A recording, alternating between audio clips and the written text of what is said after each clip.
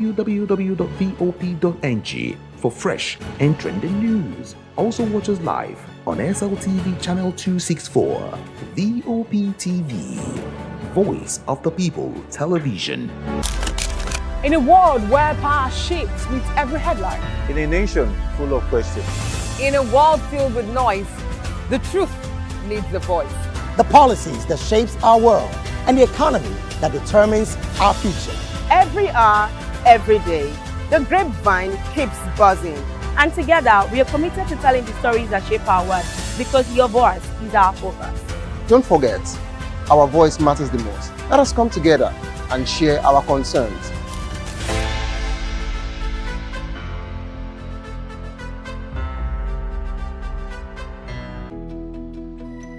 Three years ago, we lit the spark.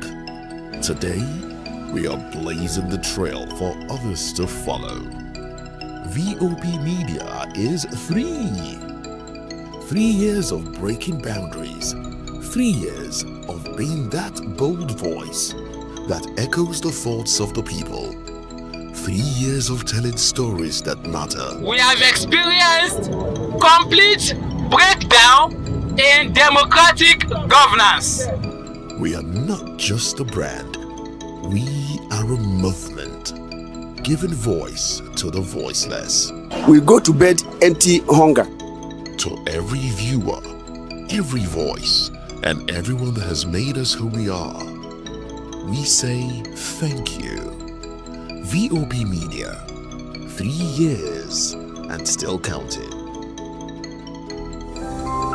VOP TV.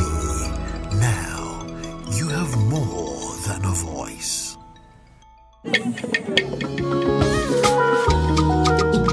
Voice of the People Television awuchiela onye nụ ya ka ọrụ ibe ya. Ị chọrọ ịmata akụkọ ndị gbara n'akwụkwọ akụkọ dị iche iche n'ala anyị kwa ụbọchị. Ị chọrọ ịmata ka o si afịatụ na ndọrọndọrọ ọchịchị, agụmakwụkwọ, azụmahịa, ime njem, ọbụla dị egwuregwu. Ngwa sonyere anyị n'oge ndị Igbo na Voice of the People Television.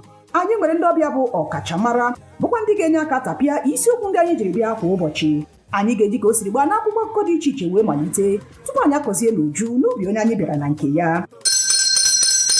Ịgbamụrụ nzem ọzọ kedụkosi ya gaziere onye ukwu ma gaziere onye nta. Mkparịta ụka tọrọ atọ ka anyị ga-ewetara gị bụkwa nke ga-eme ka ịmata ka ihe si aga n'ala anyị bụ Naịjirịa ọbụla dị na mba ofesi. Oge ndị Igbo na Voice of the People Television ga na-abịara gị site n'ụbọchị Mọnde ruo Fraịde na SLTV channel 264. Ekwekwala ka akọrọ gị ya akọrọ. Chetakwa na ọ bụ na SLTV channel 264 ka ị ga-ekiri Voice of the People Television. Voice of the People Television. Ugbu a iwere karịa olu. From the views on the street, We go to bed empty hunger.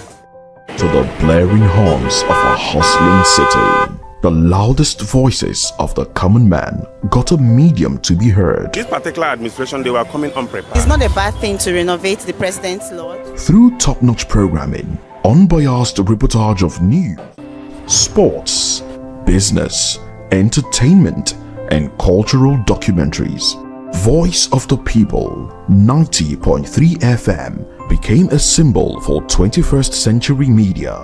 And now, a new baby is born.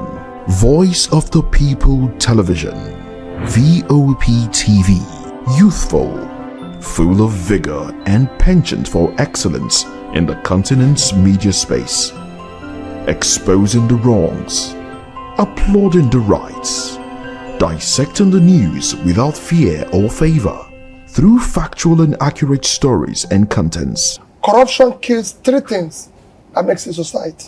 Representing the interests of the people and giving them a voice. Voice of the People TV is here to stay towards building a fair society.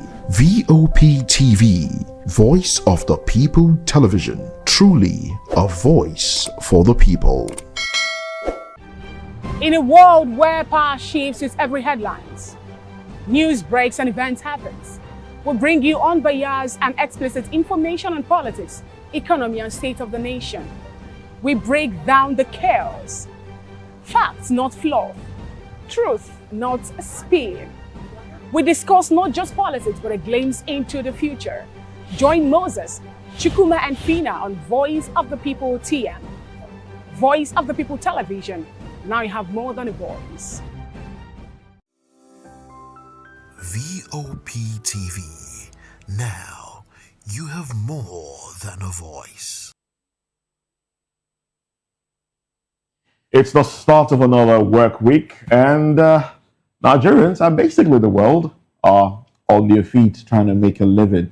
Well, while some are trying to make a living doing honest work, others are holding the nation to ransom by kidnapping people and, doing the likes. But anyway, we'll talk about all of it in the course of the program. And also the PDP, the convention held, and there have been some expulsions. Well, you get the details of all of that in the course of the program. I am Moses Humphrey. Now, let's take you through the conversation for this morning. First on our table, we will be talking about 600 bandits that surrendered, according to Gumi, defending his negotiation role. And also, the PDP finally has expelled Wike, Fayose, Ayaun, and a few others. Now, some governors have said that they are not part of it. But anyway, Arewa youths back INEC chairman reject calls for his sack. Now, those are the major conversations for today. We'd like for you to jump on board, come along with us as we dissect it all with our analysts that will be joining us very, very shortly. Stick around. Good morning and thanks for joining us on VOP this morning. I am Chukuma Okoro. From everything that Moses has said, my payoff line is I love Nigeria, my country. And if you don't love Nigeria, who will? What other country do you think you have that you want to love if not Nigeria? Just say this nation is a great nation. Say it. No, this country is not a great nation. And then you love Nigeria, and the country is not a great nation. This is how we welcome you to today's show. It's a country that has the potential Nigeria is a blessed nation, to become a great nation. Are you still a giant? Are you still the giant of Africa? Once the giant of Africa. So wait. But now a blessed nation trying to become a great nation. Are we praying for dwarfs to grow? Are we praying for the giants to become a grow? Well, miracles do happen from time to time. Yes. Oh yes. And if you want to hope on how the miracle is going to happen, it's very simple. With Voice of the People Television, you have your voice well heard. Yes, so do well to join the movement if you've not done that. Across our social media platforms, we are VOP TV Live at VOP TV Live. YouTube, Voice of the People TV. That is how we appear on the social media platforms. And you can also tune into channel 264 on SL Television. There you also have us live. So we have our own website where you have fresh and trending news. www.vop.ng is that website. I am Fina. Okay, Chuku. And talking about other trends and stories, the president of Nigeria Institute of Quantity Surveyors, we're looking at Ken Nzekwe, has identified weak legislation and poor political will as major drivers of quackery in Nigeria's construction sector. Nzekwe emphasized that stronger laws and institutions are needed to prevent unqualified individuals from taking on specialized construction roles, which can endanger lives and compromise building standards nationwide. He called on the government to take a leading role in addressing the issue, stressing that competence and proper training are fundamental safeguards in construction. Interesting point that Nzekwe raised here. But the question I wanted to ask, or rather I asked yesterday, was this. I could recall there was a time I wanted to put up something, and then the man who was in charge of that construction then, he did not really see the four walls of the university. But guess what? He was a very, when I mean a trained man, to the full back. He was a professor in practice. A professor in practice, exactly. And then he did a good job, like a beautiful job. Okay. Compared to what we have now, where some persons will tell you that I went to school to study architecture, I did this, I'm a land surveyor. Well, let's not water down. We're not watering down anything. We're not watering down. That went to the four walls of a university. No, we are not watering it down. We are facing it. Apart from watering it down, Fina here that is telling you that he did a fantastic job. How did he assess that job? Now, you have knowledge of building. Let me tell you why I said the man did a fantastic job. Okay. When we we had two architects come to the architects. I beg your pardon. Come to the house actually to do. And we have one surveyor to come to also do the assessment and tell was good. So they did the assessment. And the first question the man asked my father was, who did this? And then my dad were like, if I tell you who did this, what will you say? I want to see the person. Why? Because the person did a good job. A good job, a beautiful job. Like, seriously. Okay. No, it's possible. It could be a one-off. You know, no, it's not a one-off. There are people that have. No, what I mean by one-off is that on a scale of, we are looking at a significant difference to what happens. Okay. You understand? So, randomly, if you have like 1 out of 20 or 50, then that's when I said it could be a one-off. But one thing about that man that interests me was the fact that he told my father to his face, I am not using this product. I am not using. He was very specific because he knew his onions. Exactly. Well, you see, that's where I would want to take this from. We have the naira depreciation, naira against the dollar, importation of some of these things, making it difficult for some people to get, quality products. And so for some builders or some homeowners or contractors, they try to cut corners. And in doing so, they use substandard products. And at the end of the day, the lives of people that will inhabit the property is put at risk. I know a structure. In fact, I was in a building one day and, there was a crack on the wall and I was just looking around and I saw the crack on the wall and, when I looked closely, I could see all the way outside from the corner. I could see all the way outside. And then weeks later, I got the landlord, the owner of the property, and then he brought some people to come and build. The idea was to fill up that crack on the wall. It was a shop. The idea was to fill up the crack on the wall, and it was a 2-story building. Okay. So there were houses on top. Then by the time the bricklayer started working, we realized that the pillars were like halfway. It didn't get to the decking. It didn't get to the decking. So they filled metals, that thing, I don't know what they call it now. The iron and the pillars, cement and everything to a point, concrete to a point, and then use normal brick to fill it up to the decking. Now imagine what will happen if the brick starts to break. The concrete, of course, is just halfway in. Now, so I think cost of materials plays its own role. Is weakness. And plays a role. Yes, it is, I know. And then the fact that we don't have, or we do, but they're not doing their role, the agency that assesses structures, that tests the integrity of these structures.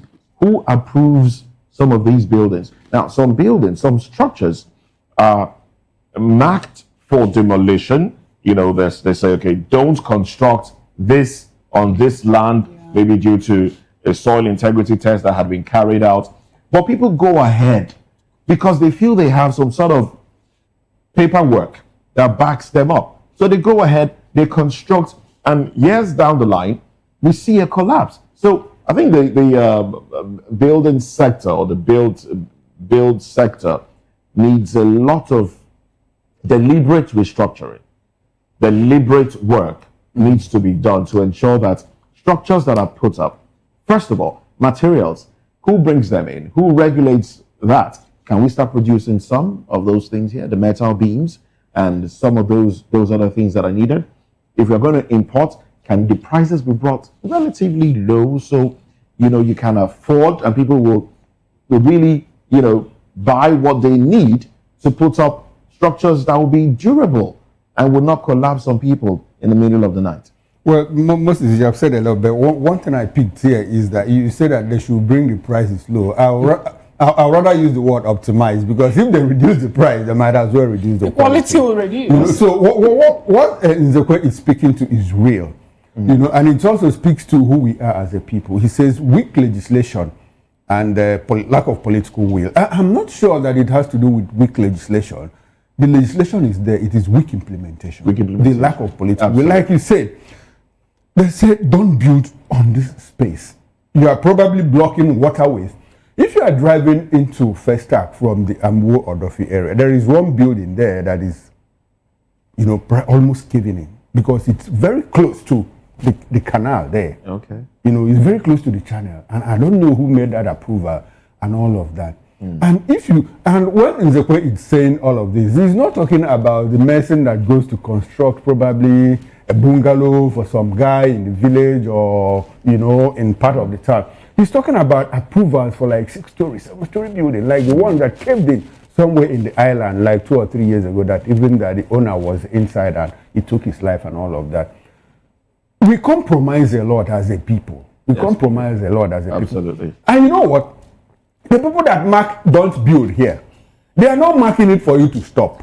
They are marking it for you to come and see them. Come and see them. So that is the lack of political will from top to bottom. From top to bottom. And when you say that we need overhaul, you know, in the building sector, Moses, let me ask you, which sector don't we need complete overhaul in this country? Because the next story we are getting into will also tell you that, look, we need an overhaul in that sector. And after that, the next story will also need an overhaul. And after that, the major start from somewhere. We could start from somewhere. There's always a starting point. So if we are going to start from the building sector, at least lives are involved and all of that. Good for us. But the political will, it takes two to tango. If you don't give, they won't take. Yeah. That is just it. Anyway, let's get into another story that we need to overhaul over time. The Economic and Financial Crimes Commission, EFCC, has dismissed claims that its decision to declare former Minister of State for Petroleum Resources, that former Governor of Bayelsa State, Tinubu Silva, wanted for $14.8 million, alleged fraud was politically motivated. Well, according to EFCC spokesperson Dele Oyewale, Silva was declared wanted after jumping bail, despite being on administrative bail. The EFCC had initiated an investigation into Silva's alleged involvement in a conspiracy and dishonest conversion of $14,895,257 provided by the Nigerian Content Development and Monitoring Board for suspended Atlantic International Refinery and Petrochemical Project. Well, Silva's Media and Public Affairs aide Julius Bokuru countered the EFCC's position, stating that the former minister received no formal communication from the commission before being declared wanted. Bokuru also alleged political interference and claimed Silva intends to honor the EFCC's invitation once cleared to return from a medical check-up in the United Kingdom. Well, EFCC has said their own that, look, there is no political undertone in all of this. But before now, until I read this story, I didn't even know that he had been declared. No. I knew that he had been declared wanted. But EFCC said, look, that he jumped bail. Despite the fact that he was on administrative whatever, you know. So had he been arrested before? Was he undergoing investigation? I have no idea. I mean, that is what Oyewale said now, that he jumped bail. At what point did he jump bail? You cleared him, you arrested him, gave him, granted him bail, you let him go with his passport. With his passport. So what did you expect? $14 million is not, like in our country we say, no be here now. $14 million is a lot of money. And it's interesting that this is coming right after the allegation of an involvement in this administration. And, you know, when I saw this, I thought through it. And then one thing came to mind. I'm sorry, I'm going to drag, you know, this. No, it's fine. Let's expand it. I'm going to drag this poor man into this conversation because it's really not his business. You get to know the man I'm talking about. Now, our politicians have dipped their hands in different pies. They've soiled themselves that it's easy to, for the relevant agency, which is the EFCC or ICPC, as the case may be, to come down on any of them when they are on the other side of the government in power. It's very easy because there are allegations, there are things, there are fingers pointing at a lot of them. Now, Senator, former Governor Tinubu Silva is being all of a sudden. I mean, he's been having his traveling around, doing his thing before now, and all of a sudden there's an allegation of a coup. His house is raided. His brother is arrested. He's declared wanted. He's abroad with his wife, and then boom,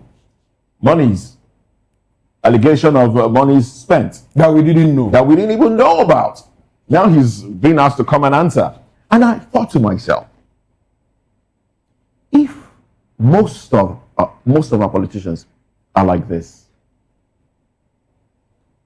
It means that the reason they haven't put up any allegation against a man called Peter will be because they don't have anything against him. Because if they did, is it Peter Anosike? You always want me to say. Is it Dr. Peter Anosike that we have here, or which Peter? Peter Gregory? I think the Gregory will be. Okay. You know the Peter I'm talking about. Okay, beautiful, beautiful. The only reason they haven't put up things, the only reason they're attacking his personality as against leveling allegations of misappropriation of fund is because they don't have anything. Because if they did, that would have been a good platform, that would have been something good to put out and say, look, he has stolen, and so EFCC should take him in for questioning. And that would truncate whatever ambition he had going. So that just came to mind. Okay. I think you are 101% correct, in what you have said. And if they had anything against him, they would have brought him down long before. Long before now. Before the 20, when he started making waves. Yes. In 20, and that is a pointer. I mean, I'm not campaigning here, but that is a pointer to Nigerians. Let us look at those we are electing. Let us look at the things that are playing out. No, Nigerians know they are simply playing politics. They are simply playing politics. They dragged him into taking Anambra State money. They did 360. They couldn't prove anything. They took him to the Pandora Papers. Which of our politicians? I mean, besides him, who else can we say, okay, who else has not had allegations leveled against them and then switch comes and they're okay? Who else is on the other side and there are no allegations against them and they are fighting this government? I don't know. Is there anybody else? I can't think of any. They took him to Pandora Papers. He defended himself clearly. They did 360. They didn't find anything. About 2 or 3 months ago, they were there and just said, look, I have information that this man is corrupt. He stole Anambra's money. On my show, Political Lens, I asked Deji, what information do you have? Why is it that with all this information, can you do a petition to EFCC? He said, no, EFCC will not arrest him. I said, why? Why won't EFCC arrest him? They said, because if they arrest him, people will say it is politically motivated. No, if they have something, go ahead and arrest. Excuse me, Deji. Arrest him. Let him be. Yes. If you give Nigerians evidence, that he's corrupt, they will say, oh, unfortunately, we didn't know that this millicent that we have, And the man has said, I'm not a set, but if you have anything against me, bring it to the table. Bring it up.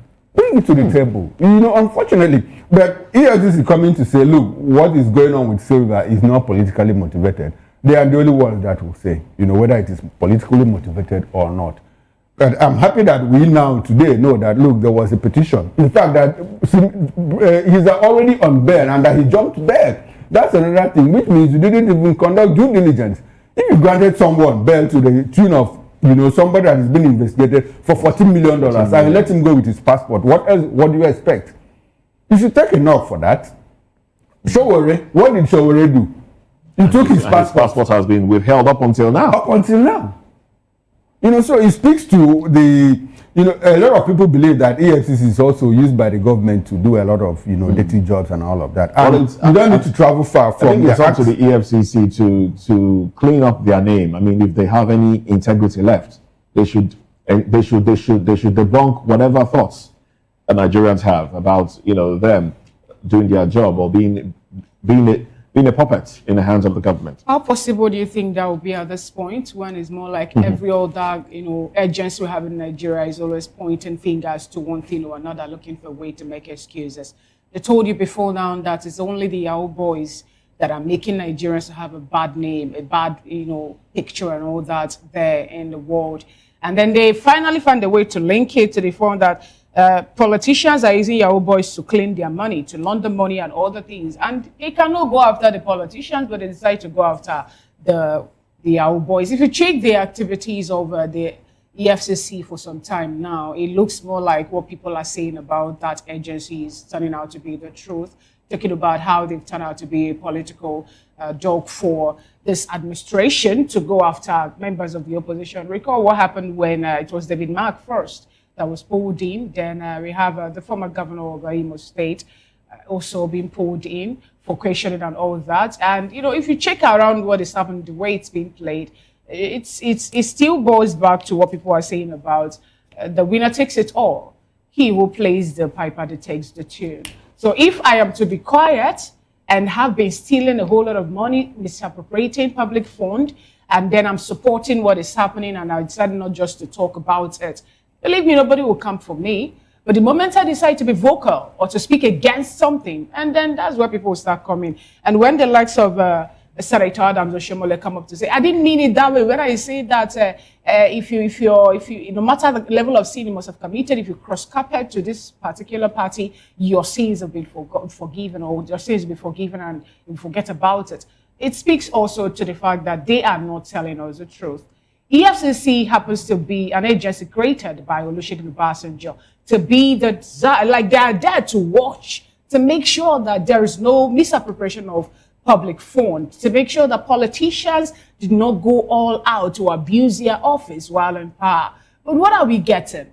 We're getting a different thing. It's more like people, anybody who come up will use them in their favor against another opposition or another team. And that's actually how it has been. And it speaks volume actually to what corruption is doing to Nigeria.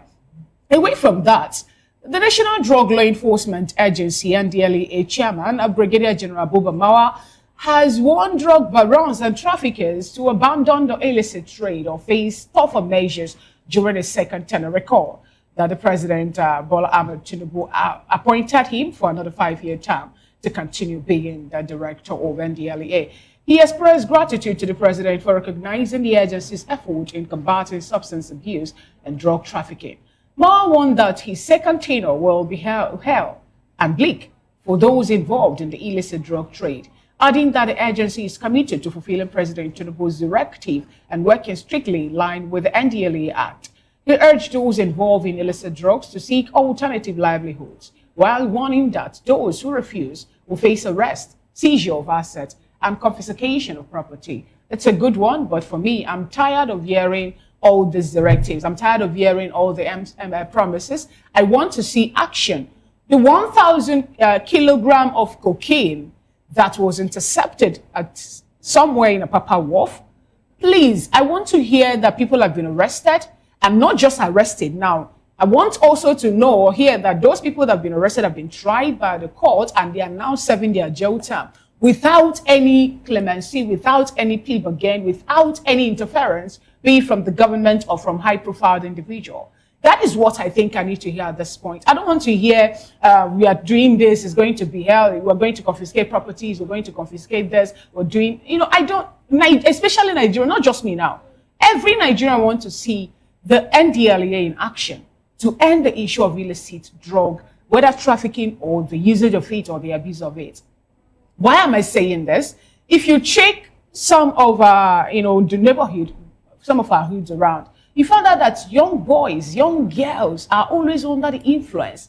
And these are the people that will tell you they don't have money. So how are they able to get or lay their hands on the substances that they are using? As early as 6:30 in the morning, you're passing a particular someone is already there, smoking the way out. And what is happening?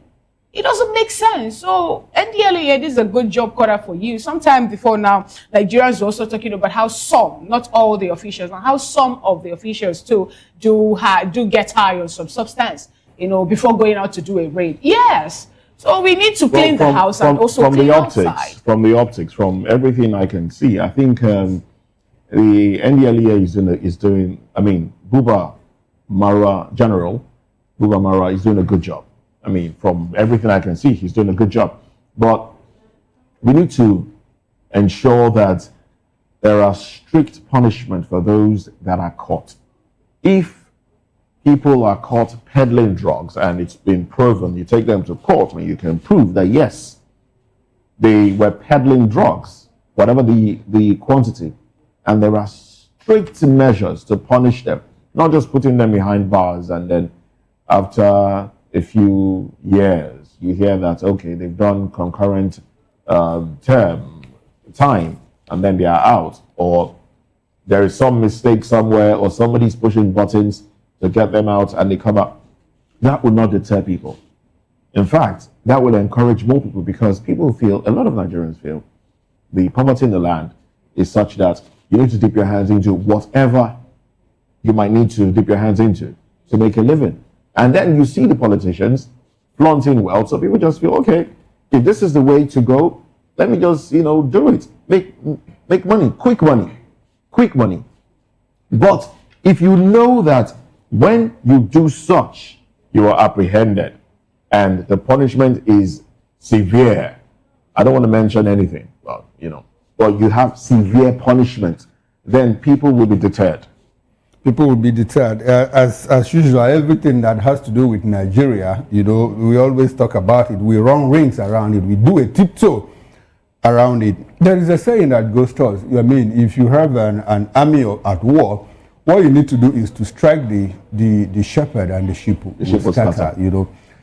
This story is trending on X. And on X, Nigerians are very funny people, very brilliant people. And when Buba Marawa was busy, saying the next 5 years is going to be hell, I'm back, more like the new sheriff is in town, back again and all of that. An ex-handler said, an ex-user said, start from somewhere. He called someone's name. Go to X, you'll find out. If it's still trending, that's the number one that's the number one comment on that thing. That's where, and start from somewhere, because if you strike the sheep, the shepherd, the sheep will scatter. Oh, well, there you have it. That's quite instructive, I must say. But let's quickly run to the papers now. Let's look at headlines from the dailies. And I have the Vanguard newspaper before me. The headlines here: Tinubu to appoint ambassadors soon. Presidency. Electricity workers threaten nationwide shutdown. Imo transmission incident, a dispute, not abduction. Police. UK to allow Nigerians, other foreign students switch to innovator founder visa. And then economy. Why Nigerian youths in diaspora are returning home. Okay. And then the big story here. As bank profits rebound to 2.5 trillion naira, manufacturers shun bank loans over high interest rates. Riders, loan book size drops 20.4%. Finance cost declines 52.8%. Sectors declining, delinking from real economy, worrisome trend. Muda Yusuf, banks' income may fall below expectation. At Donry, this is fragile recovery. Egdomade, all right. And some of the headlines here: Convention of Controversies. How Turaki emerged as PDP national chairman. Era of impunity in PDP gone. Turaki, to save PDP is to save Nigeria's democracy. Olawikbo Hashim. And some of the headlines are still on the cover page of the Vanguard newspaper. FG targets 160 billion naira from wheat production. Why North remains backward despite vast talent. Negotiation role. I led 600 bandits to surrender. Gumi, that's of course one of the conversations on our table this morning. Sanwo-Olu's aid, false move to divert focus from Apapa, Tinkan Island ports. Now, those are the headlines on the cover page of the Vanguard newspaper. Now, let's quickly run to the Daily Independent with the window headlines. Arbitrator in $718 million First Bank versus GHL case revealed as bank shareholder. Insider trading. Well, it will take 4 years for Wike to return to PDP. That's coming from Bode George, elder statesman and founding member of the PDP. Says FCT minister desecrated party, disrespected elders. Now the big story. Experts warn of fiscal instability as Nigeria's borrowing grows. More stories from the Daily Independent. Time running out for Nigeria to tackle oil, gas methane emissions. Insecurity, Tinubu sends emissary to Plateau to broker peace. What kind of peace? Why don't you just ask the people occupying other people's lands to leave that place? Well, Sarah gives CBN 7 days to account for alleged 3 trillion naira missing funds. Gumi Falls call for his arrest, defense engagement with bandits. FG urged to apologize, reverse mother tongue policy. Disguised contract staffing creates safety blind spot at airports. I'll take that again for emphasis. Disguised contract staffing creates safety blind spot at airports. And the bottom strip headline, we are not armed violent groups, says Mieti Alan. And that's it from the Daily Independent newspaper. Up next is the Punch newspaper with the window headlines. 2027, Oshun Imo Kanu leads 2.3 million voter pre-registrations. COP30 presidency, OB clash over 423-man Nigerian delegation. Nearly $8 billion spent on Eurobond debt servicing under Tinubu. The story is on page 21. And we have the banner headline, Alleged Christian genocide. U.S. Congress begins full-scale probe into Nigeria's killing. Nigerian church leaders to testify at Congress Thursday. Tinubu peace emissary makes plea to Christian Fulani leaders. Federal workers demand 35,000 naira wage award arrears. Obaseki failed Edo Oshomole replies PDP. And we have another headline, Immigration IOM deepens partnership on border control. FG scholars abroad stage protest over unpaid allowances. And then Lagos driver flees with employer's car 4 days after resumption. And the last but not the least of the headlines on the cover page of the Punch this morning, DR Congo and Nigeria's 2026 World Cup dream is painful. Yes, because I don't see why a team that scored their first goal 3 minutes into the game will end up losing that much. Anyway, those are the stories you'll find on the cover page of the Punch newspaper today. And that's how far we can go, on this newspaper review. But we have the newspaper analysis proper. On top of the eye here on Voice of the People Television, there we have Moses and Chikuma bring to your notice. Well, that's at 10 o'clock. Yeah, not on top of the hour, but at 10 o'clock. But anyway, let's get into our first conversation for today. I led 600 bandits to surrender. Gumi defense negotiation role. Let's talk about this when we come back. Join us again.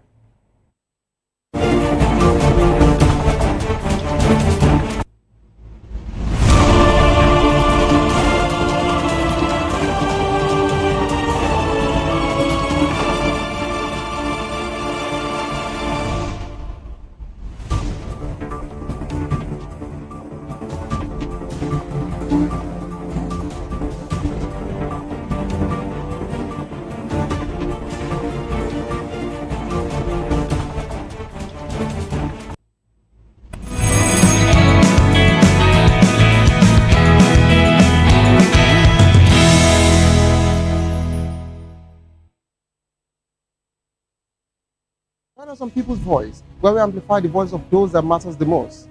Join the conversation. Share your thoughts with me. I am Xavier Udo. Weekdays, Monday through Friday, from 4 p.m. to 5.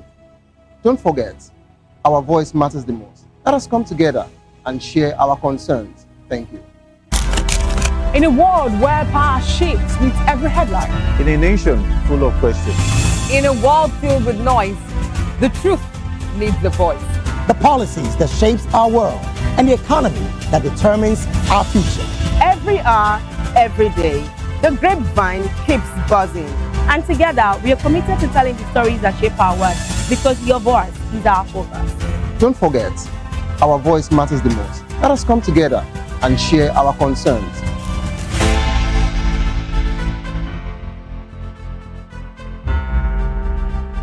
Some People's Voice, where we amplify the voice of those that matters the most.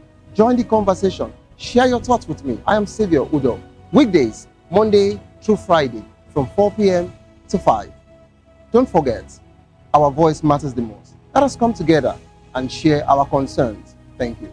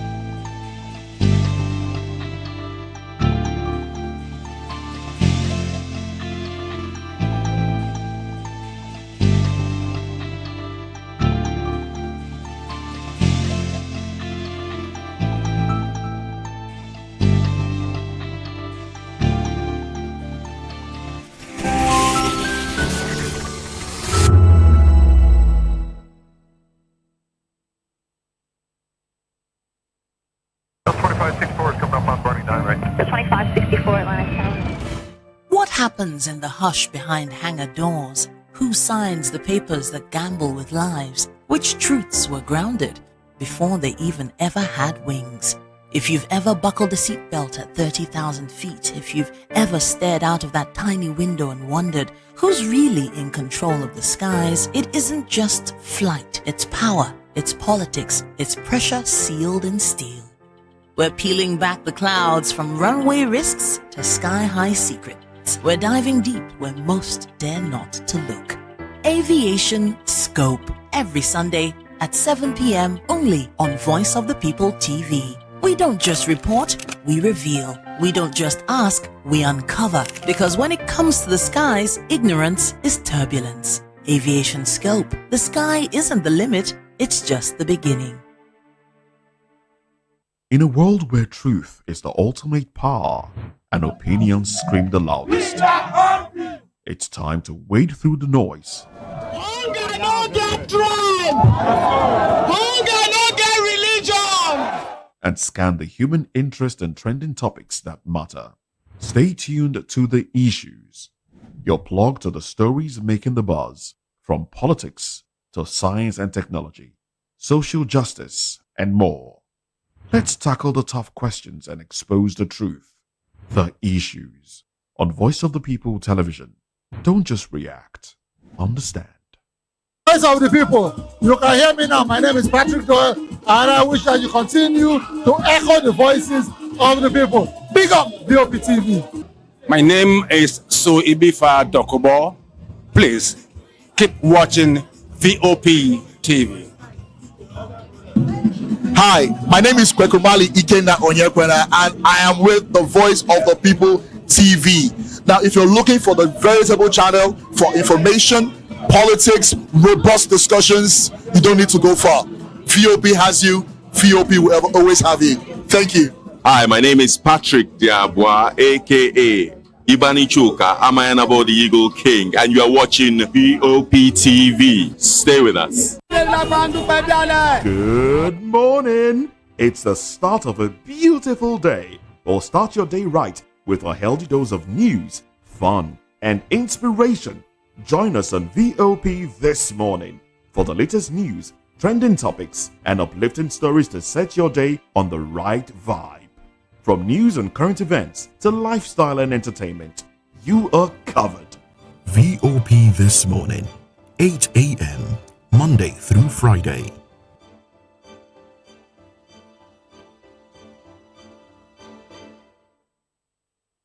Mr. Familoni, and here's to VOP TV. Keep watching, stay tuned, do not touch that dial. My name is Made Kuti, and you're watching VOP TV. Keep watching. Welcome, my name is Zika Davis. Distinguished ladies and gentlemen, boys, viewers, everybody, boys and girls. This is VOP TV. Do you know what that means? Voice of the People TV. You don't have a voice, don't come here. You better make sure your voice is heard. This is African News on Voice of the People television, where we don't just bring you the news, we bring you Africa's heartbeats, the policies that shapes our world, and the economy that determines our future. African News on Voice of the People television. Stay with us. Hey guys. This is African News on Voice.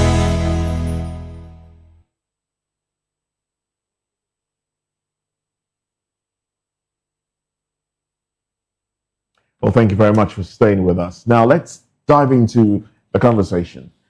Popular Islamic cleric Sheikh Ahmed Gumi has defended his role as a mediator between the Nigerian government and armed bandit groups, recounting a major peace initiative in January 2021, where he helped over 600 bandits surrender their arms.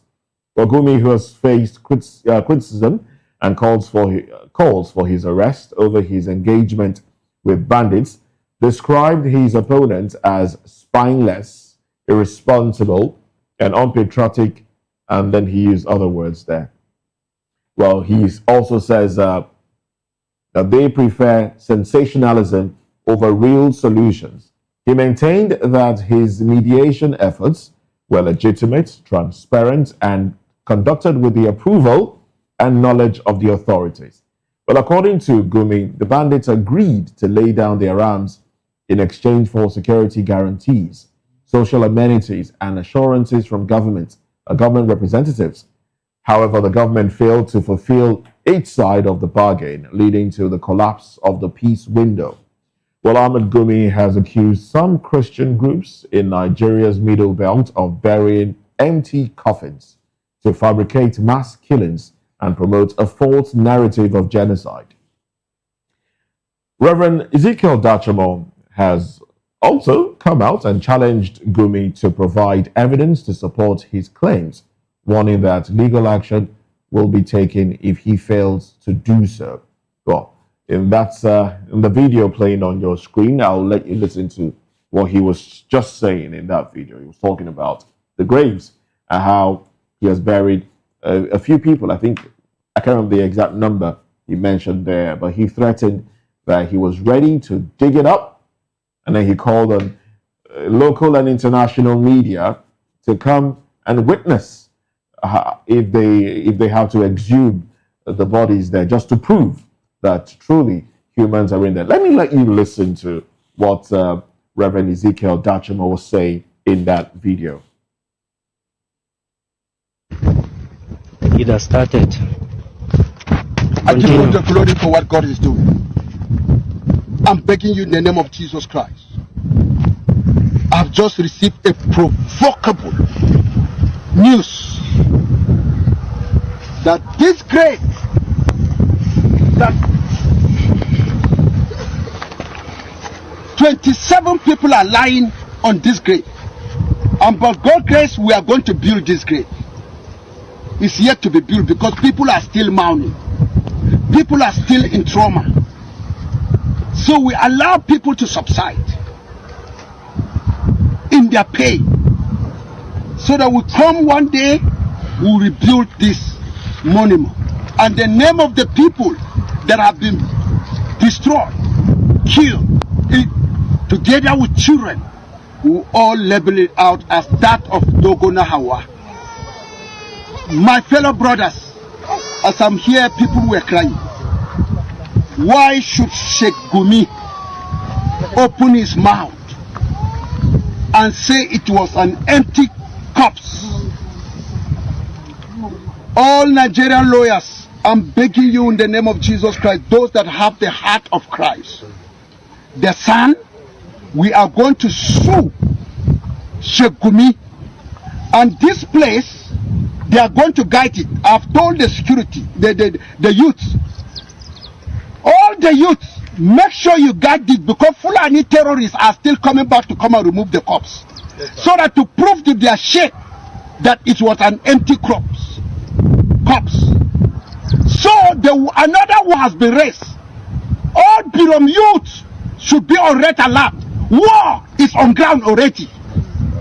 Sheikh Gumi has said war. We are in pain, but he has more pain to us.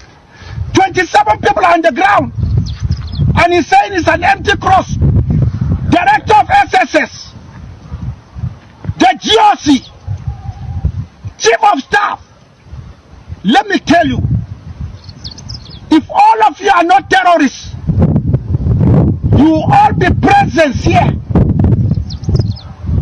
The youth, we are ever ready. We are going to dig the graves. World press, camera should come to this place. We are ready to remove the corpse before the eyes of anybody. I will open the coffin one after the other. World press, send your press to this place.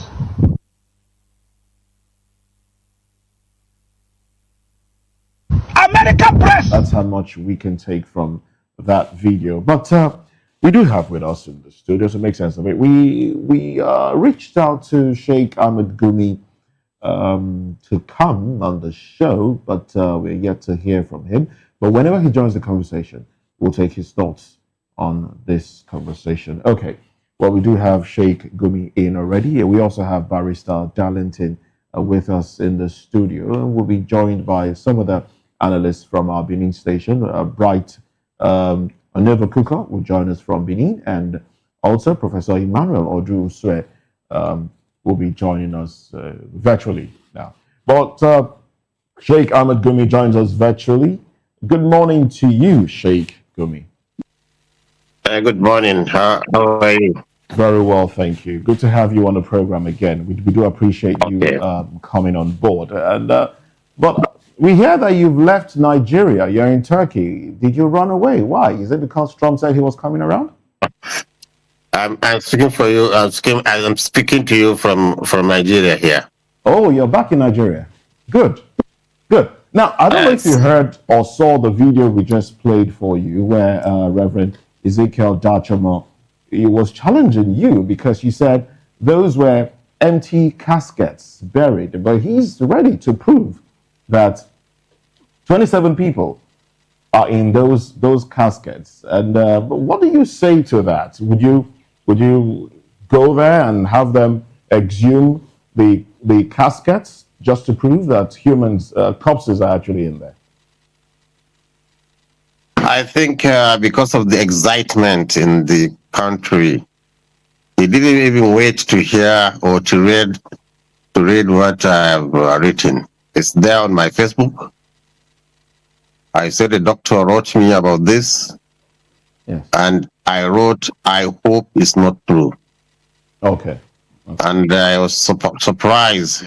He's quoting what the doctor said and attributing it to me. I think you can, before we finish your comment, to quickly go into the Facebook and see what I wrote there. So eventually, I saw a lot of dramatization in the issue. I don't know why he was so agitated from something that is an allegation. Evidently, he's not talking about 2010 or what happened in 2010.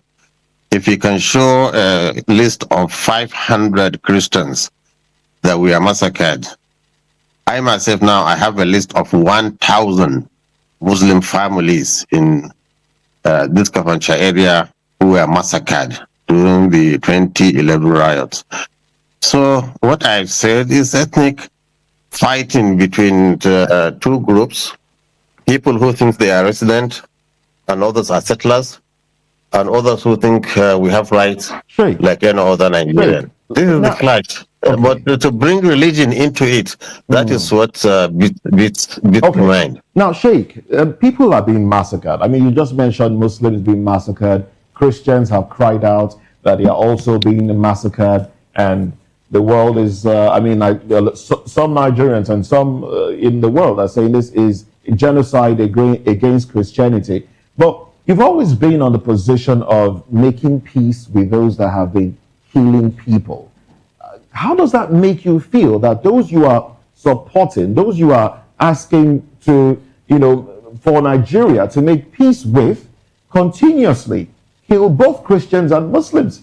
How does that make you feel? Don't you think it would be, it would do the nation a lot of good if they are wiped out, erased completely, so we can have peace in Nigeria? Don't you think so? Yes. One, let me answer you in two phases. One, phase, not phase, in two phases. One, if it's possible to wipe them out and there'll be no more bloodshed, I will lead that contingent if it's possible. When you say if it is possible, what are the things you think that will mar that movement from happening? When you say if it is possible. Okay, so you see, you have to look at the factors that are driving men to be so reckless, to be so bold, and to be so vicious and commit such atrocities. There is something behind them. That thing, if you don't cure it, you shed more and more blood. Can you help us shed more light to that, Sheikh Ahmed? Earlier when we had you on the show, you say something about these people, these extremists killing Nigerians now. You quoted a part of the Holy Quran that said that it is more like the end time one, or that you gave it that religious connotation that they are doing the killings because of what is going to happen at the end of the time. When you say, you say that they are looking for something, and until when we could nip that which they are looking for on the board, we will not have peace. Can you help us actually make sense of it? Who are these people? What are they looking for? And why are they flourishing in Nigeria? Very good. Very good. The end of time tribulations that will happen. And the Prophet of Islam said, if he's alive, he will annihilate them. And I'm telling you, I can, if we have the power, we annihilate them. But two, look at what is behind these people. It's ignorance, one. Then we stirred the honest nest. So this is their complaint. They're attacking people because they said we are attacked before. So now what we can do is we try to get to them and see how we can divert them. Because look, they are just ready-made soldiers, ready for evil or for good. From where? Ready-made soldiers from where? Who made them? And how are they in Nigeria? Because recall that we have some top security personnel in Nigeria telling us that they are not Nigerians. For example, the likes of Torjo Bello is a Nigerian. So if they are already made soldiers ready to attack, who made them? And why is it that their activities in Nigeria is not being checked? Now, why I'm asking this question is you have let me tell you before I answer you. I just ask you who give them these leather weapons to fight. Who? Let me land on my question, Sheikh. Now, I'm a Sheikh. In Nigeria, for example, you are once a military officer, to start with, a ranked one, a captain to start with. And, you've been all out talking about how we need to grant these people who are killing both soldiers and civilians amnesty. And then you also go all out to say that they are already made soldiers, so we have to find a way to renegotiate or negotiate with them because we kill them first. They are foreigners operating on a sovereign nation. How does that make you feel as a former military man? Americans are talking about coming to Nigeria to do the work for others, not for Nigerians. It's Nigeria not negotiating to America. A foreign country trying to infringe on our right and sovereignty, and yet still we are negotiating with him. ISWAP is operating on the floor of Nigeria. If America said she's going to attack Russia, immediately Russia will get their nukes ready. They will never allow Americans to come into Russia and say maybe they want to free some minorities in Russia that we are. Look, you see, you have to assess a fight and see the one you can fight and see the one you can debate and negotiate. That is just simple. All right. Now, when I asked about, how you feel about it, you talked about America coming into a sovereign nation. ISWAP the other time, and then, some pockets of Boko Haram members were fighting over a territory in Nigeria. This is more like having another state in another state. These are, I'm talking about non-state actors operating on a sovereign nation. Is there anything wrong at all in seeking for help from people or country with more sophisticated weapons to come into Nigeria to help take out extremist jihadists that are already causing both Muslim and Christian pains? Mostly the Nigerian government, through the official, respecting Nigerian sovereignty, can seek help from anywhere. But for a president who is also not too far from the bandits and the terrorists who has a history of precedence, we have seen what he has done in Gaza, giving Netanyahu weapons to massacre children, women, and do that. Then suddenly, before even the gun has cooled down, calling him into Nigeria to come in and do another massacre, who will agree with that? No government will agree with that. Okay, so that is the question. So you are calling a criminal. If it's not a criminal, nobody will even raise a voice. Yes, we need assistance, but this assistance comes through our military. Our military, if empowered, they can do it. Okay, all right, Sheikh, let me stay with you. You were on this session about, I think that was Monday last week, if I'm not mistaken, but sometime in the past, and you said that, look, Nigerians got into a debate. Trump had to redesignate Nigeria as a country of particular concern. And your position then was that, look, if Trump comes into Nigeria and harms as much as one Muslim, that the Muslim community, you were very clear on that, the Muslim community is going to retaliate in kind. And the fact that they were going to unleash terror on Christian community. You were very clear on that. And yesterday, the Pope Leo VI said, look, there is Christian persecution in Nigeria. Trump had said it, you denied it, that there is no genocide in Nigeria. Nigerians denied it, Nigerian government denied it. Now we have the Pope say, look, there is Christian persecution in Nigeria. What's your reaction to the position of Pope Leo VI? Well, I would say because he's already a Christian, his testimony cannot be taken. And one proof there's no genocide in Nigeria, it's like you people in the studio that are comfortably asking me and questioning me about what's happening in Nigeria. So nobody's killing Nigerians. And most of the high-ranking officers in the armed forces are Christians. I wouldn't think they will be assisting in killing Christians, fellow Christians. Okay, all right. So Sheikh, we can say that from sentiments and other things. Okay, but if you ask me, are Christians involved in this violence? I said yes, they are involved as victims and as villains too. Okay, just like as Muslims. victims and villains. And just like we are victims. Let me tell you one thing. Look, why do you think these great killings in the north? These people are saying we are taking revenge of our people that we are killed, our children. They are taking revenge and killing their own fellow Muslims in masses. Now, if a foreign country will come and kill them, and this foreign country will make the mistake of saying, I'm going to protect a certain thing, automatically their psyche is that certain thing that you are trying to protect is my enemy. And look how, and you see Nigerians, the Muslims in Nigeria, whether they are victims or whatever it is, they wouldn't allow a criminal country Sheikh, like. Sheikh, let me stay with you. No, wait.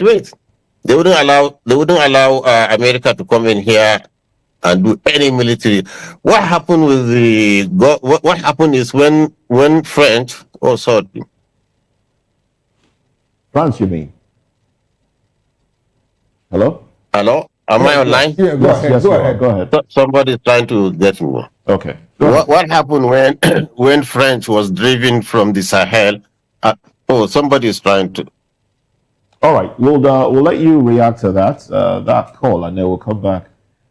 If you can deal with the call that is interrupted, so we can continue the conversation. So you see, Nigerians wouldn't even allow the French, even though French didn't colonize Nigeria. We never allowed any foreign country to come to Nigeria. We are the ones that are invited, especially in West Africa, to go and help people, like we had in Liberia and others. So I think what we need to do is to come and sit down as Nigerians, Muslims, Christians, and even non-religious. Now we have a situation at hand. How do you attack it? How do we do it? That's why I involved myself right from the beginning before things get to this situation. I involved the police not at state level, the IG, Inspector of Police. We spoke with Chief of Army Staff then. We spoke with all the security apparatus. Look, we have a window where we can see, we can divert these people, them from this evil. But nobody is listening. But now the thing is getting out of hand. If I understand you clearly, you're trying to say that you led them, they dropped their arms, Nigerian government did not play its own part, and so they picked up their arms again and continued fighting. If I understand you clearly. Yes. Yes. Okay. I'll come back to you. I have a question for you, but let me quickly bring in your friend who's in the studio here, Barrister Darlington, into the conversation. You guys went head to head the last time. Barrister, good morning to you once again. You heard Reverend Ezekiel Dajomo, and of course, you've read the reports already. What are your thoughts? It's unfortunate that instead of things getting better, some people are somewhere fueling it. That means they are unrepentant. It is said that when you tell me your friends, I will tell you whom you are. Seriously. Moses, you people were here when we had the discussion last time. And my take, or what I took away that day was, the Sheikh said that we should be praying for northern leaders. that yes, they are the problem. He even called Buhari idiot. I don't know what that means. He said it that day. And I was thinking that with the prayer I went into, according to him, that we should be praying for them so that things will get better. And I went into that prayer thinking that, but all my prayer now is null and void, is in vain, because the northern leaders are not allowing the prayer to go into them. They are still, digging into the trenches by supporting these people. There is no reason why anybody should even have one kind word for these bandits. No human being. If you understand Sheikh clearly, he said, look, government reneged on its own promise. And so promise? That has motivated What to promise? What are you reneging? Please, somebody answer me. How can you make a deal with the devil? He told us that he doesn't know these people where they come from, that they are not Muslims. So why are you supporting them? You were here when Kawu Baraje came inside. In fact, on camera, he told us how they invited these people from all over Africa. He said it himself, not a leader, that they invited them into Nigeria, terrorists. And he told them to come, that the jihad has started in Nigeria. He said it. Moses, where is Leah Sharibu today? That girl is a metaphor for what we are talking about. That girl that we are held against her religious wish. Is that not enough for these people to be sober and say, no, we are overdoing this, you know? Where is Deborah Samuel in Sokoto that was burnt?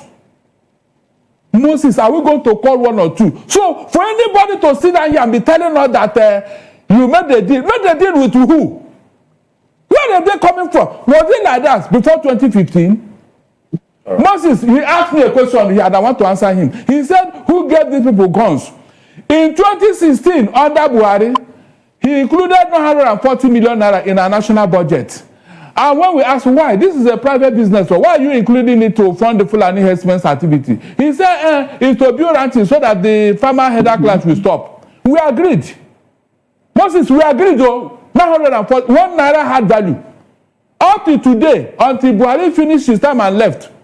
Did you see where he put one ranch? One like this, one ranch. Rather, at the end of that year, we saw guns.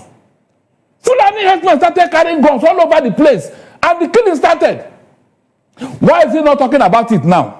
No, please. These are issues. Look, you see Benue, Plateau, and that Leah Sharif, they are a metaphor for what we are talking about, Christian genocide. Let him show me one Fulani man that is IDP camp here. Let him bring one person that is the IDP camp in Benue and the Plateau. Let him show me just one person, one. All right, let's go back to Sheikh now. Sheikh, now, my question, would you support the government passing a law that every Nigerian should be armed and defend themselves against whoever is attacking them?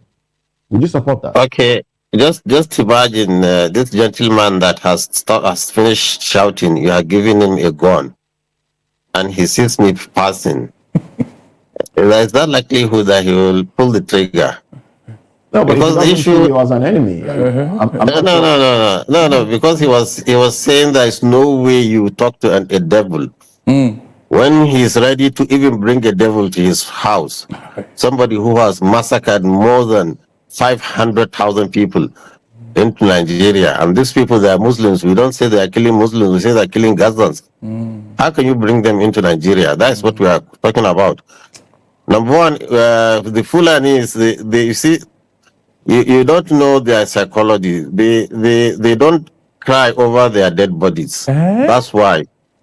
If this reaction you see, this violent reaction is all over saying that we are going to take revenge on what happened to us. So if we want to live in peace with these people, let's not kill them. Let's do to them what we have done. Let's do to them what we have done to other Nigerians. There was a time, very unfortunately, they kidnapped some very small young children from. Sorry to interrupt. Let me finish. No, please. Allow me to interrupt you, please. You said, let's do to them what we've done to other Nigerians. Which Nigerians? Are you talking about Niger Delta, the militants there? They were not killing people.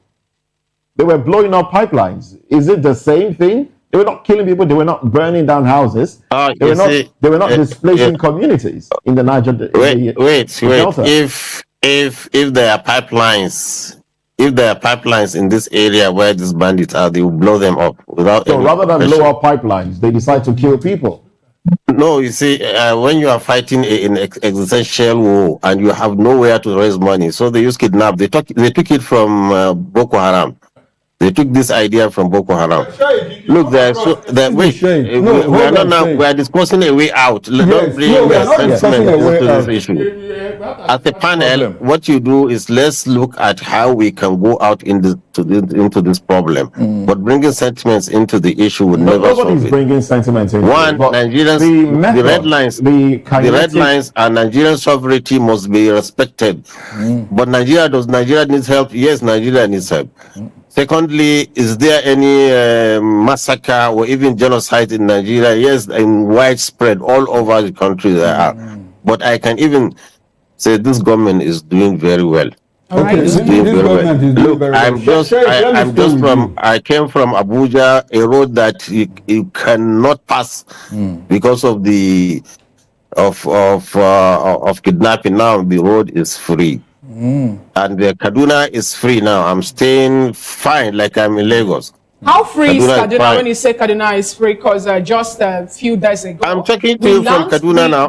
If I'm not free, how pastor was killed, some other persons kidnapped, and also we've been hearing again about killings and will I say people wielding arms again in Kaduna State to the point that communities now a Nigerian in America just killed his father and injured his sister. Will I say America is not stable? The number of people that have lost their lives in Nigeria, when you're talking about the pocket. But I'm talking about these mass killings. They have gone down. Let's be optimistic. Let's not be pessimistic.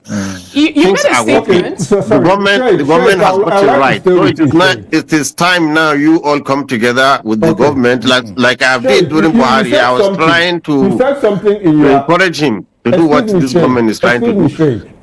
I want to ask you a question. You said something in your X handle, like you said that look, that the engagement you have been engaging, with bandits, terrorists, and all of that, people who have killed Nigerians, Christians and Muslims alike. And in your handle, you said, look, that your engagement with them was legitimate, transparent, and conducted with the approval of authorities. Which authorities, Sheikh, are you talking about? Not the approval of the authority, accompanied by the authorities. Sure. Accompanied by the authorities. Okay, accompanied by authorities.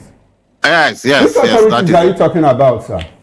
All the authorities, the local, the state, and the police. And the federal government. Well, the federal government too involved.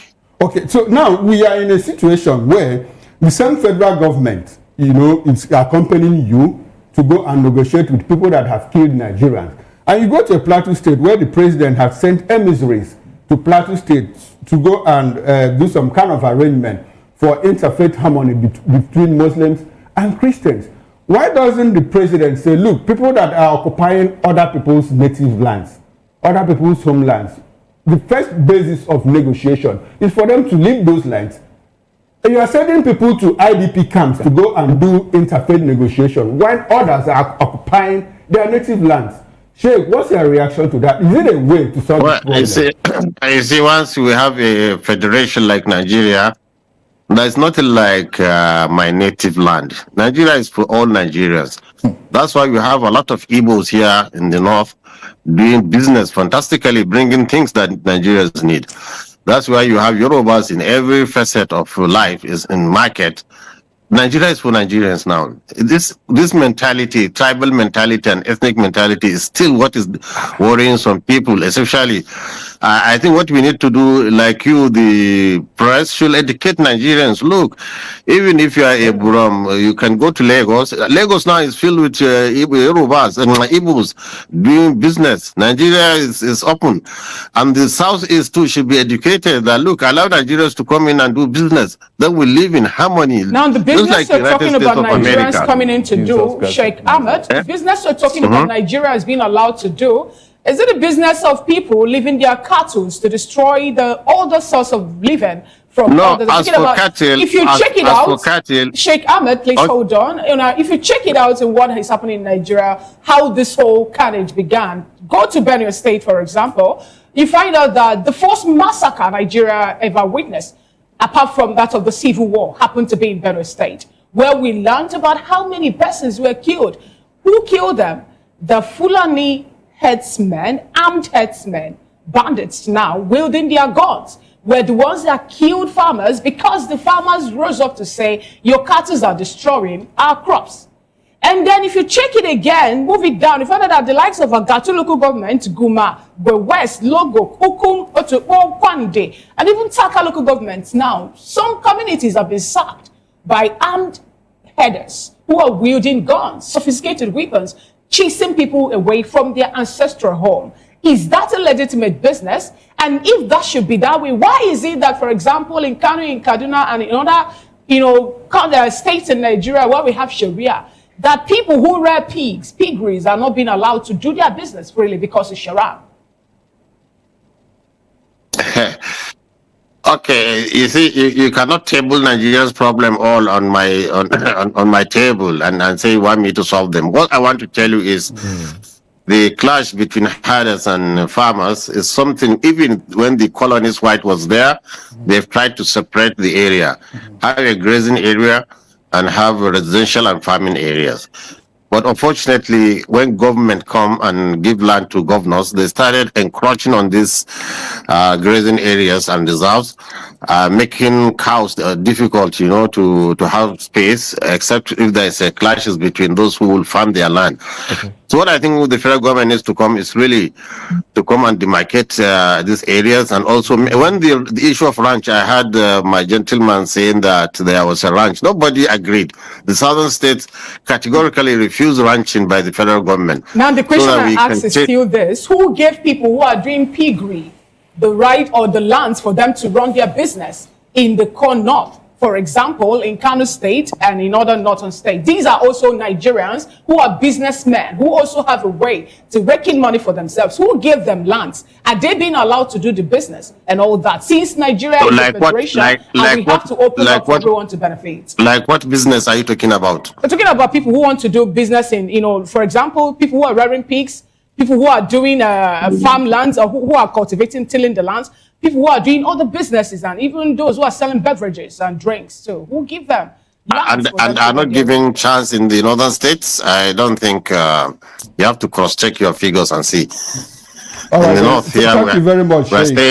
We are staying peacefully with all Christians here in the north.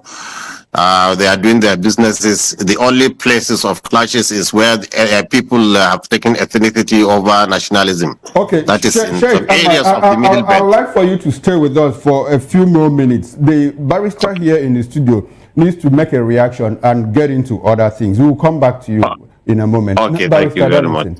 You want to make a reaction to this before you In leave? fact, the best time to react over an issue is the first time. Ms. Okoro, Moses and Fina, whenever you see infamy, don't give it a chance. Don't even allow it.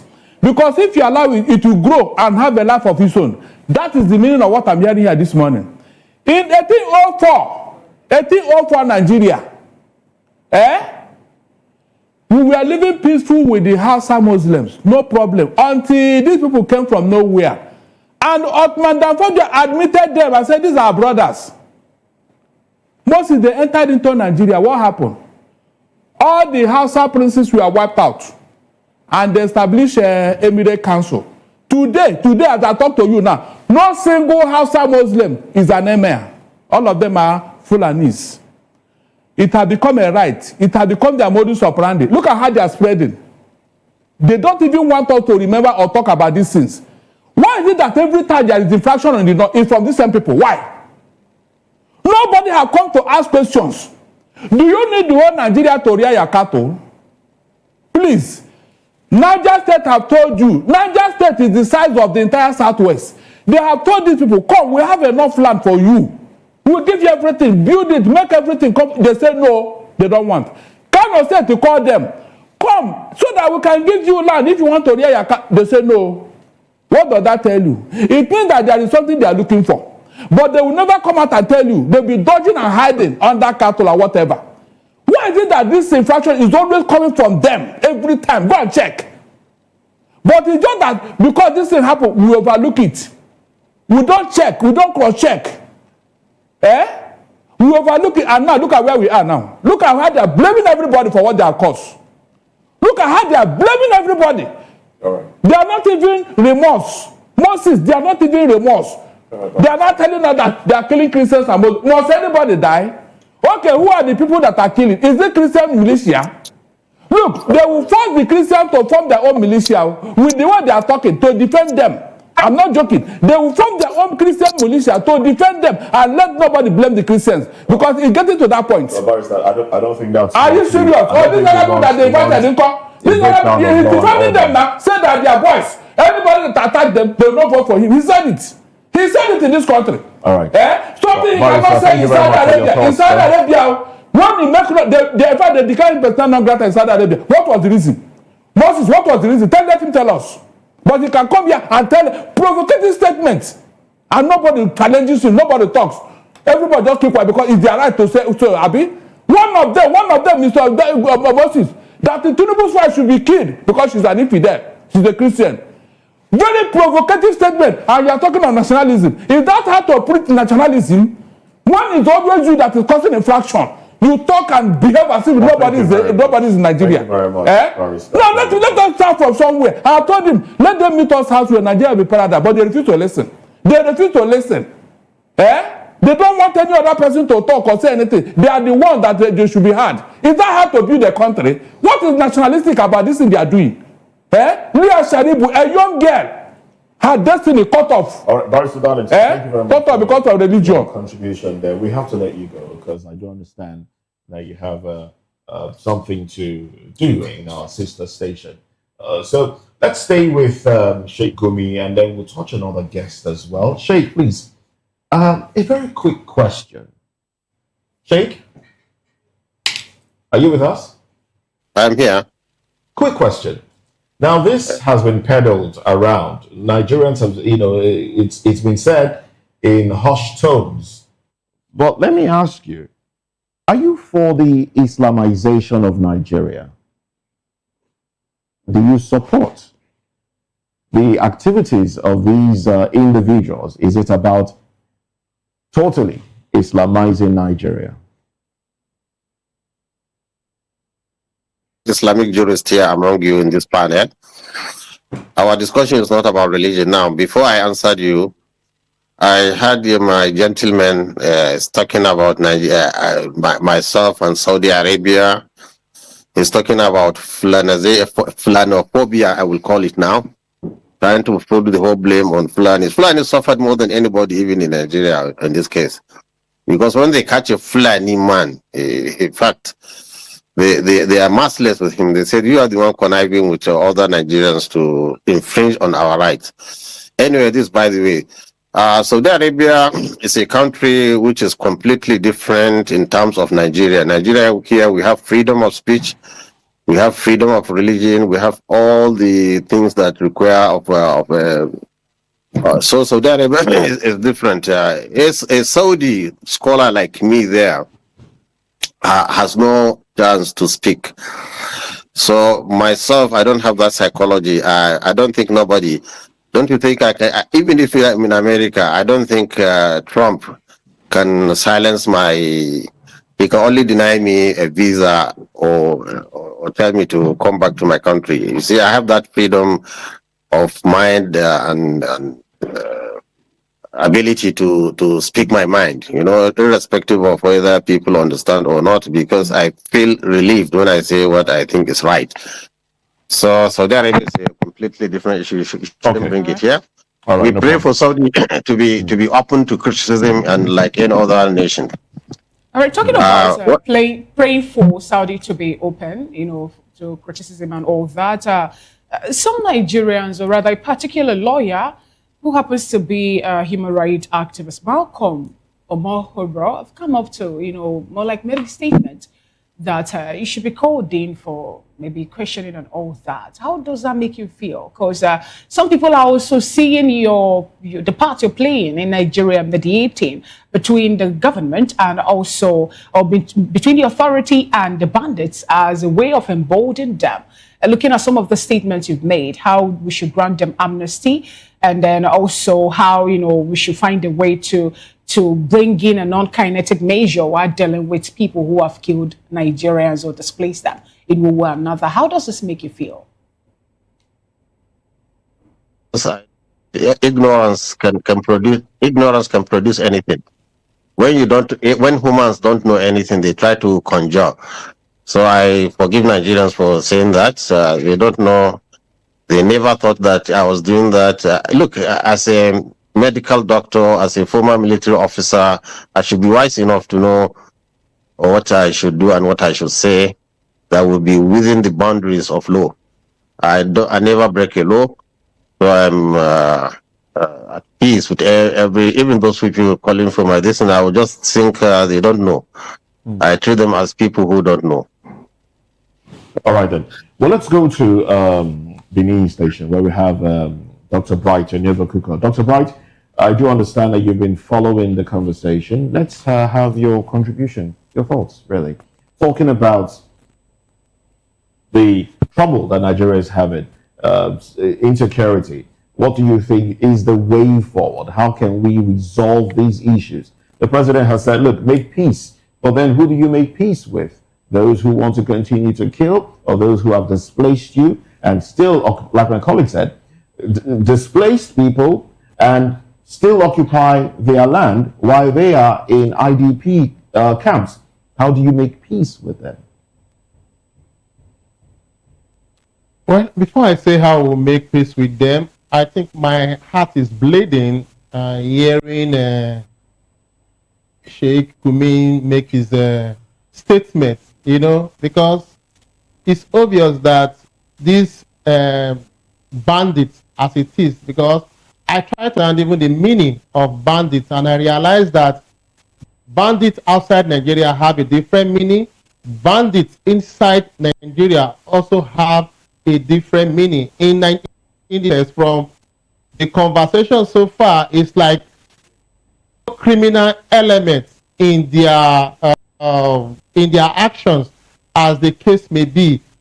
If we don't identify a problem the way it is and speak to it truly, we cannot get a solution. You can't be telling somebody whose people has been killed, whose families have been killed, and you just say them, oh, let's come and have a peace. And of course, this peace talk has come over and over and over. What has the result been? Because there is a certain set of persons who have been encouraged to do what they are name of revenge. I think the President Bola Ahmed Tinubu, need to address this issue, because he even need to sit with this Sheikh Gumi and hear him say some other things, because I think in his statement, he said they are even aware. They are kind of encouraging them. If you say they negotiated for something, what did they negotiate for? What are the things that they are agitating for? When they ask about Niger Delta, they are blowing up pipelines. So because there is no pipeline in the north, they are now killing people. What is the value of life? And he also said something, because if we want to go say, let's go for peace, there are some things we need to check. That the Fulanis don't cry over the dead, just like the way the Christians or maybe some other religions do in Nigeria. It means they don't have value for life. If they have value for life, then they will cry the dead, they will mourn over the dead. One life is something that is very, very important. So if we are going to go over the issue of do you think they are being misunderstood? No, he said they don't cry. No, they don't cry over the dead. Yeah, but others. I mean, I'm not talking about that. So that is the reason why. Go ahead, please. Yes. No, they don't cry over the dead just as the others do. He said he has a list of about 1,000 Muslims that have been killed. So if the activities of the bandits are destroying Muslims and Christians, why can't we have a common front? Permit me to butt in at this point, because he also said something. He said, look, we don't understand the psychology of these people, that some of them, because we know that Muslims are being killed as well. Let's all agree that Nigerians are being killed by these individuals, these armed individuals. And he also said, look, that we don't understand their psychology, that some of the Muslims that are killed because they feel that government supports those people. Government soldiers are there to protect those people. So because they don't have access directly to the soldiers, they attack the people. Is that a good way to fight your cause? And what cause would you say that is? It makes sense. If Christians, Muslims, and others are being killed, it means Nigerians are being killed. So those who have voice, then we need to come together as a common front. Let Christians come together, and let Christians and Muslims come together to condemn that act. But obviously, from time to time, you keep seeing some element of defense. If I offend you and you cannot fight me, why go over my helpless children? Why go destroy my property? Does it actually make sense? It does not. Okay. So, listening to issues and hearing issues like this, I believe that our president should stand up to the responsibility. Okay. If Trump or US said they are coming, they are not coming to kill Christians, they are not coming to kill Muslims, they said they are coming after these bandits. Okay. If you are terrorists, if you know them, why not call them to order? All right. All right, Dr. Bright, I like the fact that you brought in the president once again. And talking about what the government has done or what the government intends to do, I hear Senate President Goodwill Akpabio say that, look, anytime I get information, that people have been killed, I cry. Now, he's been shedding tears, How much of these tears, has brought succor, to the families of people that were killed? Is it enough for the Senate President to tell Nigerians, look, anytime I hear that people have been killed, I shed tears, I cry? What more steps should he take beyond crying as number 3 person in the country? You see, tears sometimes does not translate to remorse. That's why you could have, when they say tears of joy, but the fact that tears are coming out does not mean that this person is feeling the pains of some other persons. And of course, we've heard of crocodile tears. He is a position of authority. And I've said this thing over and over. There is no gainsay telling people or giving excuses. What Nigerians want is results. So he can as well, instead of crying in the Senate chamber, he can as well go meet the president and take action to say, let us put an end to this thing. He's somewhere in Abuja. Now let's look at what the president said. His people are being killed and kidnapped. Okay. The president said, make peace. Make peace with yourselves. Let's look at that, because we are wrapping up this conversation now, and we need to talk. We need to find a solution. We need to find a solution. Okay, I don't understand that there's another guest that we'll have to bring into this conversation. Talking about solving this problem, how do you think will be the best way? And then I'll go back to Sheikh Gumi to tell us, his own take on that one. Go ahead. If you want to make peace, for you to talk about peace, it means there is a crisis or there is conflict among two parties. You don't just tell them is enough as a way of peace. You must do a root cause analysis to understand what are the issues that are leading to this conflict, leading to this crisis. Address them.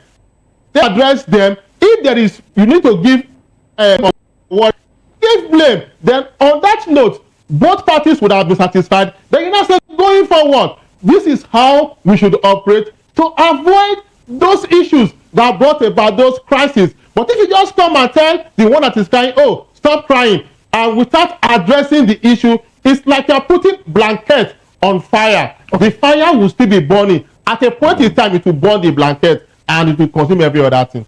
All right.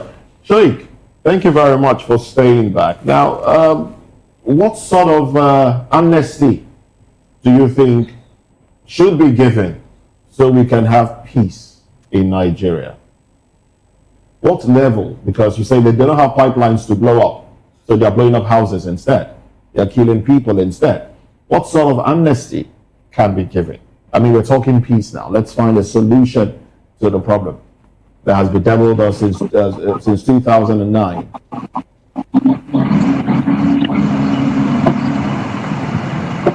Hello, Sheikh. Am I the one asked? Yes, please. Oh, I'm the one asked. Yes, please. Okay. What I think we have talked to them. They said, look, we are ready to lay down our arms. Okay. So long as we get what other Nigerians are getting. One. Secondly, that they should not be arrested arbitrarily. Okay. Because they gave us a list of 50 of their outlaws that we are summarily arrested, and some of them even what they call deleted, killed. So they are ready to stop whatever they are doing if they can get guarantee from government. Okay, and so what is it that Nigerians, Nigerians are getting? Let me tell you one thing now. The Katsina State locals have agreed now with them to sit down and broker peace. Yes, and people are farming now. It's interesting you talked about Katsina State, because have you not heard of that story? Oh yes, I have actually. But in that same meeting, we heard that some of those that were seen carrying guns were actually the locals and not the bandits. And later we heard there was no peace deal. No, whoever said there is no peace deal, I think it's just so sad that a peace is coming, and peace is coming back to our land. What we do now, we pacify these people, not pacify in the sense that we encourage them to do. Since they are going to stop the bloodshed, this is number one priority. Blood should stop flowing. Okay. Secondly, we will see how we can use our intellect and see how we disarm them. Okay. How do we disarm them? Is by educating them and civilizing them. Okay. Am I on? Yes. The same people that says that Western education is not good. How are we going to educate? Oh, you are mixing apples and oranges. These ones are talking about Boko Haram. You see the point? Yes, I enjoy talking with all of you people because I really want you to understand. But I understand that you have very little knowledge of what's happening here in the north. So I can understand your anger and your attack. No one is angry here. We're just trying to No. I can see anger and temper rising for no obvious reason. You see, we are the victims of this this mayhem.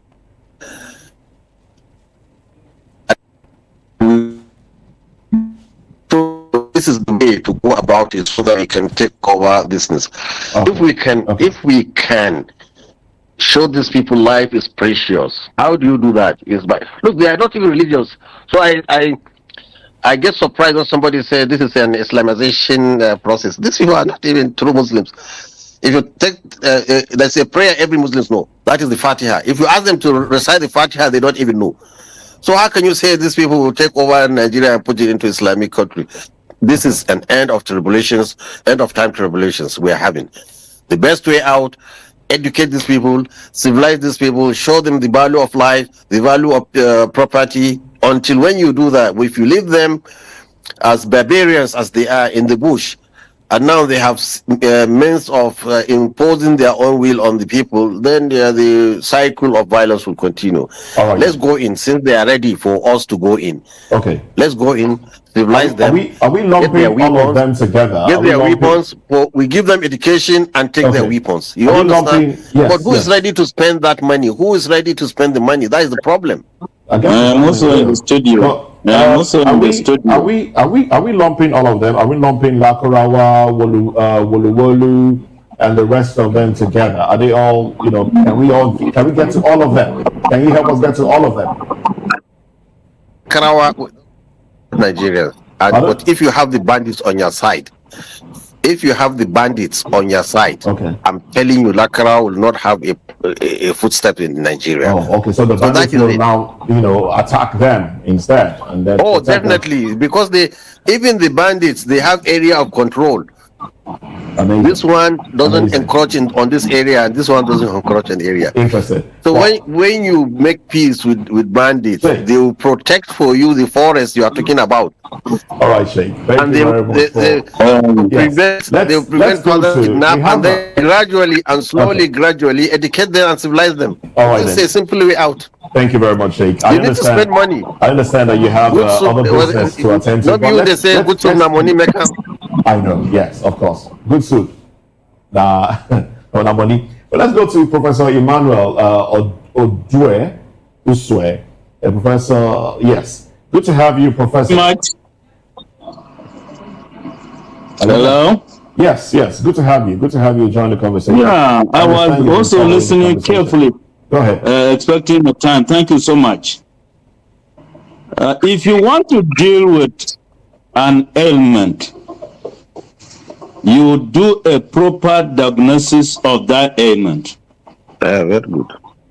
What I have noticed about terrorism in Nigeria is that we are denied the basic diagnosis of our problem.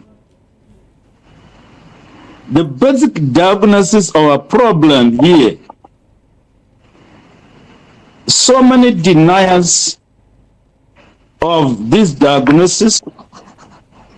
For instance, Boko Haram, ISWAP, headers, bandits, most of these terrorist groups are associated with a particular religion.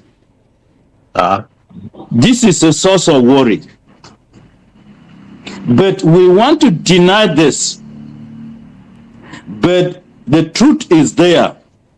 And I leave you with your conscience on that. Second, we want to deny the fact that there is a Christian genocide. When we say there is a Christian genocide, I am a Christian. I have suffered directly the killing of my relations by these terrorist groups. Some coming in the name of headers. I personally, I don't know whether my other friend had suffered so directly, who is romancing with this terrorist and claiming peace, and the peace is not there. So denial is part of a major problem.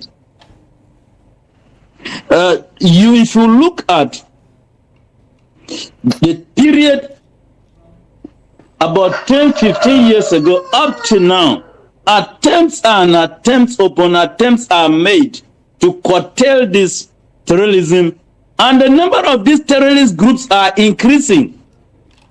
We started with something like Boko Haram, and then after that, other terrorist groups came in, and they are increasing, and these headers, the headers have turned into terrorism, and it's on and on and on. The government is unable to do it. So now, when Trump offered to come and help, he is not coming to kill Muslims. He is not coming to kill Christians. He is to kill terrorists, whether they are Boko Haram, they are ISWAP, or they are headers. I think we should have. Excuse me. Let me conclude that point. Let me just ask you. It's still within what you're saying, Professor Emmanuel. I was just going to ask. Don't you think that would be infringing on the sovereignty of Nigeria? I guess we lost Professor Emmanuel right there. But anyway, let me go back to Sheikh Gumi now. Sheikh, it's an interesting conversation. I mean, let me ask you: are you okay? You talked about if Nigeria reaches an understanding with bandits and give them amnesty, they will now start protecting the forest against terrorist groups like Lakurawa, Wolu, and the rest. Now, which of them, or who are you speaking for, actually? Boko Haram, bandits, and who else are you searching for amnesty on behalf of?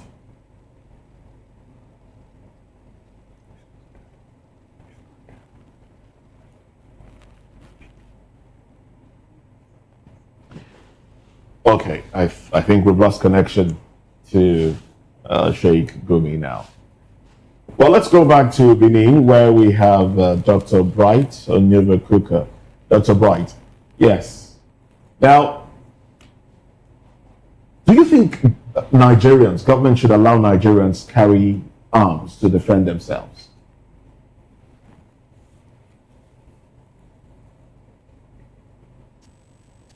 No. Did you say yes and no? Or Yes. just no? Okay. Yes. Yes and no. Yes, because, you know, arms, they are weapons of intimidation. So if I have, you don't have, I can use the one I have to intimidate you. But if you know that I have and you have, then we can look for other means if actually we want to be intimidated. Or if you are pointing your gun at somebody and you know that another person could be pointing a gun at you behind, you will be careful. So we'll keep the gun aside, you know. So that's why I said, yes, it could stop. But no, because we really don't do it. We really do it. There are better things we can do. There are better ways we can live if we remove sentiment and we focus on objectivity. It will go a long way to help us. And what are we going to do with the harm to kill ourselves? You know, the arms, they are not something you use a game to play. So it won't be necessary. But there are better options. But what is playing at the moment is because some persons are holding it, and if you see to another set of persons, it becomes a crime. You know, some years ago, we go around the town, you see this, some of these people from the north, they go with dagger, and people see it like, oh, that is see a part of their dress code, or it's part of their nature. Some of them will go with this long thing like a sword or something, and we just ignore. Some go with arrow, bow and arrow. Some even hawk it. Some carry the knife and the sword, but we just overlook. Now we've upgraded. If you are going on the road now, a policeman sees you, Fulani person, with dagger, he will start questioning you, asking you questions and so many other things. But these people move with it. So we must come to a point to say we are Nigerians. The laws should treat every one of us in the same way, not with sentiment or maybe any form of discrimination. What is right is right. What is wrong is wrong. Right, so if we have a standard of operation, like you could see some places they say, okay, there is a sign that beyond this point you cannot go with arms. So it means nobody goes there with arms. If you now allow some persons to go with arms, while you now stop some other persons, it will create crisis. So that's why I said no. All right, then. Well, thank you very much, Dr. Brighton Onyeva-Kuka. Let's go back to Port Harcourt, where we have Professor Usue. Professor, I understand that the link timed you out, but it's a good thing that we have you back. Let's have you conclude on your thoughts there. Go ahead.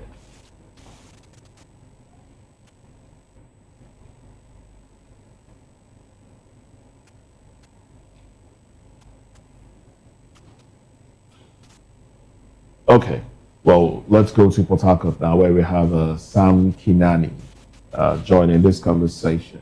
Good morning to you, Engineer Sam Kinani. Yeah, good morning.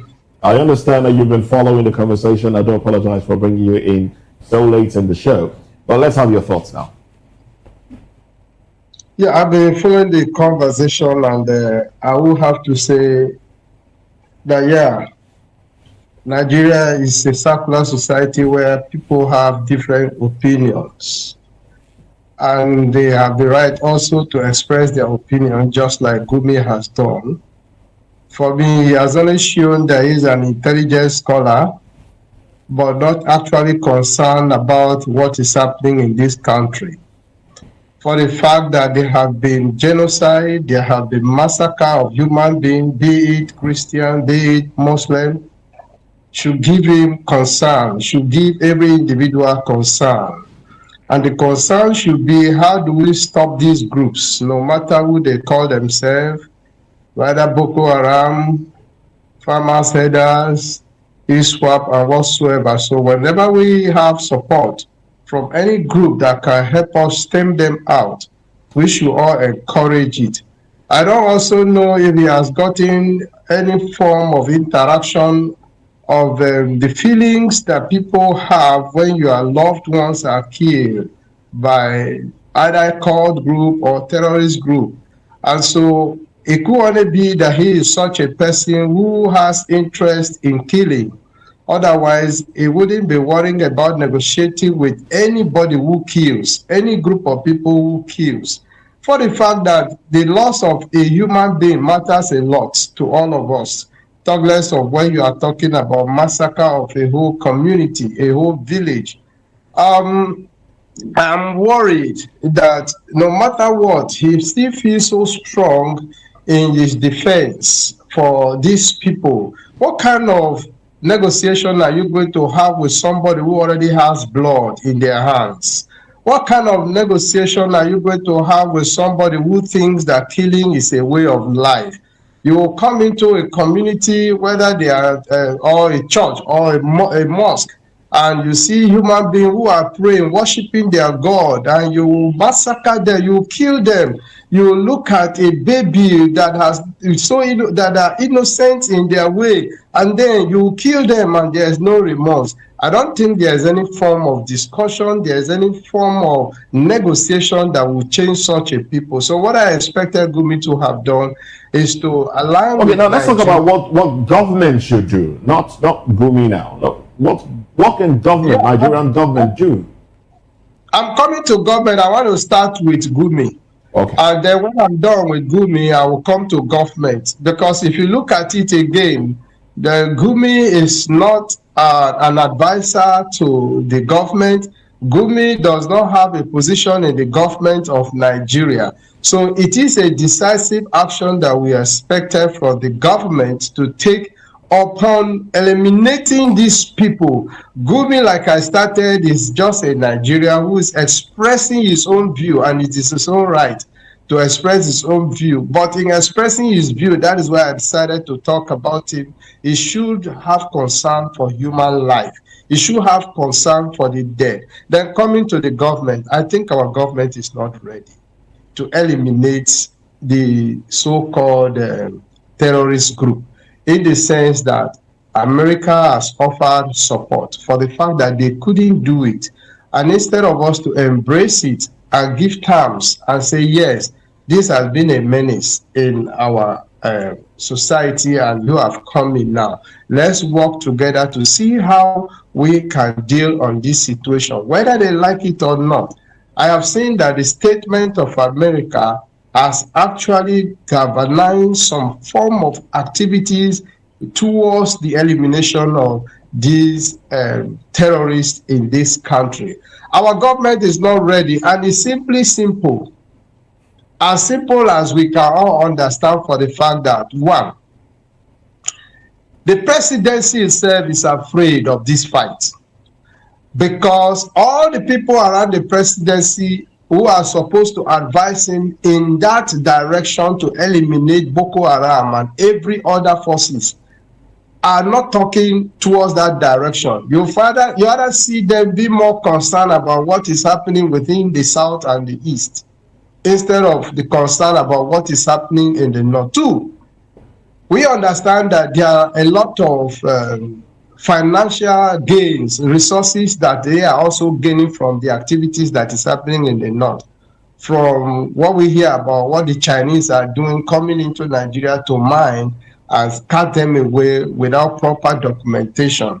So those people who are working around the presidency are also gaining from this. 3, if there is peace in the north, I assure you there will be peace in Nigeria. And for them not wanting peace to be in Nigeria, they will continue in a way that there will be problem in the north because it spills over. And now that is spilling over to the middle belt and coming from the middle belt to the southeast and even into the south of the country, I think they feel better. So the government is expected to take a stand decision and send out our armies down there.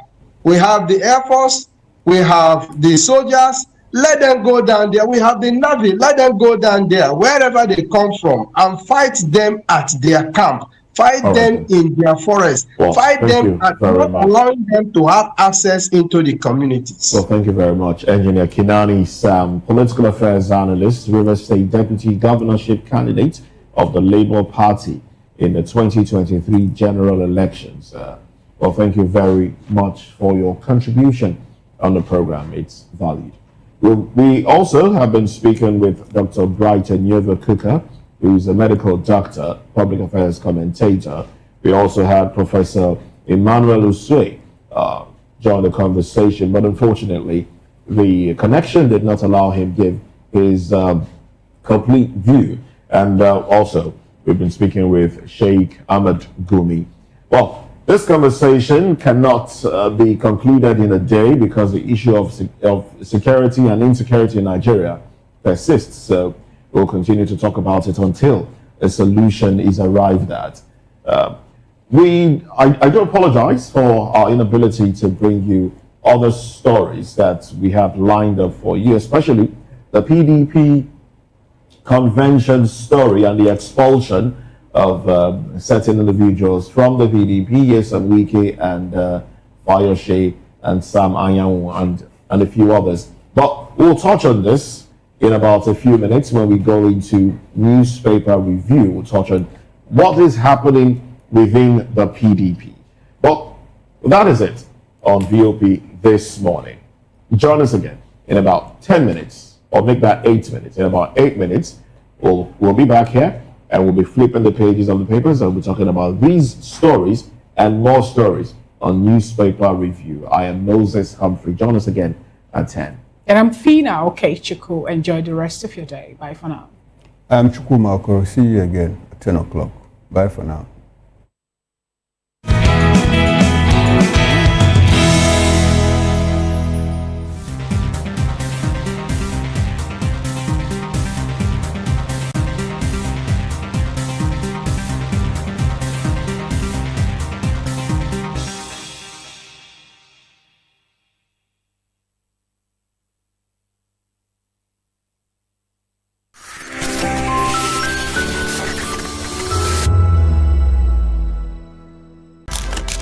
In a world where power shifts with every headline. In a nation full of questions. In a world filled with noise, the truth needs a voice. The policies that shapes our world and the economy that determines our future. Every hour, every day, the grapevine keeps buzzing. And together, we are committed to telling the stories that shape our world because your voice is our focus. Don't forget, our voice matters the most. Let us come together and share our concerns.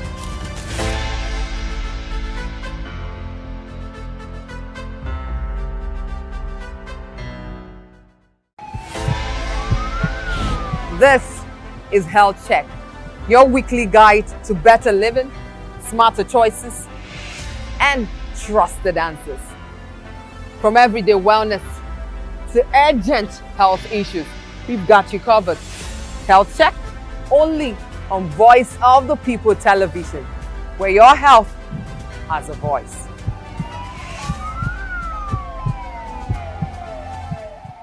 Behind every broken desk lies a broken promise. Education shapes the nations.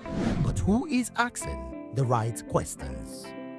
Introducing Edu Dialogue, the show that goes beyond the surface, exposes the cracks, the corruption, and the silence in Nigeria's education system. Edu Dialogue, Saturdays, 3 p.m. only on VOP TV. We break the biggest stories, from missing funds to policy failures. We ask the tough questions and demand real answers. Edu Dialogue, this Saturday, 3 p.m. on Voice of the People Television. Are you ready for the extraordinary? Something big is happening on your screen. Introducing VOP TV. Now streaming on SLTV channel 264. From breaking news to captivating conversations, news analysis, giving you all sides to the story. We break in-depth discussions on the issues that matter, from politics to sports, entertainment, and lifestyle. VOP TV on SLTV channel 264. Join us as we redefine what television means to you. Voice of the People Television, VOP TV. Now you have more than a voice.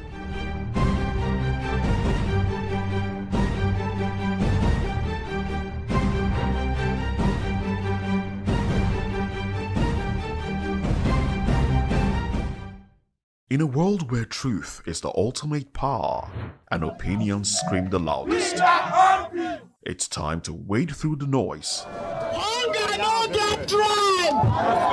Hunger no get religion! And scan the human interest and trending topics that matter. Stay tuned to The Issues, your plug to the stories making the buzz, from politics to science and technology, social justice, and more. Let's tackle the tough questions and expose the truth. The Issues on Voice of the People Television, Mondays to Fridays, 8 to 9 p.m. The Issues. Don't just react, understand.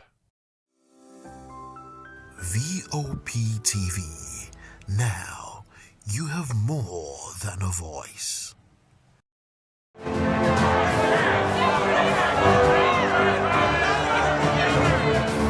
Do you want your voice to be heard? Do you know that you matter in the scheme of things?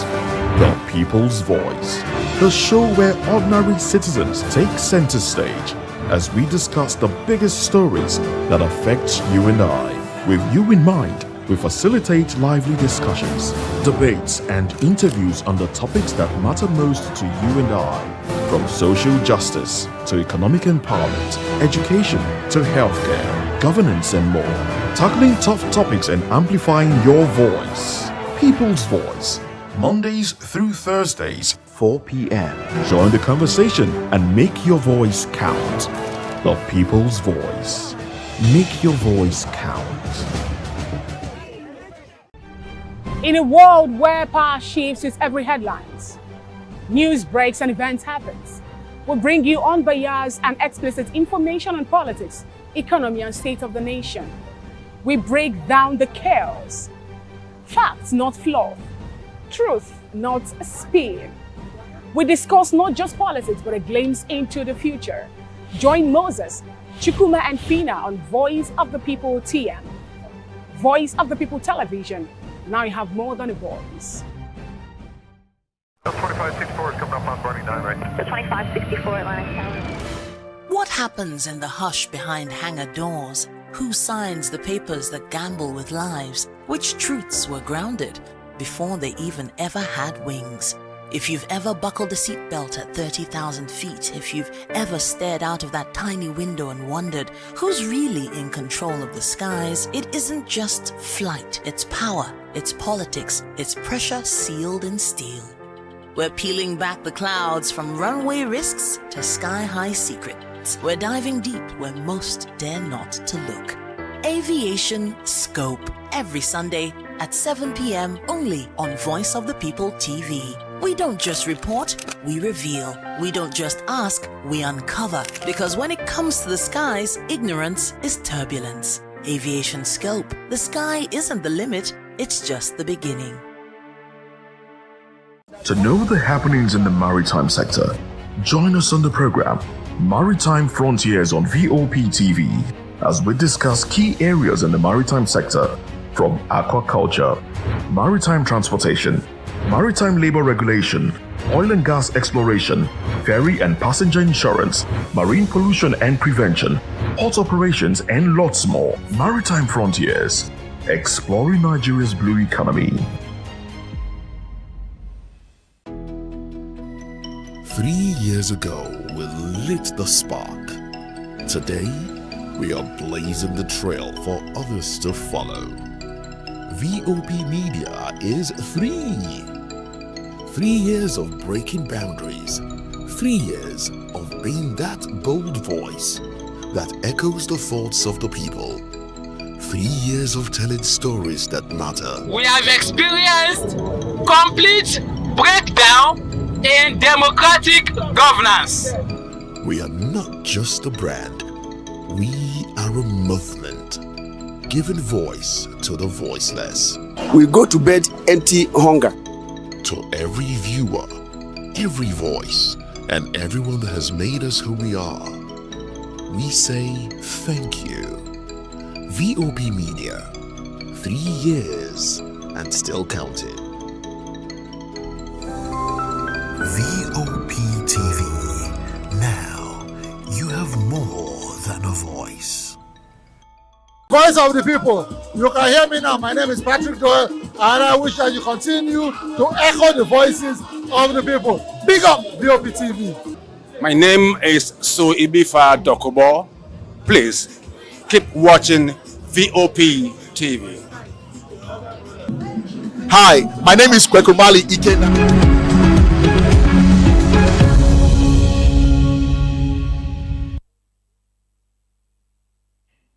Well, thank you very much for joining us again. Now, this is a newspaper review. I'm Moses Humphrey if you're just tuning in. And I am Chukuma Okoro. Thanks for joining us again. Now, let's dive into it. Earlier in the day, we had Sheikh Gumi and Professor Usue, Dr. Bright, Nova Kuka, and Barrister Darlington. Unfortunately, the network cut off a few of our guests, but we do have Professor Emmanuel Usue rejoining the conversation this morning. Professor, good to have you back.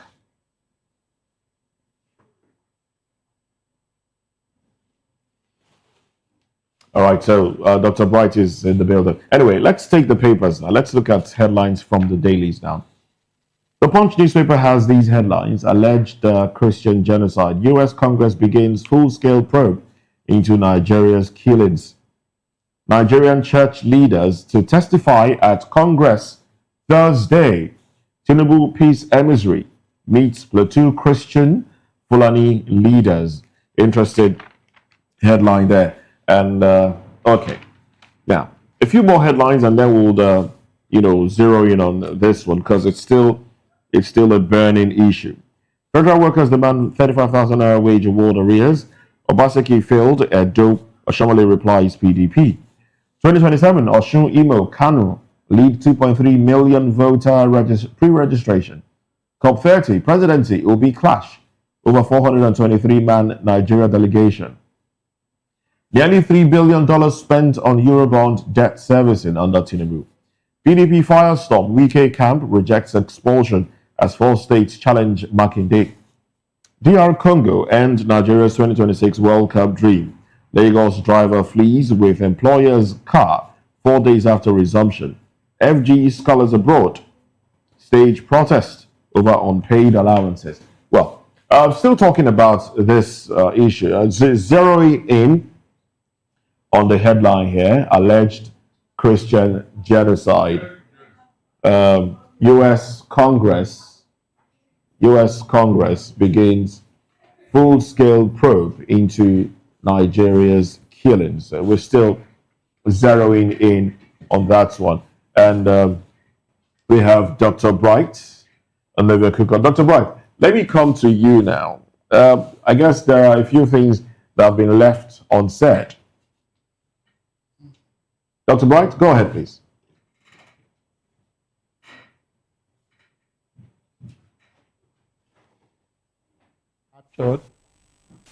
Full scale into Nigeria killings, yes, despite it was the Christian genocide that kind of brought the issue.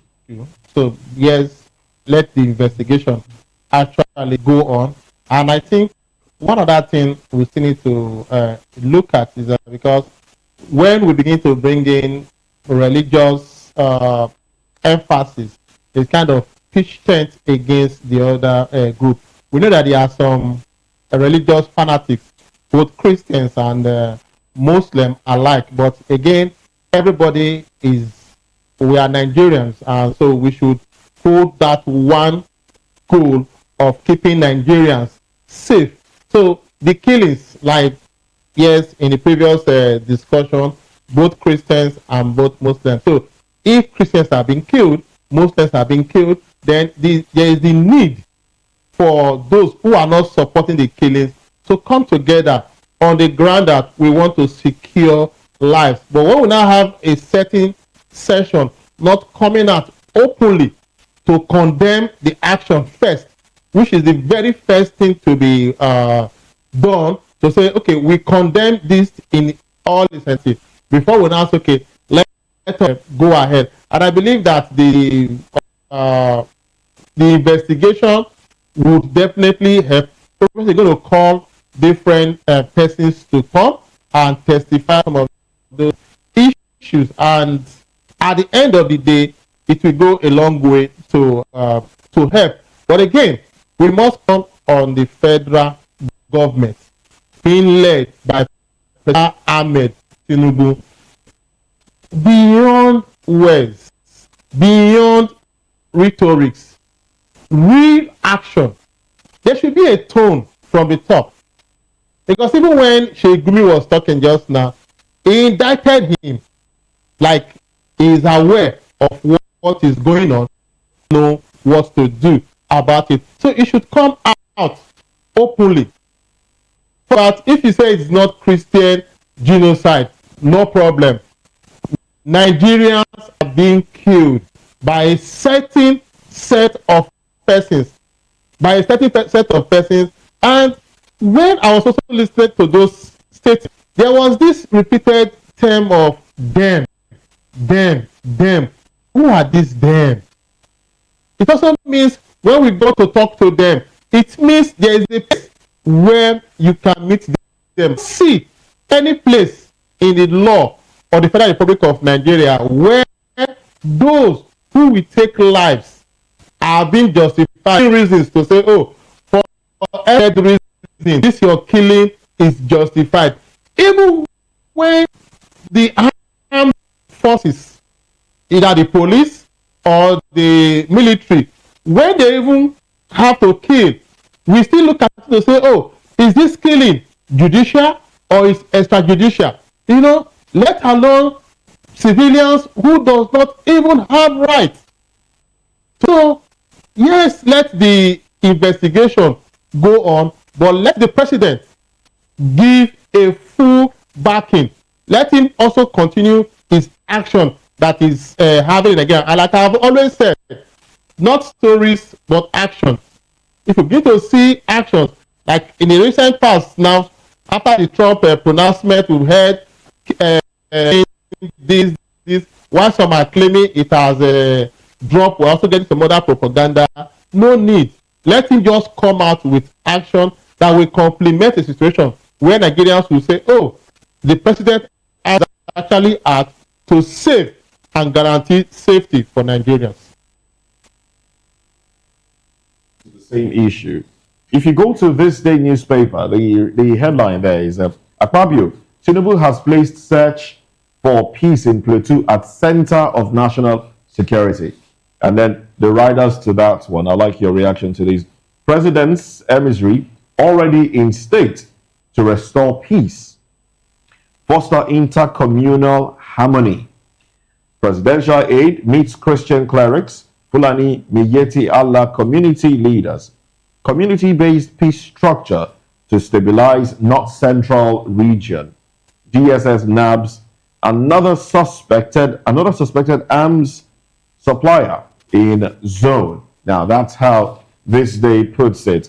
The Guardian, on the other hand, tags it, Tinubu deploys peace envoy to Plateau as DSS arrest arms dealer. And the riders are, okay, that's how, excuse me, that's how the Guardian puts it. Barrister Darlington, good to have you join the conversation Moses, again. Any misery that is not backed by force will not bring any results. Because I remember this same plateau, Obasanjo imposed a curfew there when there was this mass killing in the same plateau state. Is that not true? And at the end of the day, there was this peace, whatever. At the end of what happened? Did it not continue? In fact, the killings then were not 1/10, 1/20 of what is going on now. And Obasanjo declared a state of emergency so at that point. All these things that Tinubu is just trying to, shift the blame or postpone the evil day. They will come back. Moses, as long as these people are here, they will come back. Except you stamp them out completely. Especially these people that are living in Benue and Plateau Village, dislodge them. All these miseries or whatever, it is a no-no for me because they don't want this type of thing. You don't treat this type of thing, this type of problem with kid glove. No, they don't listen to such things. Exterminate them. Have you seen America negotiating with the terrorists anywhere? No, tell me. Have you seen America sending emissaries to terrorists? Please, we want peace in Nigeria, one peace in Africa, in America. You don't do that. It shows that you're a weak government. For terrorists to reduce you to a situation whereby you will sit on the table and be talking peace with them, it means you're a weak government. And any government that is weak as such is not what it saw, because after God, it is government when it comes to coercive power. So why are you treating these people with keep knowing fully well that this measure you want to will not work? It has never worked. How many peace meetings have you had, Mr. Moses? Please, from Buhari to Obasanjo, look at Obasanjo. How many peace meetings? Because you have not, put your foot down and say, no, these people, it is either you leave Nigeria or I leave Nigeria for you. Just do it and see the result. That's what Ghana did. Is that not true? When Mahama came the first time in Ghana, he drew a line. He said, I dare you to cross it. The IDP in Ghana came out and said, come, can you shoot more than us? The court ruled against them. Overnight, they ran out of Ghana. Why is it that we know nobody wants to solve it, Mr. Moses? Tell me. Apart from knowing our problems and not trying to solve it, I think the government also compounds the problem, by their actions and their inactions.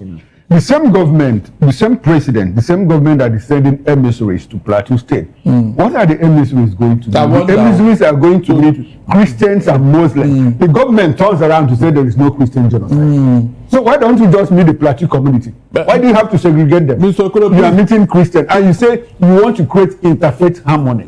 So it looks like there is interfaith disharmony in Plateau State. You are indicting yourself. You are just telling us that, look, there is Christian genocide. Mr. Oko, to add to what you are saying, the people you are going to interface with, they are in IDP camps. And other people are in their homes.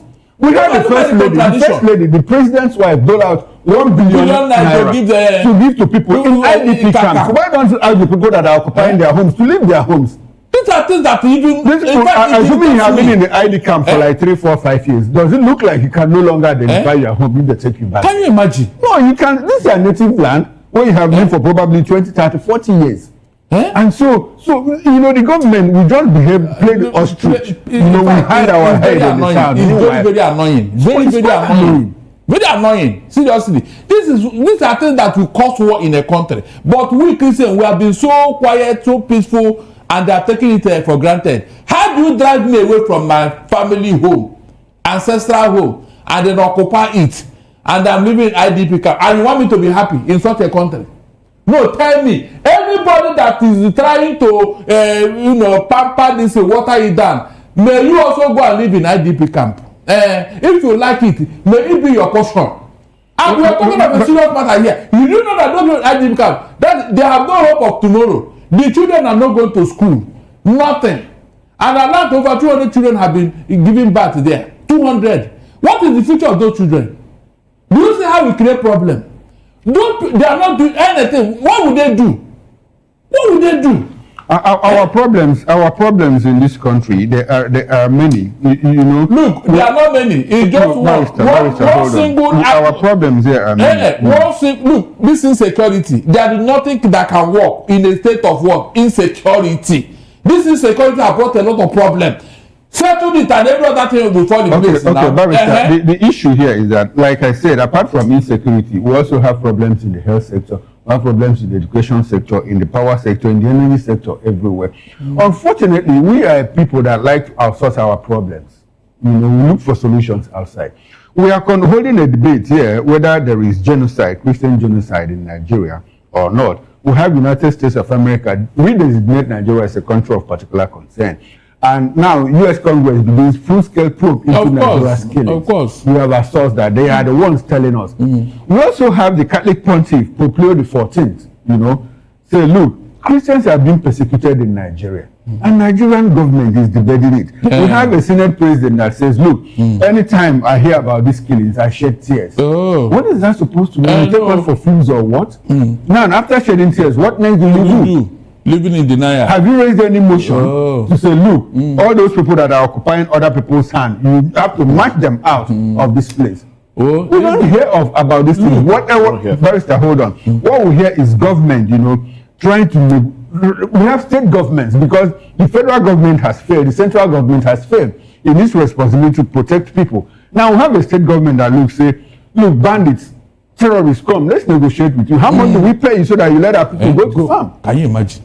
I'm telling you, it's happening in Zamfara. You brought it up during the morning show in the TM. We have a government that is doing that. And when you say, oh, Nigeria is nearing a failed state, the government is quick to jump. No, these things are, it is Christians that are going to US, it is a P2B that is going to US, it is this person that is going to US to tell Americans, they know, they have their embassies here, they have their consular, they have their attaches, they have their security information, they have their intelligence. Everywhere, they know all of these things, you know, and so we keep preparing over all of these things.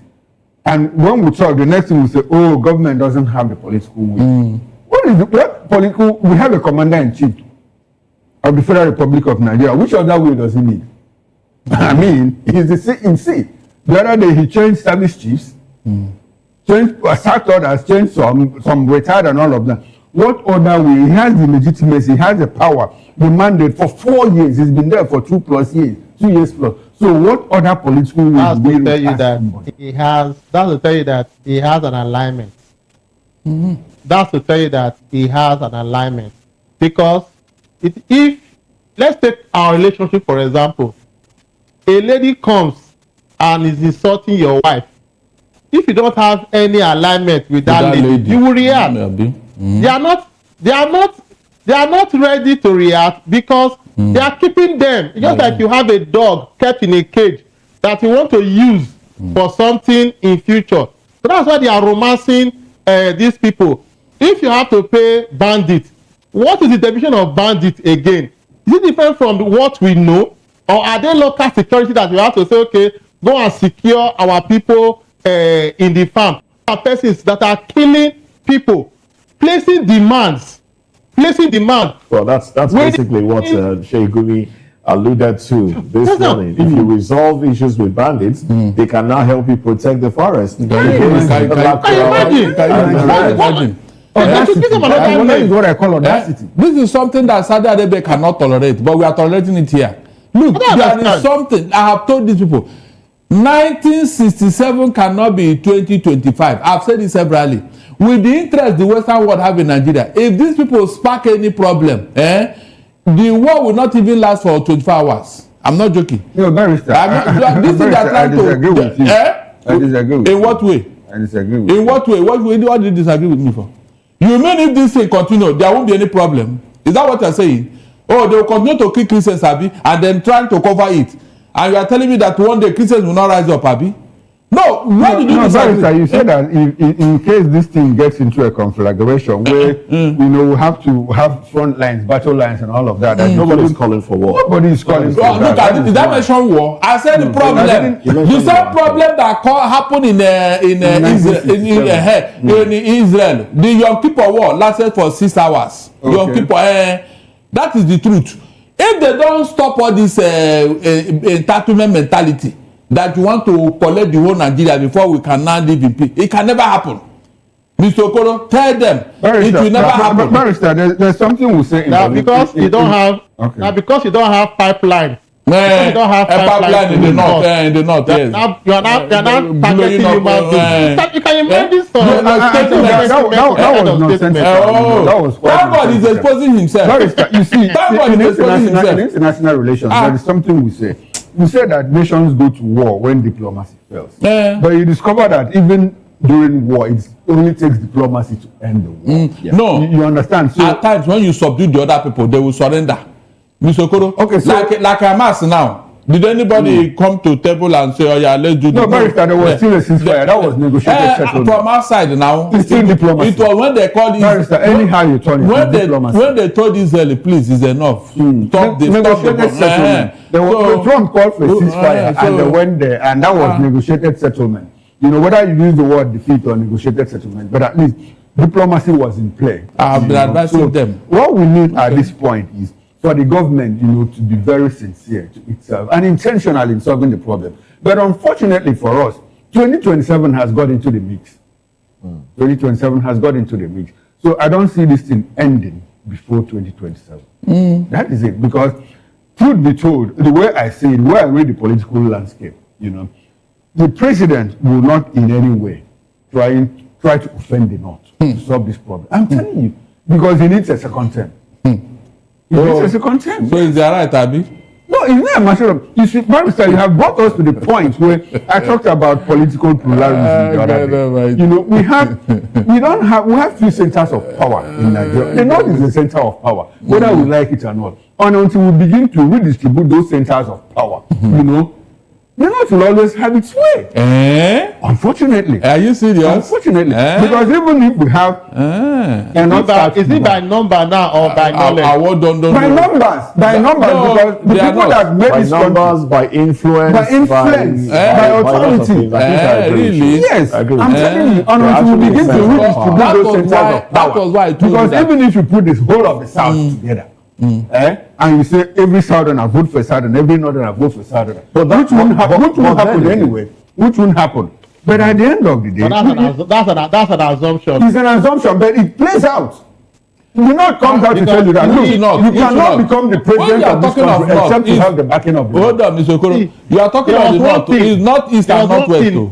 What about North Central? North Central. Where do you think Nasarawa belongs to? Where do you think Niger belongs to? Where do you think Kwara belongs to? They made that mistake in 1960. They will make it again. Yes, that in all that the Sheikh was talking about just now, there was one statement he made, and the moment Nigerians begin to realize that, it will go a long way to help. Ignorance is fueling a lot of things. Many of us don't want to stay and what the true situation is. Because the numbers in the north, In the north, we are talking about how many of them are actually enjoying what's going on. So by the time they get the right information on how some of their leaders are using them for their personal gain, that's not that they have will not automatically translate to support for them. But we still allow this ignorance of let this be, just like you have the ignorance of your vote does not count. Let everybody turn out to say they want to come and vote and see that those powers that be, how many votes can they buy? But they keep creating that propaganda. Oh, they manipulate, they do this, your vote will not count. Let everybody come out and vote, and you will see it happened in 2023, and Nigerians can actually take it. It was overnight. I can speak for Edo. It was overnight. One slogan just came out: Papa, Mama, Pikin. Papa, Pikin. People did not go for any other thing. They didn't even check for the presidency. They just went, whether it's Senate, whether it's House of Rep, whether it's President, going for Papa, Mama, Pikin. And those who contested, especially for Edo South. Let me. Edo South, those who contested, the result they got were very, very poor. So ignorance is something that Nigerians to be informed. You see, the issue of the North being the center of power, I think it also borders on the nuisance value that they have. Exactly. They have accentuated a nuisance value, which you know that if there is chaos, there will be killings, there will be destruction of properties. So let's pacify them to avoid such. And they will die too. That is part of the power that they wield. And it also ties, with their cosmology, their worldview. Their worldview. You see, Sheikh Gumi said something this morning. If you kill one of them, they don't cry. They don't cry. What they actually do, they don't cry. And so it ties with the fact that look, you don't get into a war with a man who is not afraid to die. Down south, people are afraid to die. But they are not afraid to die because it ties with their worldview. You understand? That is the truth of the matter. And Barrister, if you look at this thing, we are afraid to die. Dr. Berg, when we talk about the North, when I was talking here, Mr. Oko, listen. No, Barrister, let me land on my thought. You have landed to the No, I have not landed, Barrister. When we talk about the North being a center of power, we are not talking about the Talakawas. We are not talking about the ordinary man in the street. We are talking about the people that make decisions for the North. In everything that counted in 2023, what happened? How many votes did you get from the North? How many votes did you get from the North? We saw places where fingers were mutilated against the Labour Party. Who approved of those things? It is the powers that be. You recall that a certain wreck was burnt in his house. The powers that be refused all of that. We are not talking about ordinary people. We are talking. You recall that at some point in this country, we had something that we call the Kaduna Mafia. It was real. And they still exist in one way, in one form or the other. So until we begin to dismantle those structures, one after the other, and make sure that, look, powers are redistributed, centers of power are redistributed, so that it will have to be a congregation of ideas, a congregation of interests that have overlapped, that have intersected to the point that you come at something that is beneficial to everybody. We'll continue to be in this mess. I disagree with you. Okay. You know why? So what's your point? It is what you allow that will come to you. What you allow. I said it when I was speaking here. I said, don't ever allow infamy from the beginning. If you allow it, you will allow every other thing. Okay, so Barrister, how do you change the equation? By resisting it. That's what I'm telling you here. All this your center of power. Center of power that is giving you nuisance value. Is that what you call this center of power you're talking about? So we are going to live with it forever, B? It is to challenge it. Don't give room for it because the man doing it with things that... Barrister, do you agree that this center of power exists? How does it exist? So what are you fighting? By killing each other. No, what are you fighting if you don't agree that it exists? No. Hold on, no. I am saying when it has become an infamy, don't allow it. And I gave the example of what happened in 1804. Imagine if the Hausas had said, what? Why do you kill all of us and take over the whole place? They did not exist it. And these people now see it as a... Let's move on to other stories. Let's move on to other stories. Dr. Bright, can we move on to other stories? Go ahead. Okay. Yes, of course. Let's talk about the PDP. Because, I mean, if you're talking about 2027, you need to talk about the politicians, the parties, the opposition.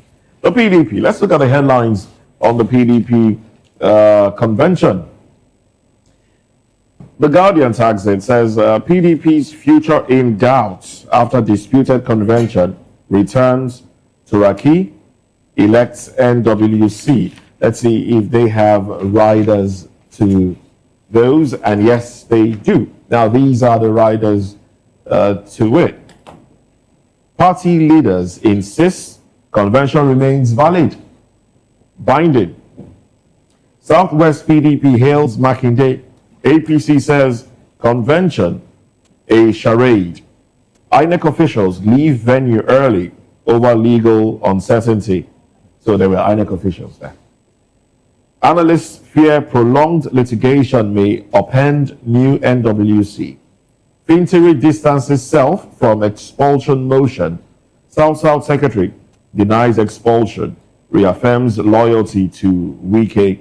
And I also hear that the governor of Plateau State, also distanced himself from the expulsion. Well, that's how it's reported on the cover page of the Guardian newspaper. And I think pretty much that's how. Now, the Punch says, PDP firestorm.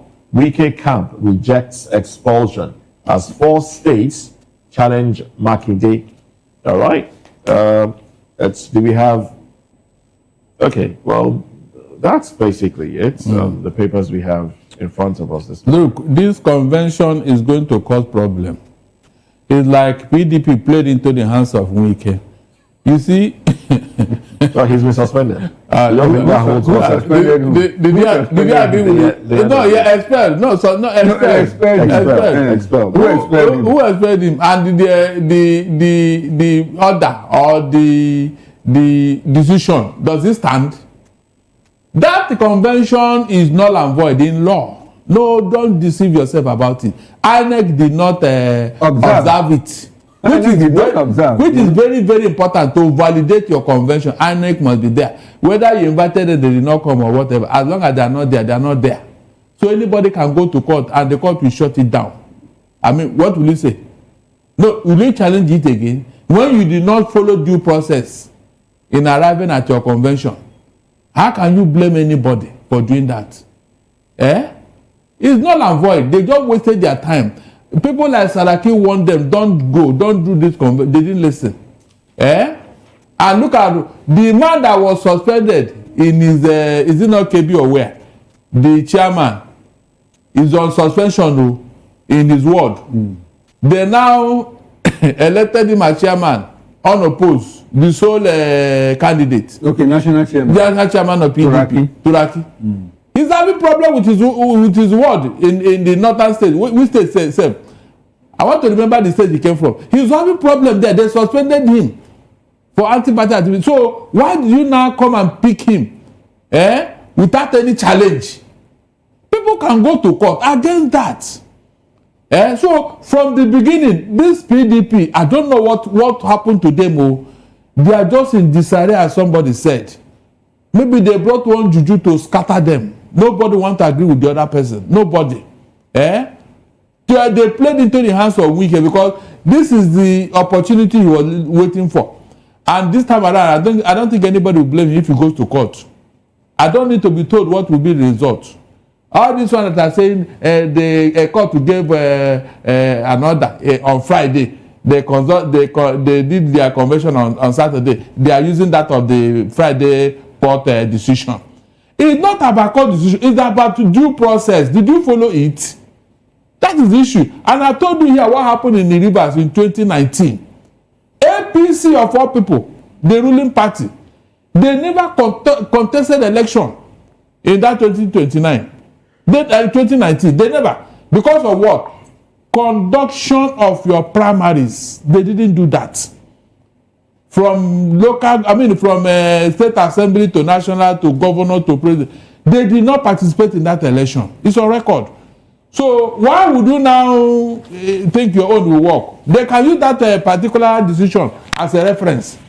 And so what will you now do? Barrister, the Turaki that you are talking about is from Kebbi State. From Kebbi State. Good. Barrister, he is a senior advocate of Nigeria, so he understands the law as much as you do. So I'm just wondering, you know, Moses, you used to say something, you know, when we were debating, when we were having a conversation on whether Nyesom Wike and Shey Makinde were actually apart. You have the opinion that, look, this is smooth screen, that they are just working towards the same end. And from everything I see, it looks like you are right.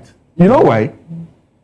Saraki and Shey Makinde and co, they see all the pitfalls and they keep falling into them. And they're creating the impression that, look, all is well. I think they are working towards one end. I'm telling you. So because this convention, as much as a high court had once declared it that it shouldn't hold, every other thing we've done is a unity. And we have a situation where an Abuja High Court restrained the umpire INEC from observing. So what did you go there to do? And they did not vacate the order. They did not vacate the order. They did not vacate it. You can see, they did not vacate it. Whether you are following a court in Ibadan also authorized INEC to observe. But INEC chose to obey the one. A federal haircut because they are a federal agency. Oh, and two, on what ground will INEC observe it when the due process was not followed? Was not followed.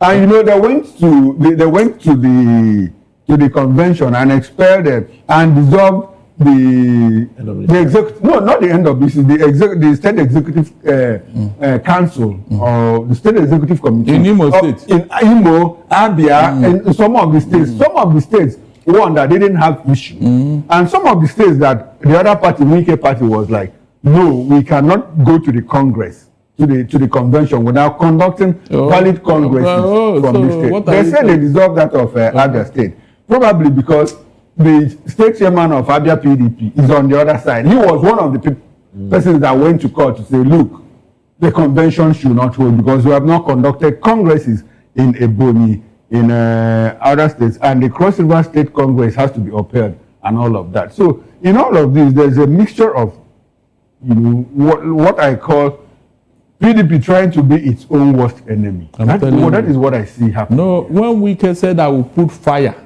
I will put fire in some of the states who want to interfere in River State. This is a fire. It's now raging. Yeah? The fire is now raging. And people are playing into his hands. Willy-nilly. They didn't even... Look, there is no more strategic thinker in PDP. I'm not joking. No more strategists in PDP. If not, they would have taken charge of this long ago. But the judge that raised the motion for his expulsion and all. Oh, yeah, let it go. Seconded by others. So that's all right. It's very funny indeed. That's all right. Go ahead, please. Some of these court injunctions, are they even verifiable? From here, from there. Again, you see, PDP as a party, sorry, I may take us back. They are suffering from the kind of sin that Okonkwo suffers from in things fall apart. When Okonkwo had a hand in the killing of his and they told him, this child calls you father ahead, and you go back and check. Ever since PDP betrayed Goodluck Jonathan, they have been themselves. The arrow that was added, the PDP new, the PDP arrow, on the retarding PDP, new PDP, it has brought them to retardation, and that is what they have been suffering ever since.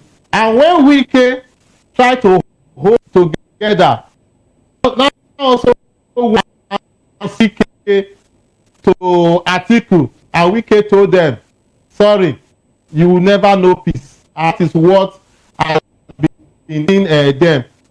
Newspaper has not carried it, but I've seen it in the social media now that the Wike backed PDP, they've called for an emergency BOT meeting. You know, so PDP that should have been, they said they wanted to be the biggest party in Africa, being West Africa. They have been reduced to a pocket political party. But again, you see, 2027 is coming. And I like what the APC normally does. They know how to distract people. So PDP crisis will swell, ADC crisis will swell, Labour Party crisis will swell. I've said it before, less than how many years or how many months to 2027 election. Nigerians have seen only President Bola Ahmed Tinubu as the candidate. Other parties have not done. So the question is, when are they going to present their candidate? When are we going to start mobilizing? Or say, okay, let's begin to reason among two persons.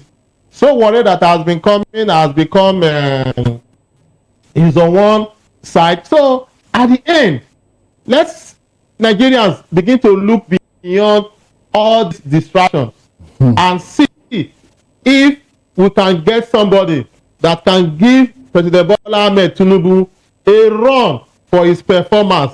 Otherwise, he's just coasting towards a point carrying no tangible candidate. If you look at someone like Peter Obi, for example, now, the momentum of Peter Obi was high in 2023 compared to what we are having now. At a point, Kanamatan fire. Today now, we don't even know where they are going. It doesn't even in have all a of this, we are in all of this, we are discussing them. But APC has a way of distracting Nigerians. They give you things to discuss, and at the end, we don't have the right question to ask. So the build-up of 2023 election, we were having the president head they shake, this one they shake, Baba this, Baba that. Since the man came into power, the head not shake. You know, he has been in what he's doing. But you know, hand not shake. All those collapsing, whatever, they are not coming.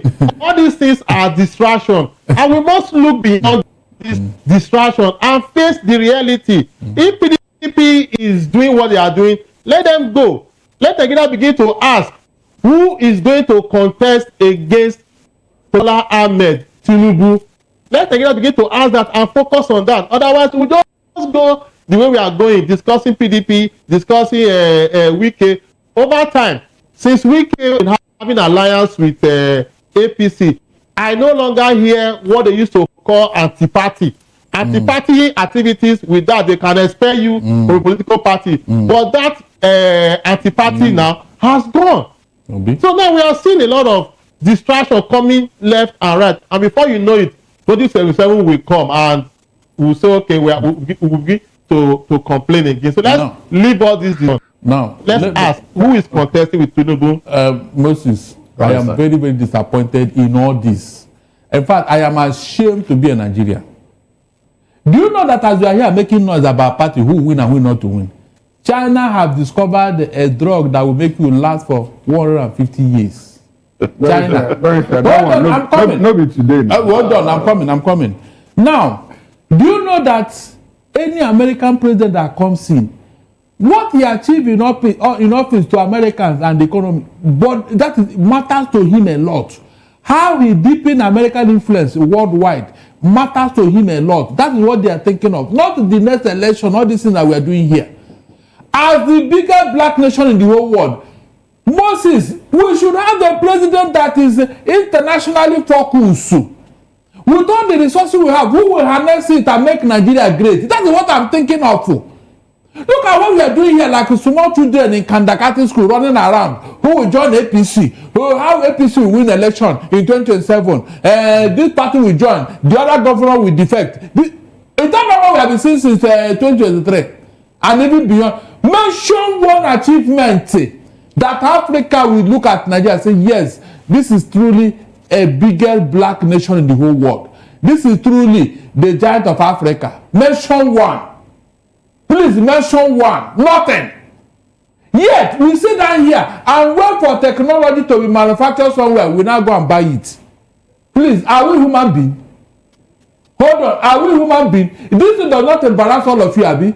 If you are better, you should be thinking of these things now. Look at what Nigeria is doing. Fighting terrorists, looking for emissaries to go and beg somebody somewhere, this and that. Meanwhile, the world is moving forward. We are nowhere. We are nowhere. Nothing. Nothing to boast of. Nothing. All we do is to go and borrow money. Go and borrow and squander it. Then the one we have, we steal it, they share it. Just like that. Like people without a future. No direction, no vision, nothing. At 65 years old. Barrister, talking about who will join APC or who is joining, we hear that Abu Kefas of Taraba State will join APC on the 19th.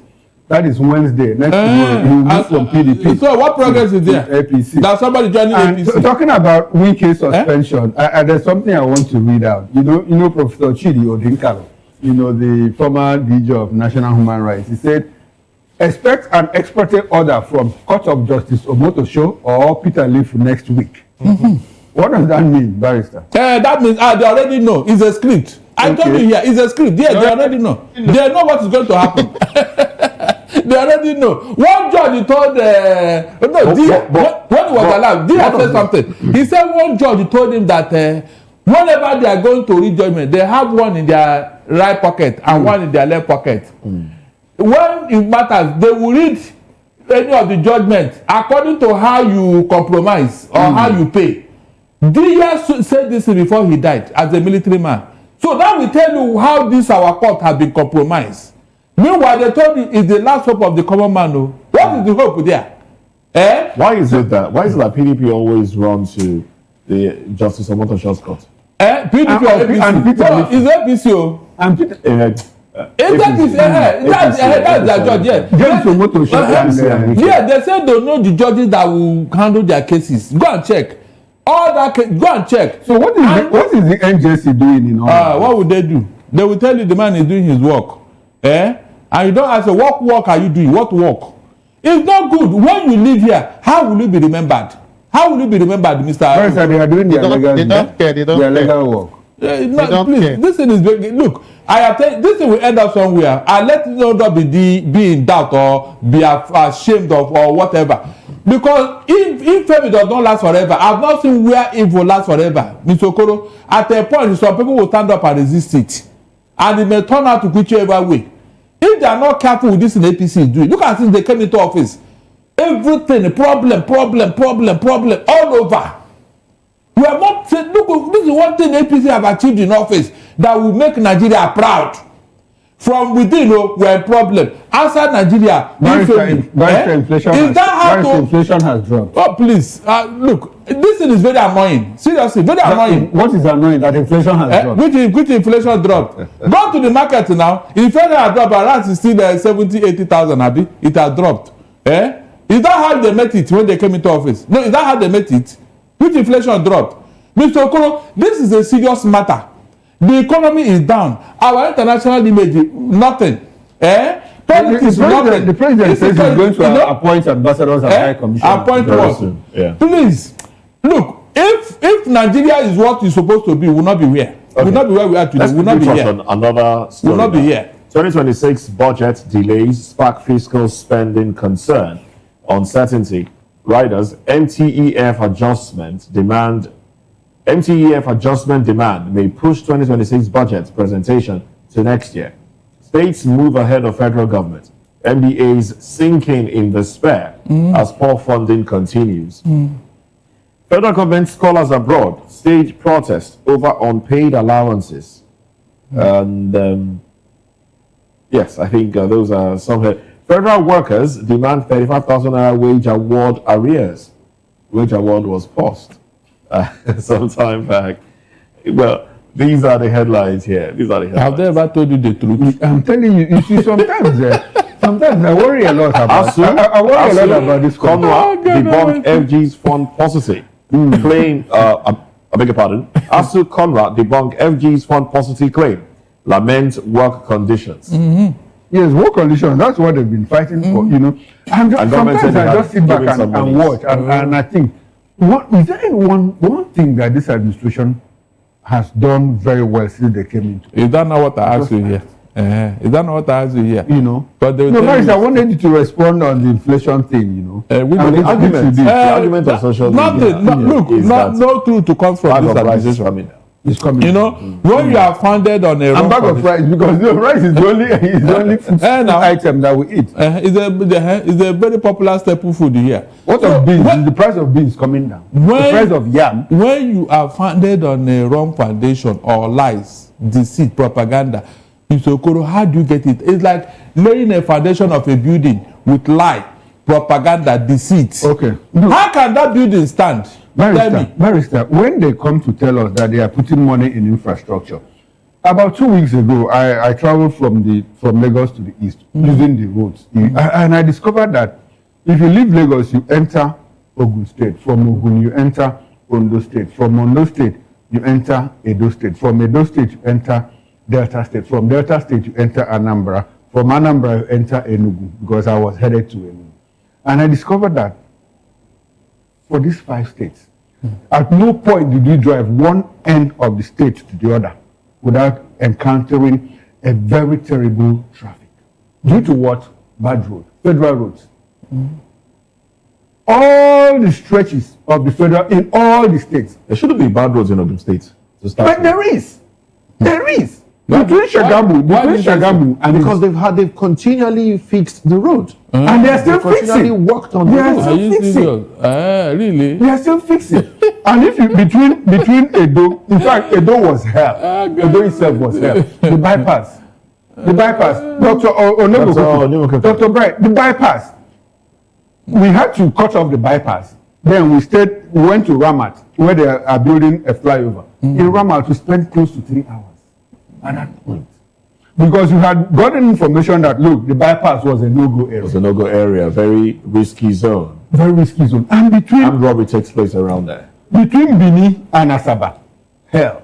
Use one lane, big trucks that are passing, accidents here and there, trucks falling on top of the other. Tales of woe. And they are building Lagos Calabar Coastal Highway. To what end? Lagos Calabar Coastal Highway. Some supporter will praise that road for what they are doing there. Repair the one that's on ground so that people can move. Tales of woe. As government also borrows more money to, I'm telling you, some of the 2025 budget and the rest of it. Mr. Okolo, if we not say, under Tinubu, all the federal roads are very smooth.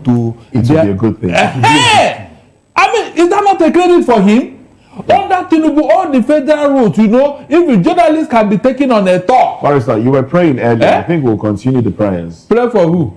The nation. Since it's not working, why should I continue? Let's continue. The man that asked me to pray, didn't you see what he reacted? It means that the prayer did not enter him. It might be Prince of Persia that is holding the answer to the prayer. So let's pray harder. Yes. Well, this will be a good place to anchor help those who help themselves. This will be a good place to anchor the conversation. Dr. Bright, I was asking the question earlier, but I guess the network took care for something. I don't know. But thank you very much, Dr. Bright, your neighbor cooker. Thank you for your time on the program. And thank you also, Barrister Darlington Agumo. Thank you very much. Chukwuma Okoro makes a return later tonight at 6 p.m. Yes, and I'll be joined by Barrister Asim Adams. We are going to talk about Wike's expulsion from the PDP and what it portends for the party ahead of 2027 general election. Join me then, it promises to be quite interesting. Barrister Asim Adams, constitutional lawyer, by the way. All right, there you have it. So to learn more about what's going on in the PDP and the way forward, you should listen to Political Lens later tonight at 6 p.m. Well, this is it on the show this morning. I am Moses Humphrey. I wish you a beautiful day. Bye for now.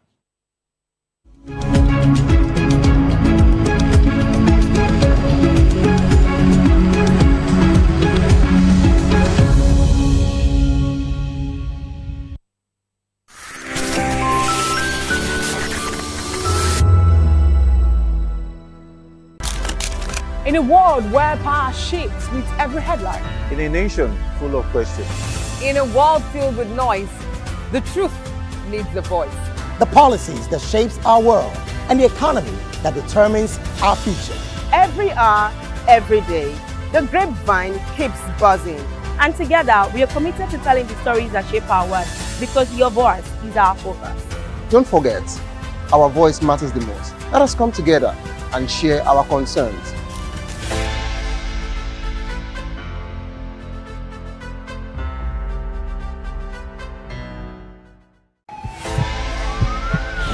This is Health Check, your weekly guide to better living, smarter choices, and trusted answers.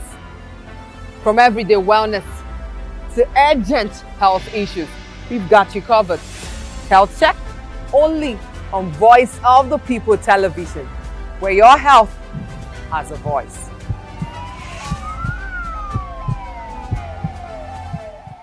Behind every broken desk lies a broken promise. Education shapes the nations. But who is asking the right questions? Introducing Edu Dialogue, the show that goes beyond the surface, exposes the cracks, the corruption, and the silence in Nigeria's education system. Edu Dialogue, Saturdays, 3 p.m., only on VOP TV. We break the biggest stories. From missing funds to policy failures, we ask the tough questions and demand real answers. Edu Dialogue, this Saturday, 3 p.m. on Voice of the People television. Are you ready for the extraordinary?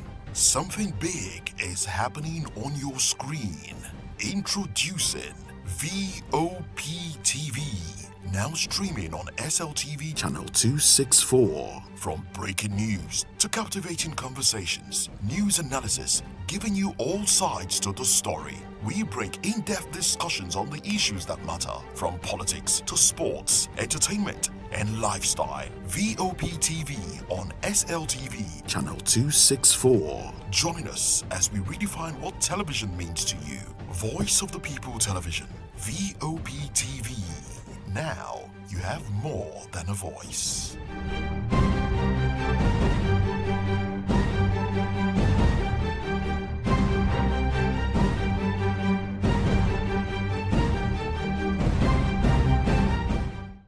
In a world where truth is the ultimate power and opinions scream the loudest, it's time to wade through the noise. Hunger no get tribe! Hunger no get religion! And scan the human interest and trending topics that matter. Stay tuned to The Issues, your plug to the stories making the buzz, from politics to science and technology, social justice, and more. Let's tackle the tough questions and expose the truth. The Issues on Voice of the People Television, Mondays to Fridays, 8 to 9 p.m. The Issues. Don't just react, understand. VOP TV. Now you have more than a voice.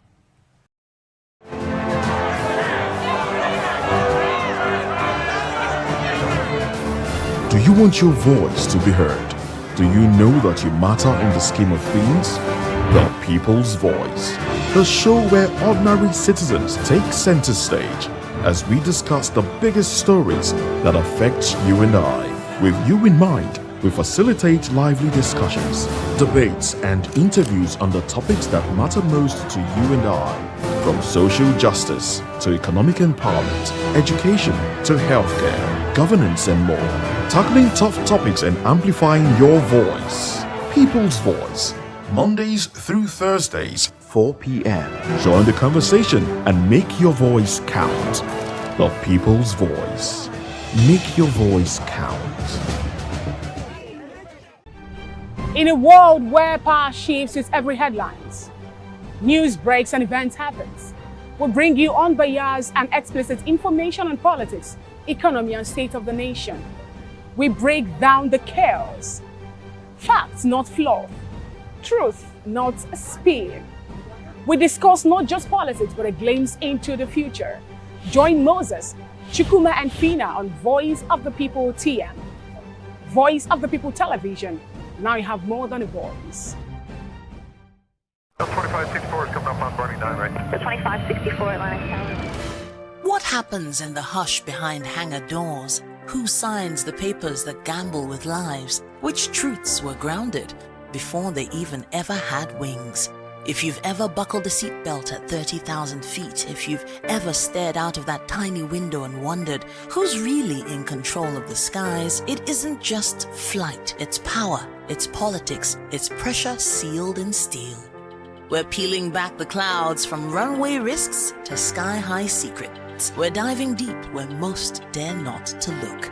Aviation Scope, every Sunday at 7 p.m. only on Voice of the People TV. We don't just report, we reveal. We don't just ask, we uncover. Because when it comes to the skies, ignorance is turbulence. Aviation Scope, the sky isn't the limit, it's just the beginning. To know the happenings in the maritime sector, join us on the program Maritime Frontiers on VOP TV as we discuss key areas in the maritime sector, from aquaculture, maritime transportation, maritime labor regulation, oil and gas exploration, ferry and passenger insurance, marine pollution and prevention, port operations, and lots more. Maritime Frontiers, exploring Nigeria's blue economy. Welcome to the locker room, the home of football talk that matters. I am Jerry Apelon. Join us every weekday, Monday to Friday at 5 p.m. Nigerian time, as we share the hot takes and hot debates in the exciting world of football. And joining me are the usual suspects, Ikechukwu and Mayowa, as we break down all the hot takes and everything that's happening in the football. Don't just watch football, Leave it with us. Catch us on the Locker Room and Voice of the People television at 5 p.m. Nigerian time. And like I always say, if not 2012, please the sport. This is African News on Voice of the People television, where we don't just bring you the news, we bring you Africa's heartbeats, the policies that shapes our world, and the economy that determines our future. African News on Voice of the People television. Stay with us.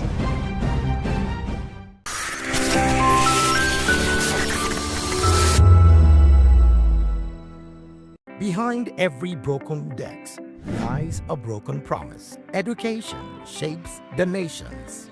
But who is asking the right questions?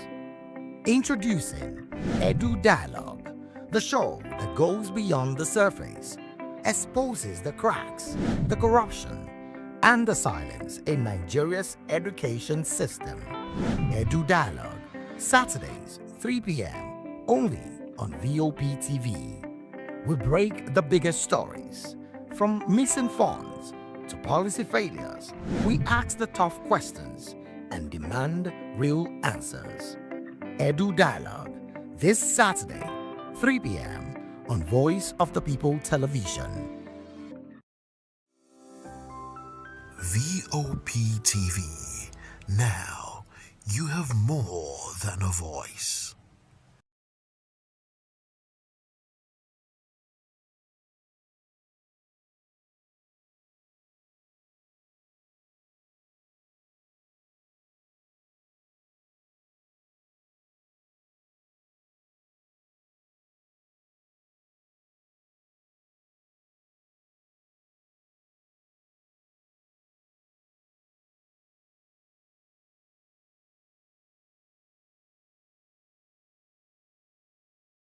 Determines our future. Every hour, every day, the grapevine keeps buzzing. And together, we are committed to telling the stories that shape our world, because your voice is our focus. Don't forget, our voice matters the most. Let us come together and share our concerns.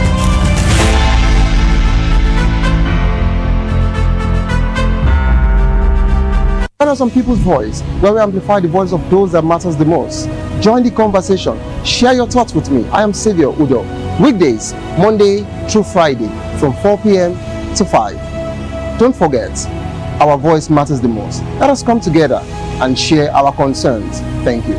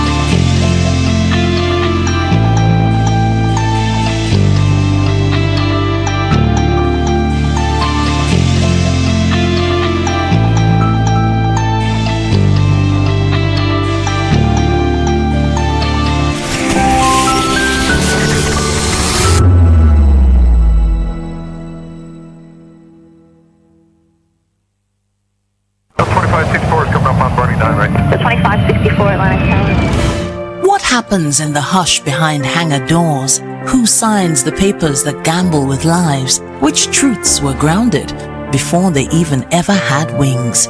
If you've ever buckled a seatbelt at 30,000 feet, if you've ever stared out of that tiny window and wondered who's really in control of the skies, it isn't just flight, it's power, it's politics, it's pressure sealed in steel.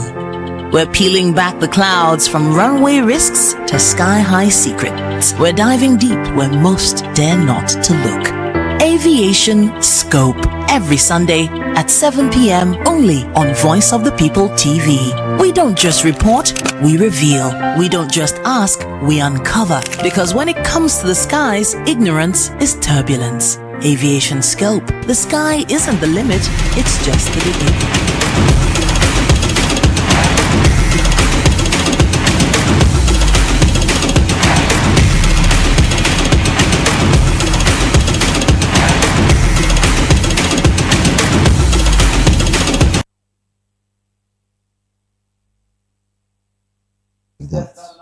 That's how big it is. I feel like I'm a big friend to Wan-Bissaka. I like Bemba Chancel. I like Axel Tozembe. I like Mashrako. I'm liking Mishak Elia. I like Mokwal. Motsasami, that's the name. I like that one again. Sadiki is my friend. Everybody knows. Cedric Bakambo, my friend. Axel Tuzembe is now, I now begin to like him very much now. We know he's balling move. Mbuku, these are the names we should be talking about on the show this day. And we'll take it back since 1974. JR Congo, that name has never been at the World Cup. We look at the name and how far they've come. You begin to ask questions and say, yes, how did we go? It's no longer news that the Super Eagles of Nigeria will not be making it to the World Cup come 2026. The Super Eagles 2026 World Cup dreams suffered a major blow on Sunday as DR Congo, Democratic Republic of Congo, advanced to the Intercontinental Playoff following a dramatic penalty shootout at the Prince Moulay Abdallah Stadium in Rabat.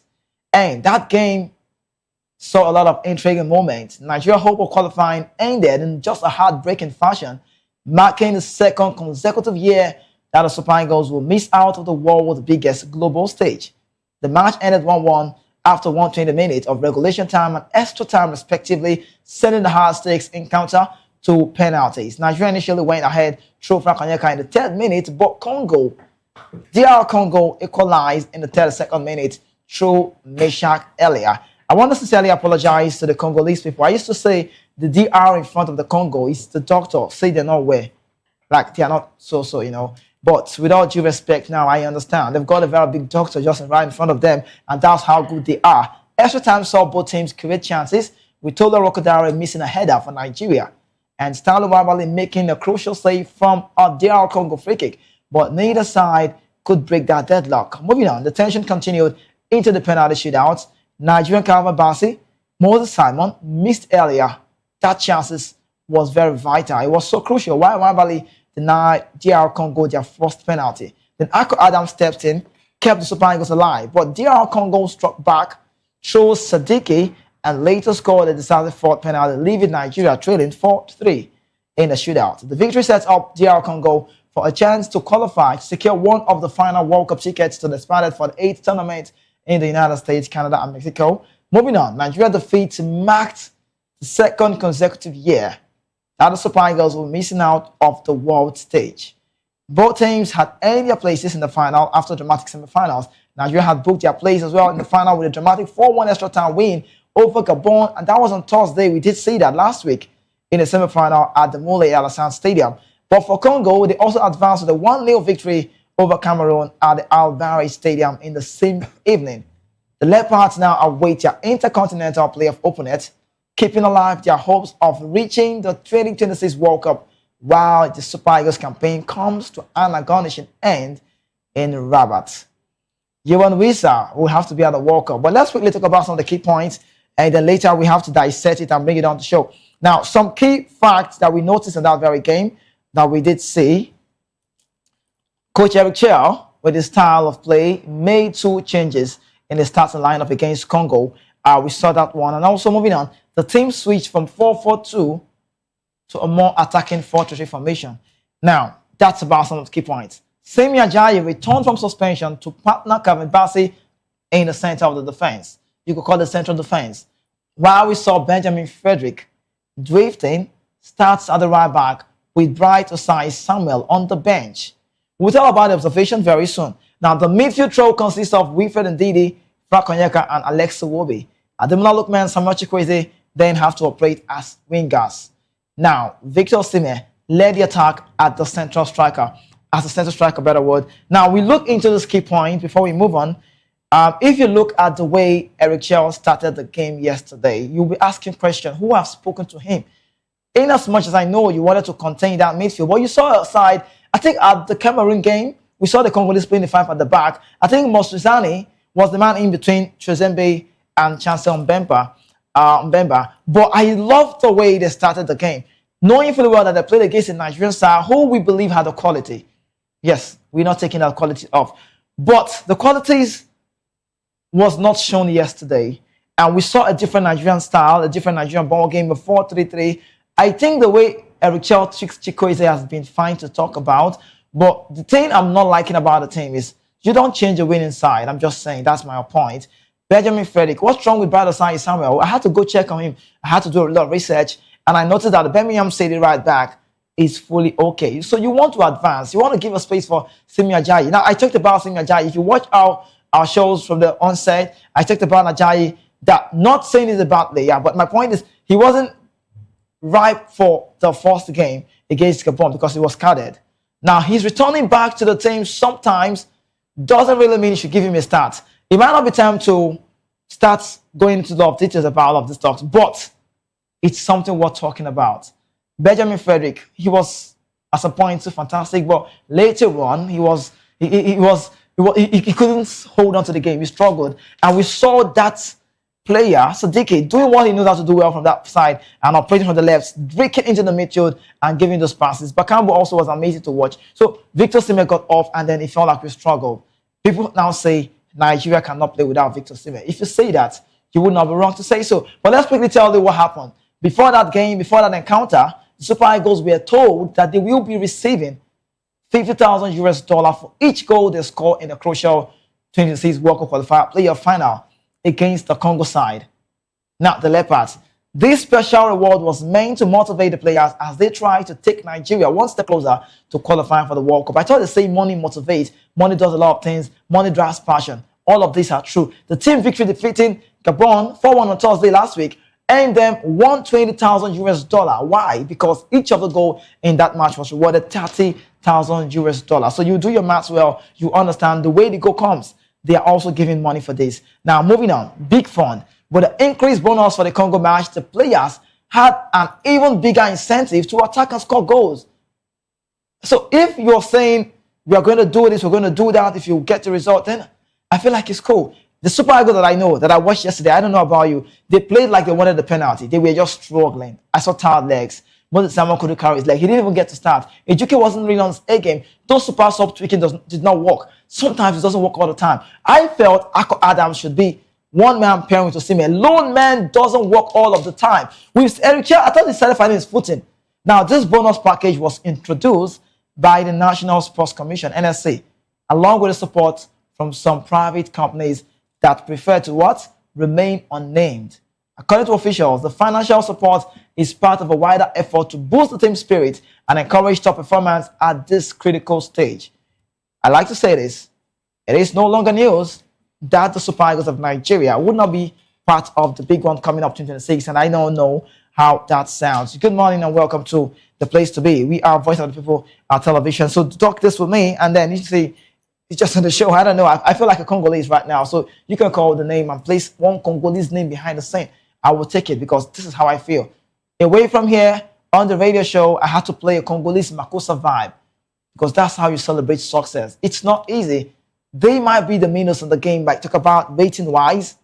I told you they've not been at the World Cup before with that name, Congo. So 1974 since that time. And I must say, congratulations to that very man, Sebastian Debas.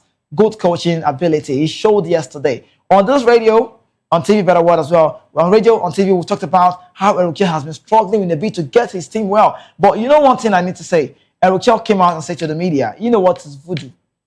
Voodoo. In the street for area, they call it juju. So he said they were sprinkling water. All of these things we'll talk about very soon. But I must say, Felulu, the man who came out and did it so well to motivate his team with a penalty save, Mpasi got off, and they brought in Felulu, and he did so well. Axel Tosembe rather, he did so well in that game, but the deflection, good cross from Seidu, I saw all those ones. Onyeka with a finish, Chikwese with a free roll, all of this felt like he was working so well. Wabali, 11th minute, we saw him gripping the ball, and that didn't go so well. But Bakambu, that man should be recognized. Third assist involving 7 goals now, and Mishak Elia scored his second goal for his nation. But I talk about the confident loss. We have lost it. Now, I want to talk about Samuel, what's his name? Iwobi, first of all. Iwobi is, what's the word? What do I put it? We need to understand how to trick Iwobi. He's faced cyberbullying before now. So for everybody that knows Iwobi, they should understand that Iwobi is that man that doesn't want so much talk. He can't even condole it. He can't contain it. So when he comes, he's just like, I'm done here. If I hear, or possibly we hear a country report saying Alex Iwobi wants to retire tomorrow, I won't be surprised. Guess what happened? When he lost that ball, he got caught, right? After that, the team momentum dropped. Personally, Iwobi was out of the game. He was running from the balls. He felt like, I've lost the game. This is me. He's been having decent game. I like to say he is the most creative of all in the midfield. But once that happens, he got caught in the midfield and the transition was so high, but Campo didn't think twice. And how did Elia make that run? He found himself in space. Indeed, some say he would have cleared the ball off, but it's so hard to control such a ball when it comes with high speed. If you play the game, you understand what I'm saying. A lot of people say you should have cleared the ball. It hits you at the wrong position. Ekong did the own goal the other time. So these are what happens in the game. Then we started seeing Nigeria, who started playing with fear against the Congo side. Then Congo came into the second half and grew in confidence. So when you're losing it, you feel like they are doing well. Now we saw the overhitting. I don't know how I don't know if there was a trend overhitting of the ball. The players started hitting the ball so hard. Crosses were going so far. You're crossing the ball. It's going so hard. And this was the bad one for Nigeria. We just couldn't control the game. We got tired. And I saw tired legs. But the 2-goal ruled out from the Congo side should be talked about. Some say the referee was friendly with Nigeria. So the goal should have counted. The Wabali agreed, but that's a contact with the goalkeeper. What about the other one? So we saw 2-goal ruled out for the Congolese. But regardless, the left hand of the Super Eagles later in that very game became the weak point, and they started playing from that side. And it felt like Nigeria wanted the penalty. Now, if you want a penalty, I kept saying it before the game, we have a good goalkeeper who can stop that penalty shootout. But the players also who wants to embark on the journey should be fit and ready. Did you see the penalty from Mele?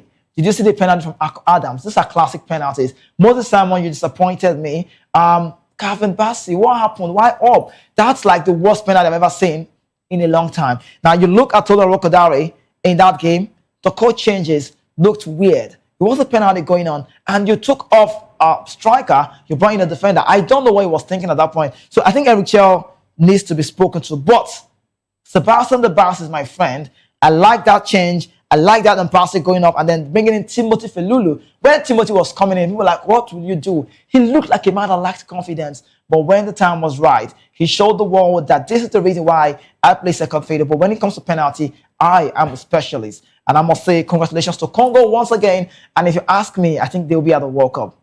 Who would they be playing? Time tells. Before that very encounter, it's been 3 games to play, but they won against Cameroon. They've won against the Nigerian side. They call themselves the African champions. I'm sorry. I sound nasty. But regardless, it's all about the Congo side. And I will still keep celebrating them till nightfall. But I have a man with me on the show to talk this through with me. Nestor is on the show today. Nestor Patrick, he'll be talking about this. He's really been singing the praises of Victor Osimhen, but recently I feel like he's overturned, and who knows. So Nestor, it feels very great to have you join us. Wow, it's my pleasure to have you too, Kizuke. Good morning, Lagos, Nigeria. Good morning, Kizuke. Yeah, you're still doing the Osimhen thing. Yeah, definitely. I mean, I've always loved the Osimhen. Every time I see Super Eagles play, don the green and white jersey, I love to see Osimhen. I love to sing his name because over time we've seen what Osimhen can bring to the game at the end of the day. I mean, at the tail end, Super Eagles did not give us what we expected in yesterday's game. But the first game, thumbs up to starting Victor Osimhen and thumbs up to Eric Chell. What happened yesterday? What's the tweak? What happened yesterday? What would you say?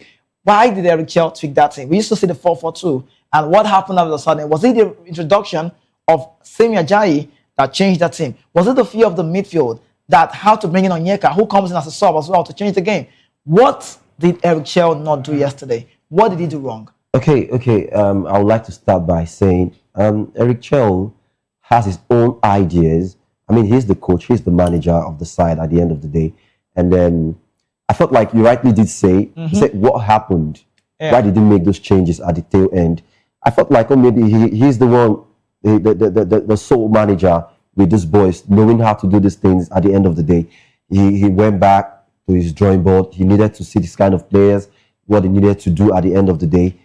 I don't know why he brought in Semi Ajayi, but I don't want to make Semi Ajayi as a crucial talk for the day. But I felt like Frederick Benjamin would have played that central role more than a certain Semi Ajayi, because I felt like even at West Brom, I mean, he's lacked a little bit of confidence after the last Nations Cup. So why just bring him and throw me to the fray at the end of the day? I even, at that point in time, I preferred a certain Troost Ekong over Semi Semi Ajayi in the dying quarters Well, one of of the the game. leaders of the team, Simi Ajayi, who does the job for Hull City, a move from West Brom Albion. We look into the game and we talk about you don't change the winning team. So that looked to be a winning side. Like you rightly said, the coach knows the players more. But I'm looking at the part where we've seen the size of game. Brighter side, Samuel is on fire. I'm so impressed with Seydou Sanusi. Why did Eric Chell? I keep asking the question. Was he a fear against the Congo side? To me, it was not a fear factor, like I rightly did say. I mean, he's been with these boys. I mean, he saw something at the training. Right. He needed to like tweak some changes, bring it. But like for me yesterday, personally, I wanted the same formation you played against Gabon. You would have tweaked it a little bit. I mean, left your normal 4-4-2 instead of playing the 4-3-3. I know he wanted to play more attacking, advanced game against the Gabonese. But one thing happened yesterday that caught my fancy, which was the moment Iwobi left the game, right. The moment Victor Osimhen left the game, the moment Chukwueze left the pitch. I mean, it was vibes and inshallah at the end of the day. You know, I noticed something. I must say this, right? That game,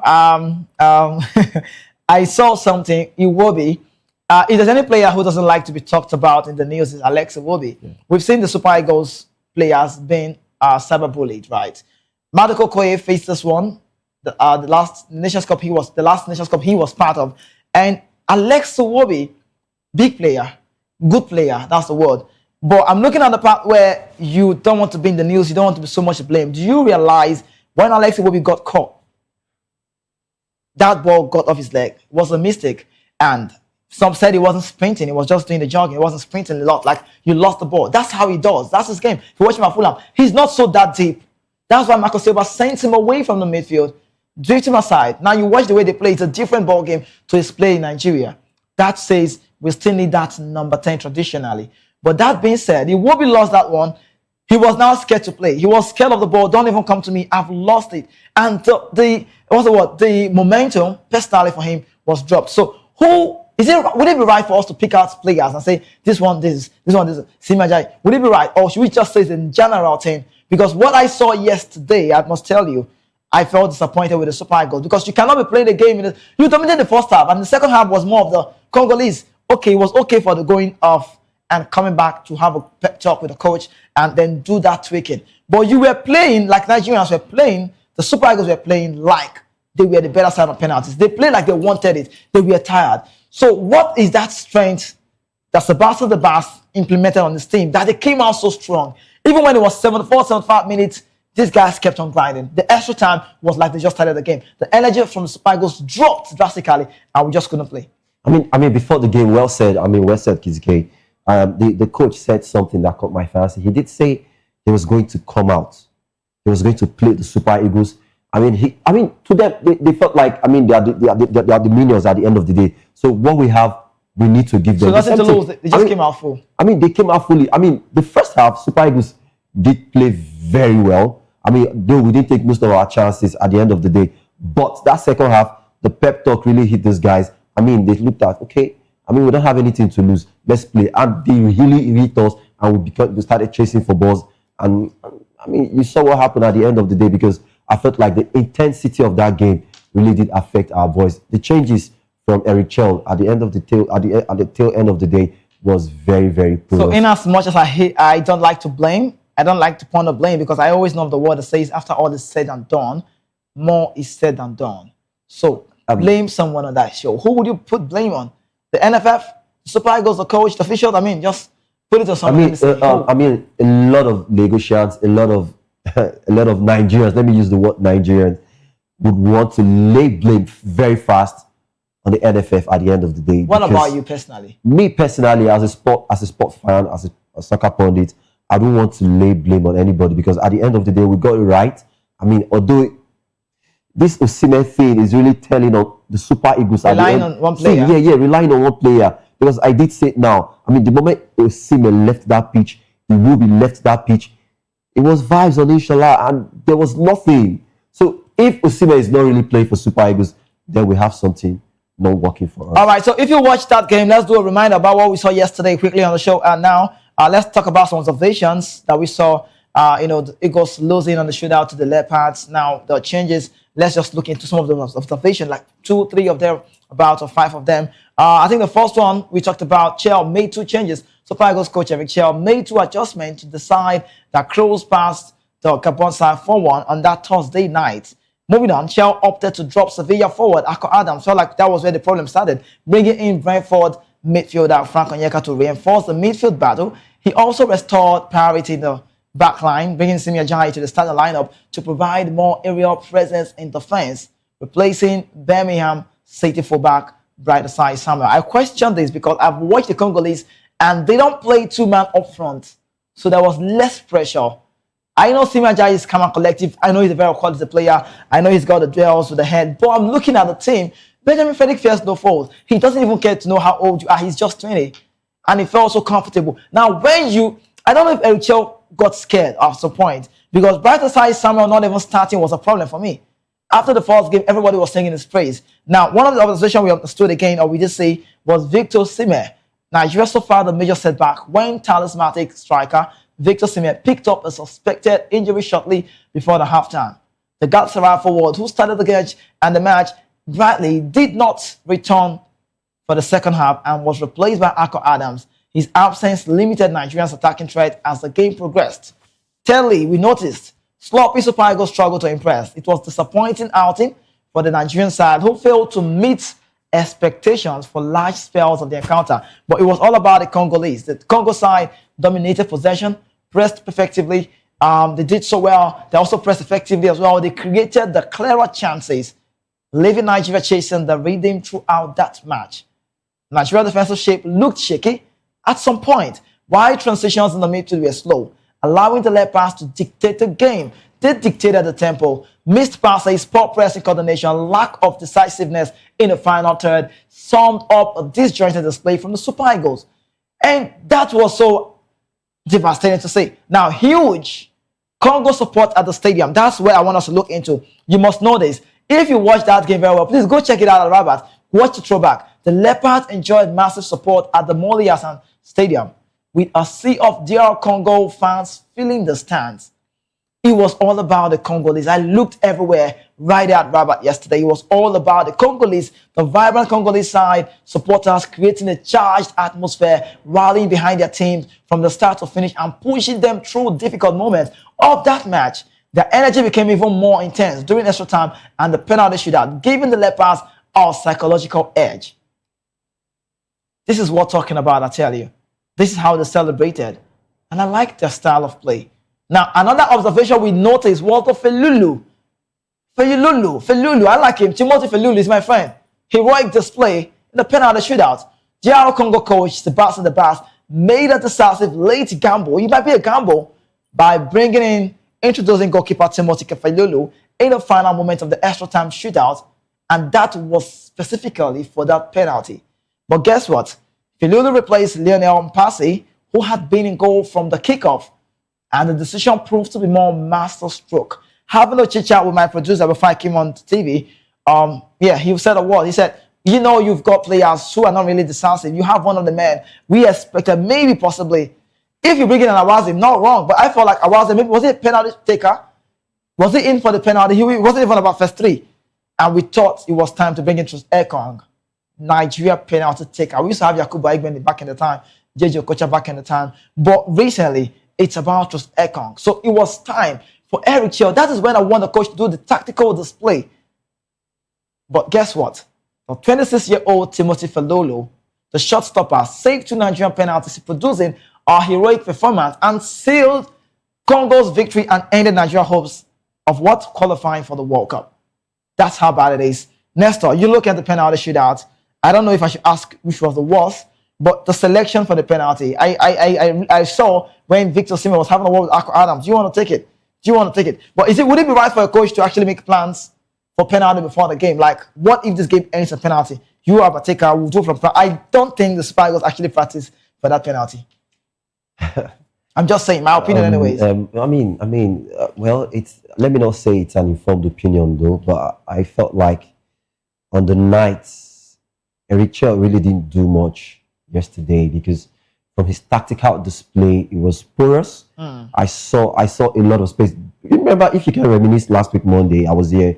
I did say I'm not very satisfied, 100% satisfied with the selection of this team. I felt like there are loopholes here and there, but at the end of the day, I mean, when it matters most, I mean, it showed up at the end of the day because I felt like we needed to have done more. From his tactical display, it was porous. I mean, at the end of this, the tail end of the game, you saw what happened. We were beginning to beg for the referee to call off the game. Even at the dying minute, these guys, when they ended the game, you saw how they rushed him. Right.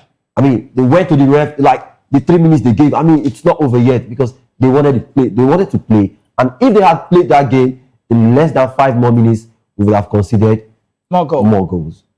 So, I mean, I felt like the worst penalty for me on the night was not even Calvin Bassey's penalty because after Calvin Bassey's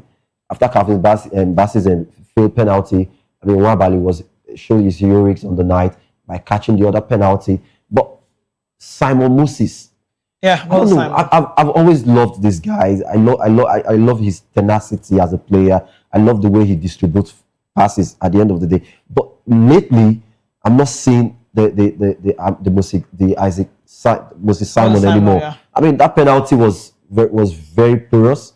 I mean, you saw what he did. He already faked the keeper, just played the ball.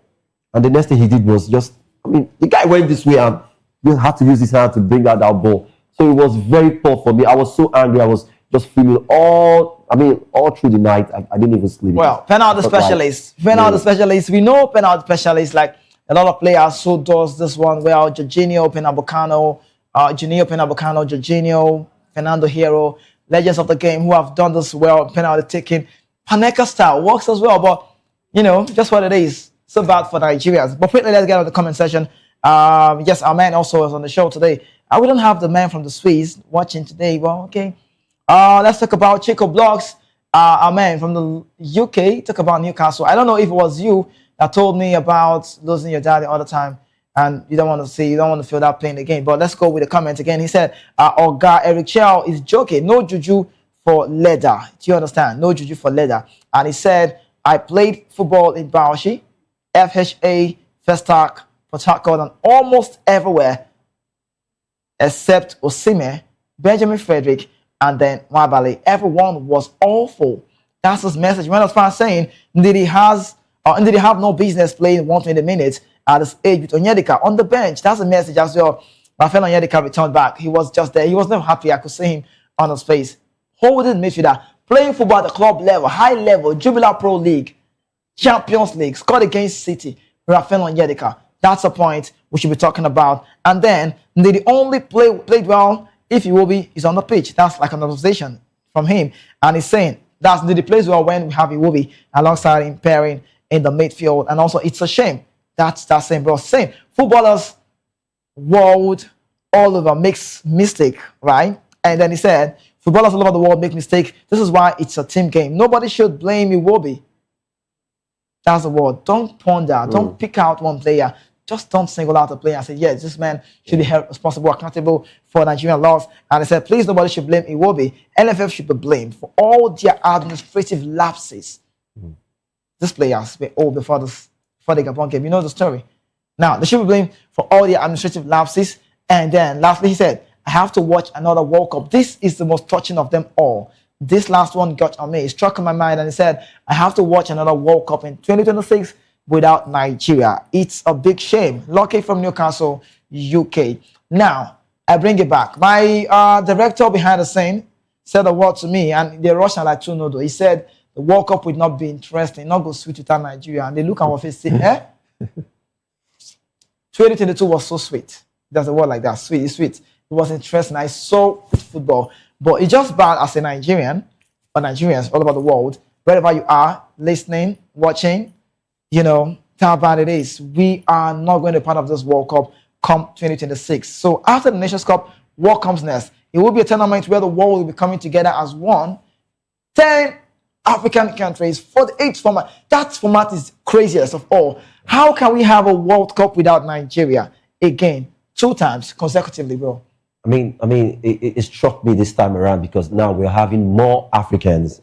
I mean, we have more slots for the Africans to go prove themselves or what they got in the World Cup. But this time around, I felt like This time we are getting the tickets. I mean, you saw what we did at the Nations Cup qualifier. It didn't even take us anything. We just strode past the same thing we played during the World Cup playoffs and the qualifier. I mean, we were struggling with them, but during the Nations Cup qualifier, we just had a stroll, beat the whole thing, and we got our ticket to the Nations Cup. So this was more of a dynamic display that never showed at the end of the day. I felt like we should have left. I don't want to keep going back, but this is the time that we need to do these things. I felt like we should have left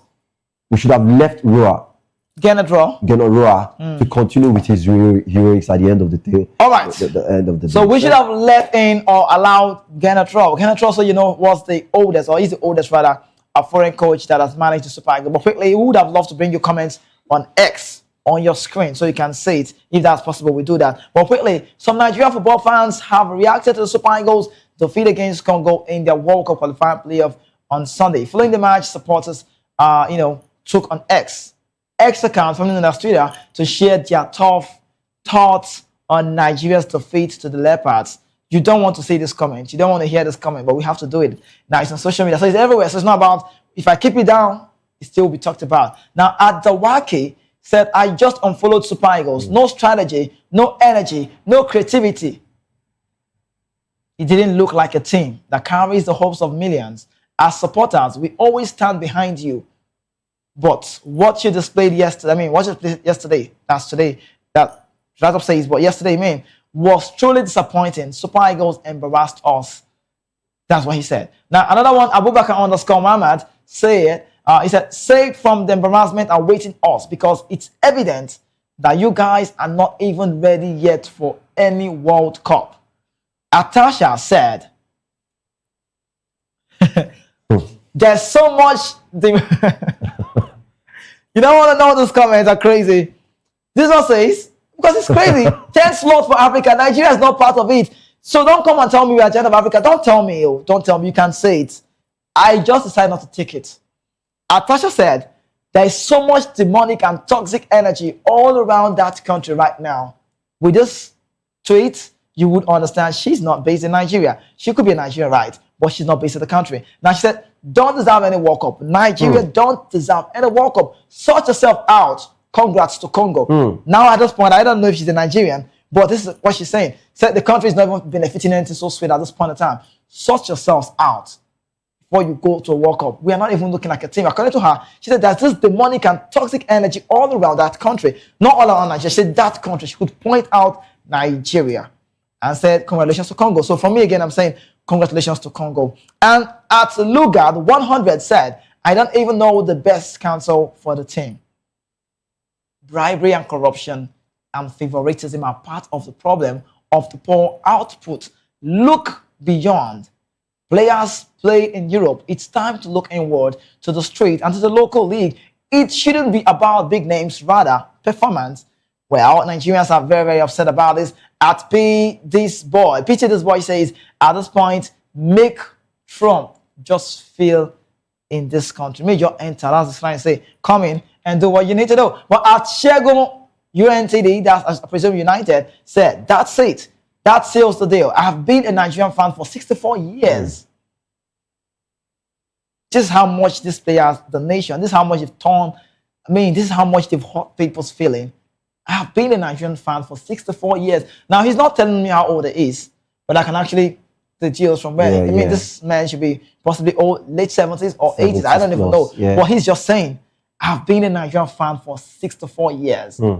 Some of you have now watched 1, 2 years, 3 years. They're not come out. I don't give up. And in all my time of being one, I have never seen a team this bad. I have enough of it until you fix it. Fix this team, I'll be packing my bags to Somalia, where they actually know how to run a real team. This is hurting. Somalia. I would not even want to go to Somalia, but because of this, you need to see me play the Congolese song on radio. I was dancing, I was winding the waist thing, I was doing it. I felt like Congolese. I like to put my name Kizike Makwao, Bakambu. I like those names. I like to take those names. Now, any underscore Koba 22 says, una not the shame. Carrying old players. Simon, come, your math no good. He says, Simon, 39 years, who tell you? Indeed, 37. Onyeka looks like he's in the early 50s. People might not good. I know Nigerians are like this. We can be like this. This is what happens because we watch with all our heart, body, soul, spirit, and mind. We give all we have, believing that we come out strong.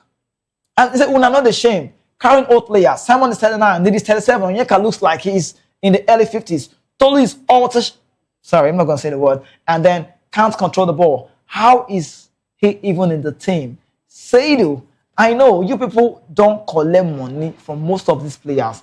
And greedy leaders, then that's a word about the nation. I don't want to say it doesn't sound friendly on the TV, but the word is DEA, you know the last word, dash nation. That's what she's saying, what he's saying rather. Now also another comment continue by saying, at Mike Lahoud, we just need to bring out this comment because so you know Nigerians are not happy. He said, fully deserved win by Chancellor Mbemba. 101 appearances for the nation, you need to know. And Democratic Republic of Congo, they were the better team. For much of the day, lots to discuss, but another very disappointing moment in Nigerian football. And then at Niger Score, saying, thank you at the NFF. This one tagged the NFF for winning our football. The appointment of Finidi George will never be forgotten. I can feel the pain. You might not understand where these tweets are coming from, but you should see we're taking our time to talk about this too because we know how this works. Finidi, I'm not a fan of Finidi George. Last time I met with Finidi was at the Value Jet preseason game at Ikene. Yes, I think the interview is still there. We have it. Yeah, I spoke to Finidi and he said he doesn't want to talk about the way he was laid off in the national team. Legend of the game, big players, 1995, best number 7 at that point. Played for Ajax Amsterdam, won the Champions League, played for AUC, played for Real Betis. Big players, like I rightly say, come alive from big moments. Finidi George was, I think it was 15 million or thereabouts. Yeah. Quite small to the rest of the Naira. Yes, you know, it might be monthly, but he wasn't giving all of the time. I'm not saying he's a good coach, don't get me wrong. I'm not saying he's a bad coach now, you know? But I'm saying the time that we give our own doesn't last so long. So this one is saying Finidi George appointment will not be forgotten. Now we move on at Chell on the road. This possibly might be the last. After this, we just get one more. And says 8 years with no participation. 2030 is the next chance. Another 12-year await, and this sums up the pain of being a Nigerian fan right now. If you look at all of these things, if you hear these things, you know people are very, very upset. Yes. And then at Kodo say we don't deserve to go to the playoff based on our performance tonight, after yesterday. And lastly, Wisdom underscore CFC, I presume the Chelsea fan, said we have to wait for another 4 years. Victor Osimhen, how old would he be at that point? But let's leave Osimhen and talk about this tweet. Nigerians are upset. Are you buying into what they're saying? They are saying a lot. I mean, these are stern words. I mean, coming from these fans. I mean, I feel their pain. I mean, seeing the comments, I mean, makes me feel so bad. I felt so bad. I mean, seeing this comment. I mean, it doesn't make any sense. At the end of the day, seeing the Super Eagles as big as a nation, like Tasha rightly did say. Yeah. I don't want to use those words. I mean, sorry, but I mean, I feel so bad knowing that in the next 4 years, we are not even sure of making it to the World Cup if we do not do the right thing. Now, going back to the drawing board, it's a different thing. We might be the head coach at that time. It's a different ball game. But one thing is sure at the end of the day, how do we digress from our failures and do better the next time we hit the grass? Yeah, that's the word. We'll go back to the comment section and read more. People are not really happy. Yeah, this one says, where they have a man from the Newcastle World saying, this one, the football filter, that's the name. He said, 10 slots for Africa for the first time, and Nigeria isn't playing. Super Eagles should be disbanded. That's opinion. And this one says, he's saying, corruption in NFF is our biggest challenge in Nigeria football. They should be sacked or banned. That's the word. And banned. Sacked and banned. That's the word. And then coach. I talked about coach Adeyemi Anthony. He's back on the show today from the Swiss world. He's saying, Kisi K10, I told you Super Eagles will find it difficult against DR Congo. Yes, coach, you said so, I recall. And I said I prefer Cameroon. Swiss-based Nigerian coach, Triple A. Thank you so much for being part of the show. And he also said, DR Congo is the Brazilian of African football. Really? Did they play that samba football well? No. Well, you could say, I don't know, it's opinion.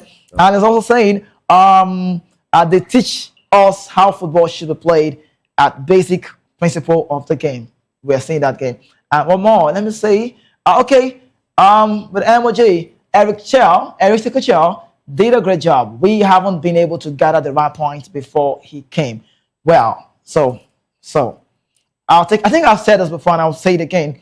I think shout out to those who while we keep getting prepared for the very bigger phase, coach Adedeji Adeyemi, you've been a coach and I've already said it on the show. We would love to have you possibly for an interview, and there's no other way to connect with you only when you drop your your social media page here, how we can definitely get to reach out to you. So coach, just do this. We'd love to reach you, get to reach out to you, bring people like you, on the show so you can have a word with us and let's know what you make about the Super Eagles and also how Nigerians are also faring around there in Switzerland. So coach, that's the assignment, that's the job. You owe me this. So there's no other way to connect with you. So you just have to put links down on the comment section that we can connect via social media. And also the man from the UK, Newcastle, Lucky, he said it before, about how he lost his dad the other time and how bad it would be for Nigeria to miss on the World Cup. And when he said this was not now, before this game, people like this also we would love to have on the show. That's what it is. So just go there with love emojis, place it on the social media, place it in the comment section. And if you want to be part of the show, just reach out, let us know how we can connect with you. And this one is saying, what was the CV of Finidi George before he was employed? No, but don't get me wrong, I'm not saying Finidi is good though. I'm just talking about the way he was laid off. And that's the story. But we need to go and then I need to leave you with some of the headlines, but yes, Nestor, I want to say a very big thank you for being part of the show. It's my we pleasure, can do this. always. Just be calm. I'm a Congolese now, so you're a Nigerian. So can you be calm? Are you calm? I'm very calm at the end of Do you have any last word possibly for every Nigerian out there? For every Nigerian, it's a Monday. We have to go out there, do those things that are possible, and keep the grace rolling. Okay. All right. Thank you so much. Yes, the word is why. It got me laughing. The word from the talk back says, why you did decamp? You don't decamp. I leave. Okay. I want to go to Congo. Someone said I want to go to Somalia. Somalia and Congo, which one is preferable? That's basically an irony though. An irony. All right. So away from those parts, if you look at me very well, you find us another them in Nigeria. So Nigeria, I didn't want to say. But let's talk about something else away from that one and give you some of this update quickly. The world of Formula One, there's been a lot to be talked about. Mercedes has conceded it simply didn't do enough good job in adapting to Formula One ground effect regulation as the rule cycle prepares to end. The Brackley team was coming off 8 consecutive constructor championship heading into the all-new era in 2022, but fell back to its distant head in the season standing, claiming just a single Grand Prix win. The team had gone radical with its W13 design featuring the zero-port concept, where the slide board was introduced to tiny inlets. But this and other design mistakes doomed the project, which was eventually firmly abandoned at the 2023 Monaco GP, where a more conventional car was introduced. Now we quickly jump and talk about the NBA. One man is in the news. We call this one Kendrick Formula. Kendrick Perkins says he had the perfect solution to solve NBA All-Star woes. With the NBA All-Star game losing its luster over the past few seasons, mainly due to players' apparent disinterest in participating, the league continues to seek the route to revitalize it. While last season's format gave the once prodigious event new life, the NBA had again tweaked the rules for this year's game in Los Angeles. This season, the 24-year-old selected, talk about the 24 players, selected as All-Star will be divided into 3 teams. 2 teams will be composed of players from the United States, and the 3rd team will feature in what we call the stars on the ground and around the world. This change was made to make the game more competitive and showcase the global nature of the NBA. However, as former NBA big man Kendrick Perkins alluded to on Road Tripping podcast, he's unsure if this latest adjustment is the solution the league is looking for. Instead, he proposed that the league invest a substantial amount of money to motivate the players to give their all in the All-Star games. And leaving the show this time around, let's quickly talk about what happened out there. The tennis world is big. I'm a friend of Yannick Sinner. I like the Italian man. Sinner defeated Alcaraz to successfully defend the ATP final crown. Yannick Sinner closed out the season in style, defeating world-class Carlos Alcaraz. He might be young, but he's a world-class. 7-6, 7-5 to successfully defend his ATP final crown and complete a flawless 5-love week in Turin. In a final package with momentum swings, showmaking, and shot marking, fireworks, and a twist with Alcaraz's hamstring issue, Yannick Sinner serving the composure proved decisive. The Italian extended his indoor winning streak to 31 matches and becomes just the 9th man in history to defend a year's end title, a fitting finish to a season where he's been almost untouchable under the light. Yes, you can see. Yeah, that's my friend. I like him. I like him a lot. But yes, lastly, Yannick Sinner successfully defended his NATO ATP Finals title with a thrilling 7-6, 7-5 victory over Carlos Alcaraz in Turin on Sunday and capping a perfect 5-love week and extending his indoor winning streak to 31 matches. This is where we have to call it a close. But I must say this, I am proud of Yannick Sinner. He's done so well. He's a living legend. He might just not be what you be thinking, but these kind of people are living legends. The upcoming case we'll talk about that, we'll be celebrating people like this. Like you talk about big names on the show, but for the teenage, I used to call him, I don't know if I should call him a teenage anymore, Carlos Alcaraz. I like him, I love him, I respect his gameplay. He's been great to watch, but regardless, he's not really having a good time this time around, and he's losing his rhythm on the game. But I want to believe the Spanish man would have to go back, make things right, and put out smile on the face of the Spanish people, because he have been doing it. And yes, it's also good that we see this rotate, because it's been all about one man that anytime I talk about tennis, I feel like I have him right in my DNA, because I always say that I don't need the Novak drugs, because right now I got the Djokovic right inside of me. So we call it a close right here on the show. We have the media news coming up next, but tomorrow we'll continue. Please do well to join the guys as well, 5 p.m. for the Locker Room Sports Show. That will be big. Up until then, have a very great day. It's Monday, actually. See you.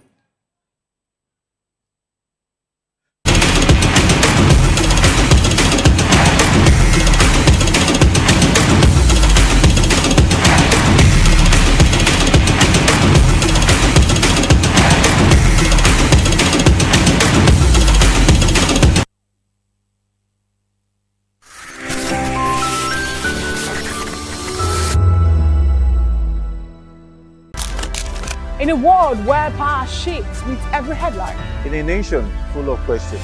In a world filled with noise, the truth needs a voice.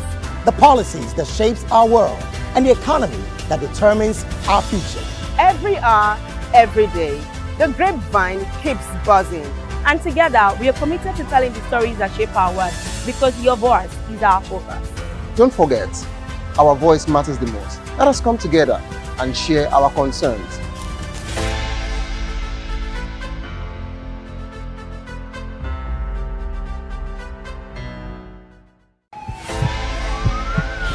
This is Health Check, your weekly guide to better living, smarter choices, and trusted answers. From everyday wellness to urgent health issues, we've got you covered. Health Check, only on Voice of the People television, where your health has a voice.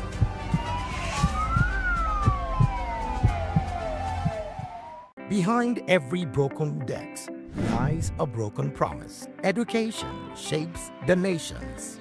But who is asking the right questions? Introducing Edu Dialogue, the show that goes beyond the surface, exposes the cracks, the corruption, and the silence in Nigeria's education system. Edu Dialogue, Saturdays, 3 p.m., only on VOP TV. We break the biggest stories. From missing funds to policy failures, we ask the tough questions and demand real answers.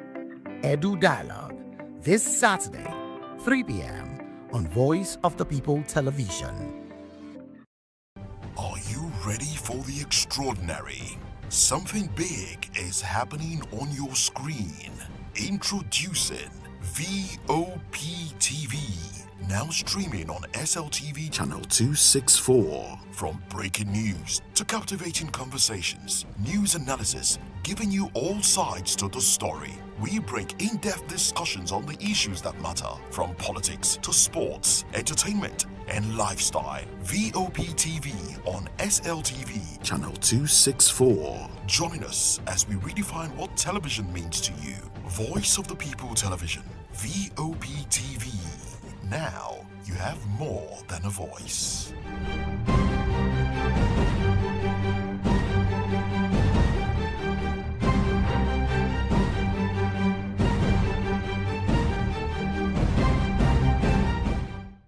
In a world where truth is the ultimate power and opinions scream the loudest, it's time to wade through the noise. Hunger no get tribe.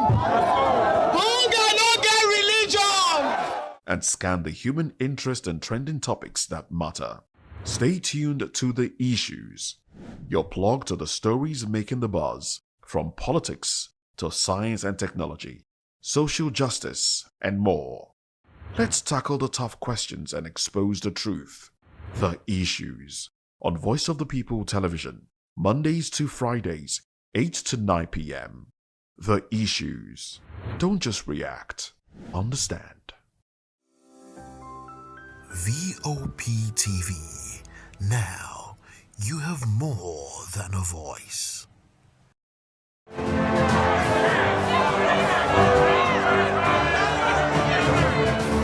Do you want your voice to be heard? Do you know that you matter in the scheme of things?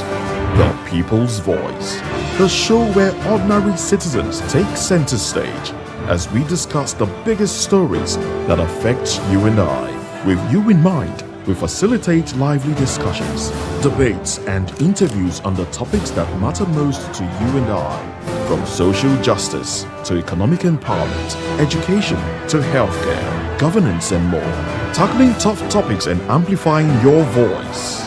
People's Voice, Mondays through Thursdays, 4 p.m. Join the conversation and make your voice count. The People's Voice. Make your voice count. In a world where power shifts with every headlines, news breaks and events happens, we bring you unbiased and explicit information on politics, economy, and state of the nation. We break down the chaos. Facts, not fluff. Truth, not spin. We discuss not just politics, but a glimpse into the future. Join Moses, Chukuma, and Fina on Voice of the People TM. Voice of the People Television. Now you have more than a voice. 2564 is coming up on 29 right. The 2564 Atlantic Tower. What happens in the hush behind hangar doors? Who signs the papers that gamble with lives? Which truths were grounded before they even ever had wings? If you've ever buckled a seatbelt at 30,000 feet, if you've ever stared out of that tiny window and wondered who's really in control of the skies, it isn't just flight, it's power, it's politics, it's pressure sealed in steel. We're peeling back the clouds from runway risks to sky-high secrets. We're diving deep where most dare not to look. Aviation Scope, every Sunday at 7 p.m. only on Voice of the People TV. We don't just report, we reveal. We don't just ask, we uncover. Because when it comes to the skies, ignorance is turbulence. Aviation Scope, the sky isn't the limit, it's just the beginning. To know the happenings in the maritime sector, join us on the program Maritime Frontiers on VOP TV as we discuss key areas in the maritime sector, from aquaculture, maritime transportation, maritime labor regulation, oil and gas exploration, ferry and passenger insurance, marine pollution and prevention, port operations, and lots more. Maritime Frontiers, exploring Nigeria's blue economy. Welcome to the Locker Room, the home of football talk that matters. I am Jerry Arpillon. Join us every weekday, Monday to Friday at 5 p.m. Nigerian time, as we share the hot takes and hot debates in the exciting world of football. And joining me are the usual suspects, Ikechukwu and Mayowa, as we break down all the hot takes and everything that's happening in the football. Don't just watch football, live it with us. Catch us on the Locker Room and Voice of the People Television at 5 p.m. Nigerian time. And like I always say, if not playing to the front, please discuss. This is African News on Voice of the People Television, where we don't just bring you the news, we bring you Africa's heartbeat, the policies that shapes our world, and the economy that determines our future. African News on Voice of the People Television. Stay with us.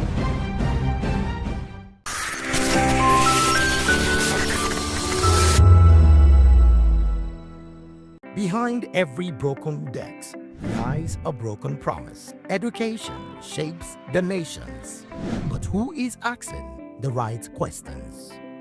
Introducing Edu Dialogue, the show that goes beyond the surface, exposes the cracks, the corruption, and the silence in Nigeria's education system. Edu Dialogue, Saturdays, 3 p.m., only on VOP TV.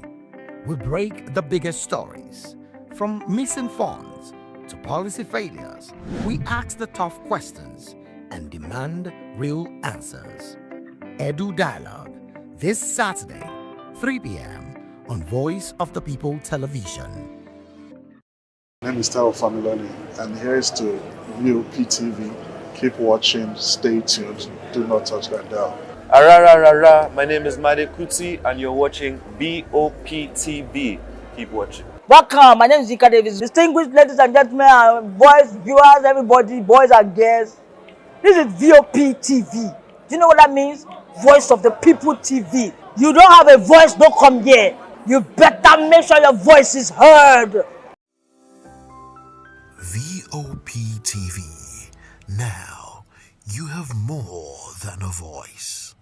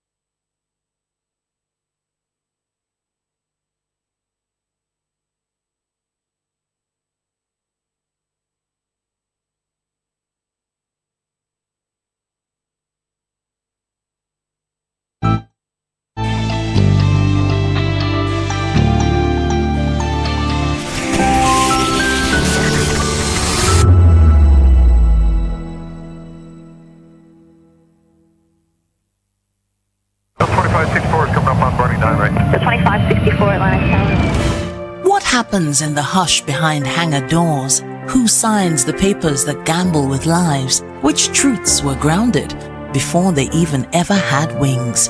If you've ever buckled a seatbelt at 30,000 feet, if you've ever stared out of that tiny window and wondered who's really in control of the skies, it isn't just flight, it's power, it's politics, it's pressure sealed in steel. We're peeling back the clouds.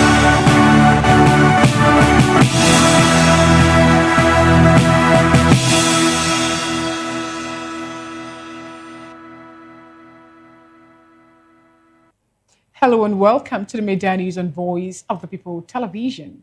I am Fina Okechukwu. And I'm Chioma Innocent. First, the headlines.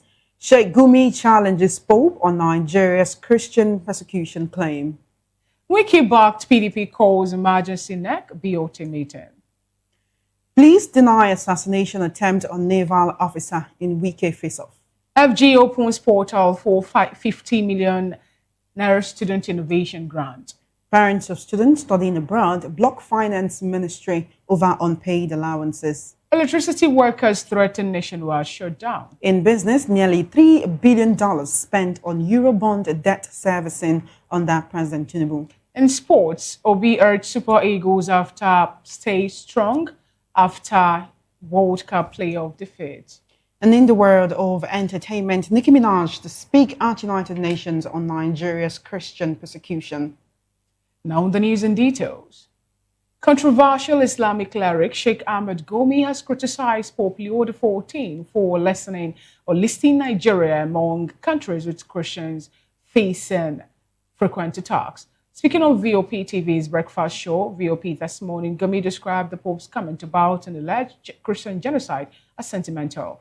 He argued that many of Nigeria's military chiefs are Christians, saying they would not oversee the killing of their own people. Gumi also dismissed former U.S. President Donald Trump's threat to strike terrorists in Nigeria, saying the U.S. has no moral authority to intervene in the country's internal affairs. He accused Trump of complicity in what he called the genocide in Gaza. The cleric denied reports quoting him as saying Christians are buried empty cups.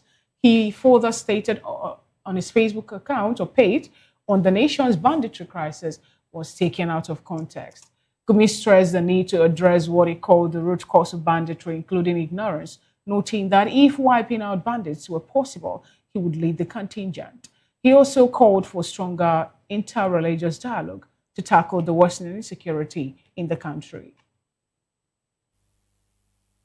I think because of the excitement in the country, he didn't even wait to hear or to read what I have written. It's there on my Facebook. I said a doctor wrote me about this, and I wrote, I hope it's not true. Okay. And I was surprised. He's quoting what the doctor said and attributing it to me. I think you can, before we finish your comment, to quickly go into the Facebook and see what I wrote there. So eventually, I saw a lot of dramatization in the issue. I don't know why he was so agitated from something that is an allegation. Evidently, he's not talking about 2010 or what happened in 2010. If you can show a list of 500 Christians that were massacred, I myself now, I have a list of 1,000 Muslim families in this Kafancha area who were massacred during the 2011 riots. So what I've said is ethnic fighting between two groups, people who think they are resident and others are settlers, and others who think we have rights like any other Nigerian. This is the clash. But to bring religion into it, that is what beats mind. These people are saying we are taking revenge of our people that we are killed, our children, they are taking revenge and killing their own fellow Muslims in masses. Now, if a foreign country will come and kill them, and this foreign country will make the mistake of saying, I'm going to protect a certain thing, automatically their psyche is that certain thing that you are trying to protect is my enemy.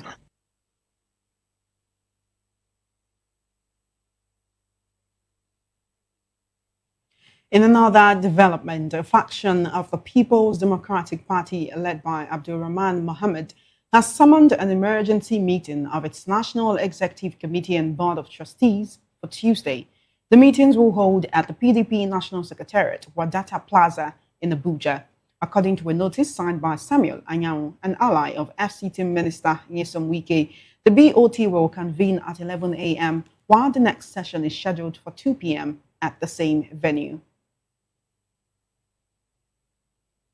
Moving on, the Federal Capital Territory Police Command has dismissed report that AME Rima, the naval officer involved in an altercation with FCT Minister Nyesom Wike, was the target of an assassination attempt in Abuja.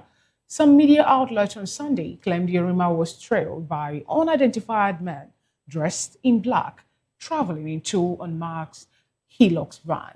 In a statement, FCT police spokesperson Josephine Ada described the report as false and unverified, saying no such incident was reported or recorded anywhere in the territory. The command urged the public to disregard the story and avoid spreading claims that could cause unnecessary panic. Yerima had earlier clashed with soldiers on November 11 over a disputed plot of land in the capital. Now, this report says that the federal government has opened the application portal for the Student Venture Capital Grant, a new national initiative aimed at supporting student-led innovation with equity-free grant of up to 50 million. The announcement was made today in a statement issued by the Federal Ministry of Education and signed by Boriowo Folashade, the Director of Press and Public Relations. At the launch, the Minister of Education, Tunji Alausa, said the initiative was central to the government's innovation drive. The ministry said the grant is targeted at students building innovation in STEM fields: science, technology, engineering, mathematics, and medical sciences. It was stated that the initiative is designed to ignite and support student-driven innovation by funding ventures that address real-world challenges with clear potential for scale and commercialization. It added that successful applicants will be placed in a full support system that includes incubation, mentorship, and access to tools. The ministry also announced a partnership with Google to strengthen the program's evaluation process. Elsewhere, parents of Nigerian students studying abroad on government scholarship today blocked the entrance of the Federal Ministry of Finance in Abuja, demanding the payment of outstanding allowances owed to their children. The protesters say their children, who are on various bilateral education agreements and other scholarship schemes, have not received their stipend for 16 months, while an additional 8-month shortfall remains unsettled. Still in the news, the National Union of Electricity Employees has threatened a nationwide shutdown following an alleged attack on the staff of the Transmission Company of Nigeria. A statement by its acting General Secretary Dominic Igwebuike said the decision became necessary after workers on duty at Egbu Transmission Substation, Imo State, were allegedly beaten, held hostage at gunpoint, and some were abducted by armed police officers said to be acting on the orders of the state. The police officers reportedly entered the substation's control rooms by force, vandalizing equipment and disrupting operations. Workers on duty were allegedly held at gunpoint, assaulted, and some were abducted to an undisclosed location. According to the statement, the union also said it has already directed its members to halt power supply operations in Imo State until further notice. It threatened to withdraw services nationwide unless authorities took immediate action to guarantee the safety and protection of electricity workers across the country.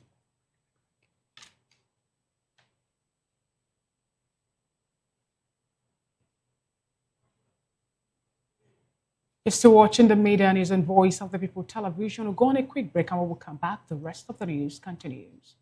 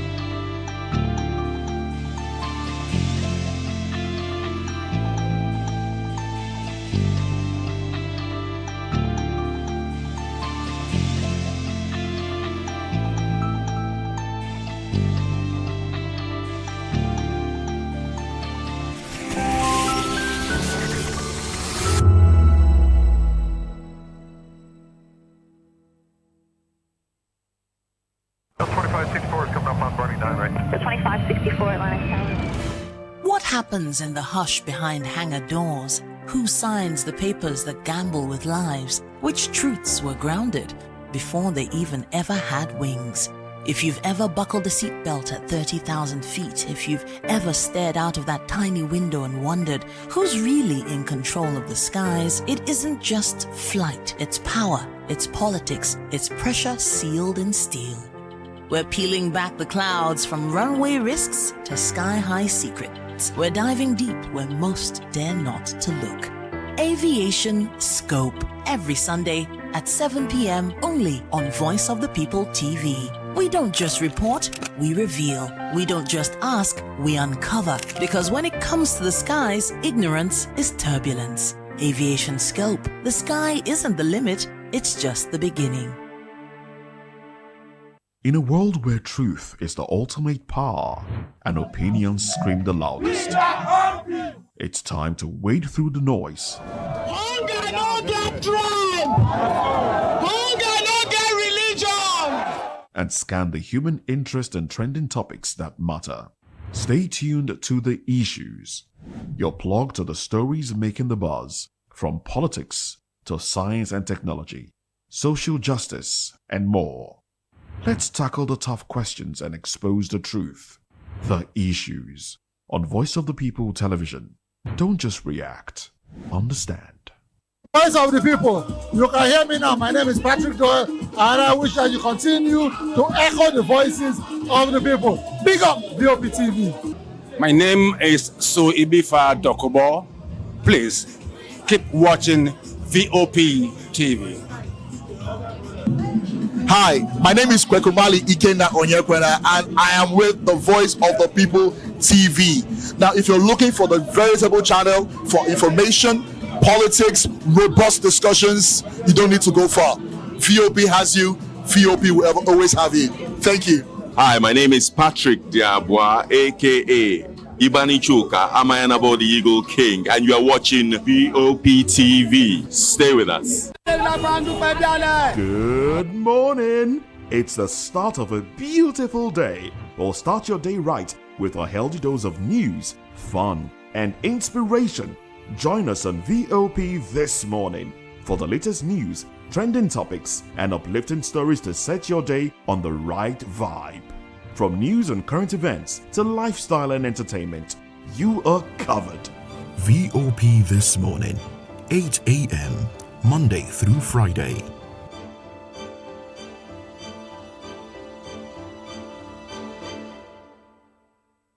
Mr. Familoni, and here's to VOP TV. Keep watching, stay tuned, do not touch that dial. My name is Made Kuti, and you're watching BOP TV. Keep watching. Welcome, my name is Zika Davis. Distinguished ladies and gentlemen, boys, viewers, everybody, boys and girls. This is VOP TV. Do you know what that means? Voice of the People TV. You don't have a voice, don't come here. You better make sure your voice is heard. This is African News on Voice of the People television, where we don't just bring you the news, we bring you Africa's heartbeats, the policies that shapes our world, and the economy that determines our future. African News on Voice of the People television. Stay with us. Hey guys, what's up? How you all doing? They call me Lovisha Nelson One, your number one celebrity host, and you are watching Voice of the People television, VOP. Stay tuned. Uyi Osarite is my name. I am a friend of the microphone, Voice of the People TV. That name is unique, and the brand is very sweet. I like the packaging, picture qualities, camera qualities, and then of course, the quality of human beings that I see sometimes on your channel. I talk and get paid, and I look forward to being in your studios. Oh yes.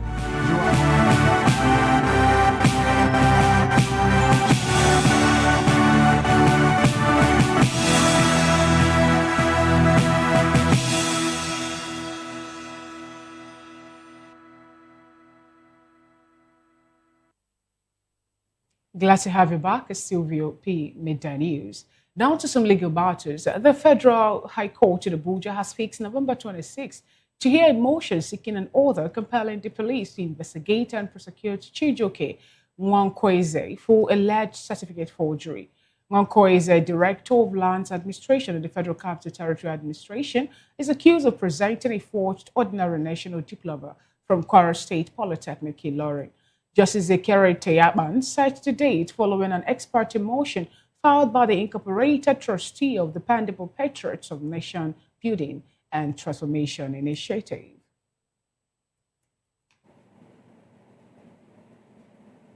In the meantime, the Federal High Court will begin its Christmas vacation on December 19. Now, according to a statement by the court's Director of Information, Catherine Christopher, sittings will resume across all judicial divisions on January 7, 2026.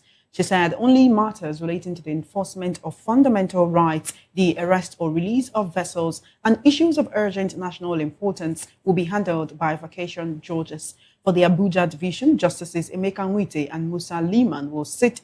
In Lagos, Justices Akintayo Aluko and Isaac Dikbeolu. In Port Harcourt, Justices PM Ayua and A.T. Mohammed. And in Enugu, Justice Folashade Giwa Ogubanjo will serve as the vacation judge. It's still the midday news at this time for the news analysis. And joining us here on the studio is Barrister Darlington Agamo, a political and public affairs analyst. And joining us virtually is Mazi Amobi Hebor, who is also a public and political affairs commentator. Good afternoon, gentlemen. Good afternoon, Barrister Darlington. Good afternoon, Chuma and Fina. How are you? Oh, good, thank you. Good afternoon, Mazi Amobi Hebor. Good to have you join today's midday news. Yeah, thank you very much.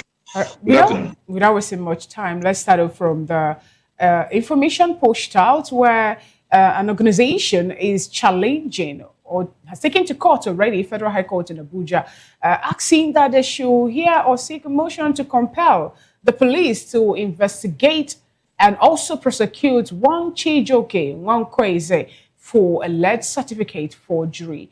And the court have also slated November 26th to be the day that they will hear this motion presented to them by the incorporated trustees of the Dependable Patriots of Nation Building and Transformation Initiative.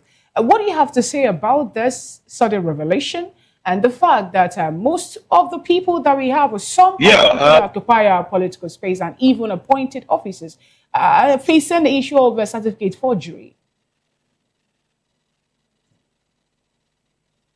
Can you hear me, Mazi Hebor? I can hear you.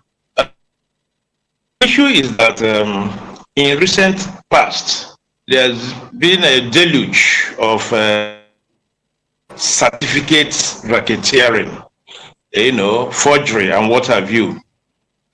We should ask ourselves why.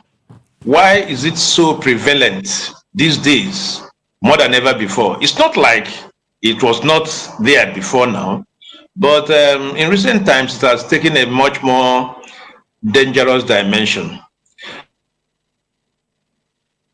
Paper qualification can be identified as one of the reasons, we in Nigeria is paper qualification so much. Little wonder why people, do what they do. I'm not trying to make excuses for that. We are trying to look at, issues rather dispassionately. And if that there comes a time in the life of a country when you say enough is enough, I would recommend that government offices, even private sectors, should go on certificate verification. They should go on certificate verification because a lot more will be revealed if we do so. Those people that we think are, these, will be surprised at what will be revealed. I think, the emphasis on paper qualification should be reduced as much as possible. And then to stem the tide, government offices, parastatals, private sectors should put in mechanism towards verification because of their staff. Now, when you say they should put in mechanism into the verification of the certificate of their staff, let's take a cue from what happened recently. We have an appointed minister accused of forging a certificate. He went through a series of verification. Even the DSS vetted him, and the credentials presented in the National Assembly also did the same before the appointment. And at the end of the day, we learned that he forged, the certificate he presented. And even among the legal luminary, even among some judges too, we've learned some of them go as far as falsifying their age and giving or presenting conflicting certificates and all that. At what point are we going to forget about basing people's qualification or people's activity solely on the certificate that they possess? Because I don't see how one crazy can rise or get to the position of a director of lands administration in the Federal Capital Territory, with a fourth certificate up until when these groups started pointing or making this accusation about it. That is what we are saying. That deeper. If we dig deeper, you'll be amazed at what we, that will come up. Certificate forgery and what have you. It is so pervasive in our society these days that we need to,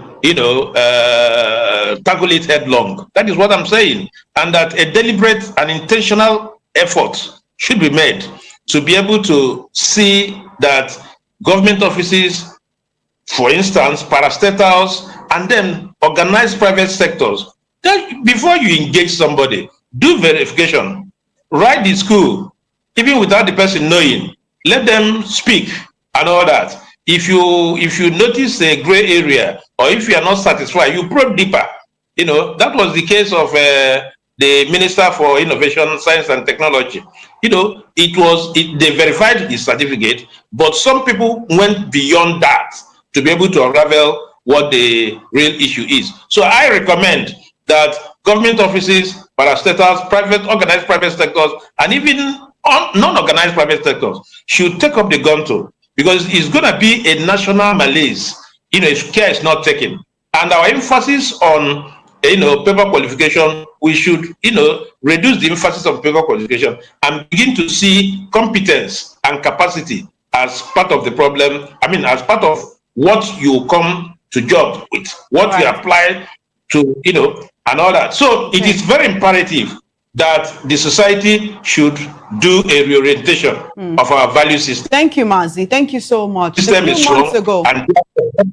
few months ago, the federal government launched a portal for verification of certificates. So we're waiting to see how that will turn out, and very soon, hopefully, we will no longer have issues of people claiming certificates and claiming where they did not graduate from. But let's talk about weightier matters. Controversial Islamic cleric Sheikh Ahmad Gumi has challenged the Pope, that's Pope Leo XIV, for listing Nigeria among countries where Christians face frequent attacks. This has been an ongoing conversation. Now, he joined us this morning for VOP TV's breakfast show, that's VOP This Morning, and he described the Pope's comment about an alleged Christian genocide as sentimental. He's saying Nigerian Christians have been sentimental. Some Nigerian pastors who are talking about this have been sentimental. The Pentecostal Fellowship of Nigeria have been sentimental. The Christian Association of Nigerian Youths are being sentimental. That is, Reverend Ezekiel Dachomo is being sentimental.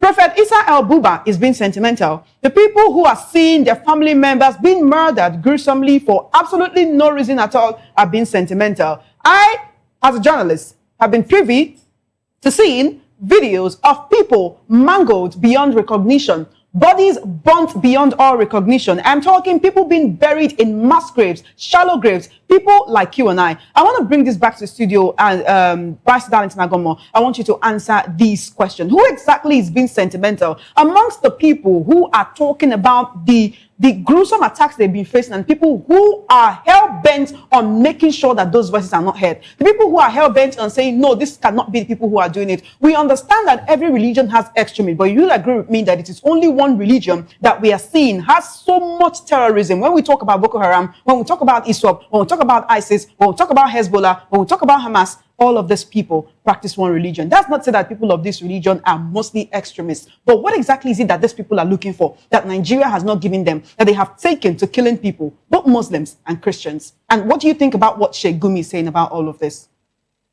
The issue of being sentimental here is unfounded.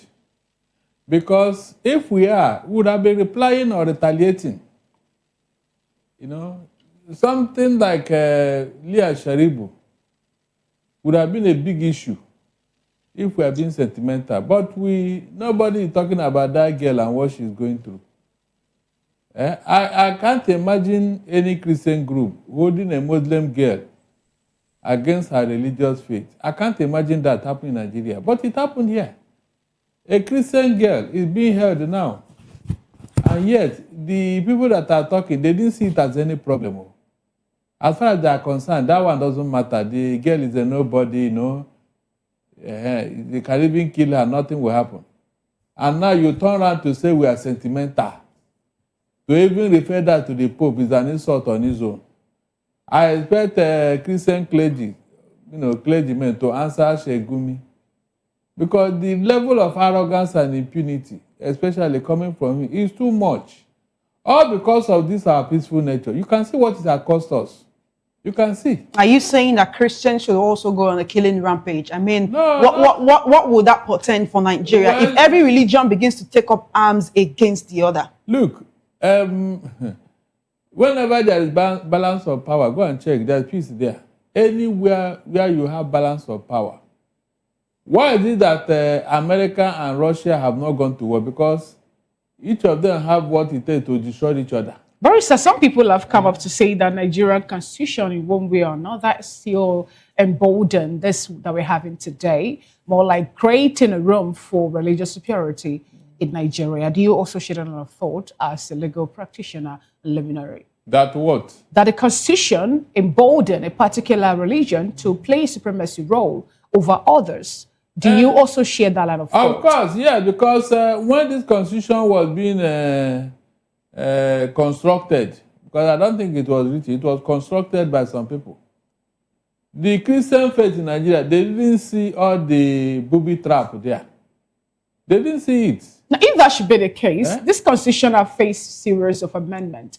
1999, it was amended, and we've been tinkering one part or another of it. Why is it that people are not looking at the holistic way of amending the constitution, especially when it has to do with such sensitive issues that has to do with supremacy of one religion over another? Because we're a secular nation. Because you, the Christians, you are sleeping on your rights. The Christian faith in Nigeria are sleeping on their rights. So anything they have to do with religion, the Muslim faith had to take a preeminence. That is the truth. And you, the Christian, you will surrender. You will not even ask questions. Like this in the Constitution. It is almost all the Sharia tradition and culture in our national constitution. National constitution. Meanwhile, this is supposed to be a tradition and culture of a faith. Okay, where is the Christian tradition and culture in that constitution? Where is it? Don't we have canon law? You can see. You should have insisted that let them put our own Christian tradition and culture there. But you sold it. You sold out. You sold out on your religious rights. This sounds like you're actually blaming Nigerians or the founding fathers of Nigeria or the people who, like you said, constructed the constitution for what we are currently facing. Well, if we look at it, there has been a systemic and systematic wiping out of certain people from their ancestral lands. That is what we are looking at here. Whether they are Christians or they are Muslims, the fact still remains that there are people in this country who cannot sleep with both eyes closed. Communities are going ahead to sign peace deals with bandits who come into these communities like celebrities, live like celebrities, to the extent that people of these communities are taking pictures with them. These people come for peace deals with various weapons. It's almost as if they do not trust the Nigerian government. People like Shegumi keep advocating for non-kinetic measures, but both kinetic and non-kinetic measures, contrary to what the Nigerian government has been telling us, the people who have been affected say it is not helping at all. When the Nigerian government goes on the international scene, when the Attorney General of Federation, when the Foreign Affairs Minister goes on the international scene, goes for interviews and tells people that there is nothing like a Christian genocide in Nigeria and that the Nigerian government is winning the war against insecurity, is it actually true? Because while we're talking about this, there are reports, we are still trying to confirm that report, that terrorists ambushed the government girls' secondary school in Kebbi State this morning and cutted away many girls. This was what happened with the Chibok girls. This was what happened with the Dapchi girls. And it seems to be happening again. And yet they tell us they're winning the war against insecurity. Those of us in Lagos, we walk about, it seems like all is well. But our brothers and sisters who live in the hinterlands know that all is not well because they give us these reports. My dear, what you are just read out here is the docility of the Christian community. That's why I'm asking you again. Are you saying Christians should take up arms? Because it is not in the habit of Christians to take up arms and fight for their gods. That is what we've been seeing over and over again. If the Christians take up arms, the Muslims take up arms, will it not become a guerrilla warfare? Will Nigeria not become a war zone? Which is what we have been trying to ensure that it's not happening. You know that Jesus Christ is the Prince of Peace, a very peaceful man. Is that not true? But at a point, Jesus Christ had to use cane to flog some people to stop trading in his father's house. So, if you're a peaceful man and people are taking your peaceful nature for granted and they want to wipe you out of the face of the earth, are you still going to remain peaceful? Barrister, when you look at the Constitution of Nigeria, the first or the highest duty is placed on the government to secure lives, property also of the people. So are we going to let the government enjoy the money that we pay them, whereas we, that happen to be the taxpayers, will be the one that will also provide security for ourselves? Bina, I would like to add to that question by asking, if you're given a gun right now, Barrister Darlington, would you lead a contingent to protect Nigerian Christians? Why not, if not? You're ready to carry gun? You're ready to be at the forefront and lead the warfare? I want to ask you a question. The people that are carrying it and killing Christians, do they have two heads? These are issues we are talking about.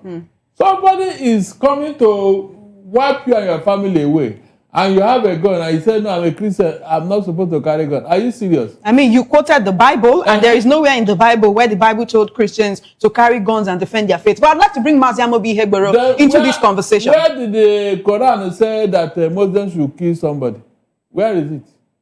All right, Mazi, let's get you join the conversation. What do you make of the statement by... Thank you very much. And then how you call the statement of Pope Leo XIV a sentimental one, and how he's been so vocal, packing all the things he's been talking about, sponsoring, or rather going out to meet with the bandits, talking to them, providing measures, talking about giving them amnesty and all that. Let's get your opinion on that, please.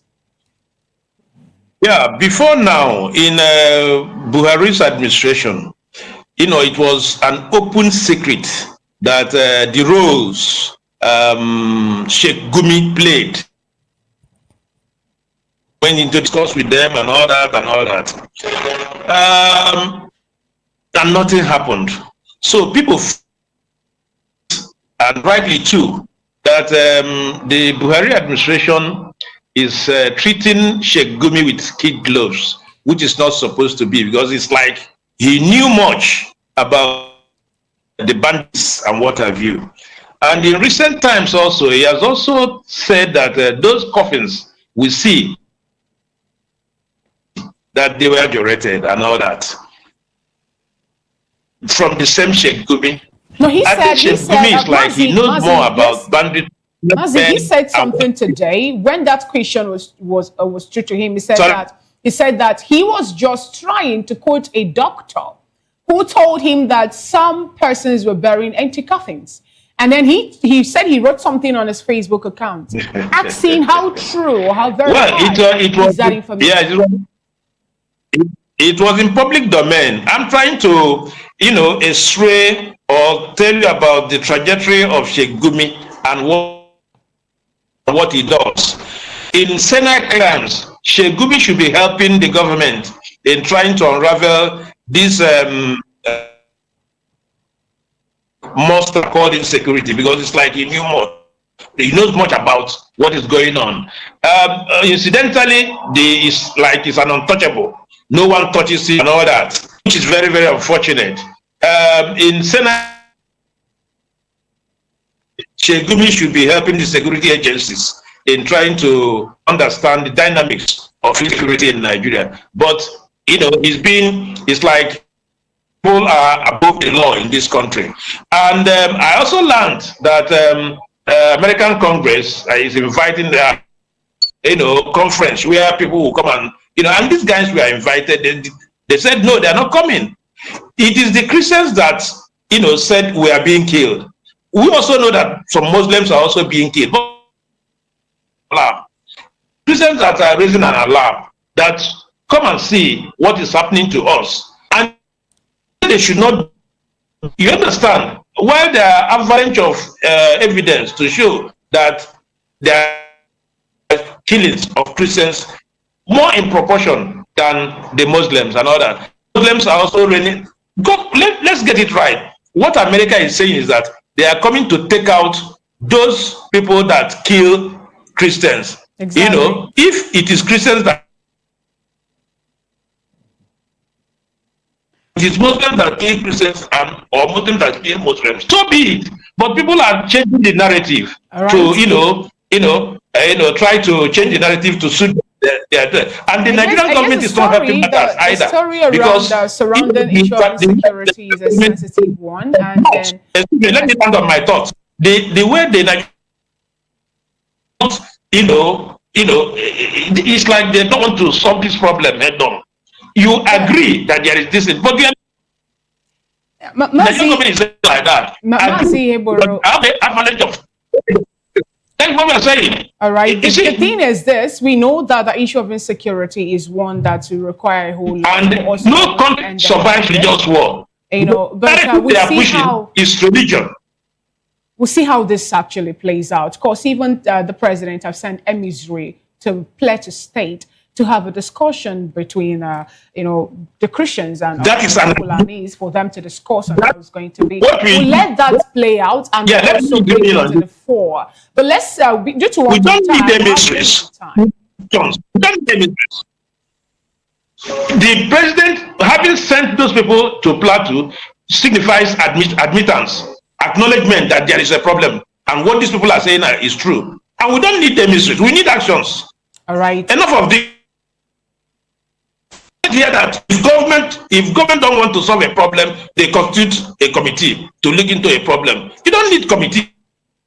All right. The security agencies should work surreptitiously, covertly, to be able to get this. And within a record time, we should be having dividend of their new appointments. All right, thank you so much. I guess we have new heads now. We have new chiefs appointed by the president, and we'll see what they will do and how they will defend themselves and make sure that they exonerate themselves and push out their names from the backlash of Nigeria. Now, let me ask you this, please. We've been getting back and forth from the People's Democratic Party. There was a convention that happened yesterday and the day after that, and guess what happened? People were suspended. People were expelled. Let me use the word expelled from the party. But we learned again today that the faction that was expelled have another meeting today, emergency meeting, where they are talking about bringing themselves back. We have the likes of Samuel Anyangu and even Nyesom Wike, and converging, having a board of trustee meeting today at 11 o'clock for them to discuss how to push the party forward. What is really playing out in PDP? A suspended or expelled team having a meeting to decide or deliberate on what their fate to be like. My simple answer here is that PDP is dead. The kind of punches, the kind of onslaughts that PDP is undergoing now, I do not think they will survive it in 2027. That's my simple opinion. Right. PDP is gone. Look at what transpired in the convention. Even the chairman of the said was not part of it.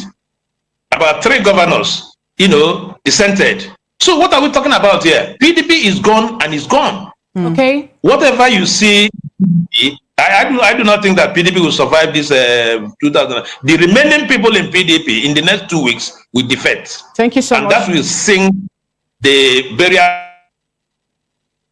Unfortunately, so we're looking for another credible opposition that can match APC. As at now, the ADC. We're having a little. We need a credible opposition. Somehow we get it. We don't. It's neither here So what it means effectively is that AP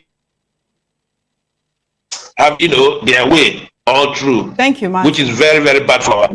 Thank you so much, Mazi. We do appreciate you for joining us on the Midday News today. Thank you. We would like to come back to you, Barrister Darlington Agoma, before we go. Just answer this question in 1 minute. Do you agree with Mazi's sentiment that PDP is literally 6 feet under? They finally expelled Wike, which is what many Nigerians have been clamoring for, but their problem does not seem to have come to an end. Yeah, except PDP reinvents itself. How can it reinvent itself? By starting on a new slate. How can it start on a new slate? By coming together. They are already together. They came together to do their convention, and 4 governors did not come for the convention. They did not, because some people did not show up. And now some people are holding a different meeting entirely. So except all these warring parties come together and sheathe their sword, that is when I will now agree that PDP is gone or dead. All right, then. Because the meeting they are holding today with Wike, is it not under PDP? It's under PDP. So unless a new body comes up, and I doubt it, they may not take part in this 2027 election. They won't. That would be quite unfortunate for many Nigerians who fear that the country is slowly descending into a one-party state. Barrister Darlington Agoma, we do thank you for joining us on the Midday News today. We also thank Mazi Amobi Ihegwere, Public and Political Affairs Analyst, for joining us for the news analysis segment. Stay tuned, the Midday News continues.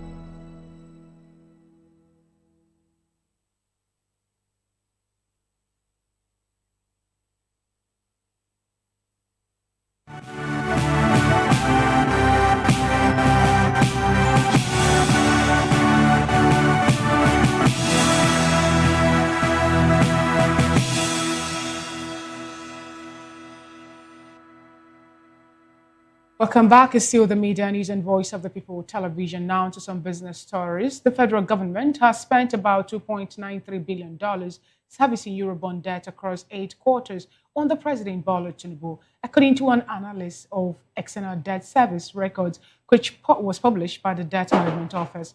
The data covering quarter 3, 2023 to quarter 2, 2025 show that Eurobond obligations alone accounted for 31.5% of Nigeria's total external debt service of $9.32 billion over the 2 years.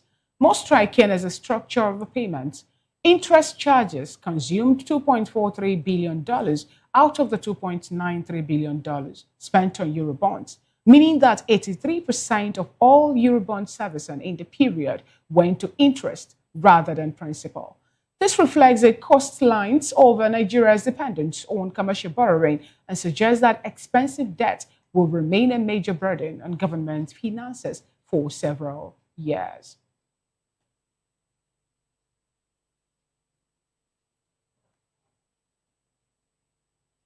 From business, we take you into the world of sports, where former presidential candidate Peter Obi has urged the Super Eagles to stay resilient after Nigeria's exit from the 2026 World Cup playoffs. Nigeria was eliminated on Sunday following a 4-3 penalty shootout loss to DR Congo after a 1-1 draw over 120 minutes at the Prince Moulay Abdallah Stadium in Rabat.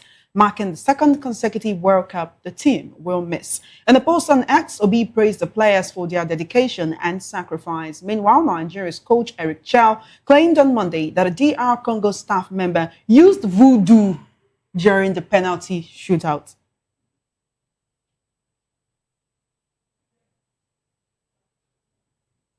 In entertainment, U.S. rapper Nicki Minaj, born on Ika marriage party, is set to speak at a United Nations event in New York this Tuesday on jihadist violence against Christians in Nigeria. She will be joined by U.S. Ambassador to the UN, Michael Watts, and Alex Brucewitt, an advisor to former President Donald Trump and the event's convener.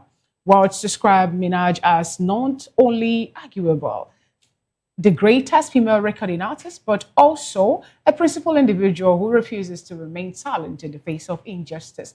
Trump recently claimed that Christians in Nigeria are facing ongoing genocide, designated the country as country of particular concern, and urged Congress to take immediate action. Minaj praised Trump for condemning the killings.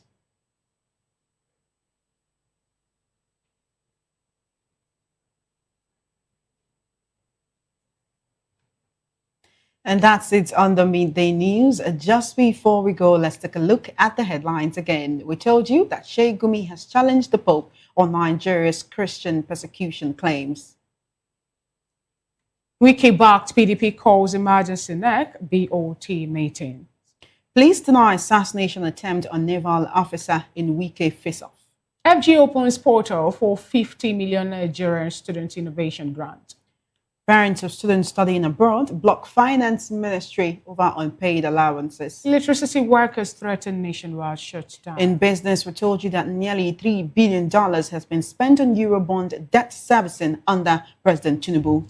In the world of sports, Obi urged Super Eagles after stay strong after World Cup play of the field. And in the world of entertainment, Nicki Minaj to speak at United Nations on Nigeria's Christian persecution. That is it on the Media News and Voice of the People television. Do also subscribe to our YouTube channel. On YouTube, we are Voice of the People TV, and on all of our social media platforms, we are VOP TV Live. Up next on the schedule of Voice of the People television is a Spotlight show with Precious Agumanu.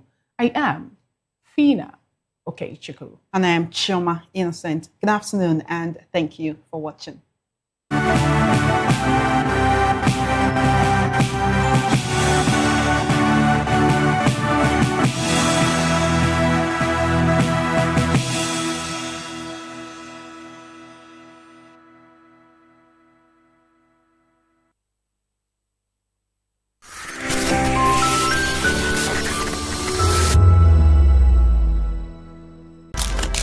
In a world where power shifts with every headline. In a nation full of questions.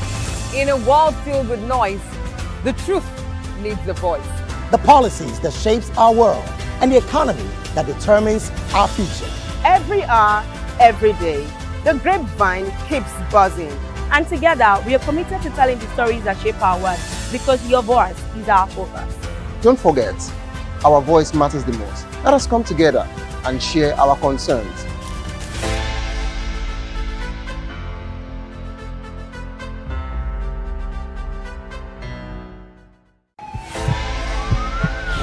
This is Health Check, your weekly guide to better living, smarter choices, and trusted answers. From everyday wellness to urgent health issues, we've got you covered. Health Check, only on Voice of the People television, where your health has a voice.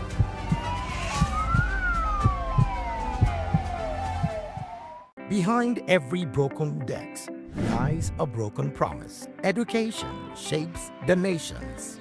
But who is asking the right questions? Introducing Edu Dialogue, the show that goes beyond the surface, exposes the cracks, the corruption, and the silence in Nigeria's education system. Edu Dialogue, Saturdays, 3 p.m., only on VOP TV. We break the biggest stories. From missing funds to policy failures, we ask the tough questions and demand real answers. Edu Dialogue, this Saturday, 3 p.m. on Voice of the People television. ready for the extraordinary? Something big is happening on your screen. Introducing VOP TV. Now streaming on SLTV channel 264. From breaking news to captivating conversations, news analysis, giving you all sides to the story. We bring in-depth discussions on the issues that matter, from politics to sports, entertainment, and lifestyle. VOP TV on SLTV channel 264. Join us as we redefine what television means to you. Voice of the People Television, VOP TV. Now you have more than a voice.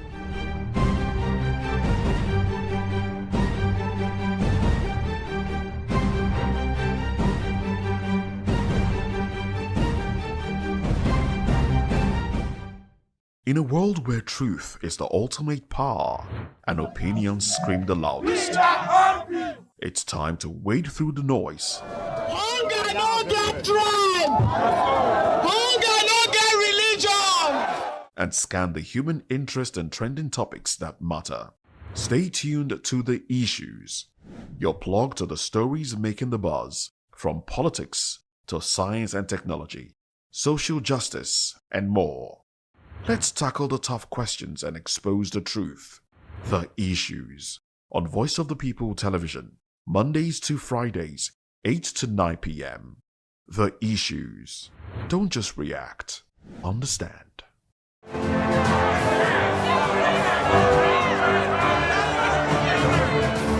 Do you want your voice to be heard? Do you know that you matter in the scheme of things?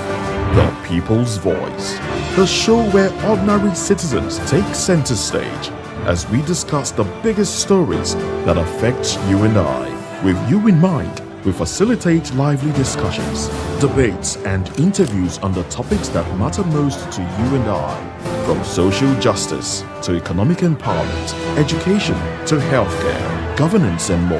Tackling tough topics and amplifying your voice. People's Voice, Mondays through Thursdays, 4 p.m. Join the conversation and make your voice count. The People's Voice. Make your voice count. 2564 is coming up on Bernie 9 right now. The 2564 Atlantic County. What happens in the hush behind hangar doors? Who signs the papers that gamble with lives? Which truths were grounded before they even ever had wings? If you've ever buckled a seatbelt at 30,000 feet, if you've ever stared out of that tiny window and wondered who's really in control of the skies, it isn't just flight, it's power, it's politics, it's pressure sealed in steel. We're peeling back the clouds from runway risks to sky-high secrets. We're diving deep where most dare not to look. Aviation Scope, every Sunday at 7 p.m. only on Voice of the People TV. We don't just report, we reveal. We don't just ask, we uncover. Because when it comes to the skies, ignorance is turbulence. Aviation Scope, the sky isn't the limit, it's just the beginning. To know the happenings in the maritime sector, join us on the program Maritime Frontiers on VOP TV as we discuss key areas in the maritime sector, from aquaculture, maritime transportation, maritime labor regulation, oil and gas exploration, ferry and passenger insurance, marine pollution and prevention, port operations, and lots more. Maritime Frontiers, exploring Nigeria's blue economy. Welcome to the locker room, the home of football talk that matters. I am Jerry Apelon. Join us every weekday, Monday to Friday at 5 p.m. Nigerian time, as we share the hot takes and hot debates in the exciting world of football. And joining me are the usual suspects, Ikechukwu and Mayowa, as we break down all the hot takes and everything that's happening in the football. Don't just watch football, live it with us. Catch us on the locker room and Voice of the People Television at 5 p.m. Nigerian time. And like I always say, if not putting in the thought, who's the sport. This is African News on Voice of the People Television, where we don't just bring you the news, we bring you Africa's heartbeat, the policies that shapes our world, and the economy that determines our future. African News on Voice of the People Television. Stay with us. The red carpets, awards, the razzmatazz, music, fashion, interviews, and more. Spotlight on Voice of the People Television. Let's feed you with all the juicy stories in the global entertainment space, bringing you the glitz and glamour as it is hot. Stay tuned to Spotlight, 1 p.m. Monday to Friday. Spotlight on VOP TV. Entertainment like never before.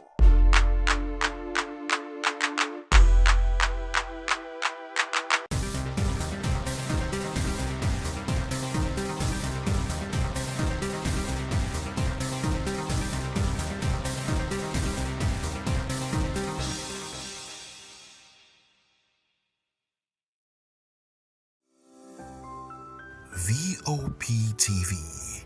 Now, you have more than a voice.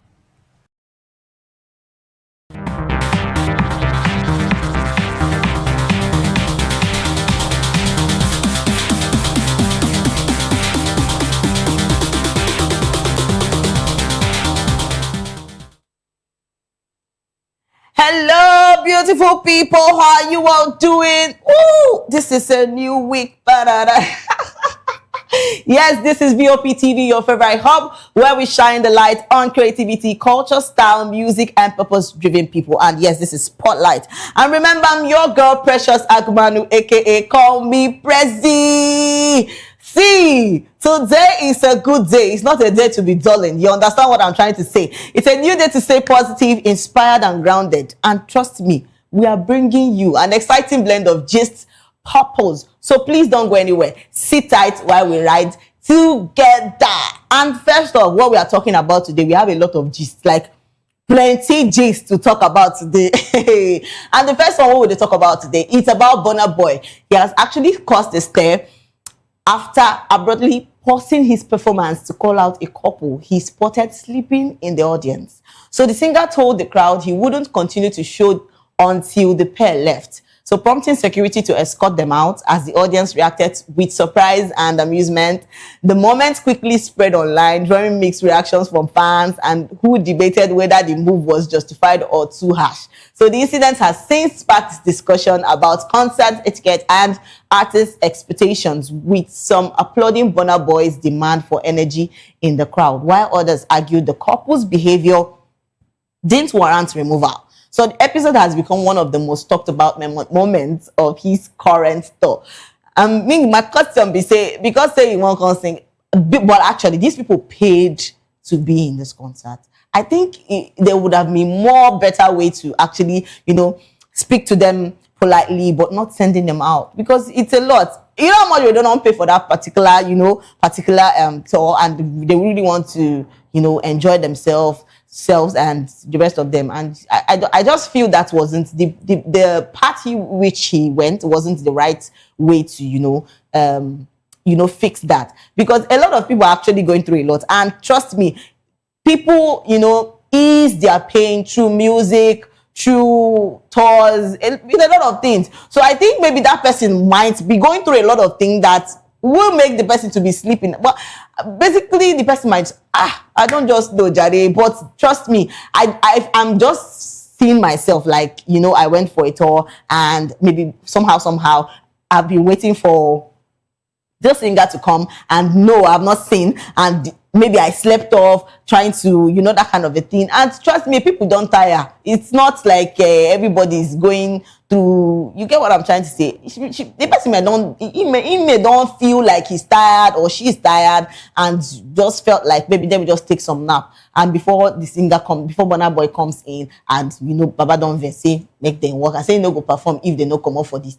But trust me, it's not. I just feel that that's the part in which he fixed that whole thing was not. It was not really nice, if you ask me. You understand? It was not really nice. I felt that you'd have done it in a more appropriate way. Maybe you just speak to them, or not basically sending them out. It's somehow, a lot of people don't come out talk plenty things about this. They have said, Burna Boy, no try for this one. Well, Burna Boy, if you are coming to somebody's show, you have to do this. You have to be serious. It's the vibes. Do you get what I'm trying to say? Yes, a lot of people love Burna Boy. A lot of people love listening to music. But then, what is that person's state in which he has come? Because I've seen people, You get what I'm trying to say? You know, being in a concert and they are crying. Basically, the cry itself, no be if it not be because of the person they single, they might be going through some things, and maybe the lyrics don't they touch them for heart. You get what I'm trying to say? A lot of things just they happen, but then let's just take what people have actually come out to say. Some people are saying this is not just right. I think Burna Boy would have done something else, you know, try to speak to them or, you know, drift the whole matter, but they're definitely not sending them out because, come on, this is their hard-earned money that they paid for. They paid for the concert and they are there to listen and maybe, you know, ease their pain, whatever they are feeling, and, you know, sending them out wasn't really nice. I just feel that it would have been more better if you would have just spoken to them and that would be that than sending them out. It's better, but sending them, the both of them out, it's actually somehow. So a lot of people have actually come out to say things concerning this. Let's take some comments of what people have come out to say. And yes, Princeton said, what in the freaking world would make you ask someone to leave because they sleep? This guy. You get what I'm trying to say? It's actually funny because people wake up sleep for concerts. Maybe they don't wait tired. Do you understand? They waited and you are not there to show because some of these are our you know, musical artists. They are very, I don't know how to put it, but then, you know, with all the paparazzi and the rest of them, maybe they wouldn't want to come out at the beginning of the concert. They would just want to, you know, waste some time while people try to arrive the venue and the rest of them before maybe after some hours they can now show up. But then people might don't wait. Maybe these people don't wait tired. They say, wait till they happen. Maybe Burna Boy never come out. It's if you look at the story, it's in so many ways. And maybe we don't even know how these people are actually feeling. The couple, maybe they might be going through a lot of things and they just need that encouragement and they just need that lyrics. They just need to get away. It's a lot of things. I just feel that this has to be, you know, settled in a better way than this. Do you get what I'm trying to say? So please, let's take more comments. We have a lot of people talking about this, and trust me, people don't already come out and talk plenty things. So IK Brown said, nonsense.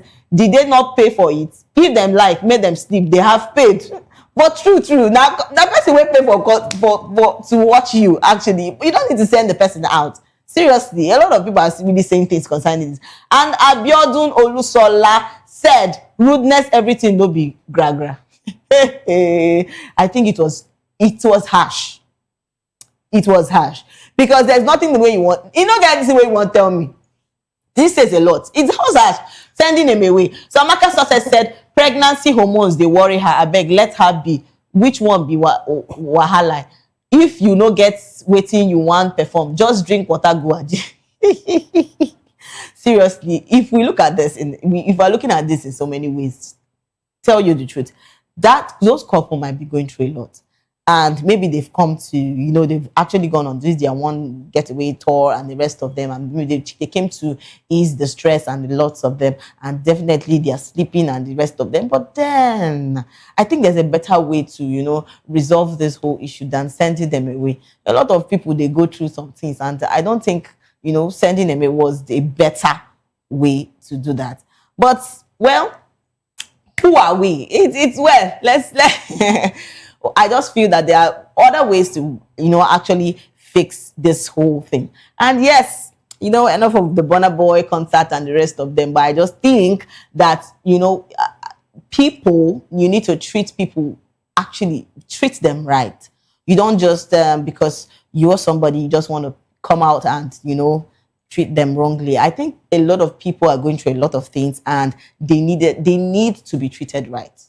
So you see, so it's actually, well, you know, better things. I think Burna Boy has actually, you know, I don't know, but then I just feel that next time, maybe when he wants to do that kind of a concert, everybody go don't carry for mind, say, Baba, you know, if you sleep for in concert or so, shall get for mind. And him also has also known that maybe next thing he's supposed to do is not to speak them, tell them to go out, or maybe just probably talk to them. And I think that's the better way. So yes, we have a guest joining us today. I know that we have been talking about a lot of things, and trust me, we have a guest joining us today.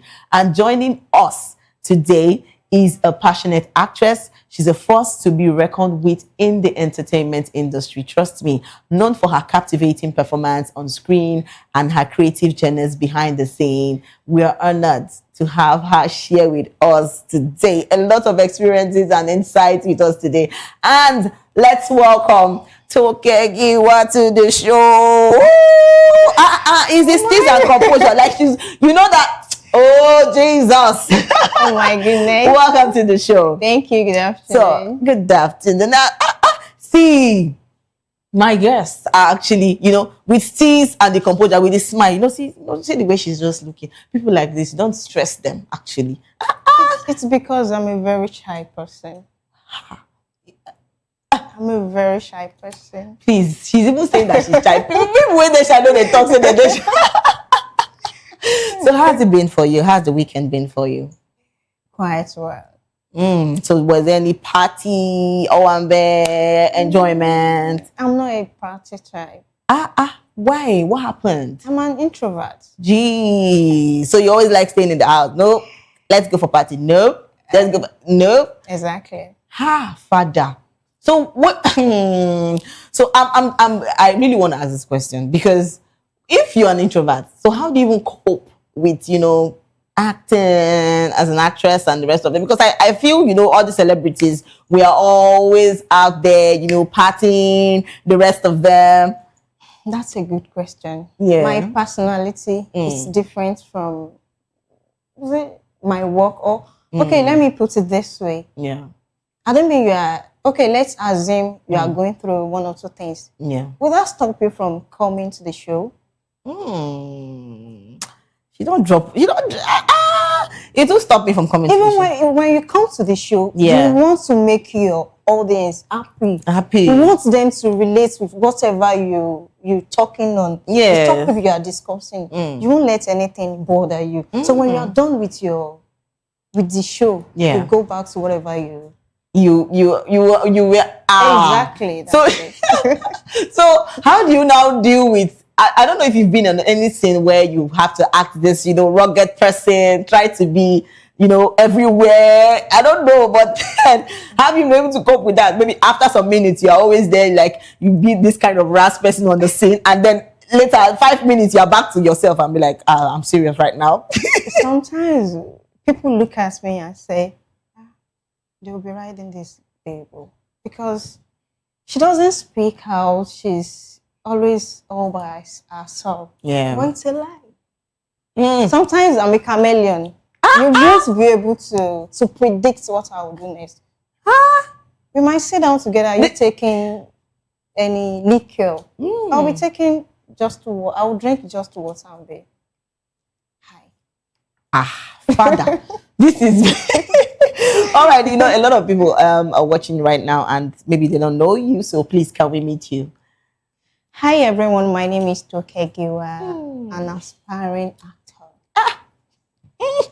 Please, aspiring actor, because all this I'm singing is Father Lord. Let me just go into what we have today. Okay. So Toke, tell us, have you been in any position where people have really talked bad about you, and when you get to hear about that, you felt so bad, and how did you react to those kind of talks? Because a lot of celebrities go through side talks and the rest of the things they do online. Have you been in any of this, and how did you feel about it, and how did you react?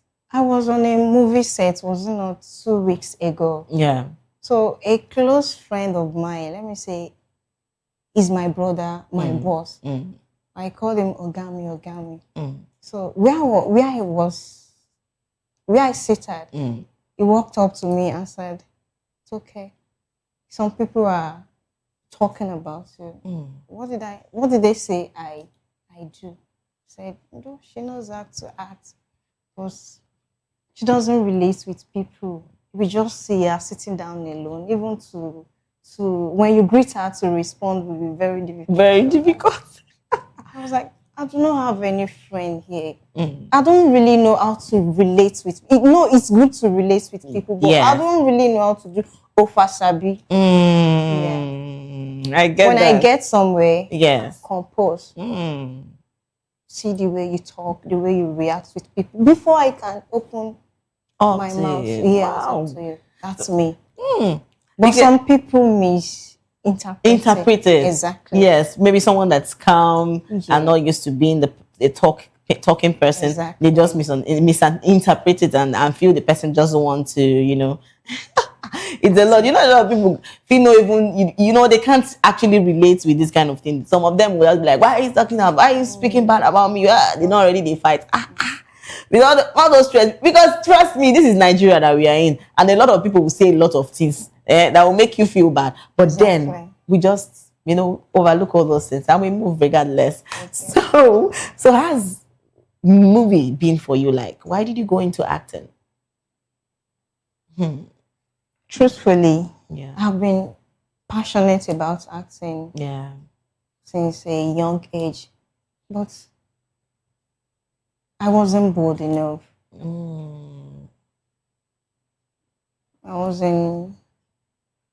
I don't have that courage. Well, some years back, I listened to a radio program where they were advertising like if you want to be an actor or an actress, then I went there to obtain form, and that was how it started. Wow.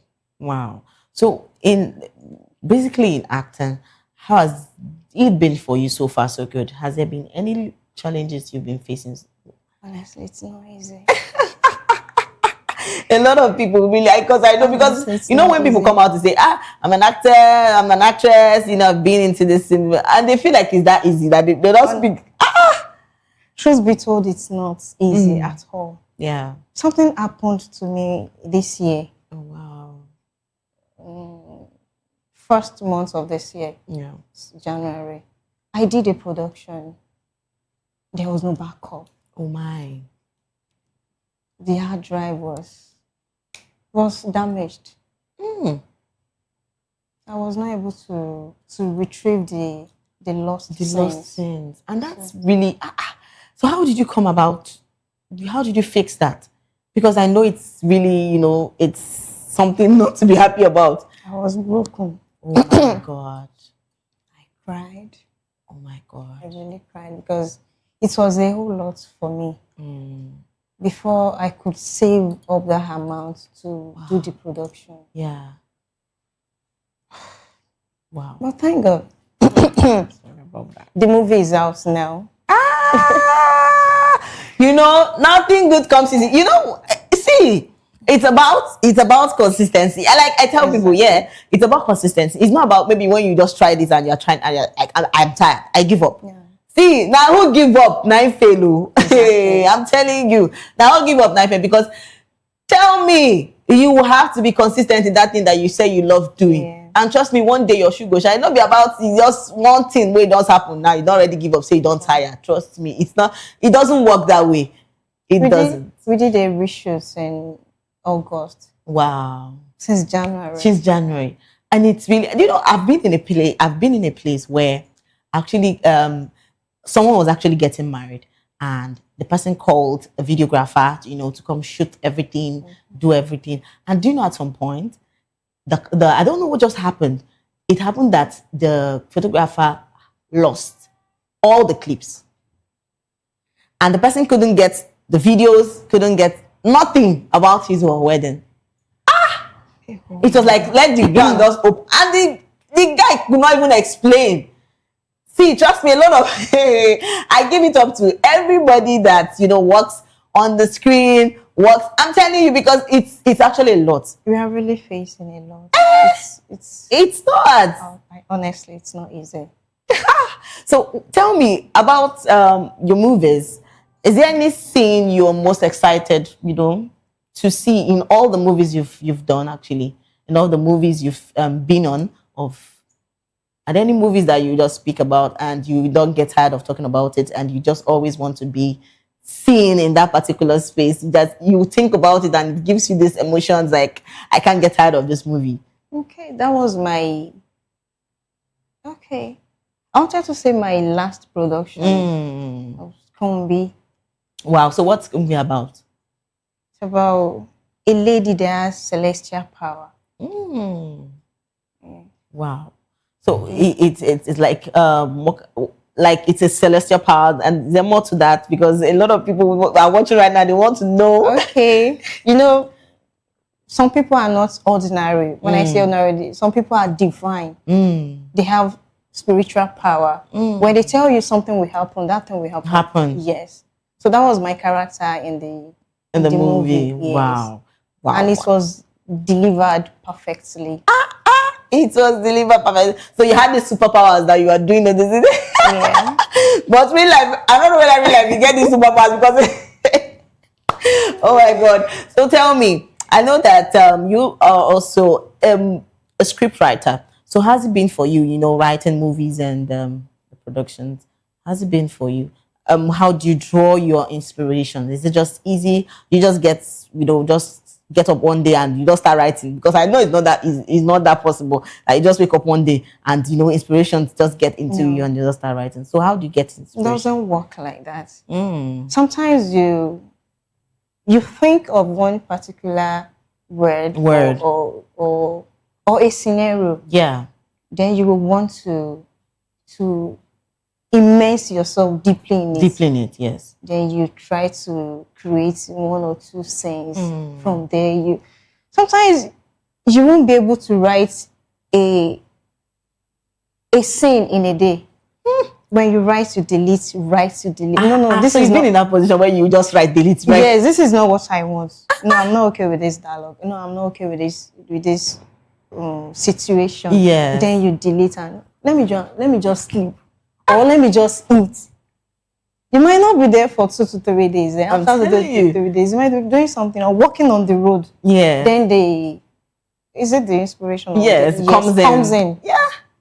Then you pick your phone and you just quickly type it. Exactly. And sometimes when you don't type, you just forget it. It slips You off. don't type, you forget about it. This is a lot. A lot of people don't. You see, people want to write. Do you think that writing is not? A lot of people feel that writing it's not that. It's not easy. It's not. But I don't know if there's any project you're working on right now. Do you have any movie project you're working on right now? My movie is out. That's a full one is out now. La Pampa. La Pampa. Hey. So what about La Pampa? Let's just we really not. Okay, it's about 2 generations. My grandma in the movie. Okay. She's wicked. Her character is wicked. So she wants to kill my mom, and I have that power to. This thing is not about plenty power. Let people watch it. It's about this plenty power, because what is not this power that I'm not seeing here?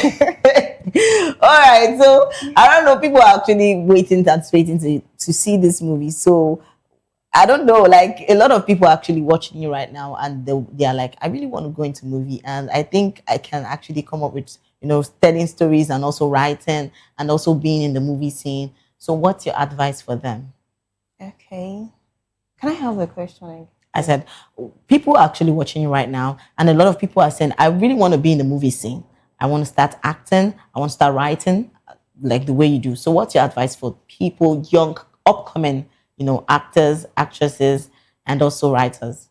Okay, let me start from here. Yeah. I studied mathematics education. Hey, Lord of Jesus. So how did you not get yourself into where they won't join these 2 things together? Please, may una help me. Mathematics and art. When you have talent and you want to do a particular thing, then your talent is not enough. Let me say you enroll yourself. Yeah. So it helps each other. You have talents. You learn more about that particular thing. Yes. Your consistency. I don't even know how to put it. Yeah. But put it in any way we understand. Because trust me, a lot of people want to go into acting, but then I think they have issues with how will I put it? They don't believe in yourself. Yeah, a lot of people don't believe in themselves, and they don't know that it's consistency. Because maybe, like, I have someone that I have really tried something once, tried twice, and the person will be like, I don't think I can do this anymore. And the person actually stopped that thing he loves doing because he tried twice and he failed. So it's a lot. So it brings them down, and this kind of, motivates them to be in this kind of, scene. They should always have this mindset of, I can do this. Failure is also part of growth. Thank you. Yeah. As I said earlier, I've been wanting to act since my young age. But I was not bold. I did not have that courage. So, but with time, it was even when I obtained phone, when we got to rehearsal, I used to, I cannot do this thing. One of my friends would say, as an introvert, now not already they drive. One of my friends would tell me, it's okay, you can do this thing. Why are you always like this? Try. Then I give it a try. And it's working for me, that shyness. Yeah. So what was your first movie like? Was it really shaky? Because the way you're talking, you can express and say, me, I could not do it. I can imagine. So how was it like? My heart. Your first movie? My heart was beating fast. And my first production, titled Tokegiwa. Yeah, titled Tokegiwa. I spent more than 1 million naira on the production. Wow. So when I was paid, I didn't get half of my yes. Oh my. So I was not discouraged. You kept on pushing. Yes. I called someone and I said, do not be sad. Don't be discouraged. You move on.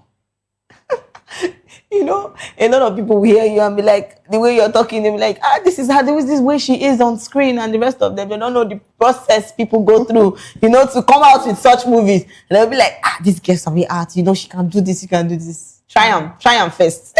It's not easy. It is easy. It is easy, honestly, it is easy. So tell me, growing up, was it that easy for you? Were your parents, did they actually support you when you went into movies? Because I know a lot of parents don't accept their children's entry into entertainment on the whole side. I did not inform them. Really? Because they are in my hometown. Yeah. And I'm in Lagos State. While growing up, we hardly watched TV. Because my dad believes watching TV we teach you what you're exactly. Really? Wow. In African home, when you are watching TV, when it gets to a scene where they are my God, I remember, those days when we are small. Hey, you even use pillow and be covering your eyes. You use pillow by yourself and cover your eyes. A lot of exactly. Really? Now my dad is old. He's an old man. So when he was young, he was not used to the TV stuff. Yes. Oh wow. So right now he knows what you're doing, yeah? Yes. And how does he feel about it? It's just there. A lot of parents don't really like their children going into entertainment. Basically, maybe acting, maybe music. They just say, no, I don't think I want my child. They want their child to be this. They want their child to be that. Even some of my siblings. Yeah. There was a day my brother called me and he was like, he called my name. He said, that son name, Giwa, is a big name. Do not tarnish our name. Wow. So what does Giwa mean?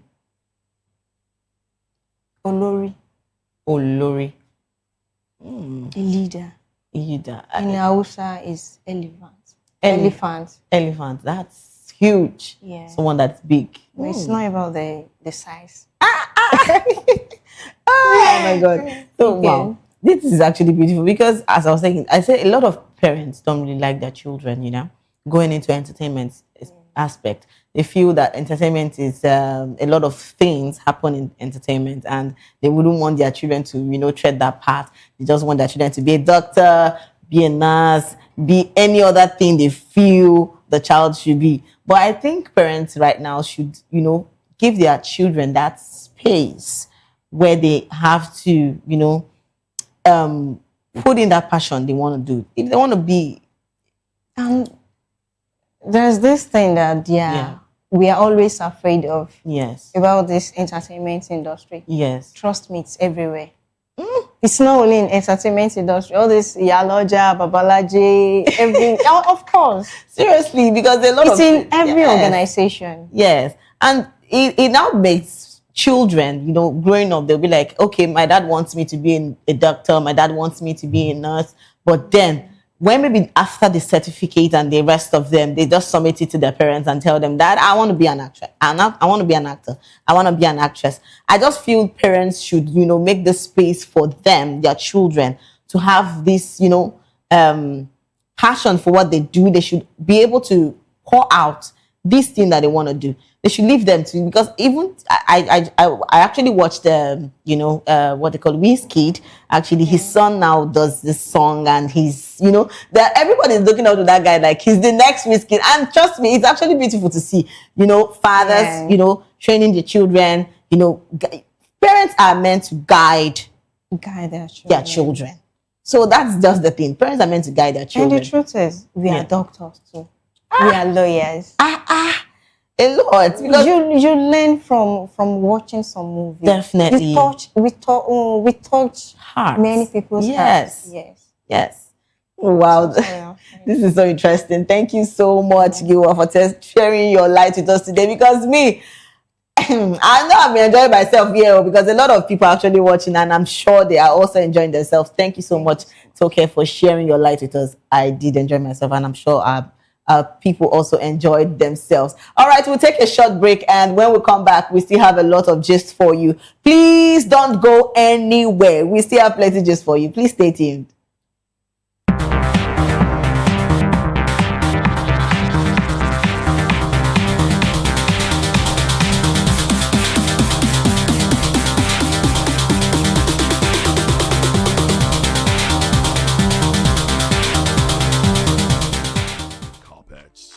Awards, the razzmatazz, music, fashion, interviews, and more. Spotlight on Voice of the People Television. Let's feed you with all the juicy stories in the global entertainment space, bringing you the glitz and glamour as it is hot. Stay tuned to Spotlight, 1 p.m. Monday to Friday. Spotlight on VOP TV. Entertainment like never before.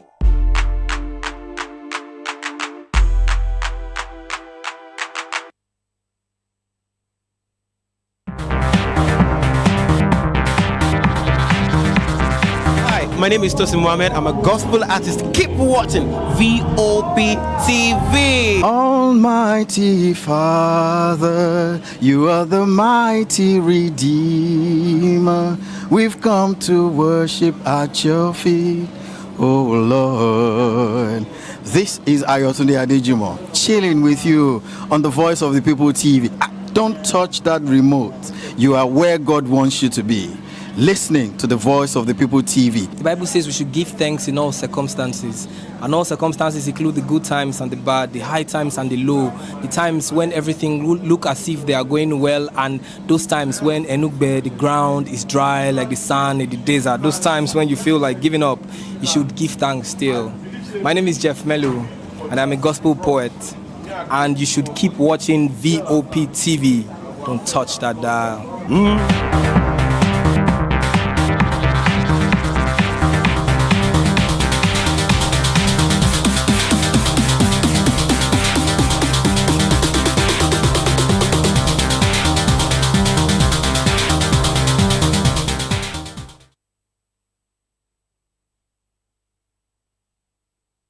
Hello, beautiful people. Welcome back to the show Spotlight. Yes, and I'm still your girl, Precious Akmanu, aka Call Me Prezi. Ooh. And we've been talking about a lot of things. And yes, we had Toke Giwa with us, that she had to share her light with us about movies, about things, about acting, and the rest of them. Trust me, a beautiful one. And yes, we have another guest joining us today. And yes, joining us today is a passionate musical artist known for his soulful hit songs that brings the vibes and the atmosphere. His songs blends with rhythms and sounds that keeps you vibing to it. He is no other person than Imani. Woo! Welcome to the show. See the way he's just laughing and smiling with his teeth and the composure. So how have you been? I'm good. Just good. We need to know now on Saturday, wait, we are counting from Friday like this now. Friday is the party, Saturday, maybe the all one bed, then Sunday. God. Another I missed that part. God, no mess for me, I beg. Okay, Sunday, God. Yeah. But tell me, how's it been? How's the week been for you? It's been good. Actually, life, nothing is easy. You just have to keep pushing on. And that's what we keep doing every day. And every day we have to take it as it comes. Because every day comes with its own challenges. And we have to deal with it. So that's what we do. Every day comes with its challenges. We have to do it. That's all. And still also pray to God to help you too. All right, welcome to the show. So please, can we meet you? Yeah, my name is Imani Sunday Prudent. But my stage name is Imani. That's my surname. So why are you choosing Imani? Okay, that's your surname. Yeah, that's what does my Imani mean? There's God. There is God, though. Hey, my God. Yeah. So, what has music been for you? Because I've seen a lot of songs you've done, and I'm like, man, this guy's good. So, what has it been for you? Yeah. Well, for me, I feel like whatever phases you are facing in life, there's always a music that you can listen to that will communicate to you. Peradventure, if you're a Christian, you go to church. Sometimes you just listen. You're in the congregation and you hear a pastor praying or preacher rather. Yeah. And you be like, this pastor, I think he's talking about me. You understand? Yeah. So that's how exactly. So that's how it is for music. Sometimes I remember when I was more my late around 10. If I want to sleep at night, I always listen to music. If not, I will not sleep. Me and my elder brother. So we have this radio that if there's no lights, we buy battery. They'll go put on. That's how it is. So then those days sweet. Oh, now be when they do this, you know, movie. Oh God. So we listen to all those music and you start reminiscing. Like, God, I think this person. Sometimes you listen to some presenters, you're like, this person is talking about me. So I feel like sometimes when you are down, sometimes even when you are happy, you have a good vibes. That's why if you are down, you have music to listen to. You are happy, you have music to listen to. You are just, maybe Monday morning, you are driving to work. You still have some music that you can listen to. So that's how life it is. You know, something really happened recently, and I talked about, it was about Burna Boy, yeah? Okay. So Burna Boy actually walked out a couple during his concert, and because they were sleeping while he was... So my question to you is that, would you have that kind of, reaction towards a particular couple? If you're having your concert and you see people sleeping on your show, how would you feel? Probably because I study philosophy. Yeah. I don't judge people. Thank you. So I feel like in every moment, if I see you doing some certain things or you doing some certain things, I give an excuse. I ask questions. That's why before I used to get angry easily. Yeah. But I don't know. At a point, I'm very cool. If you see people now, they'll tell you, it's all gentle, easy going. But if you're close to me, you know that I'm not. Hey, wow. So you're not easy going. Hey, Jesus. So people wait. Funny enough, I studied in LASU. Yeah. So in my 100 level, I received an award, easy going. Then 200 level, best behaved male. You understand? But what I do is that if you do something, or you did something, I'll be like, why? I think that's the best, because when I saw that, I was like, this is the way he fixed this wasn't the right way he was supposed to do it. That he would have asked questions. That questions would have been more preferable than, talking to you and because a lot of people go through a lot of things, and maybe they are there because of the pains that they're feeling. Maybe they just need a lot of people listen to music. To ease pain. Exactly. To ease. So they just maybe on this tour, they want to just come, listen to songs and the rest of them, and you just work them out, and they paid for it.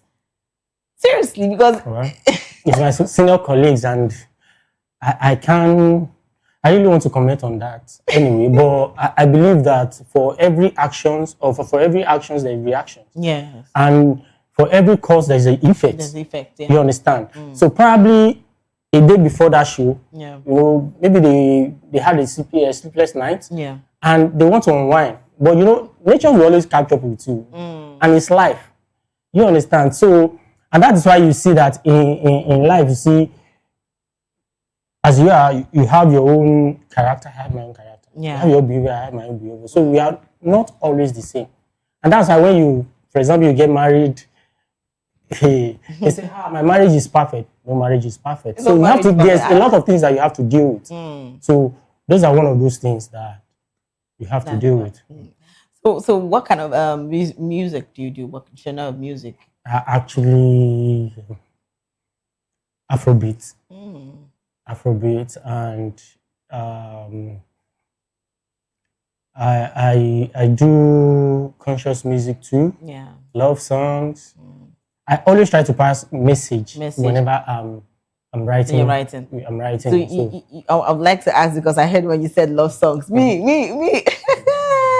Why did you choose love songs? Because is it because just like that? Just like that. Love has to lead, because you see, I think in our society a lot of things are missing. Yeah.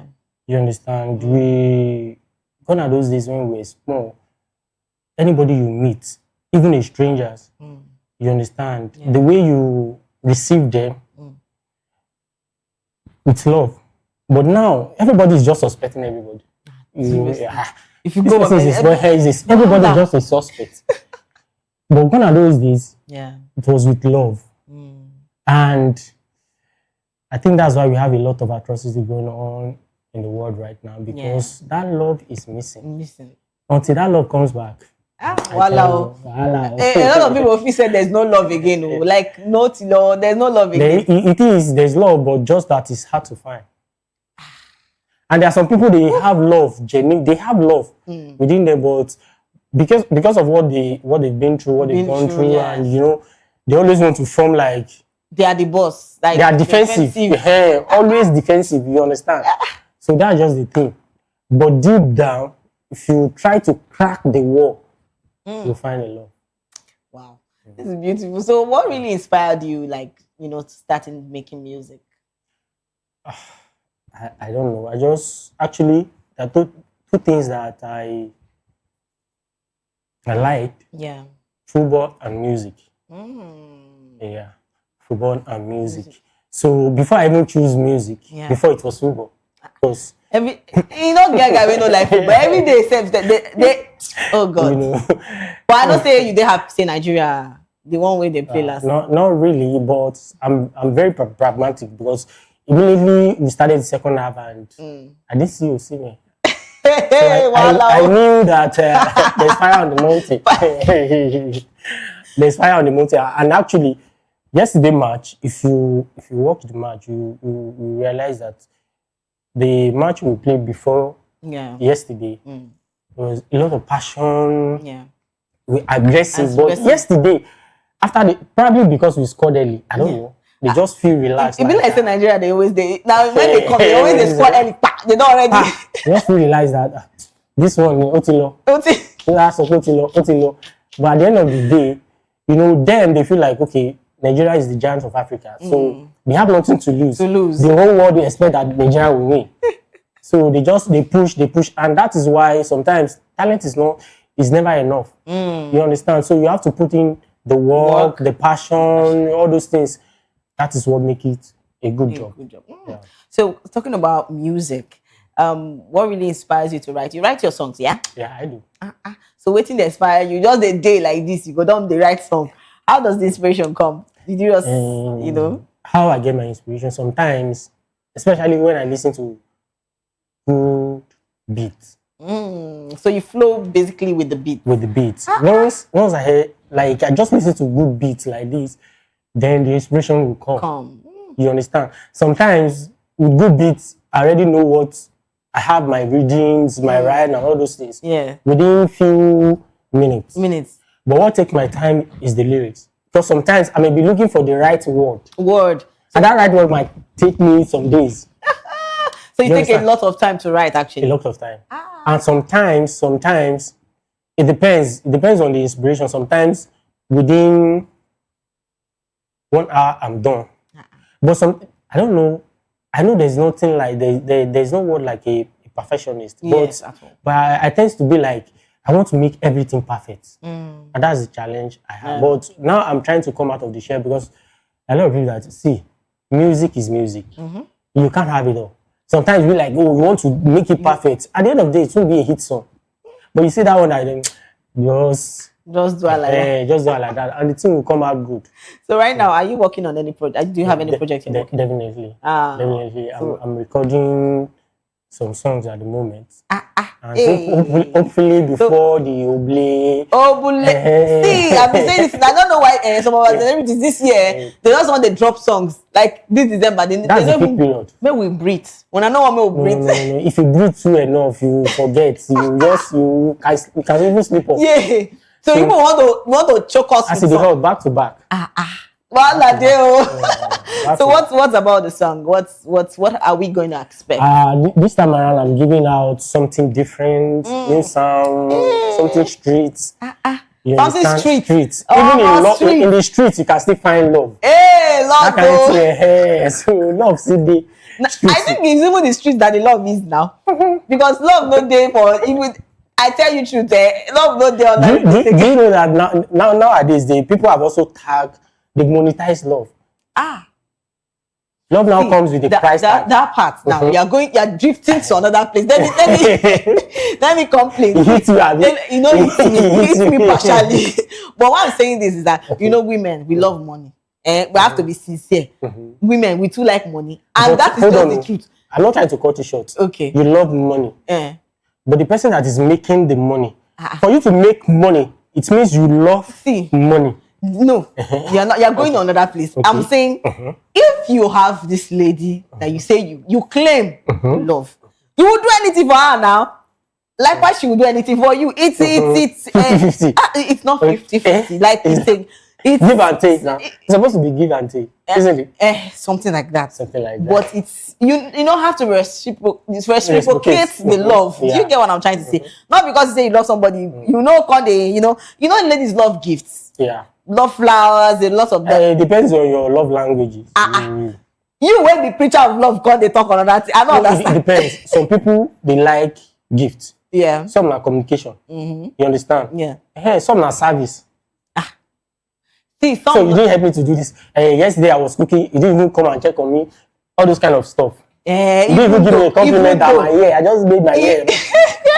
So it depends. Even though what I'm trying to say is that we women, we love all those fantasies, all those beautiful things that you people do. You people should not stop it. Because you're saying you are not saying it's money. You are not categorizing the thing that is money. But sometimes when we give you like Brazilian hair, Peruvian hair, at the end of the day, when it's now our turn in our Bible says, I don't understand. God, I come on. On behalf, okay. There's God. We are sorry on behalf of the lady that buy you people. But then I just feel that this is, if it's something concerning love, it has to be, reciprocated. If you give me, you too, you yourself suppose no say you understand. But come on, come to think about it. Like a lot of people actually watching you right now, and they really want to go into music and the rest of it. What would you have to say to them? I will just follow your passion. You understand? Several times I will be in the studio recording. Sometimes I'll just be waiting for my own session. Yeah. Then I will, listen to the next guy, the next guy, or probably the person that is recording, and like, God. Well, I feel like with God all things are possible anyway. Yes. But sometimes you see, you even hear the producer saying that should have chosen another part. Do you understand? You get. But what I would say is that just follow your passion. Me, when I discovered, actually, I didn't know Yeah. I didn't discover my talent on time when it comes to music. Yeah. Then I focus on football. You So understand? you are also playing too. Yeah, but now I don't retire. So Wow. I don't retire.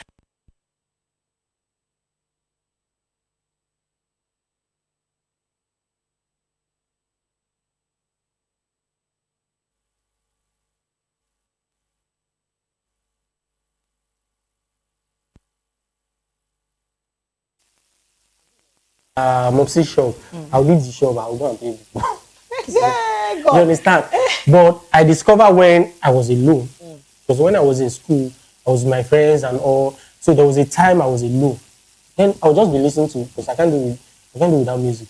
Just be listening to music. Then one day I went to Bab and the guy was playing a song, Two-Face. Because there, well, back in the days, I was part of Two-Face Music, Two-Face Maniacs. So we started it together. We were following him up and down. If he's doing any show, give us free tickets. But then I have not discovered that talent.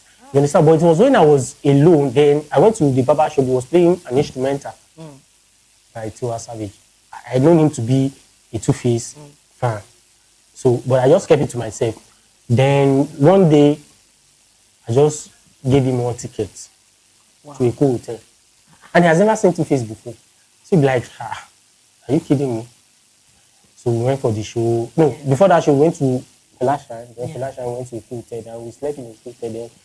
So then since then, he started looking at me somehow. Then one day he was listening to instrumental by Tiwa. So I said, I love this instrumental. That related the instrumental. Then I was in the kitchen. I was just playing to them.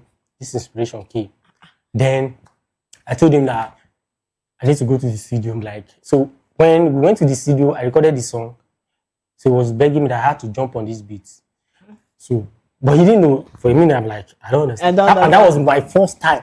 So after I recorded the song, then I was now interacting with the producer, and I told him that, do you know that this, because me, I can whine you. Do you know that this is my first time? So are you kidding me? And I didn't stress, within 30 minutes, we are done. We were done. So that was how I started. And since then, it has been, forget matter. When somebody is big, is big. So thank you so much, Imani. Now you talk. Not be me, not be my mouth that hear this one. No. Thank you so much for sharing your light with us on Spotlight Show. It was a blast. Trust me, I know. Say people where they hear you right now, they are like, I want to do music. Not me to go do live. Try to be consistent though. If the end is just like you have to do that thing that keeps you, makes you happy. You keep on doing that, and trust me, one day your shoe will shine and you will smile too. So to our amazing viewers, thank you so much for staying with us on Spotlight Show. It was a blast. And remember, if you're going global or going viral, please don't forget to tell your story with heart.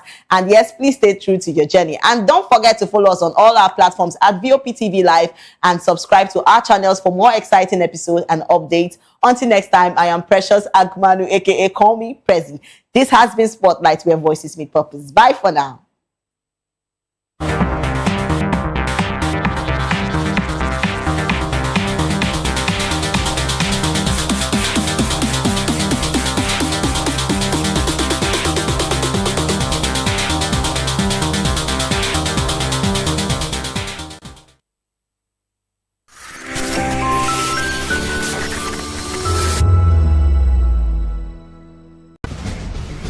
Join us as we drive into the world of politics through insightful interviews with prominent political figures, both serving and former governors, ministers, senators, legislators, party chieftains, activists, and analysts. Get first-hand information into the decision-making processes that affect our daily lives. Highly engaging one-hour program that brings political discourse into focus.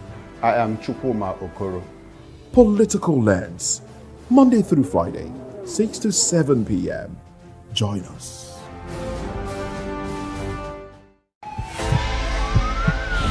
This is Health Check, your weekly guide to better living, smarter choices, and trusted answers. From everyday wellness to urgent health issues, we've got you covered. Health Check only on Voice of the People Television, where your health has a voice.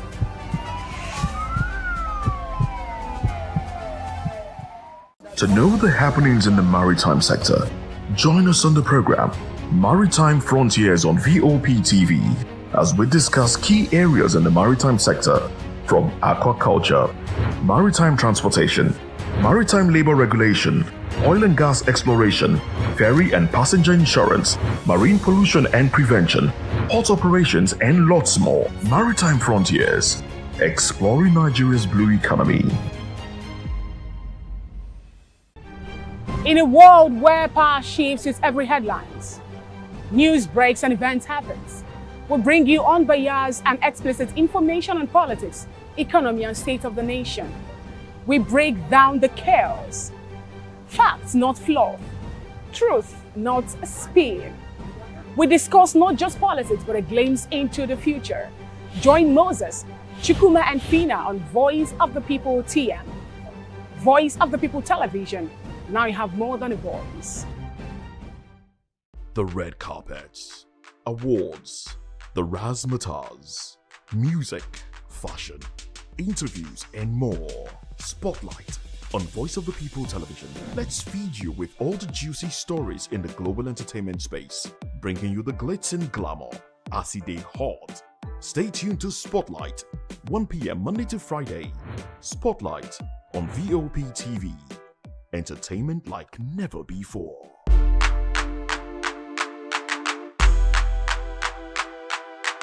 In a world where truth is the ultimate power and opinions scream the loudest, it's time to wade through the noise. Hunger no get tribe. Hunger no get religion. And scan the human interest and trending topics that matter. Stay tuned to The Issues, your plug to the stories making the buzz, from politics to science and technology, social justice, and more. Let's tackle the tough questions and expose the truth. The Issues on Voice of the People Television, Mondays to Fridays, 8 to 9 p.m. The Issues. Don't just react, understand.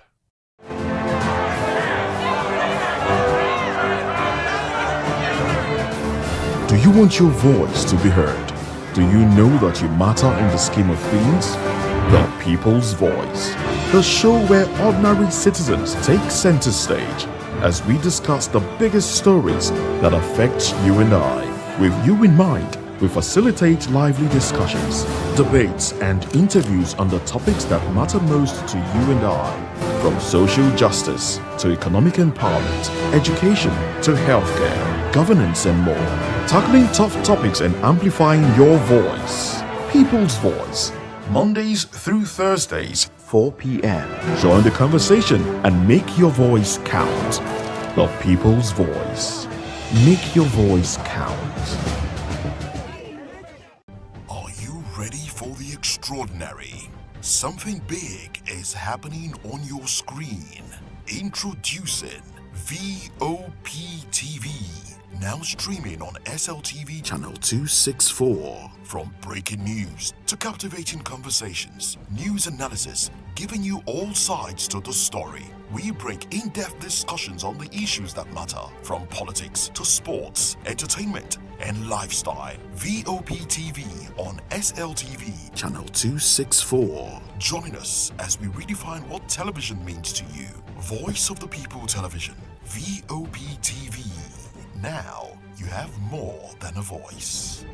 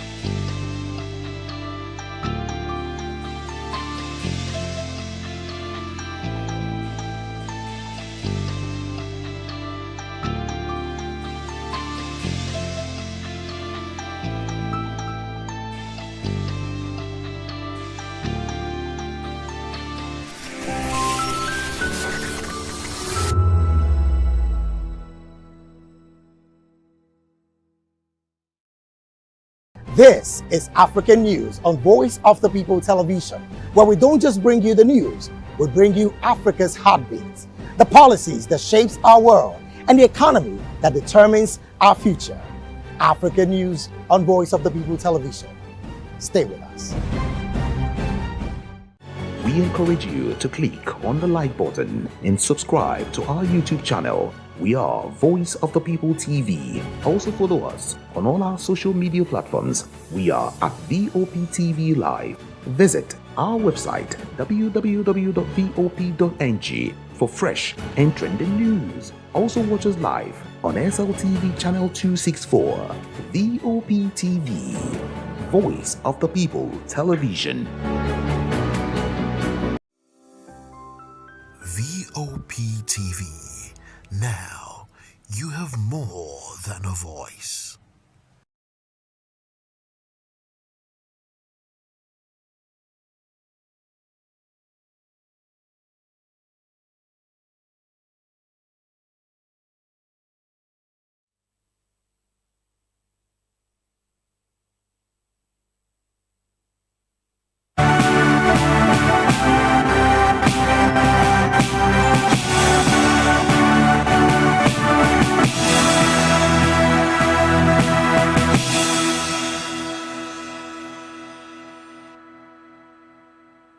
Hello and welcome to the African News and Voice of the People Television. I am Fina Okechiko. Before we begin the news, kindly visit the website www.vop.ng for fresh and trending news. We begin today's African news from Sudan, where the Sudan's ambassador to the EU has warned that European-made weapons are winding up on battlefields in the African country and fueling atrocities in its 2-year civil war. Abdel Baghi Kaber called on EU countries to stop selling arms to the United Arab Emirates, which a United Nations panel probed earlier this year over allegations of its backing a notorious rebel militia in the Sudanese conflict. Kaber said the EU is bound by its own values to ensure its weapons do not end up being re-exported to war-zone states and countries such as Sudan. Sudan has been ravaged by a war between the Sudanese Armed Forces, SAF, of the government in Khartoum and the Rapid Support Forces, RSF, a paramilitary group accused by Right Group and United Nations expert of ethnic massacres, mass displacement, and systematic sexual violence. The UN described the humanitarian crisis as among the world's largest, with tens of thousands killed since 2023 and some 25 million facing extreme hunger.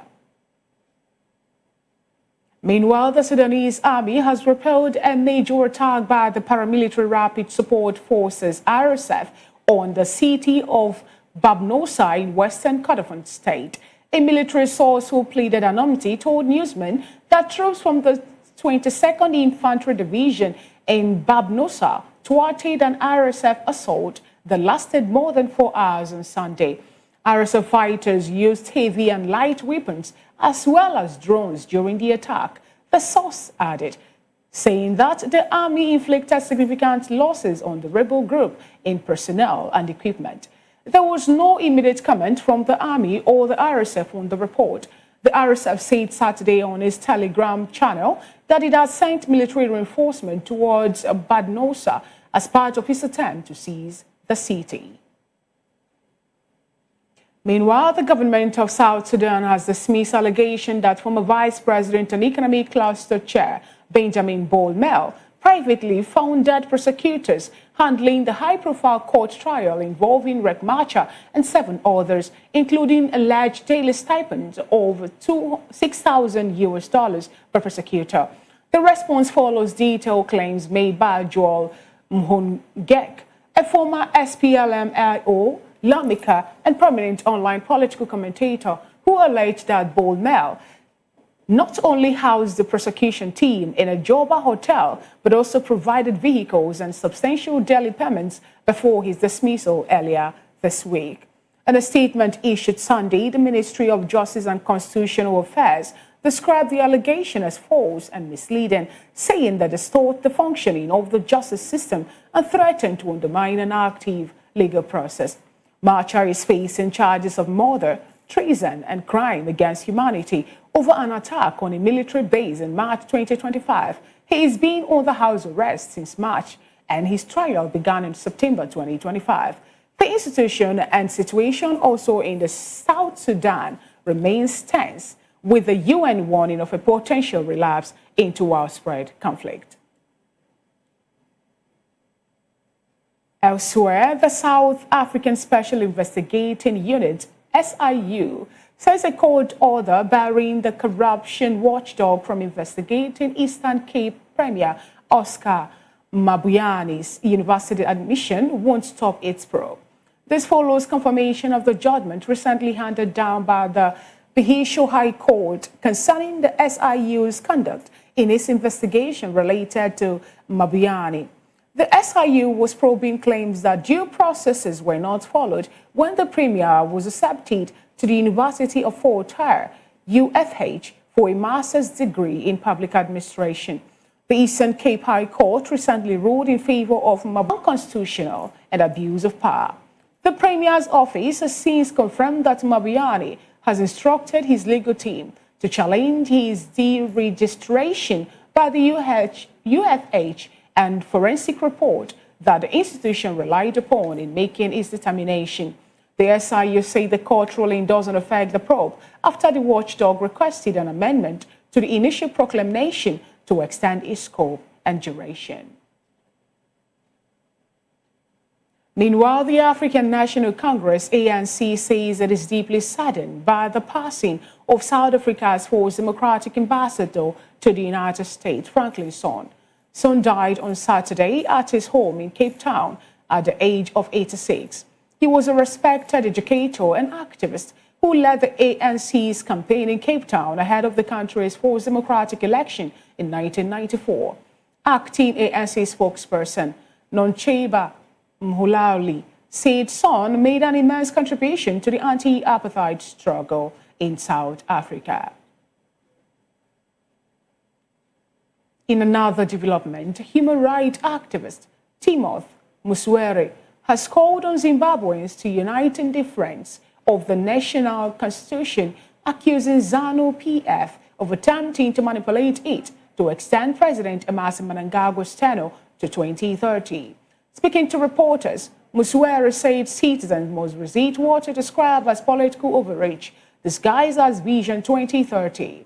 He claimed the ruling party's agenda undermines democratic principles and threatens the future of the country. He criticized the party's celebration of Vision 2030, linking it to the candies and cakes that have led to a runny stomach due to what he called their overly sweet promises.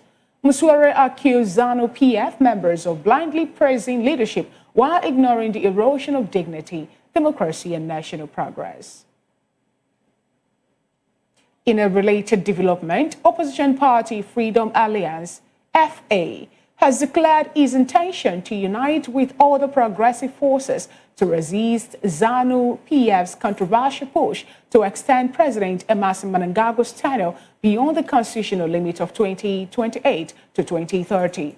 In a statement, FA National Chairman Nkondinsi Ndembele condemned the proposed constitutional amendment as a mutilation of the Constitution for personal gain, warning that it threatens Zimbabwe's democratic foundations.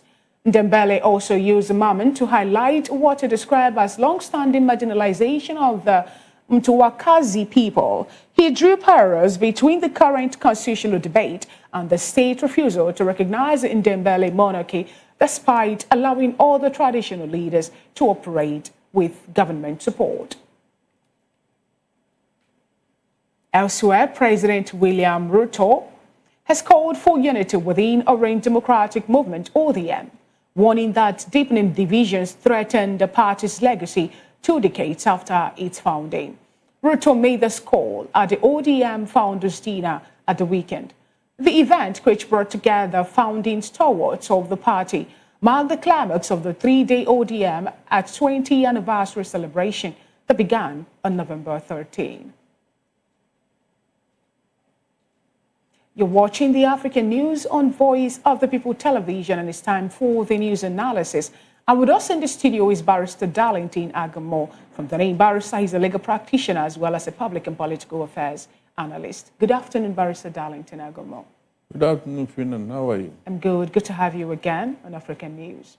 Let's start off with what is happening in South Africa, where the President William Ruto has called on, other Democrats in the country or the members of the Orange Democratic Movement (ODM) to find a way to, come together and avoid further division, which, according to him, would threaten the party's legacy. And do you know that ODM was founded 20 years ago, 2 decades from now? Help us actually, what do you make of this? And what does this portend for, the ODM as a party, even when we know what transpired during the last election in South Africa? Is it South Africa or Kenya? It's in Kenya. I beg your pardon. I had to take that back. Cyril Ramaphosa is for South Africa. William Ruto is for Kenya. Sorry. So you are talking of which? Kenya. I'm talking about Kenya, the ODM. Look, for him to start such an idea, you need to check yourself. Most times, African leaders, they preach what they cannot do. You, as the president, what example are you showing? If you want ODM to continue, why not put it in practice? Why not put it in practice? We saw what happened to the youth who protested the other time. And it is on record that you are the 3rd most corrupt human being, leader on earth. 3rd most corrupt, no, 1st. From the, this organization that checks corruption worldwide. You are number 1 as of this year. I don't know whether you retain that position next year. So, for you to be in that position, what modern government are you preaching for me or other people? So I don't buy it. You put it in practice, then you don't need to talk. Actions speak other than words. If you want the ODM to continue, then fine, put it in practice. But now that the 56-year-old president, William Ruto, is talking about internal wrangling and internal division within the party. How do you think that you're going to strengthen this, given the fact that some people are already, falling away from the directive or ideology of the party, just like you made mention of over the recent corruption index that was made published or available to the world? We saw the position some African leaders are occupying. How do you think that this internal division or internal wrangling, which according to Ruto is threatening the party's legacy, is going to be abated or reduced? The ball is in his court. If he plays his card well, the party will remain intact. One of the reasons why parties disintegrate is because of what? Lack of internal democracy, internal cohesion. You cannot tell me that under your watch, your party is disintegrating and you are looking for somebody to blame. But you know what they say about politics being a game of interest? So don't you think that the people who are causing this wrangling internally, maybe they have a superior, superior argument over what Ruto is doing in Kenya, and that is what is propelling them to say they are not going to align their thoughts with whatever thing is doing and what the ODM is championing, even when they are 20 years. That is a contradiction of sort, because her party in power, everybody would like to go there. So how come your own party members are leaving? Can we say the same for all political parties? That in all political parties, you don't have internal wrangling brewing or coming up? Even among families who have challenges. Yes, in this particular instance, it is very, very uncommon for you to see people running away from the ruling party. It's unheard of. That means something is definitely wrong. They cannot be leaving you if you are doing the right thing as a leader. They can't, seriously. Just oppose it with what is going on in Nigeria. So the Ruto should check himself instead of preaching morals. All right, let's go to Zimbabwe from Kenya, where we learned that the ZANU-PF, that happened to be the ruling party in Zimbabwe at this point, is pushing for an extension of the stay in office of Emerson Mnangagwa. His tenure is supposed to expire in 2028, but the parliament are finding a way to push further the stay in office to 2030, extending it by 2 years. Some have called this more like some people trying to thwart what the Constitution states. Others are saying is a case of interest, not thinking about what the people now of Zimbabwe is looking forward to getting, but holding on to what an individual wants. In the words of the FA National Chairman, Ndembele, he condemned the proposed constitutional amendments. He called it mutilation of constitution for personal gains. What do you have to say to this, please? It's very unfortunate that after Mugabe, Zimbabwe is going through this route. Can you just imagine? After what this country suffered under Mugabe, now somebody is there that wants to even do worse things. Very, very unfortunate, seriously. The parliament or the people of Zimbabwe, they should not allow this. Please, whenever your time is due, leave office. African leaders, leave office for God's sake. Did Mugabe finish all the work in Zimbabwe? After how many years? 40-something years in office. Did he finish all the work? So this extension now, what impact will it make? 2 years. After you have been there for how many years? You now want an extension by 2 years. So that what will happen? I mean, there are things that doesn't make sense, seriously. No government can finish all the work in a country. So all this extension, so that what will happen? What exactly will you do with these 2 years? What will you do? It's very, very unnecessary, please. All right, now, Barrister, let's look at this, in another way. People have been talking about the zoning principle and how some people in Zimbabwe are being marginalized. In the words of Ndembele, he said that the Mtukazi people are being, relegated to the background. They're being marginalized, and they are not allowing them to come up. He went further to draw parallels between what is happening now, within their constitutional debate, and even the state refusal to recognize his monarchy. Now, when he's talking about the extension of from 28 to 28, 2030, are we seeing him fighting for the minority or the people he believes is marginalized, or is it another case of personal interest playing out here? Because he wants to also be, let's say, a leader for his people and, in his own place. Look, my question here is, what will the 2 years do?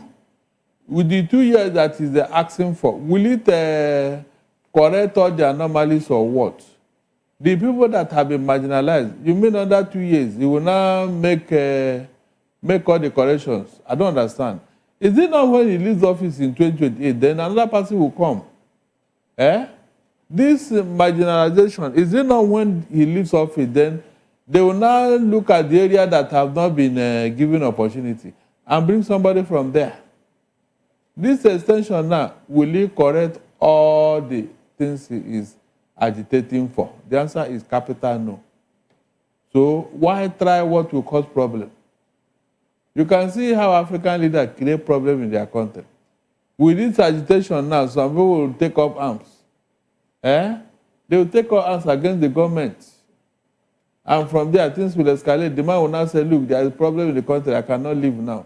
They will now amend the constitution again to give him 4 more years without election. Those kind of rubbish. There are things I don't want to begin to imagine seriously. What will the 2 years do for you that you're asking for? What will it do for you? If not for selfish interest and greed. If you leave now, what will happen? But all the same, we cannot blame Emerson Mnangagwa entirely for this because from years, he is the president. He's not the one in charge of the legislative arm of the government in Zimbabwe. Are you serious? I think some people on their own decided, party members decided on their own to propagate such. Please don't go there. Now, when you say I shouldn't go there, Barrister, don't go there. Barrister, for example. We know how these things work. Your National Assembly, have they done anything on their own without your president prodding them from behind? How do you think a National Assembly of a country will wake up and say they want to do this? No, the prodding would have come from the executive. Now, Barrister, when you say the National Assembly cannot do anything on their own without the influence of the executive, without the influence of the executive, also have seen a situation whereby the executive will go all out to do what they want to do, and the legislature will say they are not even aware of it. That's what I'm saying. So in this particular case, we have not heard that it was the executive who is imposing this. It is the legislatures that decided to come up to say, we want to extend the tenure of the president. Want to push it from 2028 to 2030. Did you hear the executive, the president say, no, I don't want this. I don't want any extension. Has anyone ever pulled out sweet or sugar from the mouth? No, you gave me an instance the other time where the National Assembly will choose to. And where the president will choose to do so, and National Assembly said no. In this case now, let's assume the National Assembly wants to do. Why can't the president say no? It will be a problem. I don't want it. So when you're blaming if you're to blame the National Assembly entirely for this move, Barrister, are we going to say the same thing about what is happening in Tanzania at this point, where the president, it's more like the one who has the final say. We learned that some people have been killed also over the re-election of the president. And she's acting when people decide to talk. Is it that they'll be incarcerated? Or, the other fate will be their own fault. So are we to blame the people who have decided at this point to push forward for this? Maybe, let's play a maybe case scenario now where maybe there's a point that the president is not even consulted before this permutation or this move. You mean in Zimbabwe? Yes. No. Whenever you hear cases like this, go and check. The president is behind it. You cannot compare what is going on in Tanzania. In Tanzania, is purely an executive recklessness. But in this case, it's the same executive recklessness. So the two cases are the same, but, dissimilar. Because we have not seen violence in Zimbabwe. We have not seen killing. It's just a proposal. So the opposition is kicking against it. But in Tanzania, even with the disagreement of the opposition, people are still in jail, people are being killed. And the woman is behind all these things for that matter. That means the men are supporting her. From the military and police. Of course, whenever you see things like this, go and check. The military are complicit. They are using them to carry out their nefarious actions. This one has nothing to do with the National Assembly. All right, let's move away from that story to where we learned that the ANC is mourning one of the first ambassador of South Africa to the United States, Franklin's son. He died somewhere in his hometown in Cape Town. At least Africans will not come for his jugular. Even now that he's dead, we'll allow him to rest, unlike what was being said about a very big opposition figure who died somewhere in India. He died in Cape Town at this point at 86. And Barrister, what I want to get is this. ANC actually positioned Franklin's son as someone who played a vital role from the post-apartheid from the apartheid struggle, and even after the election in 1994. And this speaks to what we know the African nationals to be before now. Now, at what point are we going to have leaders, present-day leaders that will be celebrated or even more genuinely when they are no longer with us, unlike what we're having chunked out now in all other African countries? We celebrate the likes of Nelson Mandela, we celebrate Jomo Kenyatta, we celebrate Julius Nyerere. Now we have Franklin's son also being celebrated by the people of South Africa. And at what point are we going to have modern day leaders or modern day, rulers or presidents in Nigeria being celebrated at that point?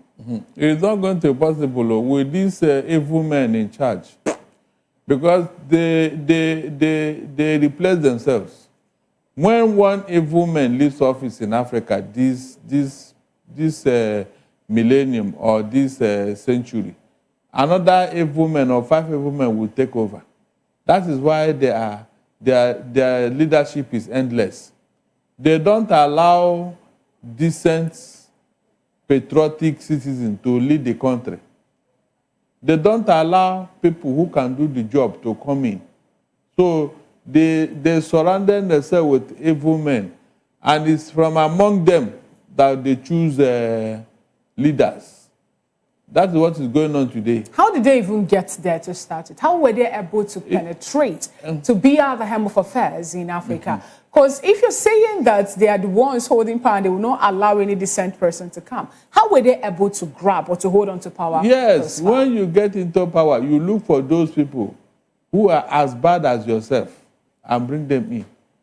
The people they are selecting as the ministers and whatever in Nigeria, look at their record.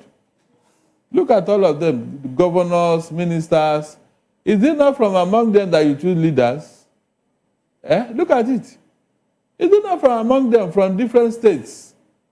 They look around whenever. What do you think is delaying the appointment of ambassadors and ministers sometimes? Is to choose those who can, who can fit into the job. I have told you that one of the criteria for joining APC and getting an appointment is they will first of all ask you, do you know how to tell lies? You say yes. Do you know how to be corrupt? That's how to chop money. Don't chop millions or thousands. So start from billions to trillions. You say, yes, I have the mind. I can. Barrister, that's a weighty allegation. When you say that's a criteria, how are you privy to such information? Okay, fine. The thing you should have asked me is, look around you. If these people are not what I said, they are. Should Nigeria be like this? Fina, we are looking for 210 trillion naira under this APC. That money, is it not in somebody's pocket? For somebody to have the mind to take away such an amount of money, is it a joke? The person can even sell Nigeria and pocket the money if given the opportunity. It wasn't under them that you start hearing this type of thing. Barrister, that was why I asked this question. When you say that the founding fathers, people who are the real nationals in Africa that fought for independence of all the countries, they have gone. Is it that they did not lay down a wonderful legacy? They did. Or what happened? What transpired? And how do we have the bad eggs occupying vital position in Africa? They eliminated them, Fina. They removed them somehow. Yes, they eliminated them. Or when you hear this sudden death or killings or whatever, go and look at all the political leaders that have been murdered. Funshaw Williams, was he not murdered? This is a man who would have turned Lagos around. Please answer me. Funshaw Williams, was he not murdered in his house? And this was a first-class engineer, a decent man, who would have turned Lagos around for good. And every other person. Bola Ige, was he not murdered? Oh, you're asking question again. They removed them so that they can take over. We cannot say that of the people who we know, Mahmoud's, the chariots talk about African independence. Some of them lived long into their old age. And at the end of the day, we saw some of the countries that these people fought for, more like language, going backwards. Now, let's move away from that to, what some people call admission saga. It's more like this admission thing or credential falsification or discrepancies is turning out to be the order of the day in Africa. Initially, I thought it was just a Nigerian thing until where we learned that in South Africa, a special investigating unit, the SIU, at this point have ordered the court to bar the corruption watchdog from investigating the Eastern Cape Premier Oscar Mbuyane over his admission to study in UFH, a university where he decided to go to get his master's degree. They were questioning the process surrounding his administration, and then they were also calling for him to be sent out of school, saying that he needs to find a way to do the registration proper, or, they were accusing him of abuse of power, unconstitutional, kept, and all the other thing. Barrister, what do you have to say about this? If he's going to seek for knowledge, for God's sake, what is wrong with that? But the process in which he was admitted into the university is what they are questioning at this time. Please, what was the problem with the process?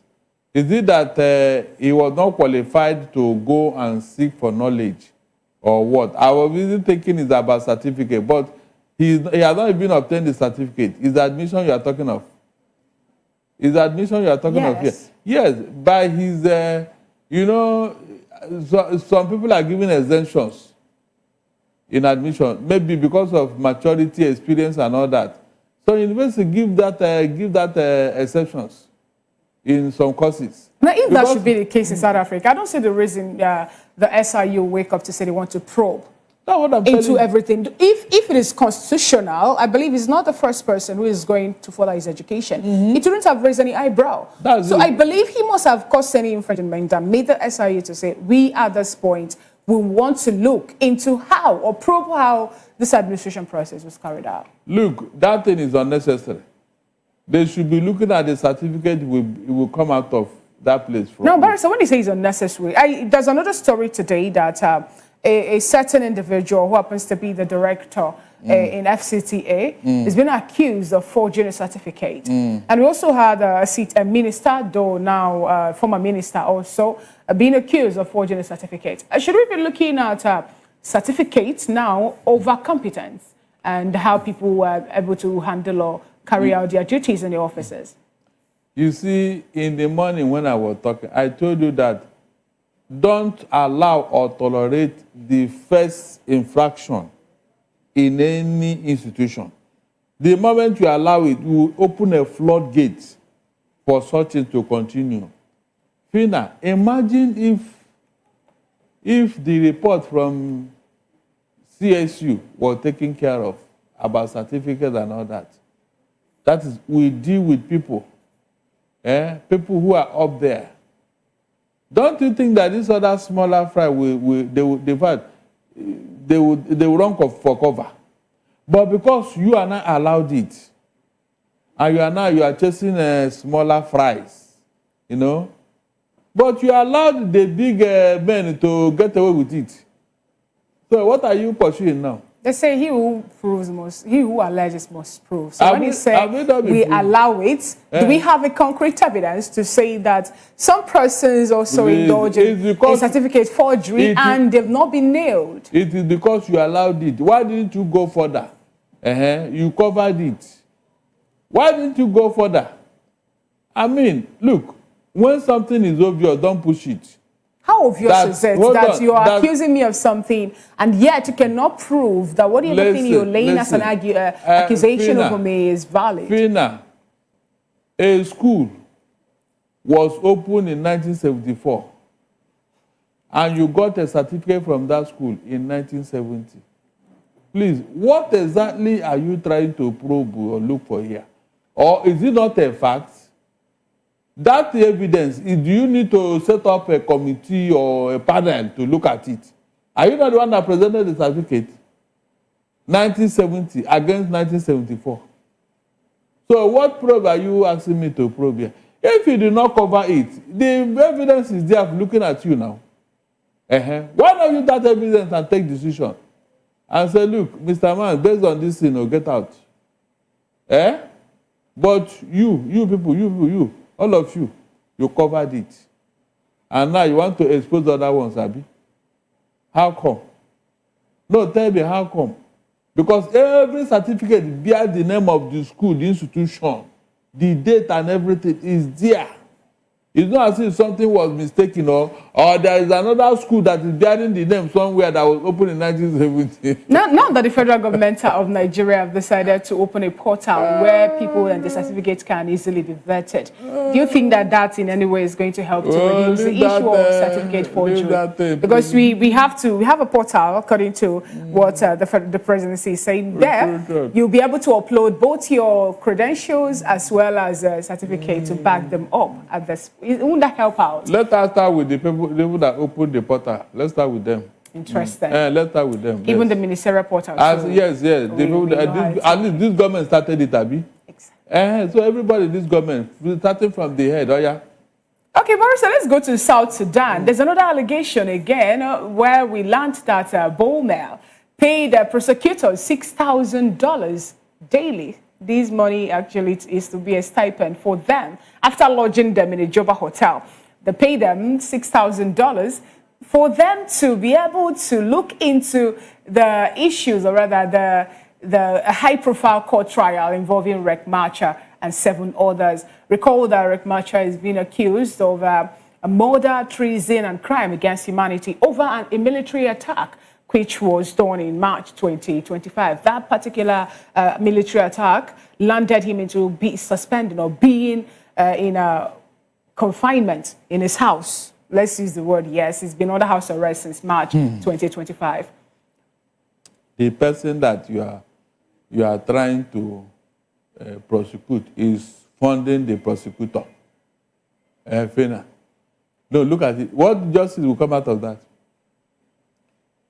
The man that is being prosecuted is now funding those who are prosecuting him. No, he's the former vice president and also the economic cluster chair, Benjamin Bolmel, that is being accused now of, finding a way to privately fund prosecutors who is handling the high-profile case involving Riek Machar.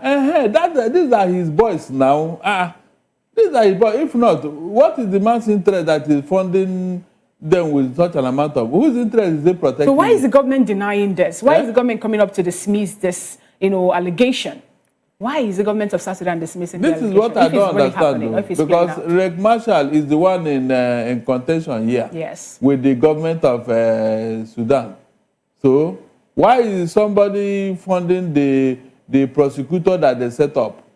I don't understand. No, even if government denies, on what basis is that man funding those people? And yet you are prosecuting Riek Machar. You better dismiss them and allow the man to go home. That's the meaning. You better allow, there's no need, because whether you like it or not, the prosecution is already stained. It's stained with corruption.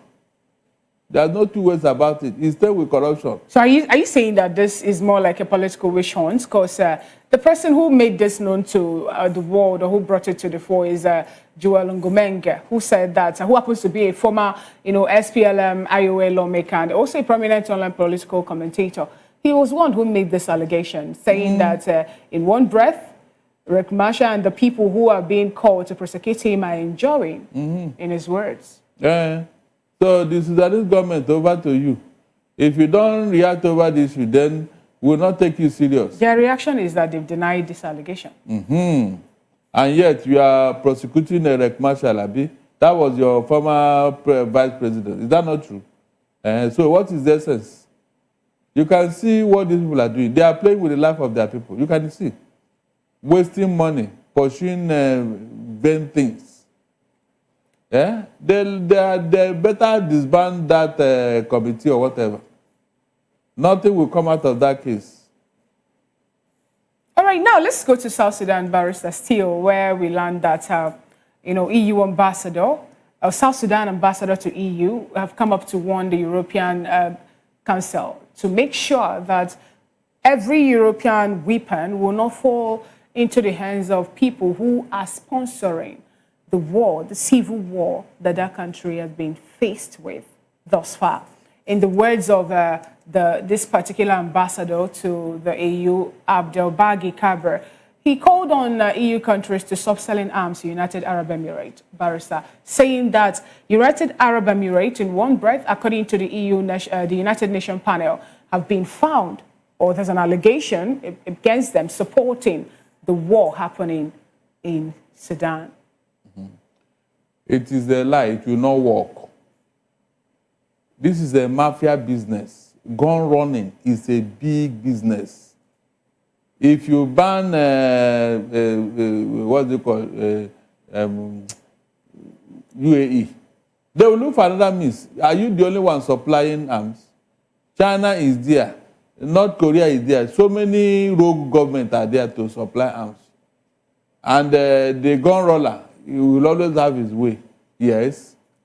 There's nowhere in the world that gun runner cannot do business. No, as long as you can pay, they will supply you the arms. Through unorthodox route and all that. The arms will surely get to some place. They can supply to friendly government. And then the government will not go and pick it up from... So... civil war. Yes. A man that the Biafran contracted to supply them arms was selling to Biafra and selling to Nigerian government. So how would the war in Sudan end? How are we going to end the war, the conflict? It may not end until the warring parties now borrow their sense and say, look, this is enough. Or one party now subdue the other to the extent that it will not have the capacity to fight. That is how this kind of war ends. Unless the Sudanese government muster the courage to now go all out on the RSF, and deal with them decisively, so that they won't have the capacity to resonate and start disturbing the country. Barrister, when you say this war is not going to end, thousands of people, tens of thousands of people have been killed just within 2 years. This war started in 2023, and over 25 million people are facing extreme hunger in this country we're looking at. So is it bad for the ambassador to call on the EU to say, stop selling weapons to people who have been fingered to be supporting the war happening in our country? And what could be the penalty or the steve-up measure now to curb the issue of arm peddling? I am telling you that gun runners have different sources of getting their arms. If you ban EU from doing that, how about other countries that want to sell arms? Remember, it's a big business, a big money. As long as the people are going to pay, there is a willing seller out there. They have some people whose business it is to supply arms to warring parties. They don't care what you are going to use it for. That's what I'm telling you here. They have produced the guns, they will sell it and make money.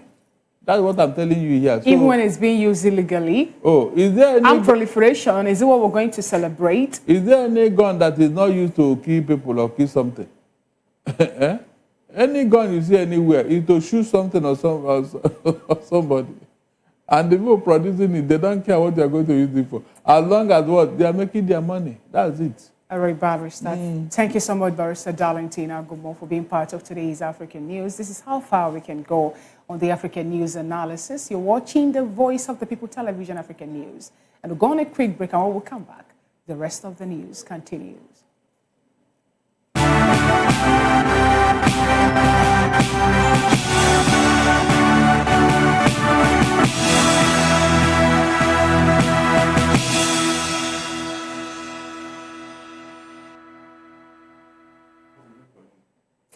All right, glad to have you back. It's still the African News on Voice of the People Television. Somalia's government has admitted that its electronic visa system was hacked, exposing personal information of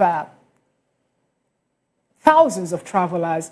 The Immigration and Citizenship Agency said in a statement that it had launched an investigation into the breach and moved the e-visa platform to a new website.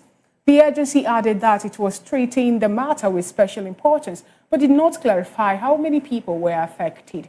The announcement came after a warning from the US and the UK, which say the cyber attack may have compromised data from more than 35,000 applicants, including American citizens.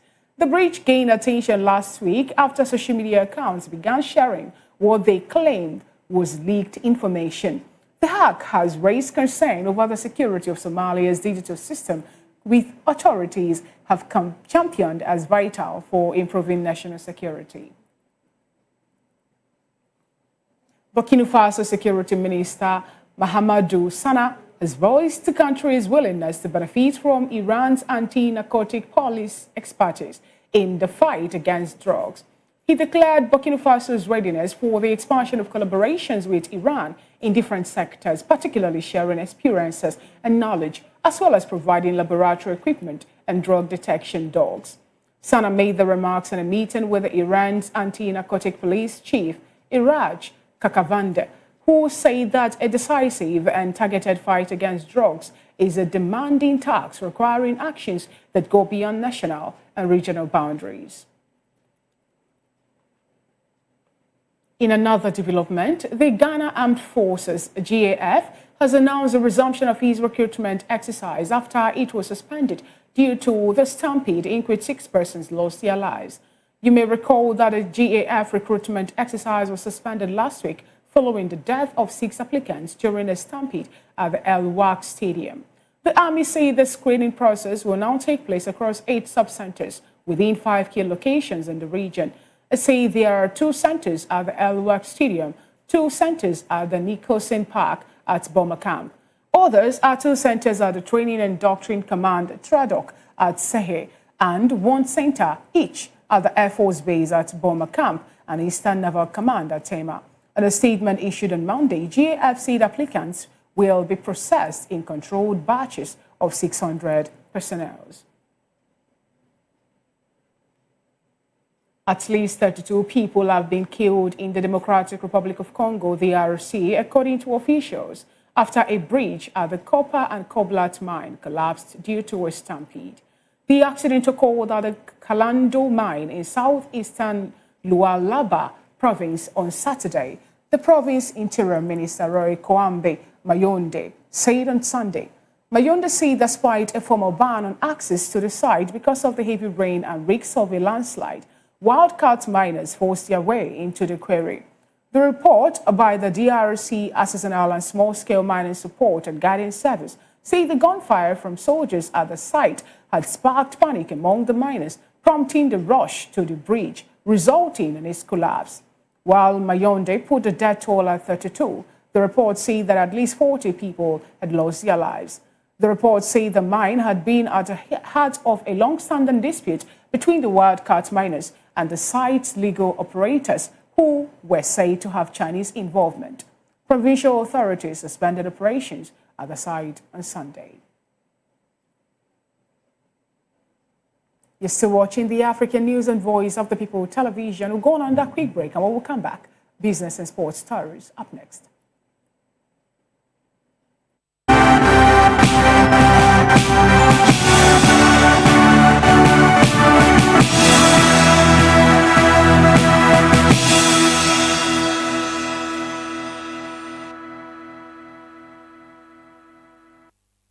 Welcome back. It's still the African News and Voice of the People television. Now to some business stories.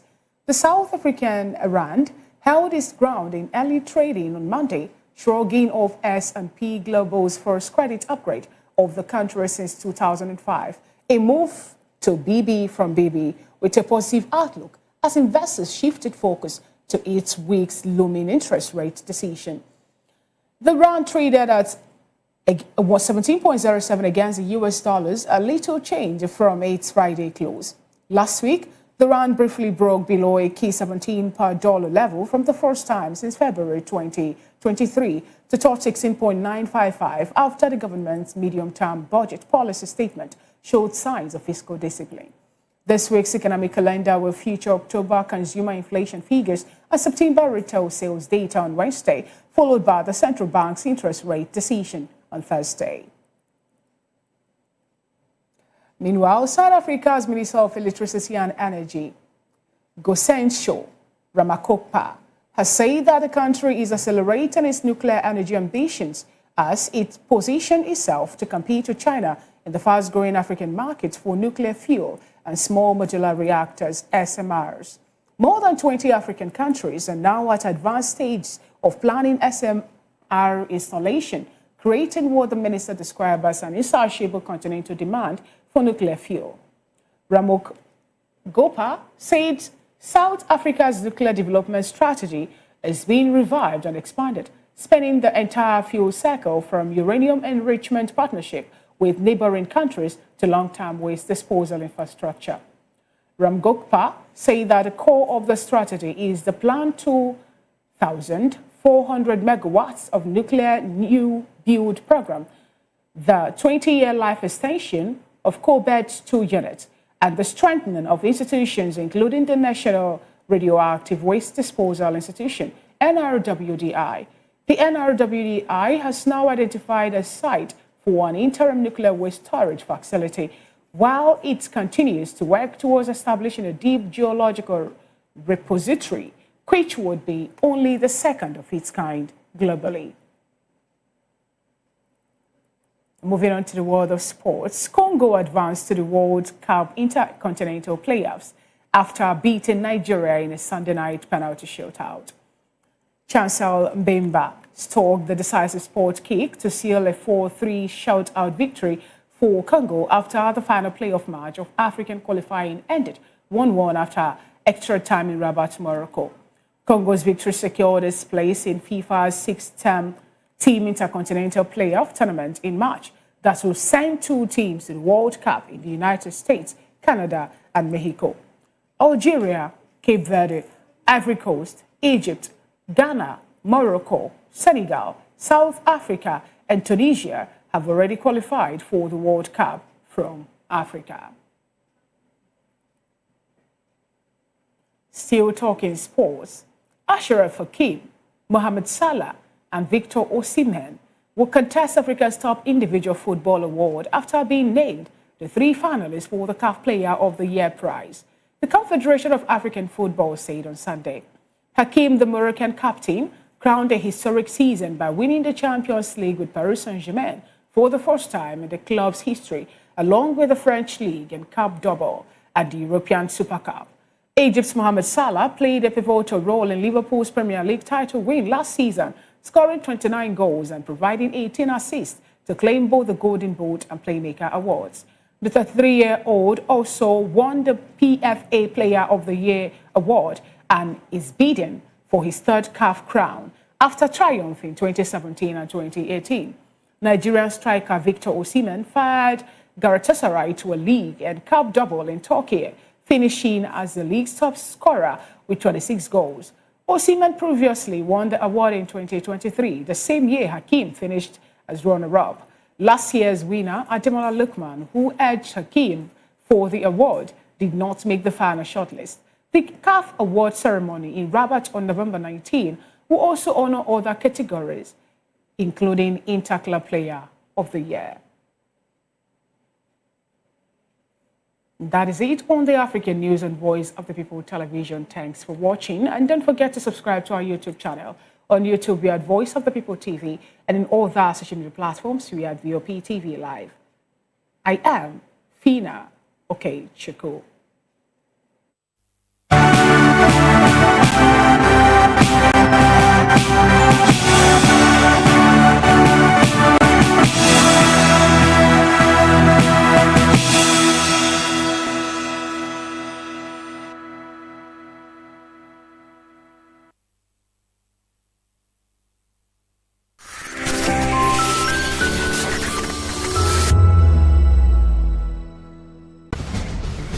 Join us as we drive into the world of politics through insightful interviews with prominent political figures, both serving and former governors, ministers, senators, legislators, party chieftains, activists, and analysts. Get first-hand information into the decision-making processes that affect our daily lives. Highly engaging 1-hour program that brings political discourse into focus.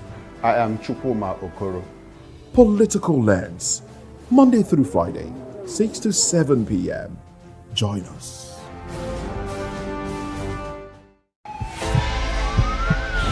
This is Health Check, your weekly guide to better living, smarter choices, and trusted answers.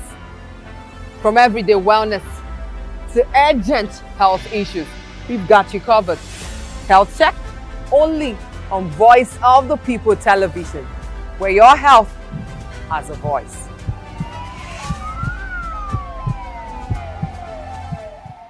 To know the happenings in the maritime sector, join us on the program Maritime Frontiers on VOP TV as we discuss key areas in the maritime sector, from aquaculture, maritime transportation, maritime labor regulation, oil and gas exploration, ferry and passenger insurance, marine pollution and prevention, port operations, and lots more. Maritime Frontiers, exploring Nigeria's blue economy.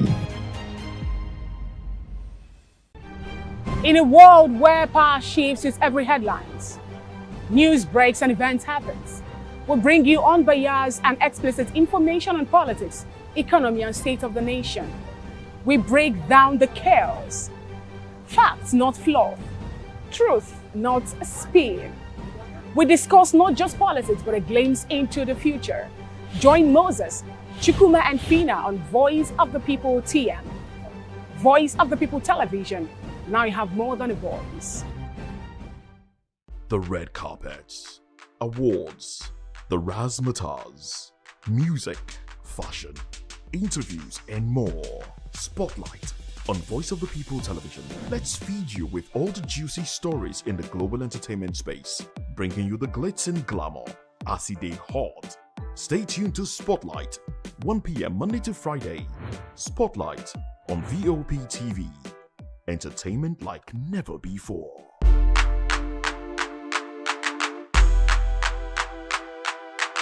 In a world where truth is the ultimate power and opinions scream the loudest, it's time to wade through the noise. Hunger no get tribe. Hunger no get religion. And scan the human interest and trending topics that matter. Stay tuned to The Issues, your plug to the stories making the buzz, from politics to science and technology, social justice, and more. Let's tackle the tough questions and expose the truth. The Issues, on Voice of the People Television, Mondays to Fridays, 8 to 9 p.m. The Issues. Don't just react, understand.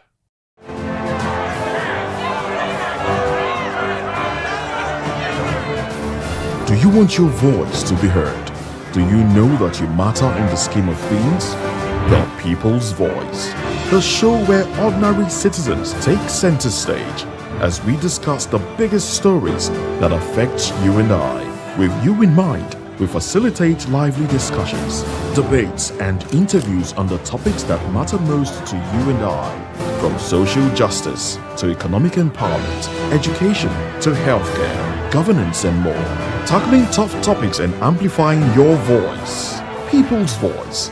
Mondays through Thursdays, 4 p.m. Join the conversation and make your voice count. The People's Voice. Make your voice count. Hello there, my name is Damilola Ogunsi, also known as the Goldfish. Hi, my name is Chike Bright Emmanuel. I'm an actor and a filmmaker. Hello peeps, my name is Yomi E. Adejumo. Hi everyone, I'm Paul Utomi. Hi everyone, my name is Stacey Benjamin and this is Voice of the People TV. I need you to keep it locked to VOP TV. See, are you looking for good entertainment? You want to get good movies, good music, politics, talk shows, sports and entertainment. You really want a channel that gives you everything you need without you having to run around. VOP is where you are. That's Voice of the People. If you're not listening to this, you're not one of us. And you deserve to be killed. Scrap chat. Don't be killed, but watch it. Or I'll find you. And I want you.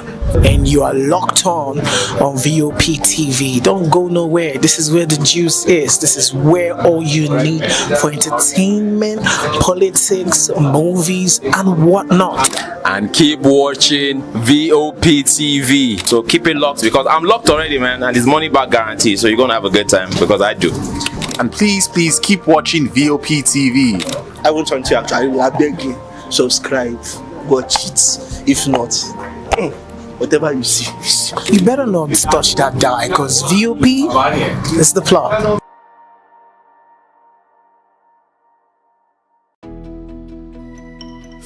Years ago, we lit the spark. Today, we are blazing the trail for others to follow. VOP Media is 3 years of breaking boundaries. 3 years of being that bold voice that echoes the thoughts of the people. 3 years of telling stories that matter. We have experienced complete breakdown in democratic governance. We are not just a brand. We are a movement, giving voice to the voiceless. We go to bed empty hunger. To every viewer, every voice, and everyone that has made us who we are, we say thank you. VOP Media, 3 years and still counting. VOP TV. Now you have more than a voice.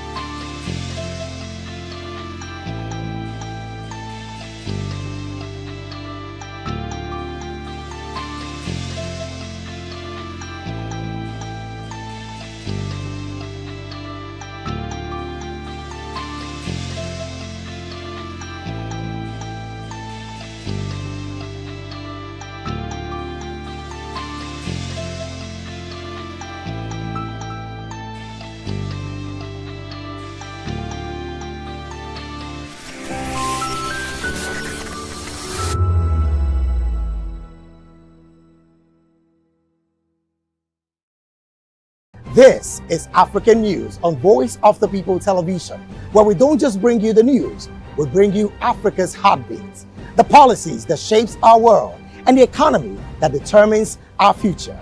African News on Voice of the People Television. Stay with us. We encourage you to click on the like button and subscribe to our YouTube channel. We are Voice of the People TV. Also follow us on all our social media platforms. We are at VOPTV Live. Visit our website www.vop.ng for fresh and trending news. Also watch us live on SLTV channel 264. VOPTV, Voice of the People Television.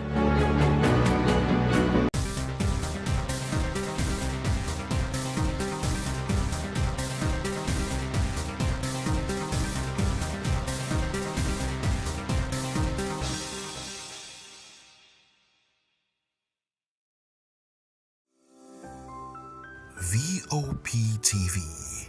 Now you have more than a voice.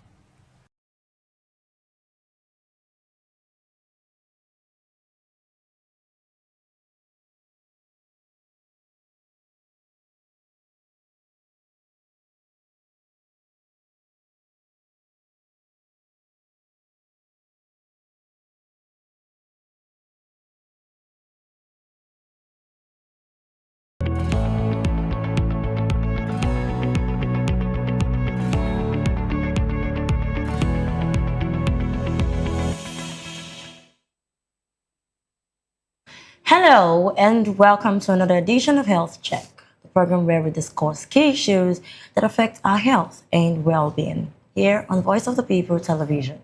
I'm Praise Peters, and as always, I am delighted to be here with fresh energy and a deep commitment to unpacking health issues in ways that are relevant, real, and empowering. But first, remember you can watch us live on SLTV channel 264 and follow us across all social media platforms at VOP TV Live. Today, we're talking about a skin condition that affects millions of people around the world. And we're talking about scabies. Yes, scabies. It's itchy, uncomfortable, and often misunderstood for other skin reactions. But the good news is it is completely treatable. Well, according to the World Health Organization, scabies affects more than 200 million people worldwide at any given time, making it one of the most common skin conditions globally. It is particularly common in crowded areas and communities with limited access to healthcare, such as hostels, refugee camps, and nursing homes, of course.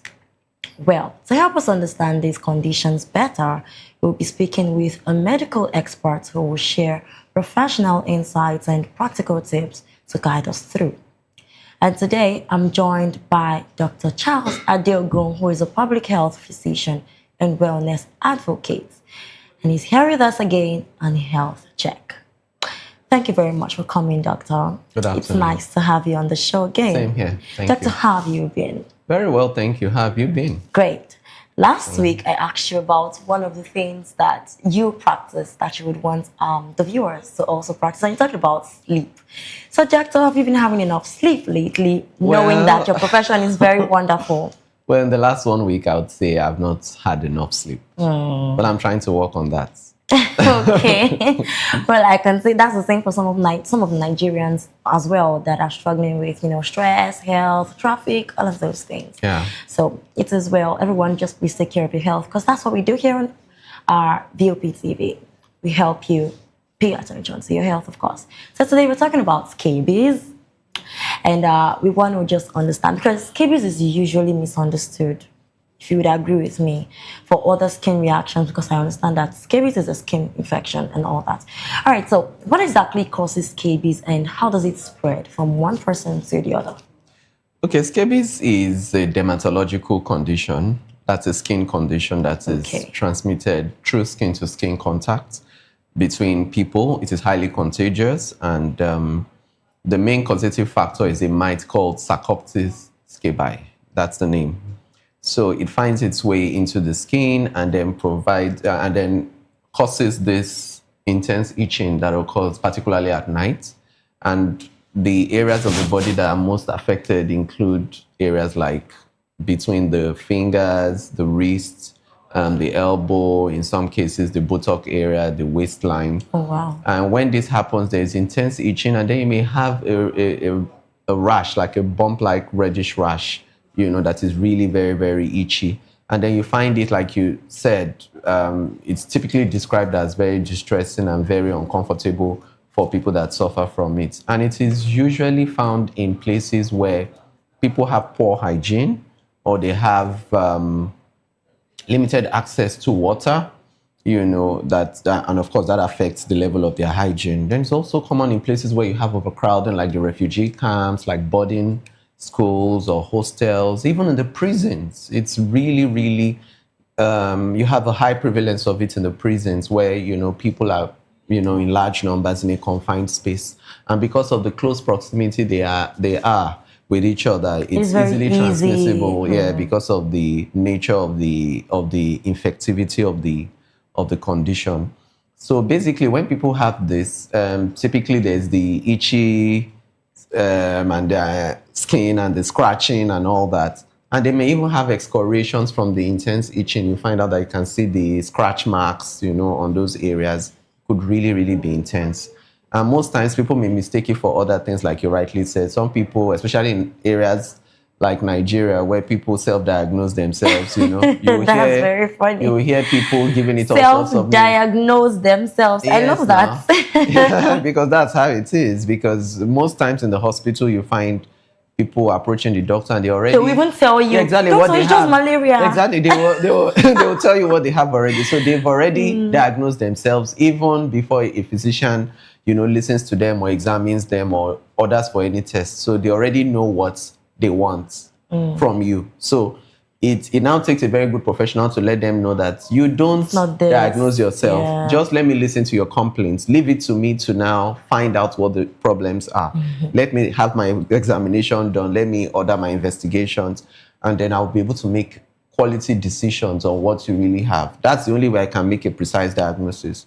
So basically the same applies to scabies. So when people come with the itchiness and then the rash on the skin and then the intense itching, that is what's at night, because there are these spaces in between the webs of the fingers, the tick may find its way and form burrows into those areas. And the itchiness is out of this world. Yes, it's intense. So you find that a lot of people who have been going for prison outreaches, for instance, like churches that go for prison outreaches, they find out that most of the complaints or concerns that people in the prisons have is related to scabies and other skin infections. So that's why a lot of people, when they are preparing to visit the prisons, they always go with hygienic materials, things for hygiene. Hand sanitizers, soaps, sponge, towels, because these are the things that, people really need to make sure that their skin health is maintained.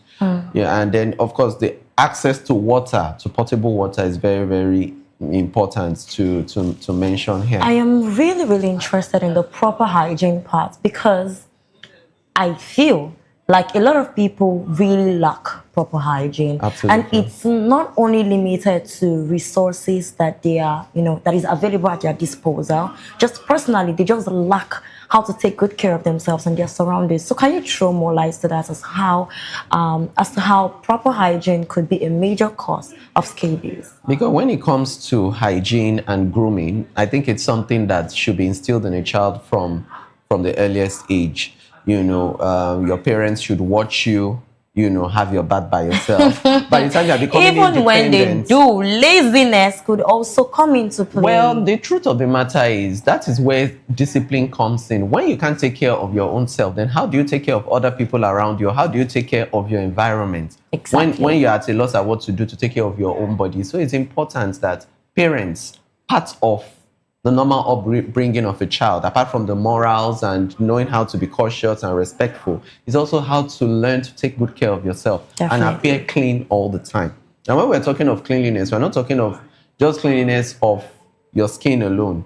your clothes, your beddings, your towels, all your personal effects, everything must be properly done. Laundry done when it should be done, and your environment kept as clean as possible. Because these are the things that if parents fail at this, then it's a major failure.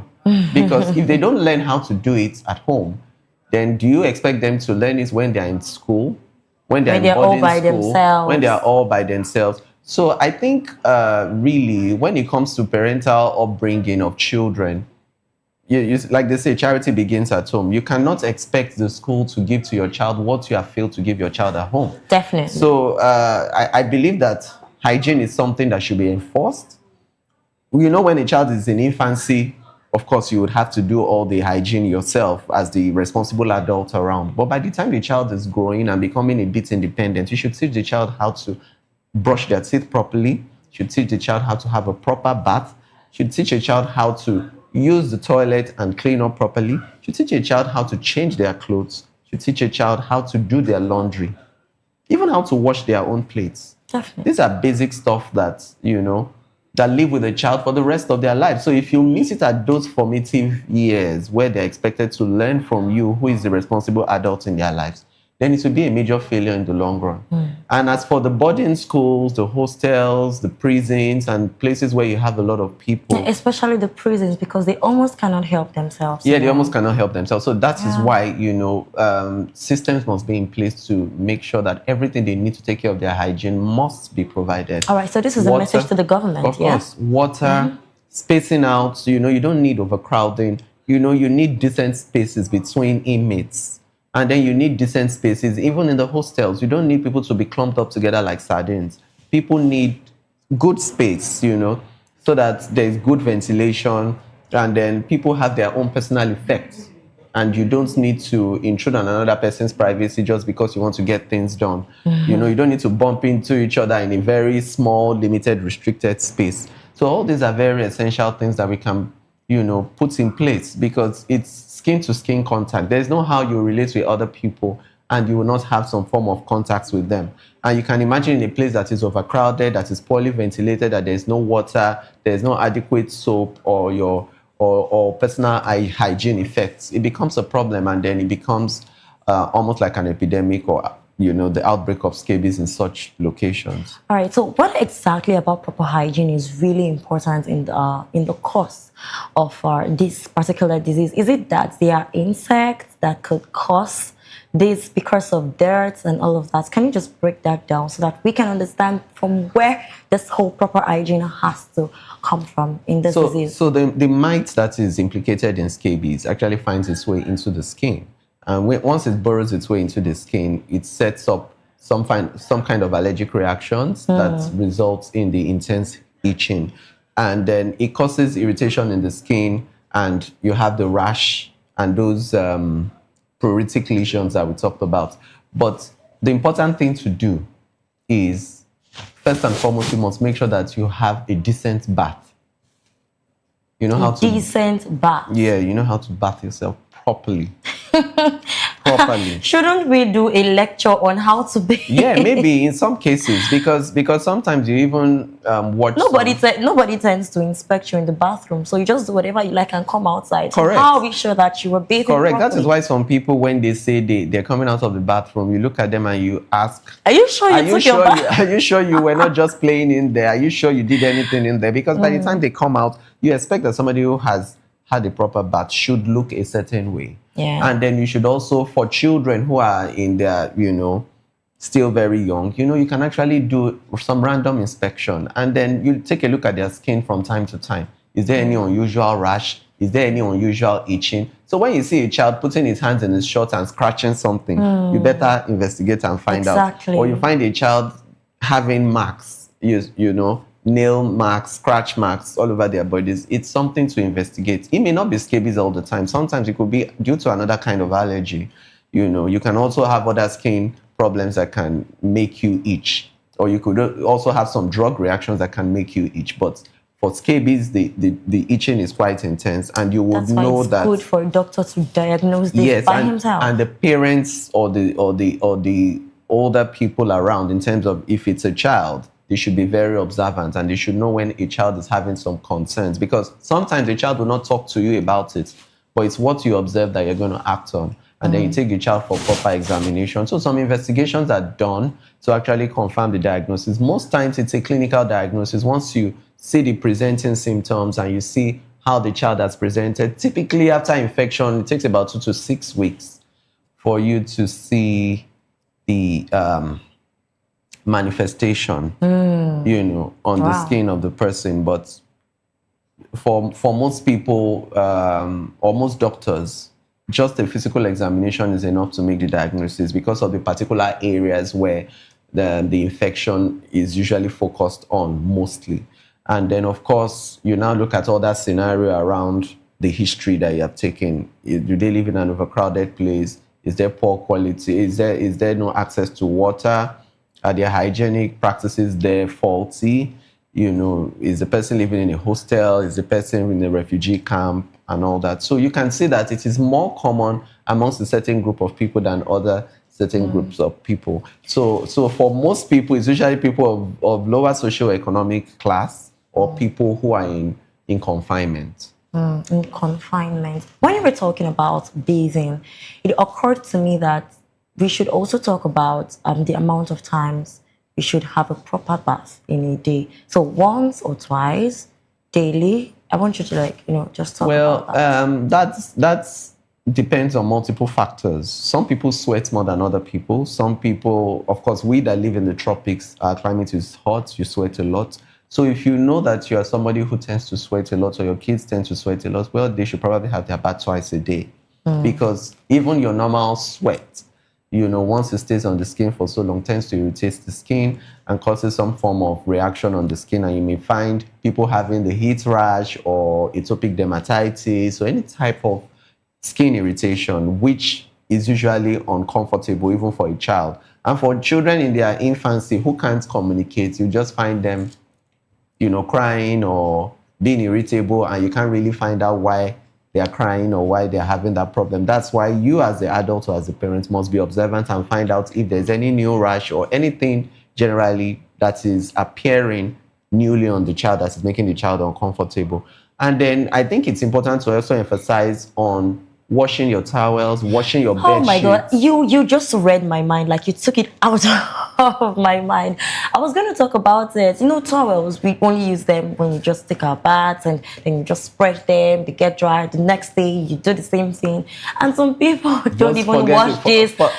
They just forget. We don't wear it. It doesn't get dirty. So please, let's talk about it. And let's also talk about beddings too. Beddings, your changing of the pillowcases. Yeah, please, we should talk about it. Very important. So you need to do your beddings very regularly. Your laundry must be done frequently. So how often? Very often. Maybe weekly if you can. It's very important. And then because of the sensitivity certain people have, they react to certain detergents. So when you're doing your laundry, you should just make sure that it's all the things you use in doing your laundry are things that you're already used to. In case you start using a new detergent, you may start having a new kind of rash or an irritation that you don't know where it's coming from. I remember I've had a couple of patients that started having some skin irritation and they didn't know where it was coming from. And it would just take the shape of where the shirt covers.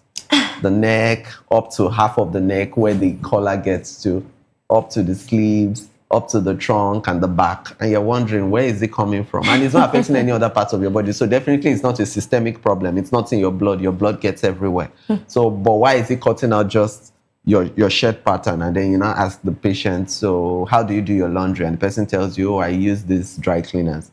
And then you now ask them, are they new? Say, yes, they are new. I was using somewhere else, but now I'm using a new place.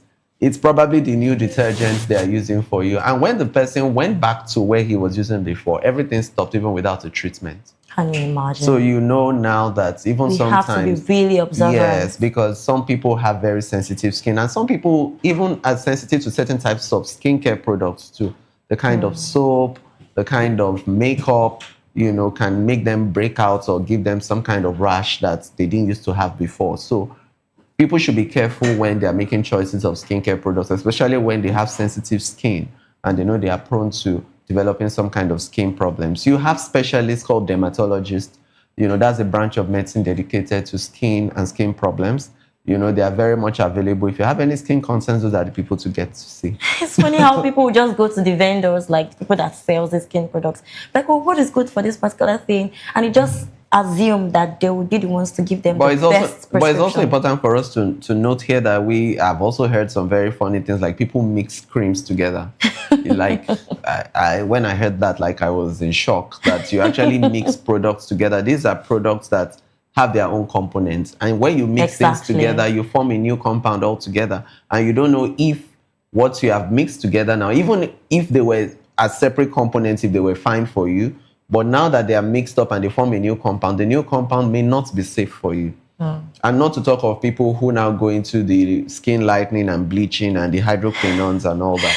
Very wonderful. So it's important that we know exactly what we apply on our skin and where to go should a skin problem arise. All right. So let's shift the focus back to scabies. So you talked about scabies being very intense at night. Why is that? Well, because most times the insects, that's probably when they lay their eggs.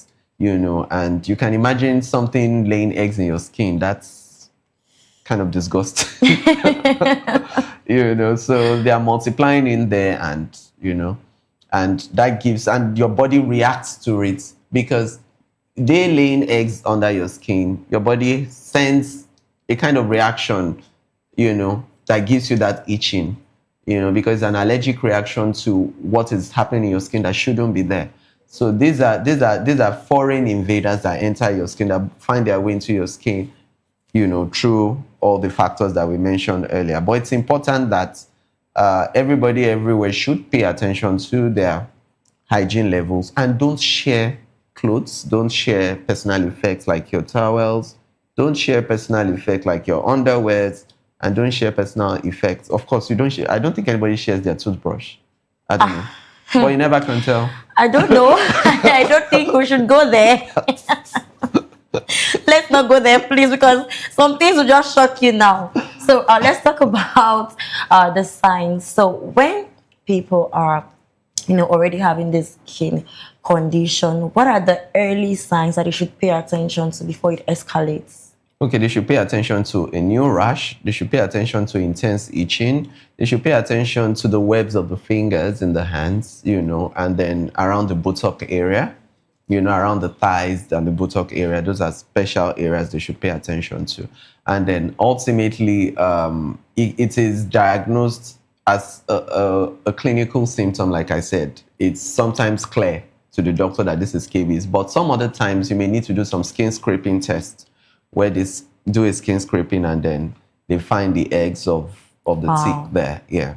So that's ultimately confirms the diagnosis. All right. So these scabies, I'd like to know, how can we tell the difference between scabies and skin reactions like eczema or other allergies? How can we tell the difference, knowing that everything still boils down to the skin?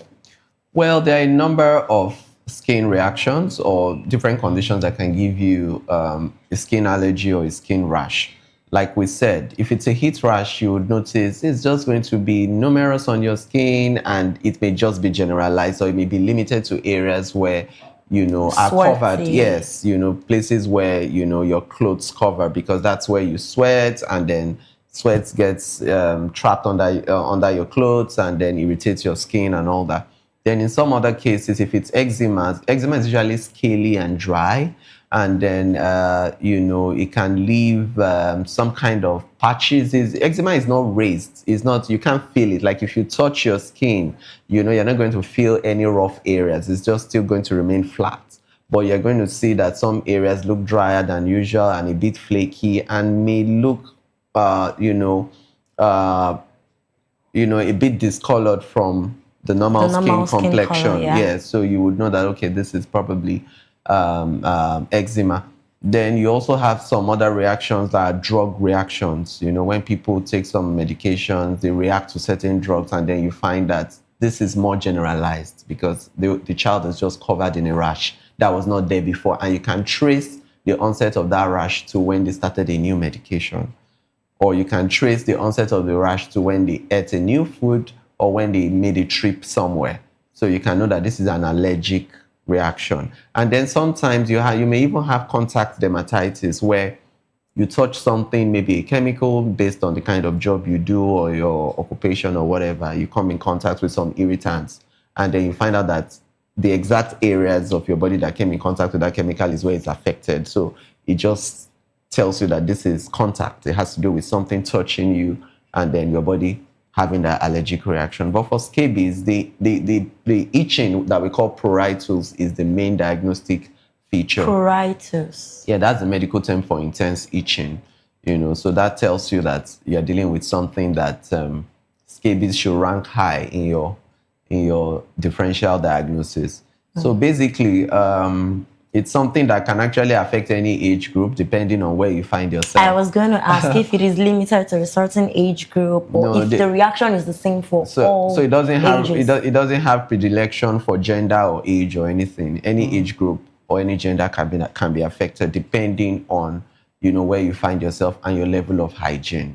So the personal effect, the beddings, the towels, the clothes, you should make sure that you do your laundry, you dry them properly. And another thing is ventilation. Yeah, proper ventilation. I think we've mentioned this before the program. Yes. And then we want to make sure that you keep your environment as clean as possible. Those are all the essentials that you need to keep it at bay, because without that, you would always shake someone, you'd always come in contact with someone. And it's important for us to mention that for scabies in particular, if any member of the household is infected, everybody should be on guard, because Exactly, it is highly contagious. Highly contagious. So how can that happen?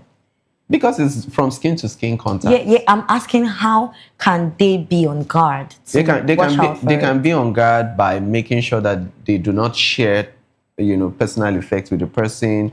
They keep a safe distance from the person, and then ultimately they themselves too can start using some of the topical treatments that we normally, recommend for scabies in case, that they're seeing anything that looks like it's coming on them. So basically, it's more of prevention than actually waiting for it to happen to you, because once somebody around you that is in close proximity to you has it, it's just a matter of time before it spreads very quickly. Wow. So in boarding schools, you can actually, there can be a breakout of it. But it's not like if someone with scabies is here right now, just by staying close to the person, you can contact it. It has to be skin-to-skin contact. Okay. Which would normally happen with kids, even adults. Yeah. Once you're interacting with people, there's no way you can continuously stay away from them. Actually. Unless you stay in cubicles and have a confined space for each person, which is not not feasible. possible. Exactly. So it's very important that everybody knows that when somebody is infected, the treatment should be aggressive, and making sure that you limit access or restricted access to that person.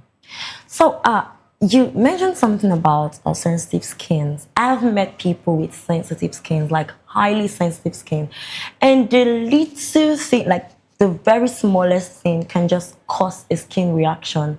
Now, when people like this easily get skin reactions, how can they now differentiate what exactly is happening to them? Well, some people have allergies, and that is their genetic makeup.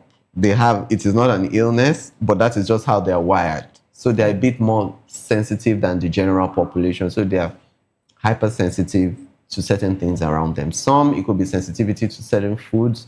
Some, it could be sensitivity to certain chemicals. Exactly. Yeah, so some, it could be sensitivity to something in the environment. And other people, when placed in the same conditions, don't have any issues at all. So that's what distinguishes them. It's just for them to know they're a bit different and to watch out for what their triggers are. So over time, you identify your triggers as, okay, this is what I react to. I know that if I stay away from this thing would stop, but if I go back to this thing comes back on. So you just watch the trend of things and keep a diary of those things and know that, okay, since I'm a bit different from other people, when I see them eating this, I stay off. Or when I see them using this product. So basically self-awareness. Self-awareness, and then making sure that you go to see a dermatologist. Regularly. Because you are a dermatological patient. Because that means that you need to often visit the dermatologist so that a skin assessment is done. And when you do have a flare, which you would be having from time to time, the dermatologist would know what to do to quell the infection, to quell the allergy or the reaction, and will give you the simplest of products to use. So that means you are not a candidate for, you go online and see any product and just choose one just because it looks fanciful, or you like the fragrance, or people have written good comments or remarks about it. You have to be intentional about everything you use, and you have to run it by a professional to be sure that it's safe for you to use. You know, when you were talking, it just occurred to me that people actually visit the medical doctor for everything.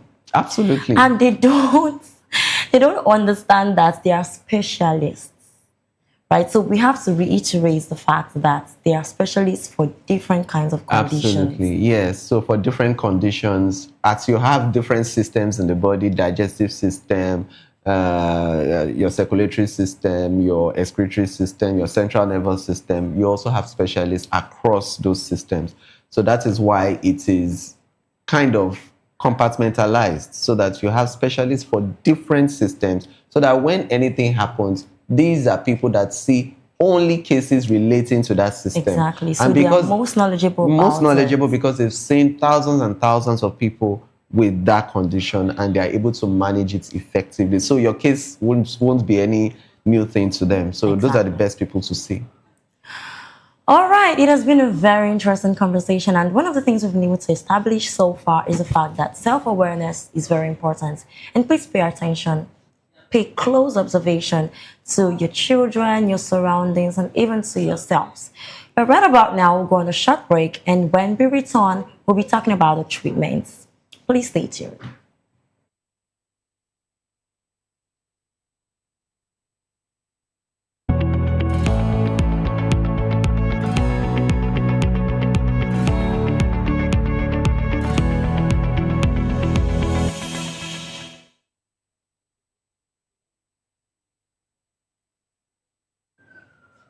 Welcome back to Health Check on Voice of the People Television. I'm still Praise Spiritus, your host, and I'm still with Dr. Charles Adiogun.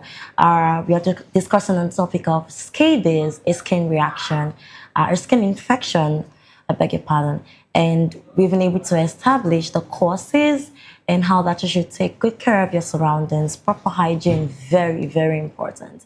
But you know, we cannot talk about all of these without talking about the treatment options made available for this particular disease. So, Dr. Charles Adiogun, thank you very much for staying till this time. So, we're talking about the treatments now. So, what treatment options are made available and how effective are they? Well, scabies is quite treatable, and like we always say, once you see something, do something about it. You know, there are medications that are quite effective that are available. We have some of them like Permethrin, we have benzyl benzoate, and then we also have antihistamines, which, you know, everybody knows antihistamines are for allergic reactions, and they help to reduce the intensity of the itching. You know, so some of these come as creams or ointments, you know, and they've been very useful. And then you have some sulfur ointments, some sulfur compounds too that have been found to be very effective in reducing the intensity of the itch and giving relief to people that have this. And ultimately, it's important to note that when you have scabies, it's not something that you have it one time and then you are immune to it for the rest of your life. Wow. So it's possible it comes back? Yes, you can always get it back, you know, if the same conditions that brought it up in the first place, you know, comes to play. So it's even again. important to know what caused it for you so that you can know how best to prevent it. And usually it's not difficult because, like we said, hygiene always plays a role. The accessibility to water plays a role. And then, of course, overcrowding and then overpopulated places or confinements are particularly at risk. All right, so are there home remedies or we should stick to medical prescriptions? Please always stick to medical prescriptions, and please do not prescribe for yourself. Self-medication is absolutely no. So go to see your doctor. Don't self-diagnose, don't self-medicate. So if you have any medical condition as small as itching, you may always self-diagnose and say, oh, it's just a little rash. But what kind of rash is it? If you're dealing with a child, you could have measles. How would you know if it is measles? How would you know if it is chicken pox? These are all skin manifestations. How would you know if somebody has rubella infection? How would you know if somebody has atopic dermatitis? There are all sorts of skin problems that people have that it is only a medical professional that can differentiate them. And the method of treatment of each of these conditions are completely different. So you cannot go wrong going to see a medical practitioner. And if you see a medical practitioner, the medical practitioner deems it fit to refer you to a dermatologist, then you should go to see a dermatologist, because the dermatologist would now probably do some skin scraping or do some other investigation to actually nail what your diagnosis is precisely and be able to give you the right treatment you require to manage the condition. All right, so let's talk about the mites. Now, those insects that you talked about, the mites. So how can we get rid of them? Making sure that, your beddings, your mattress, they're properly cleaned up. And then for people who live in areas where there is a lot of moisture and dampness in the mattress and all that, different people have been on the mattress over time, or different people are using the mattress, like in hotels and all that, all those kind of places, you need to be changing that often. And then you need to make sure that you can do some spraying, using insecticides, using some fumigation and all that. All those from time to time would really be helpful. And then you make sure that in places like hotels, the towels and the personal effects in the bathrooms are changed, making sure that each person that comes in, each visitor that comes in has their own units and package of towels and personal effects, and they don't need to use something that somebody else has used before. Exactly. So these people should be really aware. Really aware. Otherwise, you just have a spread of this from person to person, and before you know it, it can affect practically everybody around. So it's very essential that all these systems are put in place and they are strictly adhered to. All right. So how about the treatment options? How long does it take for them to take effect? At what point should people with this particular disease start to feel relief? Well, when it comes to efficacy of treatments, it's not written in stone. It varies from person to person. But by the time you start your antihistamines, by the time you start the benzoate or your sulfur ointment, you should start feeling some significant relief within the first week of treatment. But of course, you have to continue treatment for you to have an absolute relief of the entire problem, because for some people, their relief comes faster than others. So just like you have a sample of a population sample, people are on treatment. The response to treatment varies from person to person because it's multifactorial.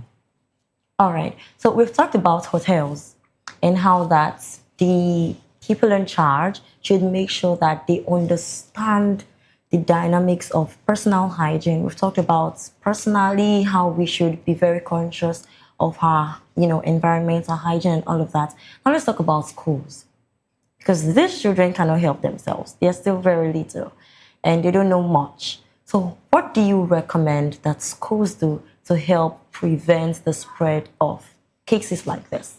Well, it's important that aside from the school teaching academics, they can also, emphasize on good grooming and hygiene, and then making sure that there are practical examples. Exactly, so that it's not just on paper. It's not just on paper. Is it good to brush your teeth? Yes, exactly. And you don't do it. How many times do we have our bath? Let somebody demonstrate how this is done. Exactly. Let an adult, because I think children even relate more with practical than of course, theory. because they're very visual. Whatever they see, they learn. The visuals are a very important aspect of learning for children. You can't tell a child what he can't see. He can't appreciate it. But show him the colors, he'll be able to identify the colors, Sing a song to him, he'll be able to recall the song. So hearing and visuals, so very, very essential. So sometimes I find out that even some kids don't know how to wash their hands properly. Because if you tell them, let me watch you wash your hands, you just see them fondling with the soap and just wasting water and all that. But when an adult has taken time to actually demonstrate properly how these things are done, they're able to learn and they're able to reproduce exactly what you've done. So good grooming, hygiene, emphasis on hygiene in the school is very important. So it is done both at home and in school. And then the school can also make sure that the living environments for students who are in the boarding house is very conducive. and then making sure that their mattresses, their beddings, if they're going to be doing their laundry themselves, it should be monitored by an adult. If the school is doing the laundry, then special attention is made, towards ensuring that it's done regularly and appropriately. And then making sure that their personal effects, the towels, the clothes, very, very important, they are handled with utmost care. Because that's the only way you can keep it at bay. And if they find out any child has it, that child should be sent home and properly treated before resuming back home. Yeah. Exactly. We should really emphasize that. Yeah, be sent home, not as a punishment. Yes, but just to take good care of themselves and to protect the other children. Yes, just to curb the spread of the condition amongst other people. Keeping in mind how contagious it is. All right, so we're moving on the first link. So finally, what advice would you give to anyone who may be embarrassed because, itching in public and all of that, they might want to hide it and all of that. So what advice would you give to people that are embarrassed or afraid to seek treatment for scabies? Well, I don't think there's anything to be embarrassed about. And I don't think you can even hide that kind of itching, to be honest. Okay. You may not be able. You may not be able to hide it because it could really be very uncomfortable. Yes. But for you to be ashamed to see a medical professional, I would not. I find it hard to understand why. Because there is no condition you want to tell the doctor he probably has never heard about. Except the doctor is lacking emotional intelligence, or what do we call this now? Well, it's not. It's not even. I won't even say emotional intelligence. I actually get that kind of complaint sometimes. Oh, I don't like visiting that doctor again because that particular doctor, I told him what happened to me. Okay. And he's judging me. He's looking at me like, and all of that. It may really. Well, that has multiple responses because for some people they misinterpret the doctor sometimes. So because you can't read anybody's mind accurately. So when you say somebody's looking at you somehow, how are you 100% sure that what your assumption is correct? You may have misread the doctor. You don't know the doctor so closely, so you may actually be the one judging wrongly, number one. Then number two, if you actually think that, which I know is very unprofessional, no well-trained doctor is going to hear your complaints and laugh at you or make jest of the condition. Nobody's going to do that because that is against the ethics. Because you have to show empathy as a professional and you need to know that this person has come to you for care and you should address it, in a confidential manner and in a way that the person does not feel judged. The person feels at ease talking to you and the person knows that you are giving them the best care possible. So I think basically nobody should feel embarrassed about any condition, even aside scabies. There is absolutely no condition, be it physical, mental or emotional, whatever condition it is that affects a human, that you stand in front or you sit in front of a medical professional that you should be ashamed of. You need help. That is why you're going, and that is why they are there. Yes. They are trained to be there to help you. So under no circumstance should you feel, out of place or uncomfortable. So I think people too should work on their minds that when you're approaching a medical professional, just know he's there to help you. Just know he's there to patiently listen to you. And he's non-judgmental. He is empathetic. He's a good listener, and he's there to give you the right guidance towards your recovery. So you being ashamed and withholding information will be to your own detriment at the end of the day because he only works with the information you give him. You don't give out that information, they don't practice witchcraft. So they won't know what you don't tell them. So it's very essential that you open up your, your mind, when you're seeing a doctor, keep an open mind and be rest assured you're speaking with a professional, unless now we now have to qualify the kind of doctor. When people say doctor now, is it really a doctor or just anybody that you're just giving the title to? But if it's a licensed medical practitioner, you have nothing to fear. You can be at peace and open up. All right, coming from a very reliable source, a medical doctor himself, you are safe, completely safe with the medical professionals. So please make sure that you pay attention to your health, self-awareness, observance, and all of that. So a very big thank you to Dr. Charles Adiogun, who is a public health physician and wellness advocate. Thank you so much, doctor, for your insightful contribution. Thank you for having me. You're most welcome. And so to our viewers, remember that scabies isn't something to be ashamed of. It's a common infection that can happen to anyone. So early detection, proper treatment, and hygiene are the keys to staying healthy. Don't be afraid to speak up, seek help, and make your health and total well-being a priority. I am Praise Peters, and this has been Health Check. We'll see you next week, but until then, stay safe, stay healthy, and stay alive.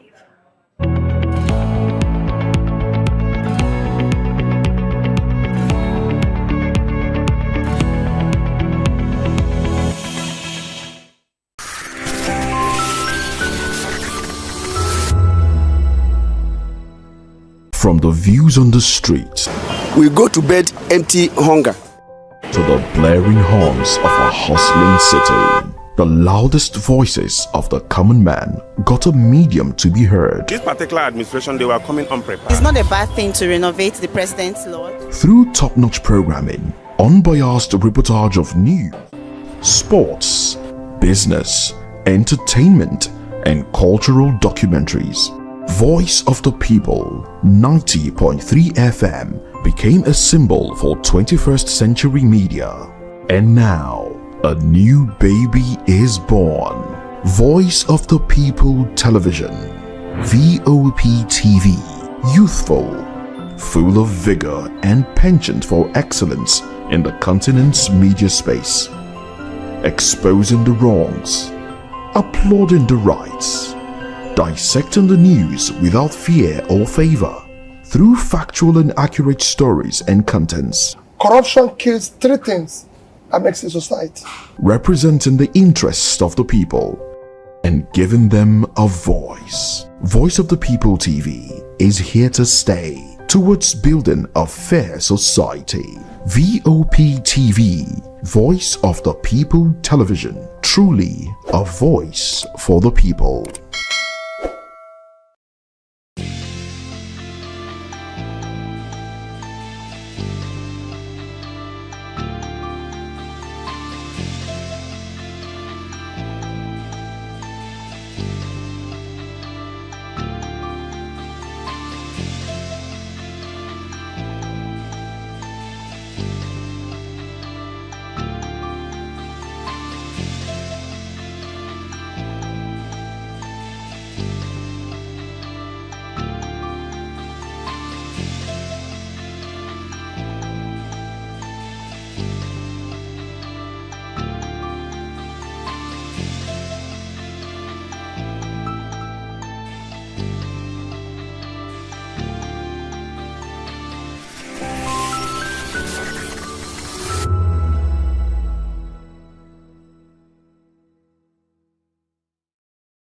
Hey guys, what's up? How you all doing? They call me Ovisha Nelson One, your #1 celebrity host, and you are watching Voice of the People Television, VOP. Stay tuned. Uyi Osarate is my name. I am a friend of the microphone, Voice of the People TV.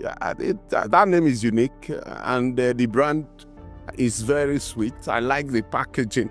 Picture qualities, camera qualities, and then of course, the quality of human beings that I see sometimes on your channel. I talk and get paid, and I look forward to being in your studios. Oh yes, you are on to Voice of the People TV, live here in Benin City, the cradle of black civilization. What are you waiting for? Tune in, bro. VOP TV. Now, you have more than a voice.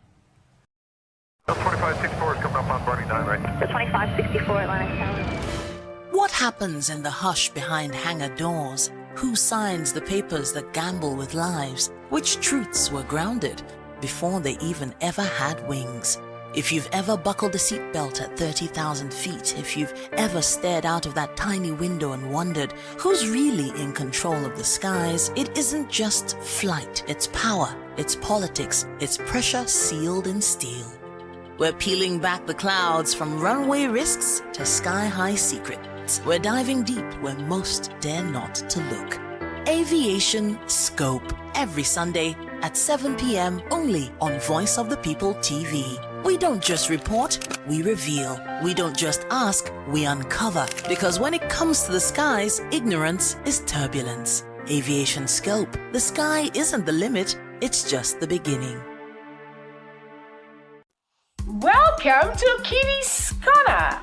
Every weekend is a new journey. Join Auntie Oni as she embarks on thrilling adventures. Each episode takes the young explorers to a different fantastical world filled with exciting challenges, making new friends and learning valuable life lessons. The show begins with lots of excitement in a cozy storytelling mood. Fairies teach the importance of kindness, honesty, bravery, teamwork, or curiosity. Kitty's Corner is a delightful blend of fun, education, and imagination with catchy songs, interactive games, and heartwarming stories. Join Auntie Oni every Saturday, 10 a.m. to 10:30 a.m. on Voice of the People Television. Kitty's Corner, perfect destination for curious minds.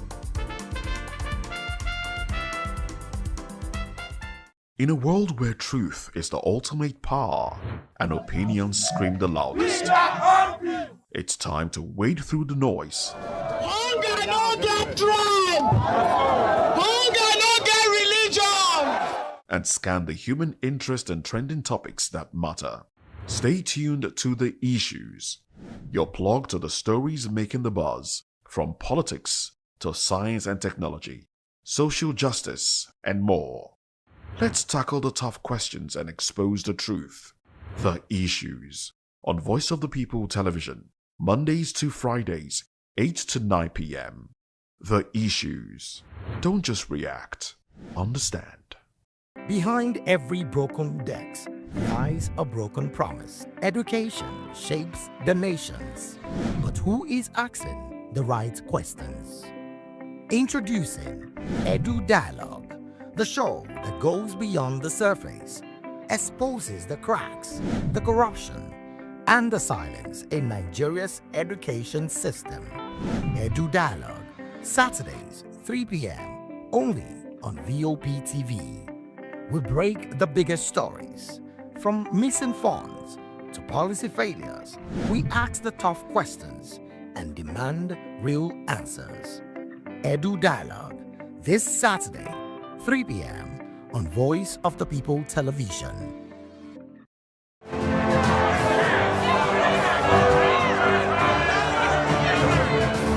Do you want your voice to be heard? Do you know that you matter in the scheme of things?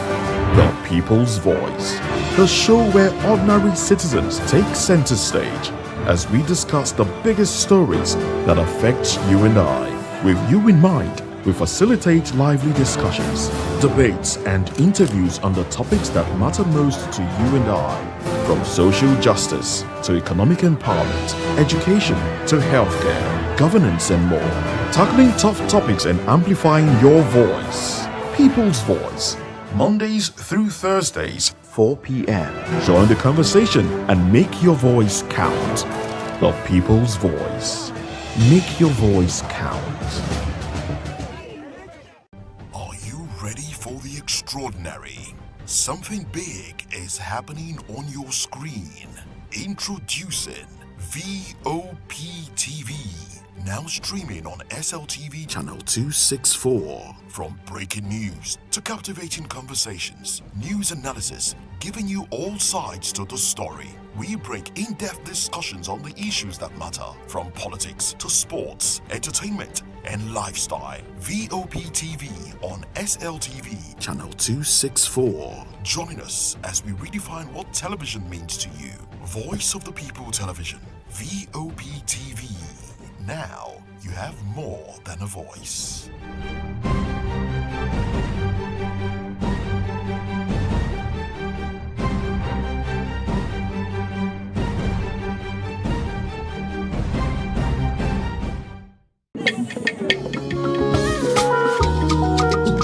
Voice of the People Television awuchiela onye nụ ya ka ọrụ ibe ya. Ị chọrọ ịmata akụkọ ndị gbara n'ọkwa akụkọ dị iche iche n'ala anyị kwa ụbọchị. Ị chọrọ ịmata ka o si afịatụ na ndọrọndọrọ ọchịchị, agụmakwụkwọ, azụmahịa, ime njem, ọbụladị egwuregwu. Ngwa sonyere anyị n'oge ndị Igbo na Voice of the People Television.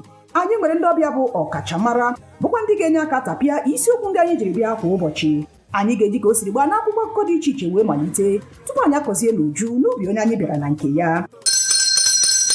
Ịgbamụrụ nzem ọzọ kedụkosi ya gaziere onye ukwu ma gaziere onye nta. Mkparịta ụka tọrọ atọ ka anyị ga-ewetara gị bụkwa nke ga-eme ka ị mata ka ihe si aga n'ala anyị bụ Naịjirịa ọbụla dị na mba ofesi. Oge ndị Igbo na Voice of the People Television ga na-abịara gị site n'ụbọchị Mọnde ruo Fraịde na SLTV Channel 264. Ekwekwala ka akọrọ gị ya akọrọ. Chetakwa na ọ bụ na SLTV Channel 264 ka ị ga-ekiri Voice of the People Television. Voice of the People Television. Ugbu a iwere karịa olu. My name is Esther. They call me the Oga of them are the general overseer of them all.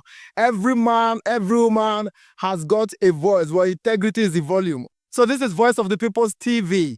Voice of the People's TV.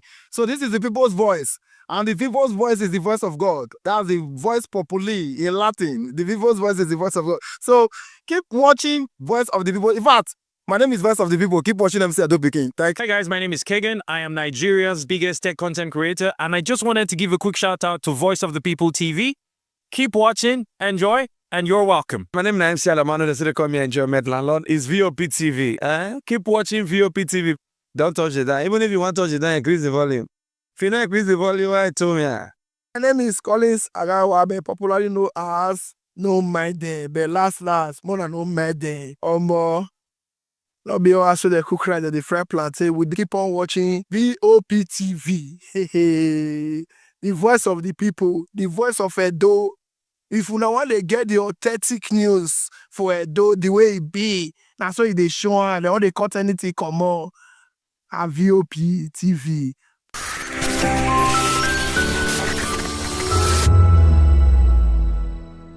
Hello there, my name is Damilola Ogunsi, also known as the Goldfish. Hi, my name is Chiki Bright Emmanuel. I'm an actor and a filmmaker. Hello peeps, my name is Yomi E. Adejimo. Hi everyone, I'm Paul Utomi. Hi everyone, my name is Stacey Benjamin and this is Voice of the People TV.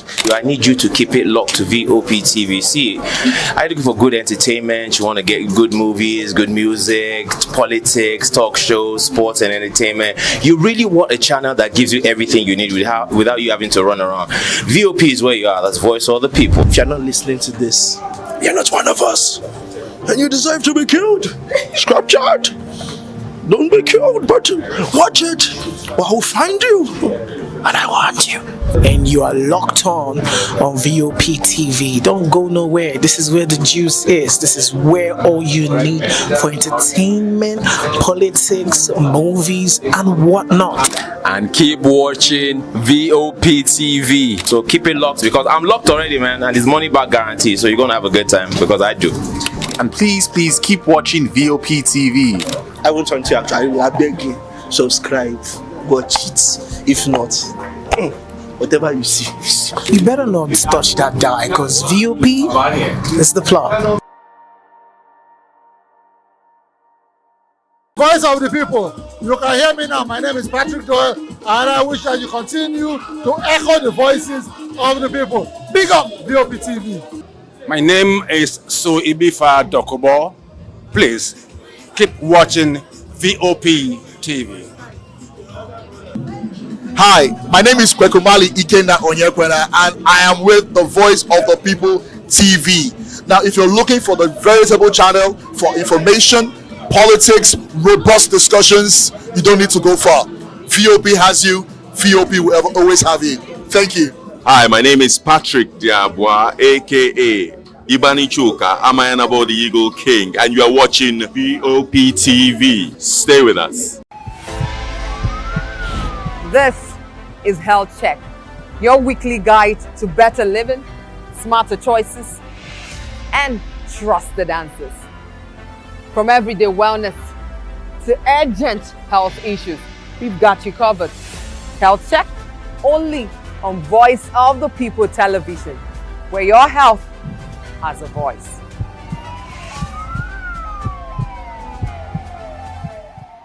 To know the happenings in the maritime sector, join us on the program Maritime Frontiers on VOP TV as we discuss key areas in the maritime sector from aquaculture, maritime transportation, maritime labor regulation, oil and gas exploration, ferry and passenger insurance, marine pollution and prevention, port operations, and lots more. Maritime Frontiers, exploring Nigeria's blue economy. We encourage you to click on the like button and subscribe to our YouTube channel. We are Voice of the People TV. Also follow us on all our social media platforms. We are at VOPTV Live. Visit our website www.vop.ng for fresh and trending news. Also watch us live on SLTV channel 264. VOPTV, Voice of the People Television. The red carpets, awards, the razzmatazz, music, fashion, interviews, and more. Spotlight on Voice of the People Television. Let's feed you with all the juicy stories in the global entertainment space, bringing you the glitz and glamour as it is hot. Stay tuned to Spotlight, 1 p.m. Monday to Friday. Spotlight on VOP TV. Entertainment like never before.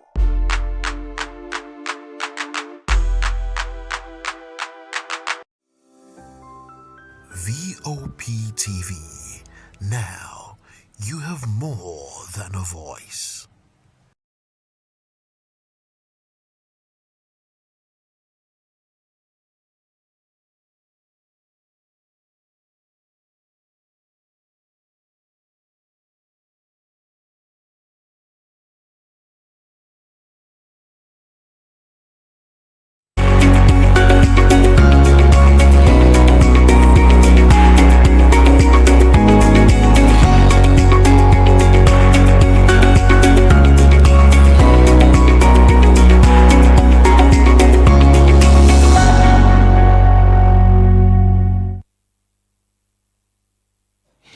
All right, welcome to the program. Of course, it's a wonderful Monday.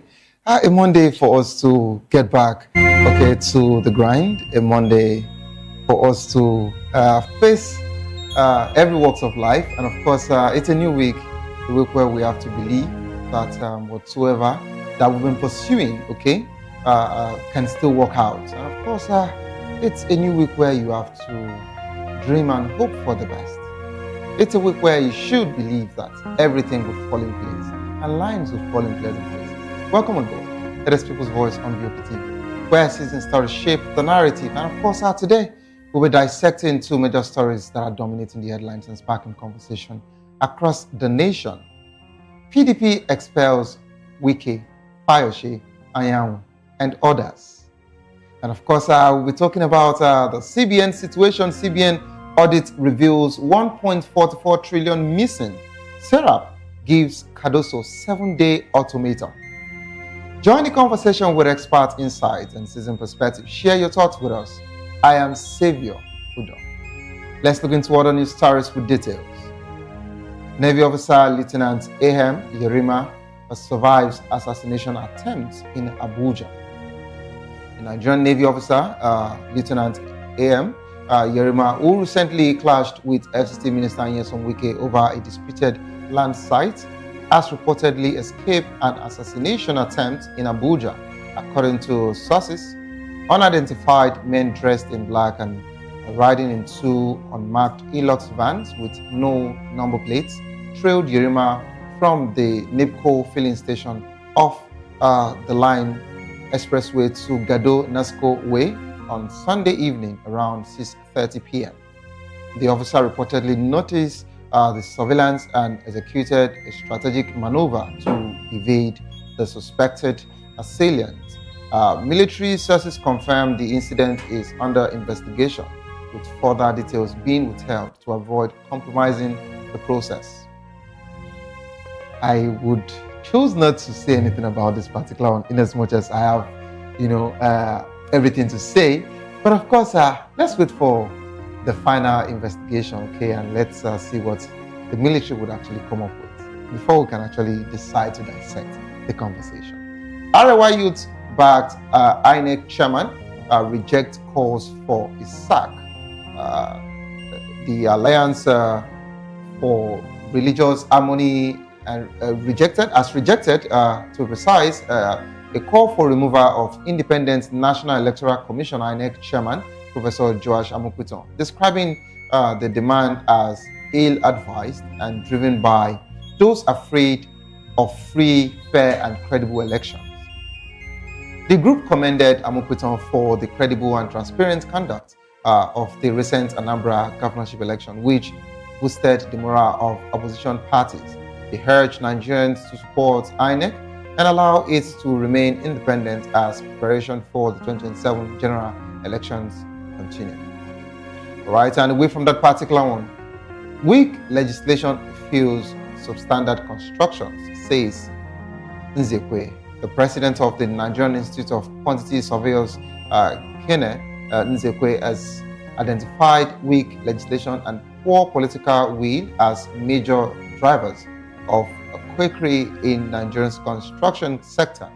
Nzekwe emphasized that stronger laws and institutions are needed to prevent unqualified individuals from taking on specialized construction roles, which can endanger lives and compromise building standards nationwide. He called on the government to take a leading role in addressing the issue, stressing that competence and proper training are fundamental safeguards in construction. And of course, we are back to the Economic and Financial Crimes Commission portal now. EFCC denies political motive in Seva's 14.8 million probe. Okay, EFCC has actually dismissed claim that they are not politically motivated as regards to declaring the former Minister of State Petroleum Resources, Tinubu, Silva, wanted. Okay, and of course, according to the EFCC spokesperson Dele Oyewale, okay, he said jumping bail despite being on administrative,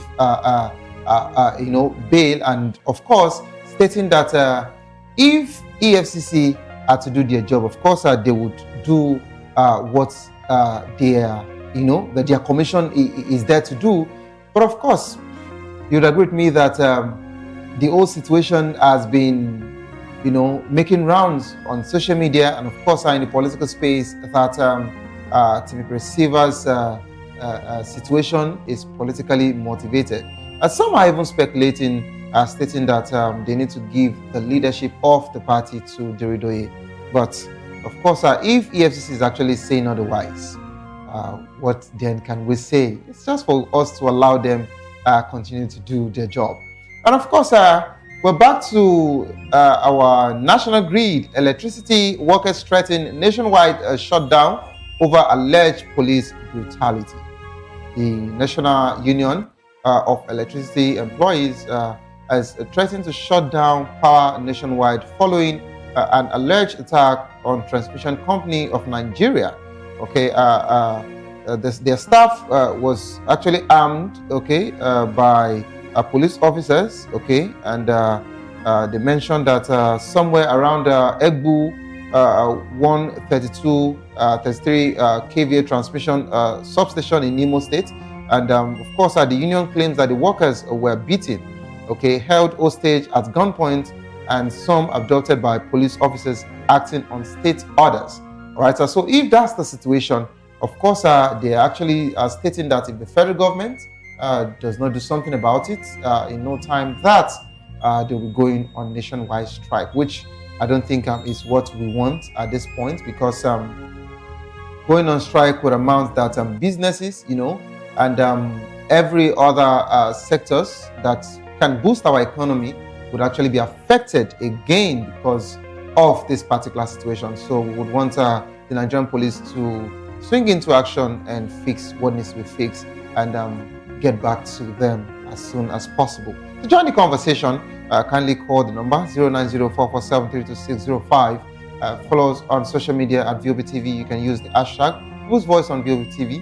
And of course, on YouTube, we're Voice of the People TV. Kindly hit the subscribe button, and together we can make our voices heard.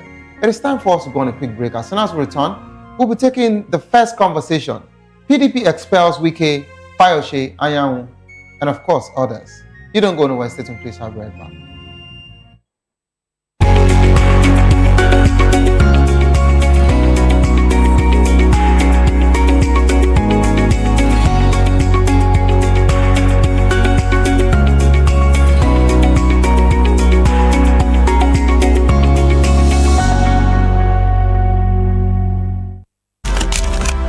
world where power shakes with every headline.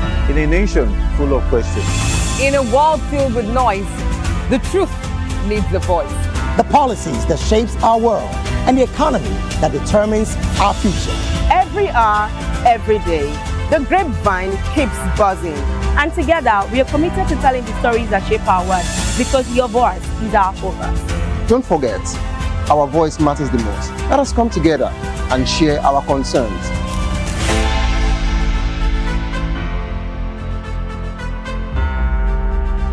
Join us on People's Voice, where we amplify the voice of those that matters the most. Join the conversation. Share your thoughts with me. I am Savior Udo. Weekdays, Monday through Friday, from 4 p.m. to 5. Don't forget, our voice matters the most. Let us come together and share our concerns. Thank you.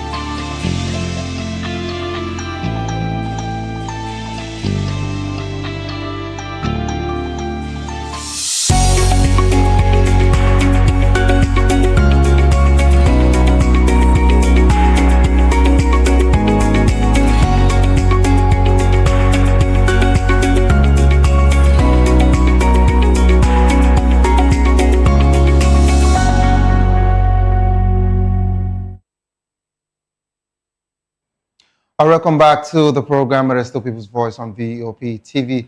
Yes, it's time for us to dissect this conversation as regards to the PDP. The PDP situation, of course, has been quite serious for a while now, but Saturday was a dramatic one. For that matter, the People's Democratic Party, PDP, has expelled Minister of Federal Capital Territory, Nyesom Wike, and former Ekiti State Governor, Ayodele Fayose, the National Secretary, Samuel Anyanwu, among others, for anti-party activities. The decision was taken at the party's national convention in Ibadan, your state to be precise, with delegates unanimously voting for their expulsion. The expelled members were accused of fostering disunity and engaging in litigation against the party's interests. The full list of individuals, of course, includes Nyesom Wike, FCT Minister, of course, Ayo Fayose, Senator Samuel Anyanwu, Honorable Umar Bature, Adeyemi Ajibade, National Legal Advisor, Mohammed Abdurrahman, of course, Senator Mao Ahobunwa, Honorable Austin Wachuku, that's the Imo PDP Chairman, Abraham Ama, Abia PDP Chairman, George Tuna, Chief Dan Obi. Of course, the motion for that expulsion was moved by Chief Olabode George and unanimously adopted by the delegates at the convention. The party also dissolved the party's structure in Imo, Abia, Enugu, Akwa Ibom, and Rivers States, respectively. Right, we are now being joined by Mr. Liberty Wilson, a lawyer, author, and the public affairs analyst from Abuja. Good afternoon, Mr. Liberty.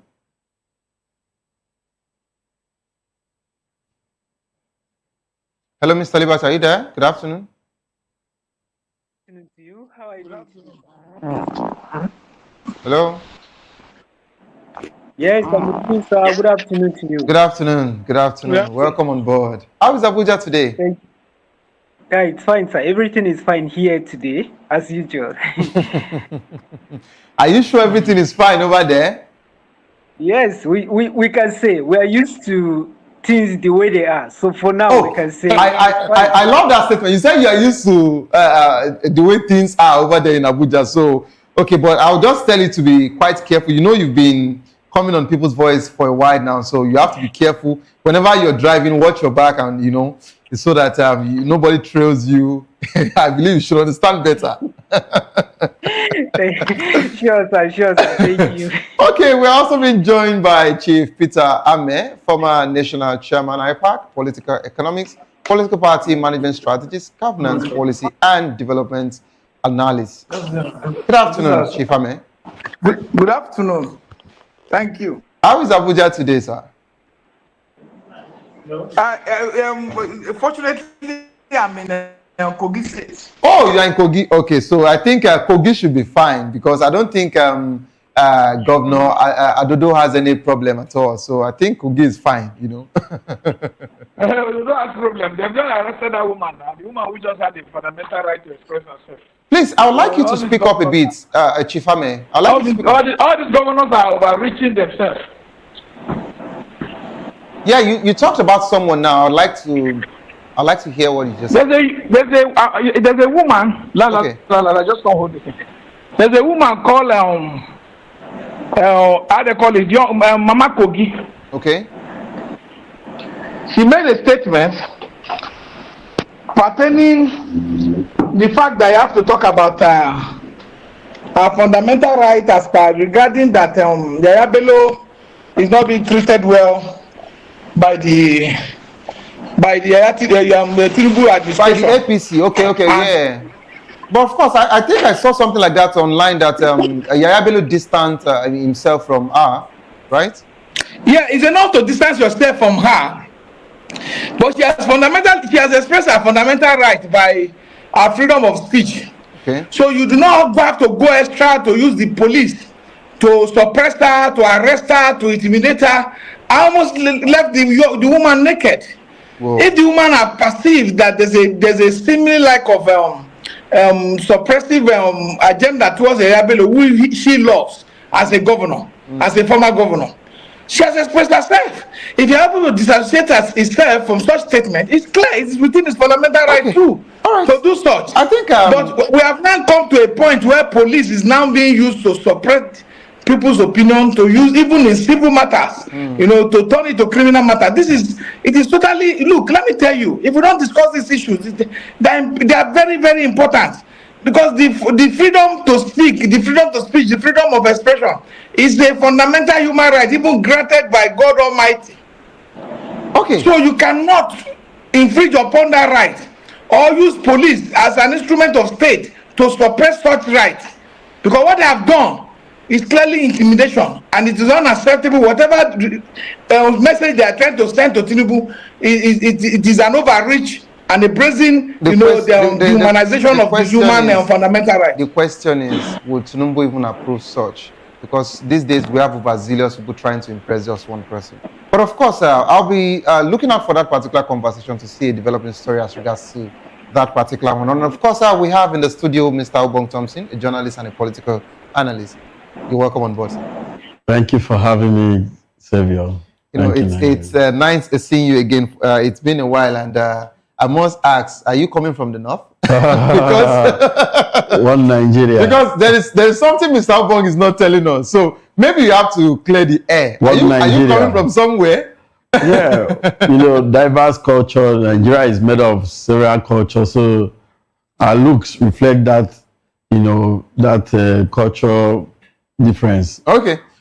So I like this particular one. But of course, let me start off with Chief Ame, since you actually decided to bring up a conversation. So let me give you a conversation back as regards to that of PDP's conversation.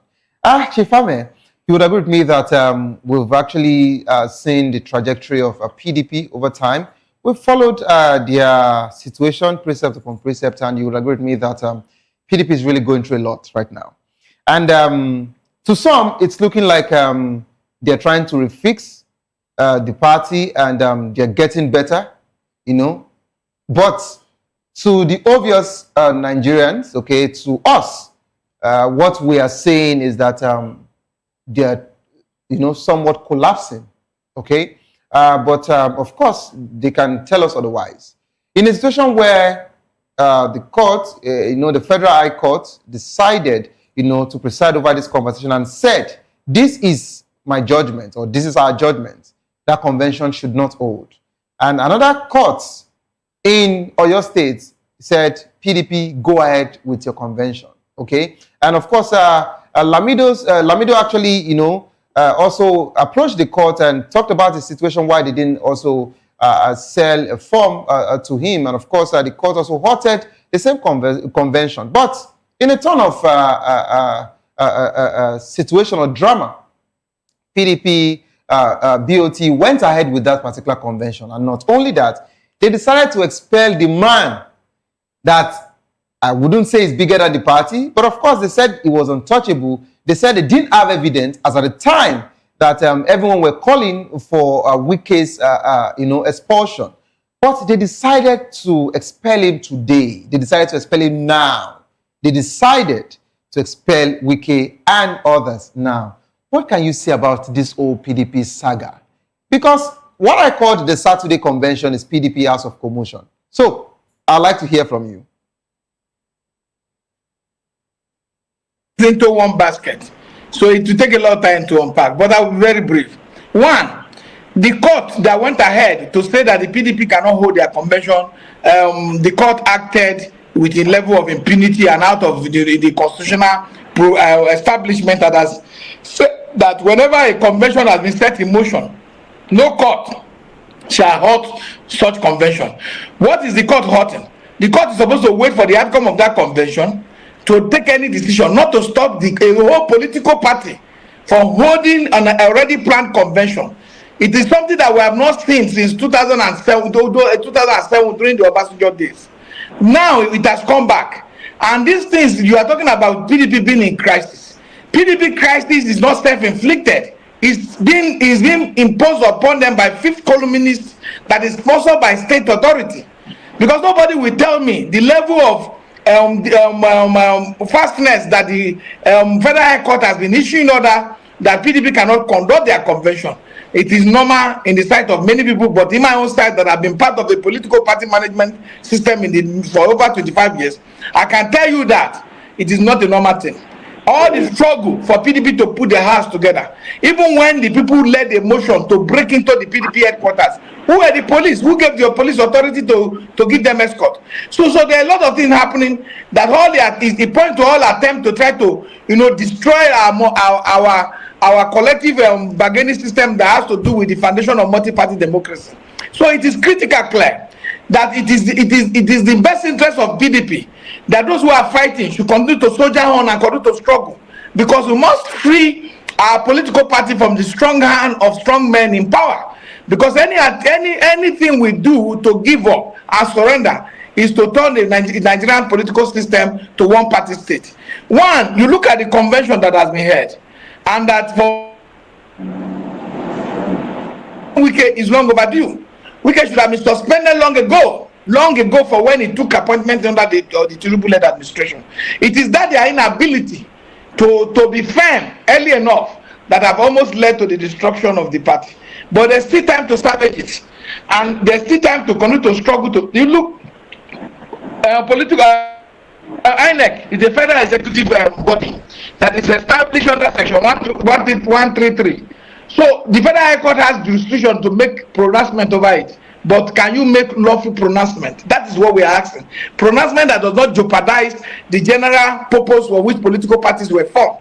Political parties are supposed to serve to insulate themselves from certain, interference from people in power and people who controls our judiciary. And that kind of insulation that has been granted is supposed to allow it to run himself by using the necessary organs that are responsible for day-to-day decision taking and overall stamping of such decision, which is the National Working Committee, which represents day-to-day activities, which you have NEC, you have ward executive meetings, you have state executive meetings, you have local government executive, and then you have National Convention, which is the highest decision-making body of the party. It is that same National Convention that the court will sit down and say they will not go ahead to gather, to convey, and deliberate on matters affecting the interest of their party. It is an aberration. It is uncalled for. And for us, who knows what is happening, it is unacceptable. And it is the only thing that can help us is that when we can see, because it is clear by Frank Fanon that says that those who sit in silence or those who watch while evil goes on, is either they are coward or they are traitor. Because it is time right now that we continue to speak for the survival of this country. This democracy can only survive when people have the freedom of expression, when people have freedom of movement, when people have the freedom of association, as enshrined in section 39, section 40, and section 41. If these things are taken away, that means the foundation of democracy has been crushed. Even we look at the military regime in the past. Listen. Hello? Hello, we can hear you. Go ahead. Okay, if you look at military regime in the past, whenever they take over power, they will do everything to make sure that the judiciary is safe, because so that the international community can see that they respect the right of people to adjudicate over their own affairs, to take any matter that does not fall within the right of their survival and freedom to court. And the judges at that time, just to put down all the judges that were there at that time, I was so even Justice Ways who came, who later, saw this democracy at the end before he retired, were so courageous to take a decision on the side of the people. It is the people that determine what democracy is. If there is no free and fair election, if there is no credible election, if there is no participatory democracy, if there is no multiple people participating in an election, then what you have is authoritarianism. And if you lead to authoritarianism, it will lead to a system where those who are elected into power are not accountable. They will not respect the rule of the law, and they will not respect the people because they brought themselves to power. So this deliberate arm twisting of a process of making that our political party are subjugated to one whips and caprices of one man should not be entertained, should not be accepted, and we should all, as collective, as citizens, whether member of party or not, whether we are members of this party or not, to speak, because without opposition we will have a free fall for those in power to do things without respect of the people, without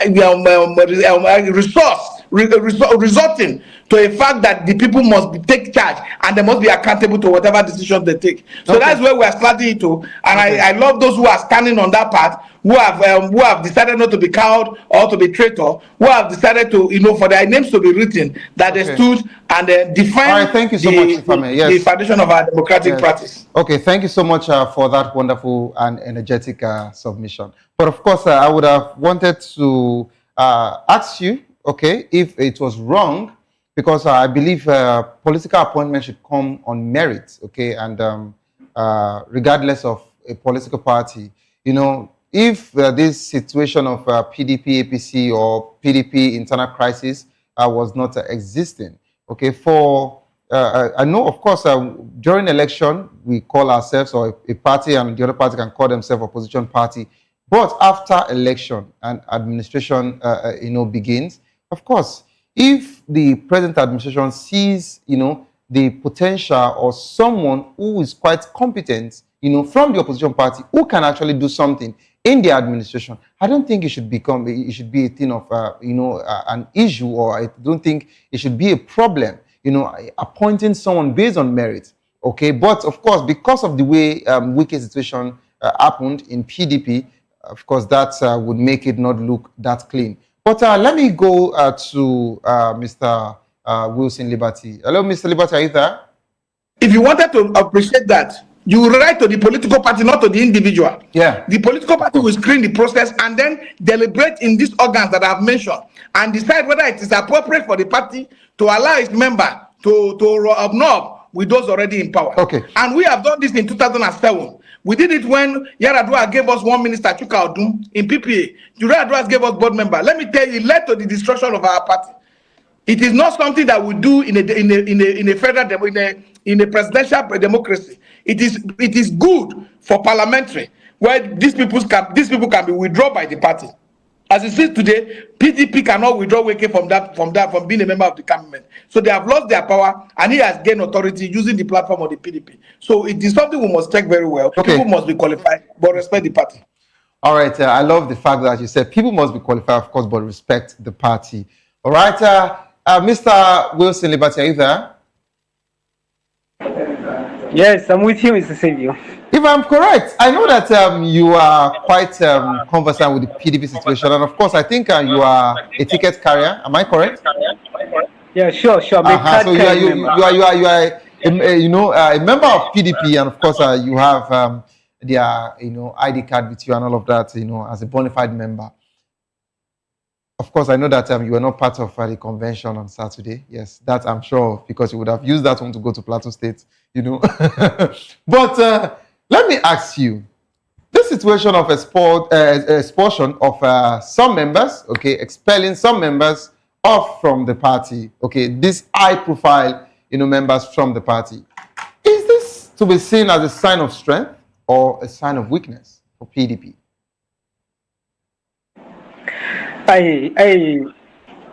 What fundamentally I think we need to put in question here, or probably just a form of laying a foundation for this discourse, is first, there is need for everybody, every Nigerian, not just members of PDP, to clearly understand that it is a fact that every political party in Nigeria is an establishment of the law.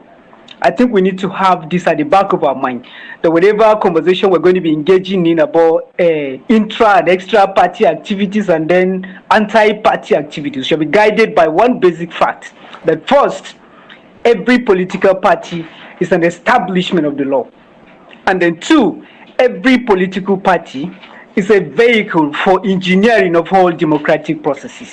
It's very important to have this at the back of my mind. Now, coming back to the question, I think a week ago on this show, I mentioned something very important about PDP crisis. Though we're not talking about PDP then, but I said we have a person who is not in tune with the fact that PDP itself is an establishment of the law.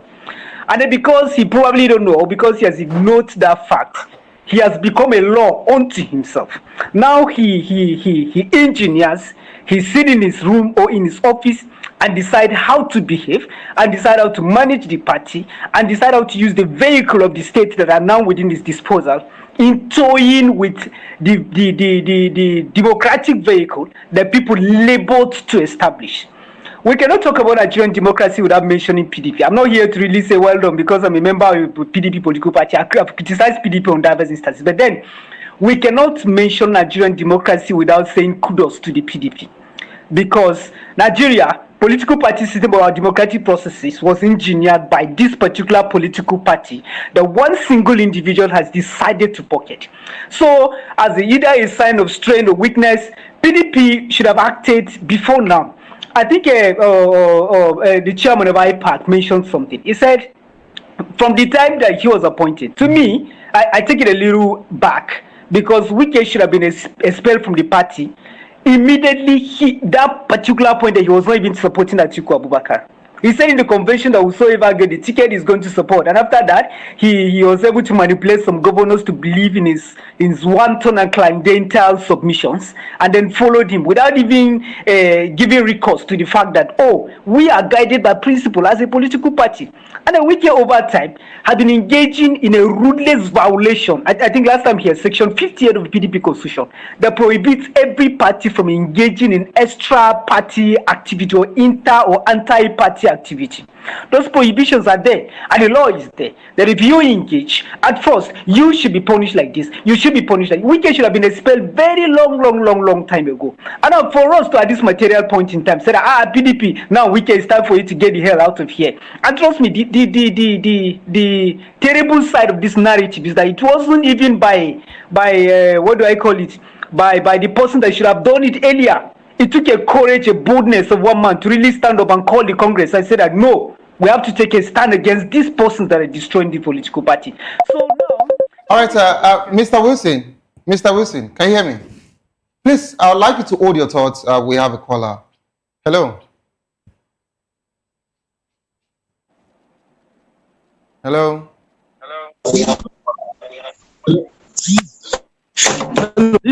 Hello. Yeah, hello, good afternoon. Hello, this is Aina. All right, please, good afternoon to you. Please, go ahead. Now, please, I want to get something clear. Who should be aggrieved? Wike or PDP? Hello, Ina, are you there? Let's go back to history. Wike, governor, financed PDP with Rivers money. He supported Tambowa. He was using Rivers money to support governors, just to make that party strong. Now he came out for the primary to contest.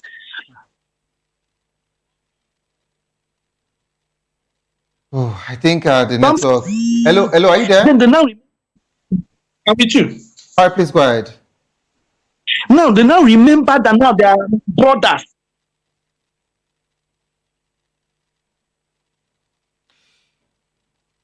Whoa, I think we're having a network. They betrayed Wike. They betrayed Wike. Until now, nobody had the courage to apologize to Wike. Nobody had the courage to apologize to Wike. Wike, we did you wrong. Politics doesn't mean that we don't have honor. Now, in their coin, and they're now crying foul. Who offended who? Wike used his money, supported governors, and none of them denied it. They turned around and stabbed him in the back, and nobody had the courage, the man to apologize. And he's paying them back, and they're crying foul. And Wike is not done with that party. Mark my word. The Supreme Court, if you remember, the court told them not to go ahead with that convention, and that will haunt them. Mark my word, it will haunt them sooner or later. Who offended who? Okay, thank you so much. The courage to say, Tambowa, Atiku, who is my God, I don't know how to define him. No, did not have the courage to apologize to him. Instead of picking Wike as vice, he went ahead to pick this thing, another person. Okowa. Yeah, all right, thank you so much, Aina, for your call, and thank you for coming in from another angle entirely. I think this conversation is getting broader. Okay. Hello, Mr. Wilson, are you there? Mr. Wilson, are you there? Please unmute your mic. Unmute your mic, please. Yes, I'm with you. Okay, so in as much as I would have wanted Chief Ame to respond to Inaya before coming to the studio, but of course, I'd like you to just finish up the conversation. When I come back to the studio, then I'll go to Chief Ame. Please, let me get your final take as regards to what you were saying. All right. So basically, since you did not give me a role of responding, I would have loved to say something about the role of the all right, no problem. Go ahead. Because honestly, I would just tie it to my conclusion. Okay. One thing the caller should understand is that PDP is an establishment of the law. Wike is not the law. If individuals betrayed Wike, it wasn't the party that betrayed him. And mark my word again, how did Wike become who he is today? Was he sleeping? Was it his village head that made him who he is? Or was it his tribal association that made him who he is? It is People's Democratic Party. And somehow, some people held his hand and brought him to the place he is today. But Mr. Now, for you to pick grades against individuals, Mr. Liberty, there is no party without people, and there is no people without party. So the two work hand in hand. I understand that you're actually talking about the party doing this, the party, but the party comprises of people. It is people that actually made the party the party. Yes, people made the party. Okay. And then one basic thing you should understand is people party, exactly, people party. But then these people that Wike is feeling aggrieved towards at a point we're not even members of PDP. So this is to tell you that the party is supreme over every individual at every given point in time. So when you're talking about issues of political engineering, the party remains. Your party is the vehicle itself. You and I are going to enter and go, but then the party goes on, the party goes on. Wike would feel, definitely, humanly speaking, he should feel the way he felt. But okay, now, by the time you guys were not around, I was the person that stayed and I sustained the party. Okay, you've sustained the party, but this time around, these people become the betrayal between you and him. It wasn't PDP that betrayed you. It was you and your friend Tambuan. It was you and I don't know whether Atiku is his friend. I don't know. But somehow, these are individuals who betrayed him. These are individuals who came into PDP also at that material point in time. So if you have a beef, I think you should limit it. It is only reasonable for you to restrict your beef to a particular person that betrayed you, not to extend it to an institution that have not just played a role for your own survival politically, but for a survival of the Nigerian democratic system. It's very wrong to me. Okay, thank you so much for that particular submission there. Let's come back to the studio here, and of course, I will take it to Chief Peter Ame because I know Chief Peter Ame is boiling already. He wants to actually answer this question. But of course, Mr. Obong Thompson, what would you say as regards to this whole conversation? Of course, you heard what Inaya said. You know, Wike is aggrieved. Why is everybody too big to just tell Wike, we are sorry for betraying you? both Atiku, both Tambuwals at the time, even to Kowa, and of course, Diridoye, and the South and the Southeast governors as at the time, instead of, doing loggerheads with Wike. How does this PDP plan to rebuild and reunify the party in light of this expulsion? Would they still actually, pick up from where they had? Well, I think it's a very interesting time to witness what is going on in PDP. And as a matter of fact, we need to understand what led to the faction, this different faction that we are having today in PDP. You quite acknowledge the fact that even Seyi Makinde, Governor Seyi Makinde was alongside the G5 governors that went, that feel offended by the outcome of the 2022 convention, where they ceded the presidential flag bearer to Atiku instead of the support they gave to Wike, and that was how the G5 break out, and they run a different, ideology, separate from the party. So that has been the fallout, and there has been rancor within the party for several years.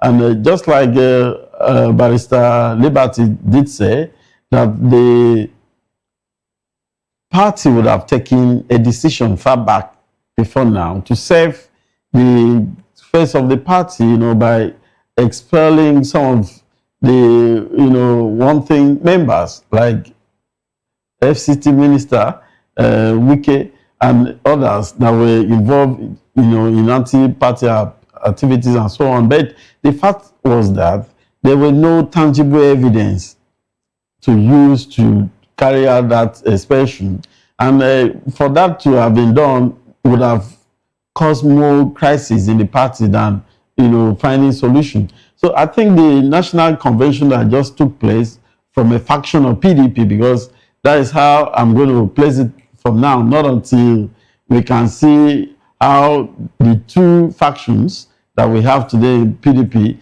comes together to see how to resolve the differences they have. Because to me, it's just like two factions that they are finding a way for solution. And the Turaki faction have taken a lead in saying we want to have a convention, and they have gotten the convention done. So it's a way of solving a problem in the party to move forward. They're asking that critical question: how can PDP move forward? And they have taken the lead to move forward by having the convention. So that means these high-profile members were the people that didn't make them move forward. I don't. That might be, from the look of things. Because your submission is what I'm following. Yeah, from the look of things, it might be that this set of PDP members were not allowing them to move forward, and now the other faction have taken a lead to move forward. So what I should expect now is the two factions to come together. I would suggest they need to come together, because the people that they have expelled from PDP, even the Turaki faction, they need these same people, no matter what. Because if you take away these people out of PDP, what remains again in PDP? You wouldn't have any tangible, people or tangible coverage to move forward. If that's the case, they need to come together instead of settling properly. Yeah, that's why I said at the end of the day, it's just like a house, maybe a husband and wife engaging in domestic or whatsoever fight at home. At the end of the day, they'll still come back. So that's what I'm expecting. That whatsoever they are trying to do, either Wike faction or the Abdulrahman, they have a new chairman as well. So they should come together. They need to come together and harmonize their differences and see how to move forward. Otherwise, it will lead to the dissolution of the party as we speak, because there is court order here and there, against the convention. Just like the IPAC chairman, they said that the court does not have any jurisdiction to pretend over the affairs of the parties. which might be correct, but what does the Electoral Act say pertaining to that? So all the criteria, all the laws, all the rules has to be followed, and this has to be collective. You cannot get one done and set the other one aside. So I believe the two factions needs to still come home, and get themselves together and move the party forward. So, Mr. Obong, I understand that you have made this clear that they still have to settle and all of that. But of course, I'm not. If you would need that settlement, was there any need for the expulsion? That's one. But of course, it is done now. But the caller made a very, questionable conversation here. Who is to be aggrieved? PDP or Wike? Or just like Mr. Liberty Wilson said, is able to take away the consciousness? People are the consciousness of the party, no doubt. So we have issues. So the party is not in isolation or on an abstract. But you have issues with a certain people, okay? Or you have aggrieved members who you actually treated bad, or you did one or two, okay, at the last convention or your primaries, and the result didn't go the way it was meant to be. In the first place, the agreement was we zone the presidential tickets to the south. How did we now later make it open that every member can actually get the ticket? Of course, I'm going to allow Chief Ame answer this particular one. Mm-hmm. How did we get to the point where we actually need to allow every member, to pick it up? The agreement before was the party presidential ticket was meant to be zoned to the south only. Now, even at that, just like Inaya said, the same Wike was funding different governors. So how did we get to the point where you beat a child, now you need to tell the child how to cry? But of course, Chief Ame, are you there, sir? I'm here. So I want you to take your final submission because we are pressed for time now. What implication does, this particular statement of Fintri Mufang has on the party unity? Because, of course, they distance themselves from this whole expulsion situation. And, of course, can the PDP afford to lose, the support of Governor Adeleke and that of Kefas? Don't forget that Kefas House of Assembly, that's Taraba State, they just decamped from PDP to APC, all members, including the Speaker. And not only that, Kefas is projecting to move from the PDP to APC on Wednesday, which is still speculations, okay? But of course, Adeleke was also absent from that convention. So I'd like you to just take this in just 1 minute, please, so that everybody can just, have their final take and we'll wrap up the conversation.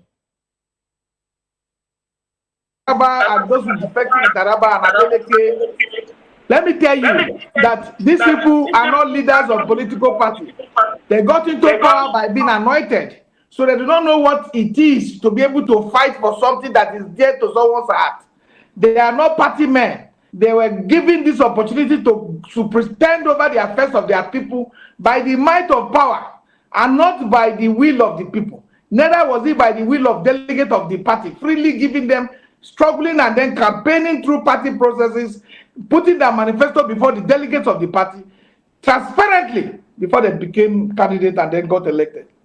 It is either there's a godfather somewhere who anointed them, or it is either there's somebody who believed in them, who gave them the go-ahead. So Wike has enjoyed the same opportunity all over in the PDP. A lot of people were over 230 million Nigerians. If there are people who would have enjoyed what Wike enjoyed since 1999, who would kneel down before the party and worship the party, we cannot be talking. They call accordion. I was, trying to support the level of indiscipline, the level of disrespect to party constitutionality and the democracy of our people, of our country, by saying that Wike was betrayed. Democracy is a game of number, and it's also come with its own tricks. The man who decided to carry his support to give to Atiku, it's his fundamental right to do so. And when Wike decided that he was not supporting Atiku throughout the election, when Atiku lost, Wike had already scored 1-1. So for me, if I was the leader of the party at the time, at that point in time, I would have set up a committee, suspended the people, including Governor Makinde, that I had a rethink today, and giving them expulsion from the party. Because it is earlier you nipped something in the bud before it destroyed the entire fabric of the internal democratic structure of the party, which is what they have done today. Nobody should be saying that Wike have done so much for the party. The party have done more than enough for Wike. Wike is one of the major beneficiaries of the goodness of the PDP democratic structure. Okay. So if you have today that Section 109, Section 2G says that the campaign and defecting from a political party after being elected and vote canvassed on the platform of that party, that seat should be declared vacant. And then you find out people are acting in aberration to those regulations. Okay. You also have a situation where those who make our laws have already become corny in the way they make one law and make another to remove the right. All right, thank you so much. Establish Section 102, Section 2. Okay. Whatever that is happening in PDP today is a fault of the leadership of the party from the day one. Okay. That did not have the authority, the courage to have disciplined these people. All right, those thank you so much, Chief. Are cowards and they are traitors to the democratic institution of our country, and they have stolen people's mandate, people's vote, and transferred to a party which they was rejected at the polls. A party contested against them. The people rejected that party. Now they are moving with that mandate to the party which the people have rejected. Okay. It is disrespect to our citizens. It is disrespect to the electorate who go out to the polls and put their life in danger on the day of election. All right, thank you. Thank you very much, Chief. Our people stand by the way. Thank you very much, Chief Fame, for that final submission. And of course, in 30 seconds, Mr. Liberty Wilson. In just 30 seconds. Yes, your final submission in just 30 seconds. Please. All right, just one fundamental thing I need to conclude with this. Defending parties' legal identity and mandate is one fundamental function that every political party has.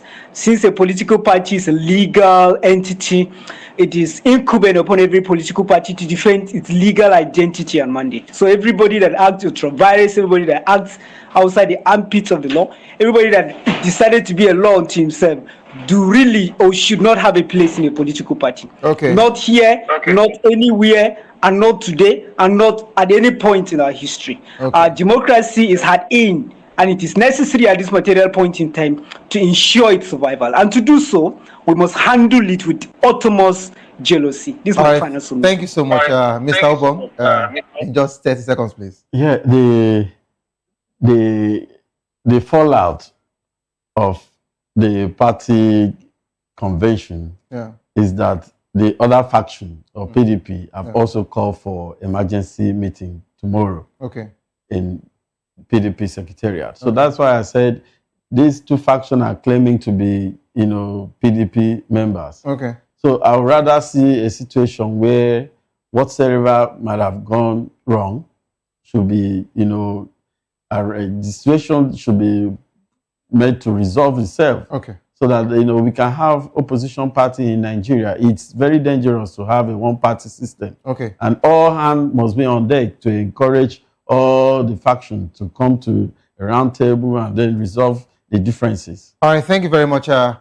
Obong Thompson, for that particular one. Thank you, Mr. Liberty Wilson, for joining the program. Thank you, Chief Peter Ame, for joining the program. Of course, Mr. Obong Thompson, thank you very much for joining the program. Yes, it's a direct message to the PDP. Shut your swords and settle the situation, okay? Instead of fighting this dirty one-party state, is not okay for Nigeria, and that's not what we want.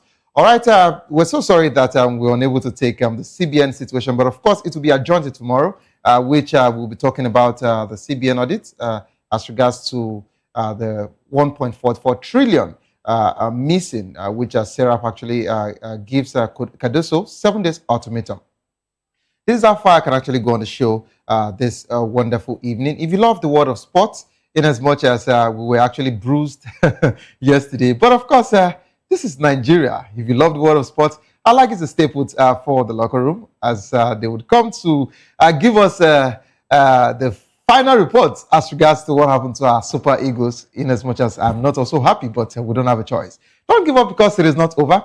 Tough time doesn't last, but tough people do last. Whatsoever you're facing soon be over, and you will definitely smile again. My name remains Savior Udo. Have a good evening rest.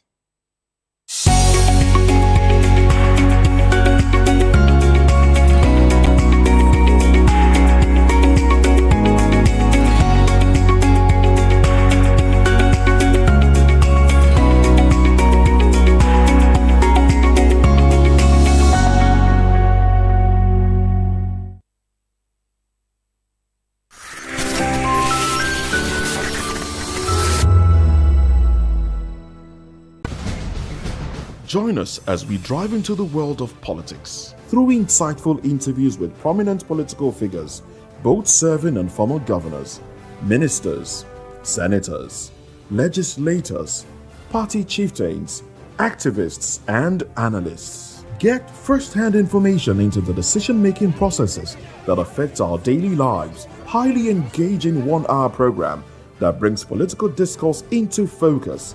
I am Chukwuma Okoro. Political Lens, Monday through Friday, 6 to 7 p.m. Join us.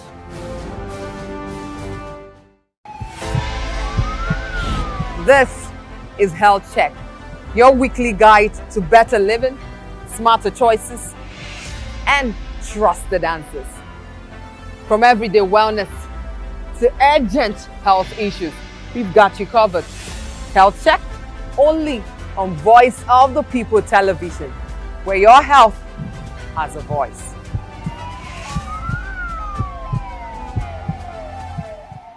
To know the happenings in the maritime sector, join us on the program Maritime Frontiers on VOP TV as we discuss key areas in the maritime sector, from aquaculture, maritime transportation, maritime labor regulation, oil and gas exploration, ferry and passenger insurance, marine pollution and prevention, port operations, and lots more. Maritime Frontiers, exploring Nigeria's blue economy. In a world where power shifts with every headlines, news breaks and events happens, we bring you unbiased and explicit information on politics, economy, and state of the nation. We break down the chaos. Facts, not fluff. Truth, not spin. We discuss not just politics, but a glimpse into the future. Join Moses, Chukuma, and Fina on Voice of the People TM. Voice of the People Television. Now you have more than a voice.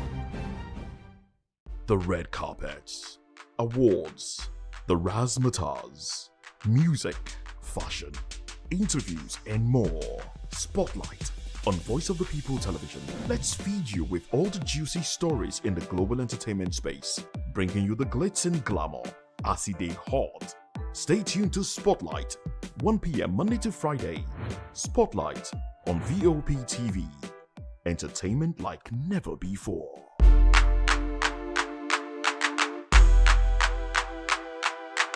In a world where truth is the ultimate power and opinions scream the loudest, it's time to wade through the noise. Hunger no get tribe! Hunger no get religion! And scan the human interest and trending topics that matter. Stay tuned to The Issues, your plug to the stories making the buzz, from politics to science and technology, social justice, and more. Let's tackle the tough questions and expose the truth. The Issues on Voice of the People Television, Mondays to Fridays, 8 to 9 p.m. The Issues. Don't just react, understand.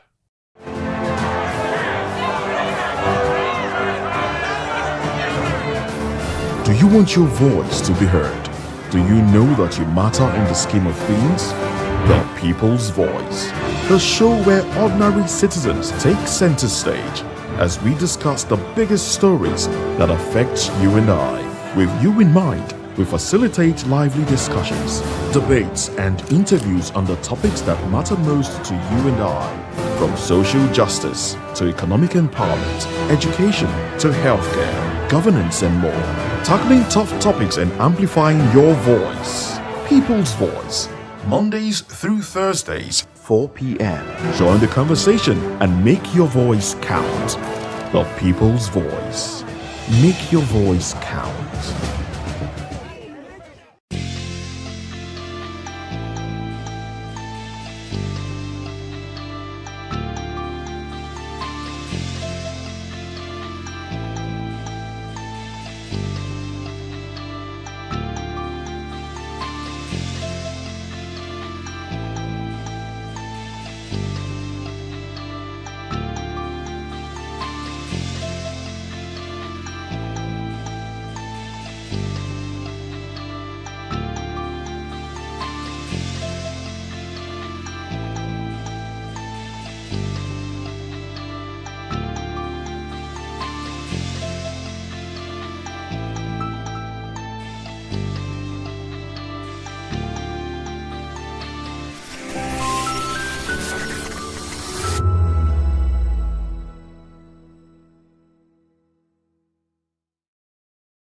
This is African News on Voice of the People Television, where we don't just bring you the news, we bring you Africa's heartbeats, the policies that shapes our world, and the economy that determines our future.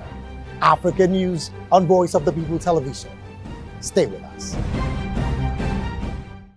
We encourage you to click on the like button and subscribe to our YouTube channel. We are Voice of the People TV. Also follow us on all our social media platforms. We are at VOPTV Live. Visit our website www.vop.ng for fresh and trending news. Also watch us live on SLTV channel 264. VOPTV, Voice of the People Television. VOP TV. Now, you have more than a voice.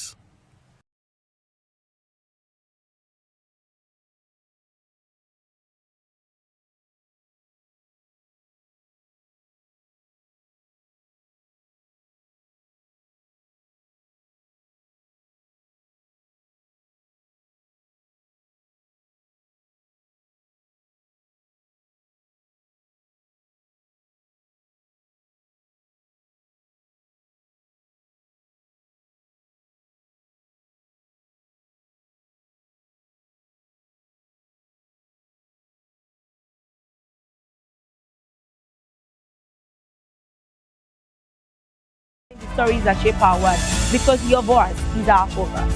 Don't forget, our voice matters the most. Let us come together and share our concerns.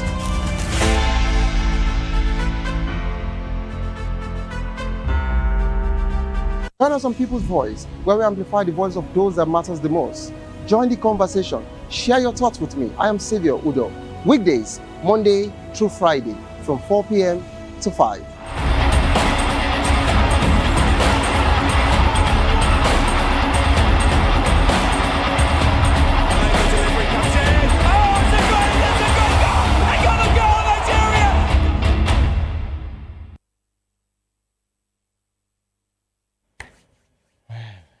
All right, it's a day of reflection for a lot of Nigerians who are big fans of the Super Eagles, just because some few hours ago, the Super Eagles failed to qualify from the continent of Africa to be a part of the Intercontinental Playoff, which will be going down sometime later this month or next year, March. And the way it looks like voodoo was what the coach said stopped the Super Eagles from being a part of the Intercontinental Playoff. I don't know whether to cry or I don't know. It has been a tale of mixed feeling for me as a Nigerian, knowing that the Super Eagles will not be going to the World Cup for the second time in a row. This is back to back. How did that happen? Of course, we'll be unboxing what happened, and of course, we'll give you updates as far as what is coming from the camp, the pros and cons, what next. And of course, we'll also be preparing solutions. What next for the Super Eagles? Because the Nations Cup in December starts on the 21st, and we'll also be focusing on that because the World Cup is out of the hands of the Super Eagles of Nigeria. I'm Jerry Apelohai, reporting for Football Duties. So much to talk about the exciting world of football. It's a full house. Ikechukwu makes a return, and of course Maiwa will be joining us virtually as we take a look at what went down in Morocco. Of course, some would say maybe the lasers did not also do the Super Eagles a lot of good, but the Super Falcons also faced the lasers, and they went there and got the La Decima. Morocco had been a good ground for national teams, but it looks like that did not happen. Voodoo stopped us, according to the coach. Ikechukwu, it's great to have you join us. Good evening, Jerry, and good evening to our viewers. It's one of those very, not too good moments to be a Nigerian football lover, but we'll be telling ourselves lies if we're not, if we say we didn't see this coming. We'll be telling ourselves lies. You cannot, fail to plan and expect to actually get the right result. All decisions you take in life has consequence. And this is one of such decisions. The biggest question now we should be asking, you ask a very salient question, say, what next? Jerry, I'll tell you for free now. From where I stand, Nigeria is not going to the next World Cup. From where I stand, and I'll tell you when the time comes. The truth is, if you look at the Nigerian football from 2002, after the Olise guys qualified for every single team that we've produced after that time, it's always downhill. The quality is no longer there. Back in the days, if we were faced with teams like Congo, we know that 3 points, no debate. Even when you wake themselves, that's when we actually adopt the Super Eagles Fire Brigade approach, because they know they have the quality. They'll step into the ring at any time, and they will definitely get the results. In 2002, en route to the World Cup qualifiers, Nigeria was, clearly about 6 or 5 points behind, Liberia, with George Weah and co in the ranks. But hey, Nigeria actually went on, sweep all the teams in that particular group apart, and then get the World Cup ticket. That's the kind of quality that we have. That's when the whole Fire Brigade approach issue started. But today we have the quality. Even when we start very early, it's still a lot of struggle. Now, Jerry, tell me for free from now where you stand. Back in the days, if you look at the Super Eagles, you look at the team, you say, okay, 2-3 years down the line, there are certain persons you started noticing this wants to be good addition to the Super Eagles. From where you stand now, look at the Super Eagles. Look at 2 years after these guys, or look at 4 years after these guys. Who are you seeing? Who are you seeing as a viable replacement to actually step in for these guys? The reason, even on my socials, I've not been able to make any comment on this game, just because there's one thing I'm waiting for. I'm just waiting for an explanation why Victor Osimhen was taken off. If I get that explanation, I'm not talking about explanation on social media. If I get that information from those in the inside to tell me the reason why Victor Osimhen was taken off in that game, then I can now from there build up what I want to say. The coach Jerry, the coach clearly messed up his game plan. He went into that game like a gambler. That's what he did. First, the formation was wrong. Second, the personnel that he deployed was actually wrong. I never expected Frank Onyeka to actually start that game, because Onyeka is a player who cannot play 90 minutes. If you watch him, he's a 70-minute player. You bring in players like that when the game is well, on. Shemi Ajayi that's what I'm saying. He's not a player that's reliable towards the end. If you look at the second half, Nigeria really struggled. Onyeka was already out of the game. Shemi Ajayi as a player, right? He's not the kind of defender that is going to break the lines for you. He's good at his job, but he's not that kind of Joseph Yobo, those kind of Gerard Piqué that will always move. Van Dijk. With the Gabon. Exactly. This is exactly the same thing he did after the Rwanda game, and then use different set of players against South Africa. Is this Zimbabwe or South Africa? Zimbabwe. That we actually drew that game. Exactly the same thing again he did. He even did that against South Africa too. After playing. That's what I'm saying. After playing against Rwanda, we played South Africa. He did the same thing. Why? Always does that. Why? When he does in the first game, he changes a lot of things. So for me, right, I don't have issues with whether he decides to actually play Shemi Ajayi or not. Maybe I would have expected him to actually say, okay, you want to play 3 centre back. It would have even make a lot of sense for me. That 3 centre backs sort of exposed us. No, we didn't play 3 centre back. Actually, we didn't play. It more or less looked like, because at the end of the day, Zaid Sanusi was always running up front. It was as if it was between Kevin Bassey, Shemi Ajayi, and of course Benjamin Fredericks. They were the only one flying mostly solo at the back. Though I saw some, I think I was impressed with Zaid Sanusi anyway. Jerry. He did well for himself. Jerry, the thing is that Jerry, let's go to the conversation proper, because a lot of things to say about that game. Because I don't want to say anything out of emotion, so that I will not bring my sentiment of being a fan of the Super Eagles, because I want to look at things clearly. Okay, we understand that Maiwa is now with us. Maiwa, it's great to have you on the show. Maybe if we had faced your Buemo, it would have been easier. We talked about it now. We said Cameroon would have been easier because Nigeria know how to actually play country with names, right? But big Cameroon countries. Also use voodoo too, I don't know. Anyway, Maiwa, welcome to the team that fell to the show, where the team fell via voodoo on penalties. Maybe we have to learn the voodoo tricks this time. Well, it's always amazing to be here. I think Eric's just giving excuses. let's be honest with ourselves, we do not deserve to win that particular game, and that's just the honest truth. The second half was immediately we scored that goal, we were nowhere to be found, and that's just the honest truth. Complicate the issue. Osimhen got substituted in the 46th minute, and we already know that we are Osimhen FC. Immediately that happened, our attack collapsed, and that is the result. Eric Chair is just making an excuse. I'm disappointed with what he was saying, using voodoo or whatever it is. Why didn't you pray? I thought he's a devout. They used to pray now. They used to pray Muslim. before and after every game now. At least. They used to pray. He should have prayed. Why did our bench start praying? How do you accuse people of using voodoo when you didn't play very well? The bottom line is this: we only postponed the failure. It was certain, and I hope Gusso will sit down in Morocco and not come back to Nigeria. It's disappointing that JNFF got us into this mess. I don't have any issue with it. I'm so sad for the boys because Osimhen and the rest of them, if they will have the opportunity to play at the World Cup, they will be in their early 30s, they will be 31. Well, we are not going to the next World Cup. And they will enjoy the World Cup. We are not going to the World Cup, next World Cup. Well, if we don't continue to elect Bissau, so I hope the various state FA chairman will take a cue and do the right thing. But the bottom line is this: I'm sad for the boys, and I'm disappointed that by this morning, the NFF chairman is still there, and the Sports Commission chairman, they are still holding on to their job, and they've not resigned. I don't understand how that is. I don't know how that makes any sense. But in any case, we are in Nigeria. It's just so annoying. I don't want to say much, so I don't start saying things I'm not supposed to say.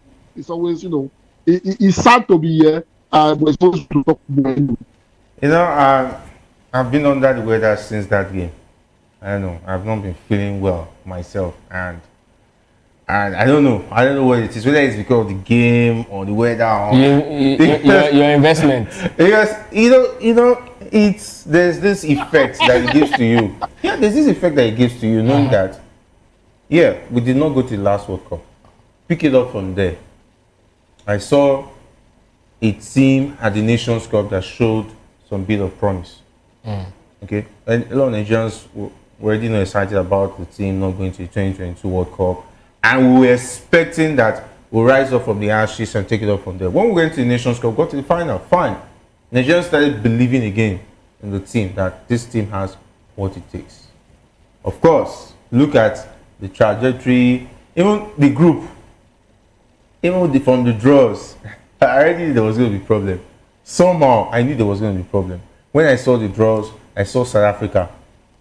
I knew there was going to be a problem. And when I found out that it was only one team, in time past, it used to be like maybe two teams, and the groups were not that much in terms of qualifying. And do you know that among all the teams that are playing all the playoffs, both Intercontinental and Co, Nigeria is the highest ranked.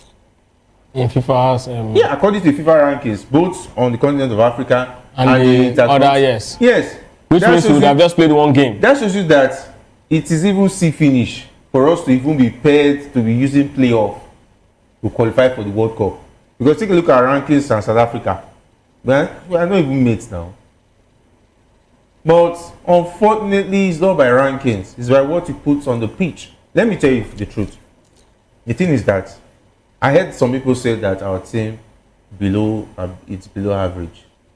Now I ask myself, who are the players in Zimbabwe and DR Congo side? Is it Wan-Bissaka that could not cut it at Manchester United? That had to be shipped to Crystal Palace. Is it Chancellor Mbemba? Is it Tuanzebe that I should now be worried about? Let's do head to head. Jerry, maybe. No, I'm not saying that those players are not. No, you are looking at it from a different lens. No, you are looking at it from a different lens. See, you need to hear. No, Jerry. No, let me know. It is that a lot of Nigerians have said a whole lot of things. Even journalists. That's the most disgusting part. Jerry. So the thing is this, right? If you look at that PSG team that won the UEFA Champions League last season, and that Man City team, in terms of profile, Man City has bigger players. But that Man City team last season was below average. That PSG team is right up there. So what they are speaking to is not the quality of personnel you have. It's the cohesion and how the team plays. If you watch the game, Cameroon against Congo, right, you understand that Congo team, this one that actually played the Super Eagles, is actually a very good side. They might not have all of the quality, but they are very difficult to break down. And Jerry, again, another thing that worked against us in that game is the fact that we played 120 minutes.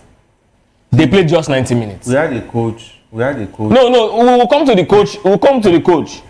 We played 120 minutes, and if you know how knockout works, any team that plays 120 minutes going to a knockout round against a team that is equally strong and play 90 minutes, you'll definitely be more tired. And that's why I'm perhaps suspecting the Osimhen early substitution from the game.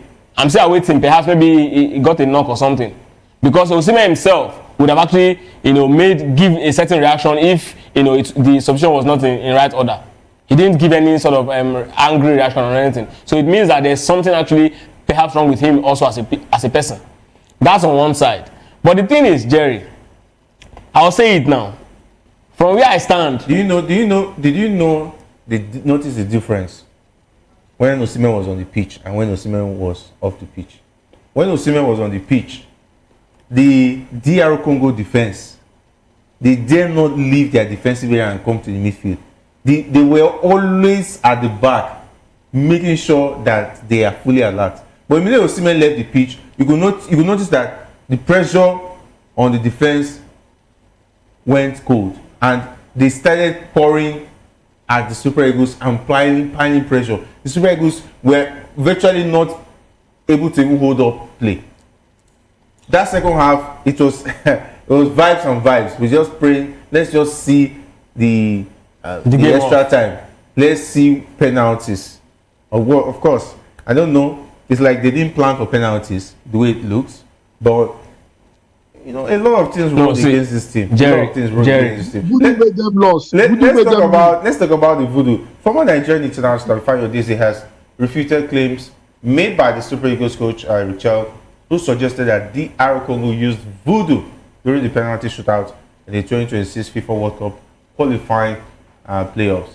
Okay, what do you have to say about it? So basically, right, it started with the coach Richel saying that why the penalty shootout was on. He saw one of the assistant referees and one of the assistant coaches of the DR Congo. He was actually blowing some white substance. He was actually doing certain chants that, of course, he as a person, as an African, as an OG, he recognized the thing based on say real recognize real, So he saw it and he noticed that this is a problem. So if you recall, if you go back to that game, you notice that there was a time he was actually furious at the bench of DR Congo. That was exactly that point where he actually noticed that he was complaining about it. But why it was on, I mean, if the voodoo actually, like he claimed, was the reason why we actually lost, why was Stanley one by save 2 penalties and then you lose 3 penalties? Yeah, you can save 2 penalties, but the crucial ones you not save it now. That's how voodoo works. No, They don't have voodoo. They don't have to lose now. No, they don't have to lose now. I don't know how voodoo works. But they don't have. Maybe that is how voodoo works. Right? We will allow you score some. So you believe that you are going to win. We all know, Jerry, that penalty shootout has never been Super Eagles' strength. It's always 50-50. It has never been our own strength. There are countries where you go against when it's penalty shootout, you will likely lose. But Nigeria, as a country, penalty shootout is never our strength, and that's why we don't even like to play extra time. We like to just kill off the game in 90 minutes. But the problem here is this, Jerry. That thing, from the get-go, from the formation, from the way Eritrea actually fired those players out, I know we are bound to lose. And if we manage to actually get the right result, it's going to be through, how did they put it, the eye of a needle. But if you look at it, even all the DR Congo pressure and so on, defense still did their own. But it was just a minute of madness where Wilfred Ndidi was where he was not supposed to be. Had it been, that beautiful assist he gave to the Congolese striker to bury into the net, and to say that he was supposed to be suspended for this game, CAF cleared him. Imagine he had been suspended. I don't know who and if he had been suspended and we would have said it is the absence of yes. No, I think that's what we would have said. It would have been a good sub. Jerry. At least Frank Oyeka and Oyeka would have still done the job. Did you notice that our midfield was flat? The DR Congo boxed the midfield for 90 minutes. Iwobi was like a fish. Jerry, was nowhere to be found. It was a shell. You don't play two players. You don't play two players who like to go forward. I'm talking about two defensive midfielders now who like to go forward when you are playing a 4-3-3 formation. You don't play it. Starting Frank Onyeka and Fred was an error. You don't do it. You would have even taken out Iwobi if that's what you want to do. Play the both of them and then play Rafael Onyeka. Let's know that you just want to win ball and then contain the midfield. You don't do that. That's a very you only do that when you're looking for goals, and that was why it makes sense in our previous game that he brought him in when we're looking for goals. And if you notice when he came in, the game opened a bit because Onyeka is a player who likes to surge forward. You don't do those kind of. I mean, a lot of it is a substitution and how he actually put it set up the team was very, very faulty. Our right back position, there was no movement there. Yes, Benjamin Frederick is very solid defensively, but one of the hallmark of a good team that plays with the wing is that your fullback will always be there will always be movement. It doesn't even the first time he was played in that particular position. That's the same thing. He doesn't move. That's not his job. He doesn't know how to do it. He only knows how to actually carry the ball forward if he's playing from the center because he understands how to really track back. I don't know why Richie has to actually alter. In fact, on Friday we were having this conversation. My wife was saying, Shemi Ajayi, please just understand. Let Benjamin Frederick and Kevin Bass. Why on earth did Richelle? What side of the bed did he even wake up? Yeah, that's a ritual for you. You never know what's going on in his mind. Is it voodoo? I think maybe voodoo made him change the formation, and of course, I don't know. Maybe it would have been a blessing if Ndidi was not available. But he was available. And if Ndidi was not available, and then Rafael Ndeka came in and gave that assist, what would you have said? No, at least I know that. Okay, yeah, it started because Ndidi was not available. Jerry, the voodoo still catch anybody. Ndidi is available. Man. I don't know, that touch was so weak for somebody playing. You are in the 18-yard box of your team. You're not supposed to put your leg through the ball that way. I don't know. I think Ndidi should do better. Should have done better with that ball. Maybe it would have ended 1-0. Who knows? Well, the thing is this. I think the team stopped playing generally. We shouldn't lay the fault on Ndidi's feet. Yes, he made a mistake, and mistakes do happen. One of the reasons why we concede goals in football is because of mistake. Even the goal we scored was a mistake from the defender of Congo DR, and that was the reason why we scored. However, the thing is this: a child making an excuse that it was voodoo and the rest of that. Look at what the Congo DR, manager did when it was heading to spot kick. What did he do? He brought in another goalkeeper who is a specialist in saving penalties, and that same goalkeeper does not play regularly for his club. However, they know him very well to be a spot kick saver. It means DR Congo already prepared for those scenarios, while in our own case, we did not. That's number one. Number two, Ikechukwu said something that's very, very important, and I said it on Friday. Shemi Ajayi is just coming back. We saw the chemistry between Benjamin Frederick and Calvin Bassey. Benjamin Frederick, was a marshal in the center of defense. Why did you bring in a Shemi Ajayi? Why? That is the big question. Why? And when Shemi Ajayi is playing, we know the last time Benjamin Frederick played on the right-hand side, he did his job well as a defender, but pushing forward, he was very poor. Osai Samuel, for all the sticks he gets in terms of, the finish, the end product of his crosses, when he goes forward, he has a way of going forward and putting pressure on the left full back of the opponent, showing that they are pegged back. And, that creates a whole lot of avenue for other players that creates a whole lot of space for other players for them to be able to operate with. Why did you bring in a Shemi Ajayi? That's number two. When the midfield was very flat, what were the changes he was supposed to make? He didn't make any of those changes. I mean, we saw that after we scored, we practically surrendered the midfield and we were under a whole lot of pressure, and that was the reason why we even considered that goal, because Ndidi was out of position. Ndidi was not supposed to be in the central defender's position. He was there. Where was Shemi Ajayi? He was not there. Kevin Bassey has already been dragged to the left-hand side, and that was the reason why we considered that particular goal. So the thing is you should lay the blame on the HL's feet. Yes, I know the NFF gets 7% of the game, but in that particular game, I think the DR coach outsmart our coach, and that's just the honest truth. So he should go and sit down with all this voodoo or no voodoo. He didn't play well, and we did deserve to win. I don't even think he even outsmarts Erichel. Erichel didn't just do his job. Because if you look at when did he do his job well? So the thing is, if you look at our game, right, our previous game, when the game was on, he brought in Frank Onyeka, right? This one, he started Frank Onyeka already. So when the game became different, when the stakes became higher, I mean, there was no one to actually call on the bench. He was looking at the other players. I mean, no trust for the likes of Oyedika. Other midfielders, he doesn't even know what to do with them. That's exactly the problem he had in that particular. Why can't you just stick to the 4-4-2 formation that gave you, the win? And let's see, even if he decides to even change formation during the course of the game, as the game progresses, we will still understand. Anyway, it's in 2025, we're still having a situation where we don't study our opponents going into games, and it's a tradition of late in the Super Eagles or of the Super Eagles whereby it's the quality of coach Jerry. Yeah, the quality of the coach, because I think the last time I heard about something like that as far as the national team is concerned was under Samson Siasia, where there was a video coach who there's a title for it.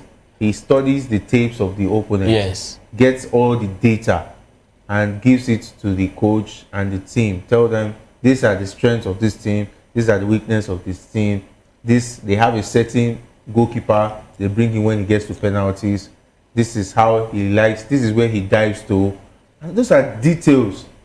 But our national team, we just go into a game. We are Super Eagles. We don't need to. I've heard the coach in the Super Eagles say that we don't need to study our opponents. We just have our game plan. We should use our game plan should be enough. That's not how modern football is wrong. Jerry, I'll tell you something. This thing, it's really sad. It's really sad. See, let me now even look at a lot of Nigerians keep talking about what happened to our national team. Why are things not going properly? You look at the era where things went well. Look at the setup, the origin of the setup. Let's take a look at Atlanta 96. We have Voptvlive, right? Voptvlive has been a part of the Nigerian national team under Westhoff. So you already understand the Nigerian terrain and everything. So it was easy for him to pick players and go to Atlanta 96 and do well against all odds, against the big teams like Argentina and Brazil on the course of this war. Westhoff, look at this trajectory. Even then, we didn't have NFL president that didn't have clue. Anyway, maybe it was because military era. They had direct access to the president who could give him resources. And I can remember when players back those days were complaining about not having bonuses and so on and so forth. I think it was easier. Maybe during military era, it's obey the last order. They would just release money, take care of these boys. They were giving them preferential treatment. But still, they were doing the business on the pitch. And our league was doing well. Why do we always expect so much when we've killed all of those areas that shows that we give the team the necessary materials to succeed? Because you can't change 5 coaches. How many coaches have coached this team in the World Cup qualifiers? I think we've had 3 or 4 managers. Pesero, Finidi George, and Egwavon, Eric Chell. Under 1 year, this team has seen 4 coaches with very, very poor tactics. So even if you have quality as good as Spain, and then this NFF will succeed in frustrating that team. That's the truth.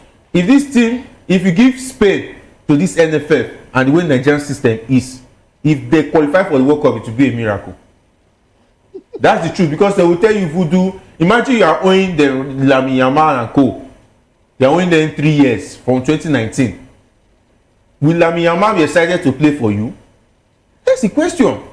Will Messi be excited going to the pitch, knowing that the NFL president is picking a player by slot, is making his own team, when he knows that my slot is not good enough? Imagine a Messi is coming to play in a match and he sees one player in Tanzanian league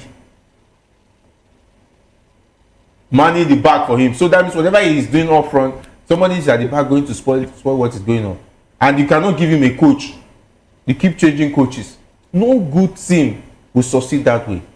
The setup, Nigeria is set up to make sure they frustrate the youth. That's just the truth. The way the setup is to frustrate the youth from the league down to even the national team, which is supposed to be at least the creme de la creme. At least they should pretend when it comes to the national team. Now you can't even shame the shameless. They're not even shame. No shame anymore. They are washing their dirty linen on the international scene. Imagine in the middle of a playoff where you barely survived, you got another chance, and we are hearing that this team was being old. Is it not the same NFL president who should have? At least they had how many months? A month or so to prepare. What happened to that period? So what was he doing? He was busy preparing for a playoff that he will not play in. And I feel for Eric and Osimhen. So it's pretty sad. So Jerry, you mentioned something that is very important. The first one was the Sasia incident that you gave. I recall that Sasia actually did that thing twice. He did it in under 2005. He also did it 2008 Olympics against Argentina. In fact, that Argentina final, it was everywhere. He was talking about how they would contain Messi, because Messi was at that point was something else. And he said the only way they will contain Messi is to actually play a right full back in the left full back position, because Messi liked to cut in. And if you go back to that 2008 final, you will understand that it was difficult for Messi to cut in Kennedy Chinwo at the point. It was difficult. So Messi had to, move away from that place down to the middle. And that was when he finally caused the biggest destruction for where he laid that pass for Di Maria. His game, his ability was limited in that particular game. That's on one side. You also recall that in 2000, I think our match against South Africa, in that, I think we played South Africa in Nations Cup semi-finals. Before that game, it was 2-0, right? Before that game, the coach of the coach of Nigeria team, I think it was Bonfrey Joe or Philippe Trouze. I can't remember. Trouze, right? Yeah. Yes, the white suit doctor. So Philippe Trouze said he's seen the South African side. They have very disciplined players. I mean, they like the likes of Masinga, Lucas Radebe, one of the finest African players that's played, in Premier League. And he said they just can't beat this Radebe. And Radebe is very weak on his left part, right? But he's a right footer. So the only way you can beat Radebe is to bring someone that is fast, that can actually turn, him inside out from the left. And that's how he played Babangida, just right in front of Radebe. And Babangida got the goals. This is tactics, pure tactics working. But we don't get to see. But now we're having a coach that you do one thing today that works fine for you, and tomorrow you are bringing something else. And you look at, every team has to plan. If you're going for a battle, you have to plan with this, with the quality of players that you have. With this, you have to plan to your advantage. But he's Eritrea twice. This is the second time. It means that he's very, very clueless, because if he's really got it as a manager, he would understand that what he needs to do is to improve on the 4-4-2 formation.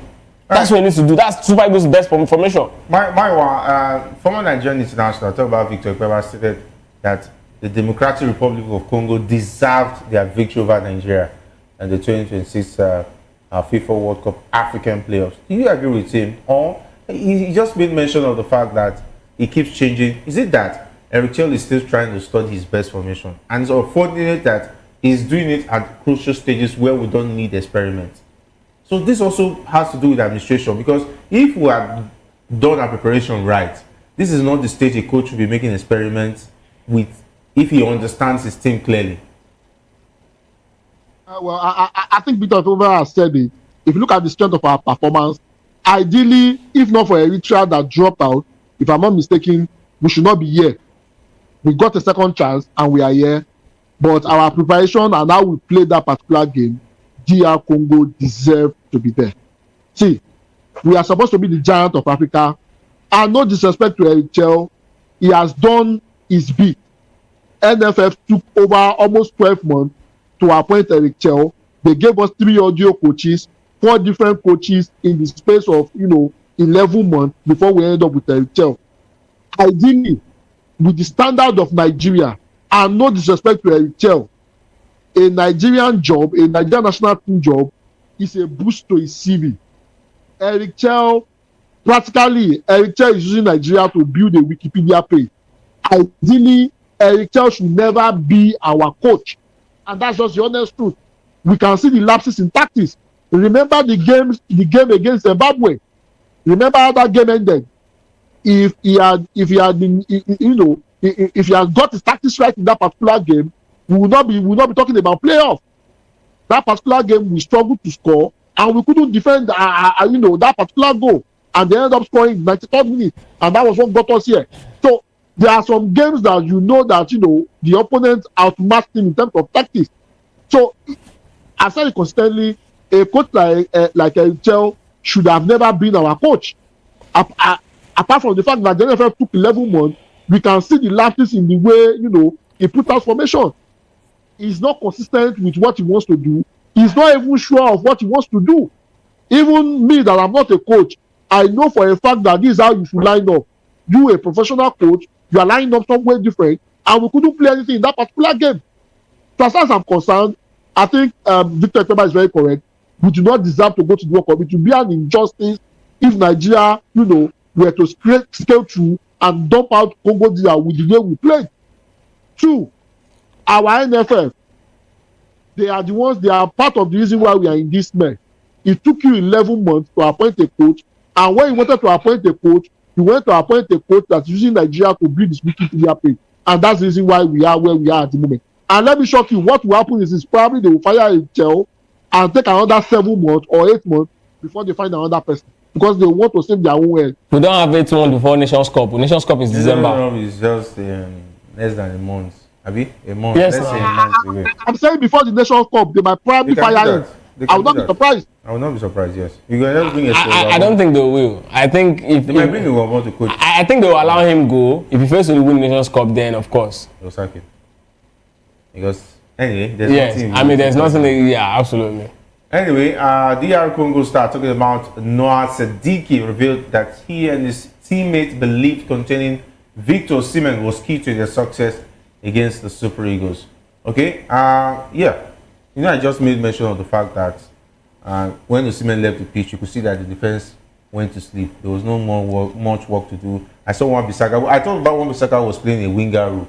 I didn't know he was still a fullback. Yes. At the point, he was just enjoying himself in the midfield until maybe when Moses Simon was brought in. I don't know why he left Moses Simon on the bench for so long. Exactly what I'm saying. It was only Moses Simon I saw some enterprising move. Even Chidera Ejuke, I don't know why he also left him on the bench for that long. Samuel Chukwueze was just watching him and Lookman. They were just assisting the DR Congo team in making sure that the ITL box is colorful, at least so there'll be white and blue there. That was the only thing they were doing. So it buttresses the point that our Super Eagles is Osimhen FC. Well, I don't think Super Eagles is Osimhen FC, really. Okay. I mean, if you look at our last couple of games, the only game that we'll say, okay, Osimhen actually won for the Super Eagles is the Benin Republic game, right? And even that one, his 3 goals wouldn't have been enough except for the 4th goal. But yes, you can actually say he won that one. But the last game, he didn't win it. Chidera Ejuke's 2nd goal won the game for us. But yes, his 2 goals also was very, very important. The thing is, I mean, this is not to take anything from Osimhen as a player. I mean, he's our biggest player at this point because he's really been on fire, even in Europe. But you could see that the fear left the. No, yeah, that's what I'm saying. It's importance, and just like what we were talking about the defense line, there was no coordination.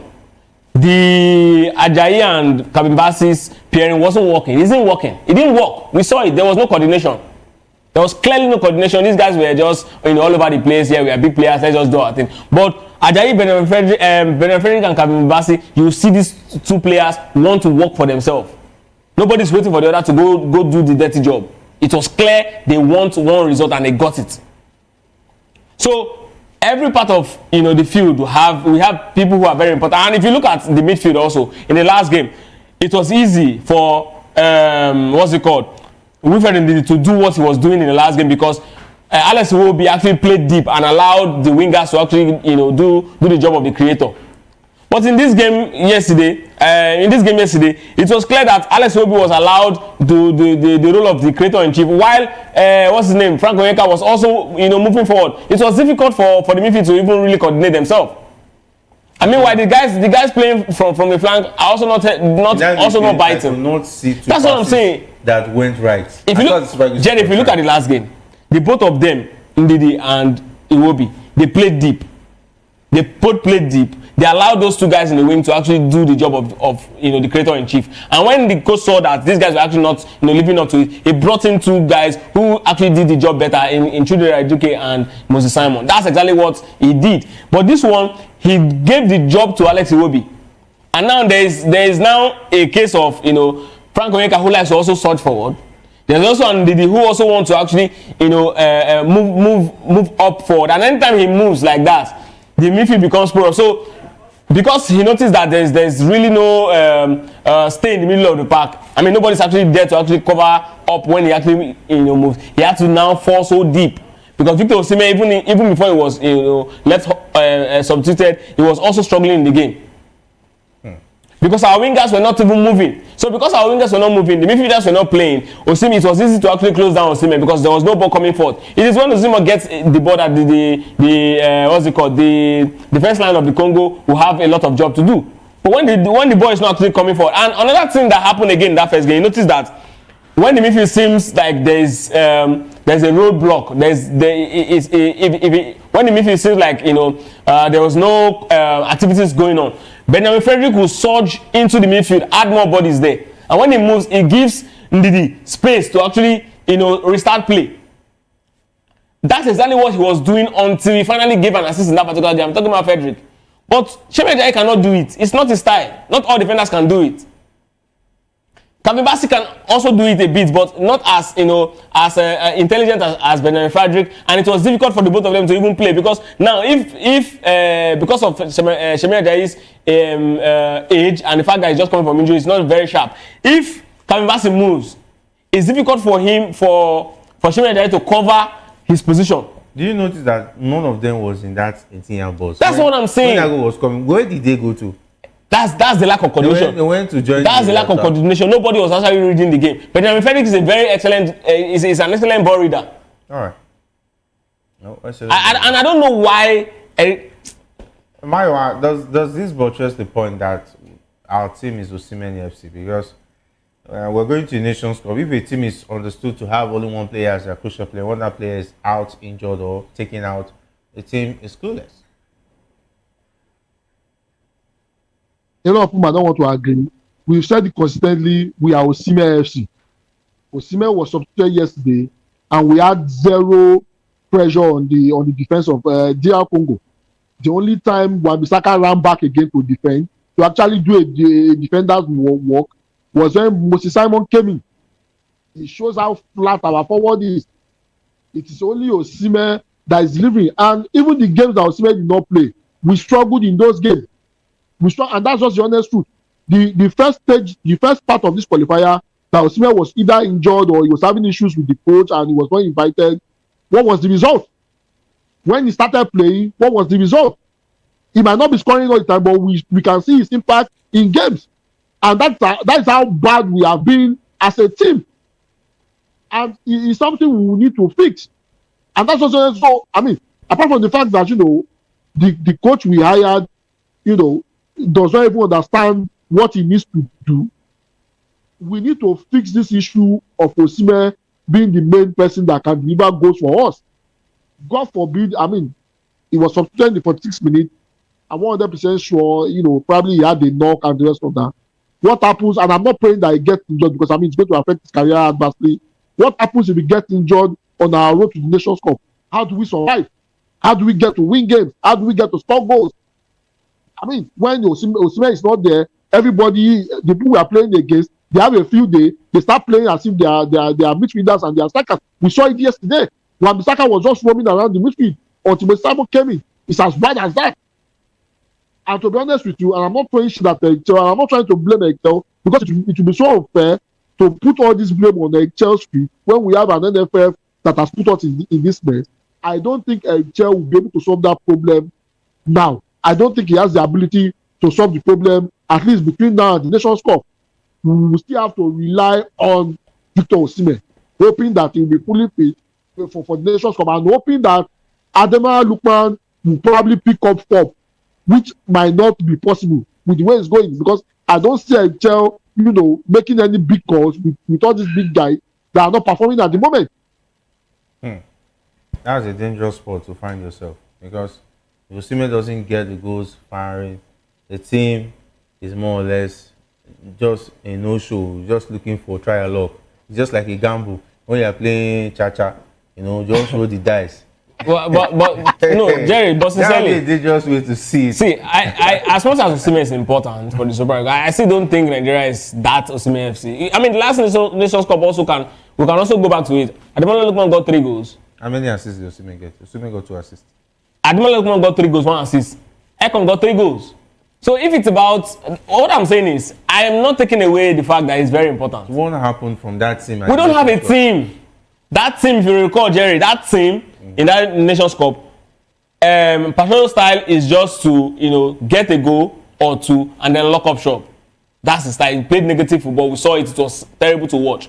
But now, right? That negative football, if we had the World Cup qualifier, we would have, see, at least we would have qualified easily. Maiwa was talking about games that Osimhen did not play and all of that. Yes, true. His absence, was very, very visible in those games. But the truth is, look at this team that has played the last 3 games for us, and look at the teams under Finidi George. You know that the identity of the team is different. Even the back lines. There was no Benjamin Frederick. But you can agree with me that the form at the Nations Cup and the form Osimhen is now is quite different. Jerry's is on a very good form compared to that form. No, Jerry, that Nations Cup, it was the African Football of the Year. Osimhen was on fire. In fact, we were surprised I didn't even get so many goals. We were expecting him to.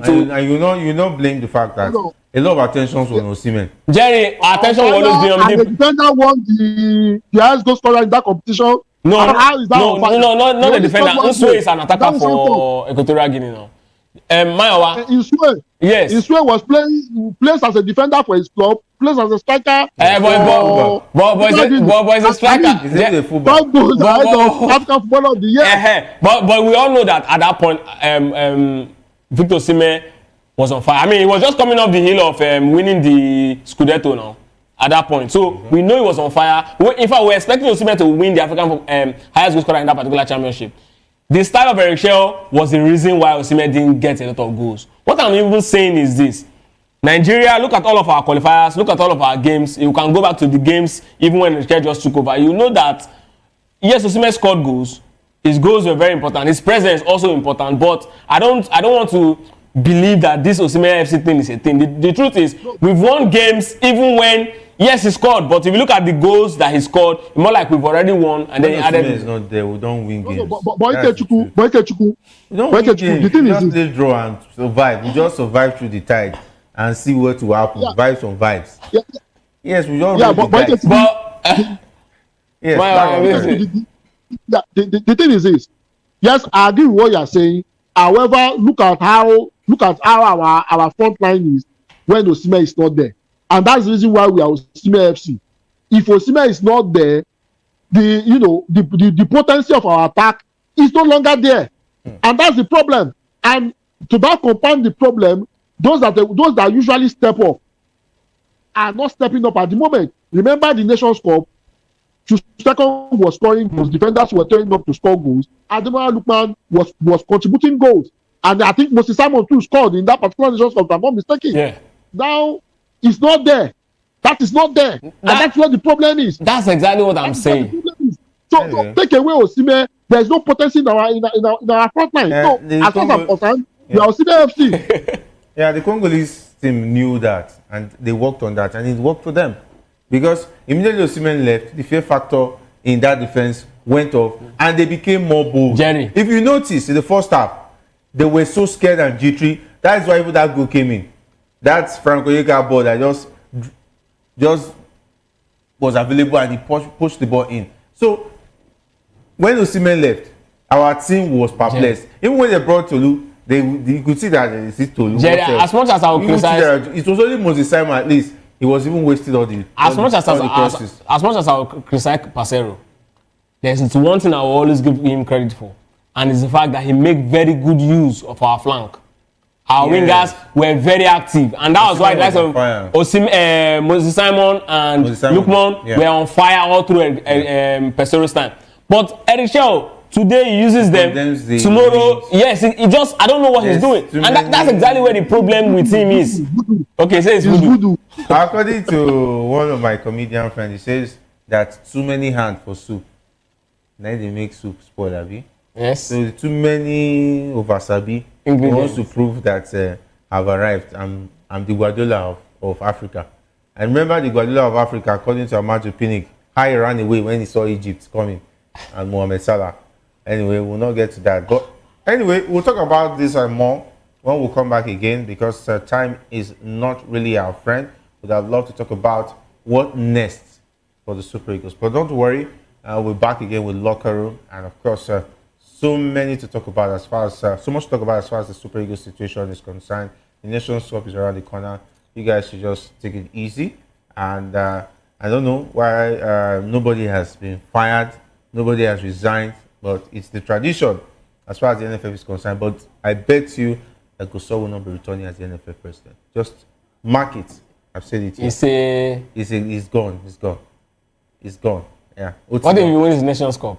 Even though he wins Nations Cup, this team wins Nations Cup. What if? I said what if? Jerry, what if? I'm saying what if? In Morocco. Jerry, I just asked a question. What if? We are creating a what if scenario. This team, if they win Nations Cup, is gone. Okay, hey, that's what I want to hear. Mayowa, thank you very much for being a part of the show.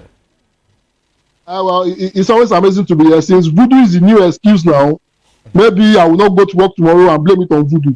Mayowa, prepare a rugby G for them next time. They're going to the Nations Cup. Mayowa also went to a rugby G before this game. Mayowa went to a rugby G. That was against Gabon. Why didn't you go to a rugby G before this game? This voodoo that is trending, I think we need to fortify the Super Eagles ahead of the Nations Cup or the next World Cup qualifier. Because we have the year now. Jerry, we are not going to the next World Cup.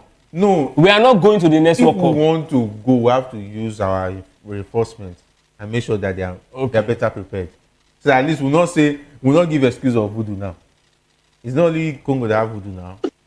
Rugby is there, all the Mayowa, you know all the points. We should go and beg Eric Joe first and other people that were offended. They will start from there.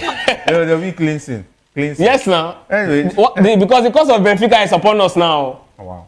Thank you very much, Chiku, for being a part of the show. And of course, big thanks to the guys behind the scenes, talking about the likes of Shegun, not leaving out Hassan, as well as Jeremiah. My name is Jerry Apello. I say thanks for being a part of the show. To meet again, stay safe. And if not, do it the sport way as we take it to Chukwuma Okoro with Political Lens. Stay tuned.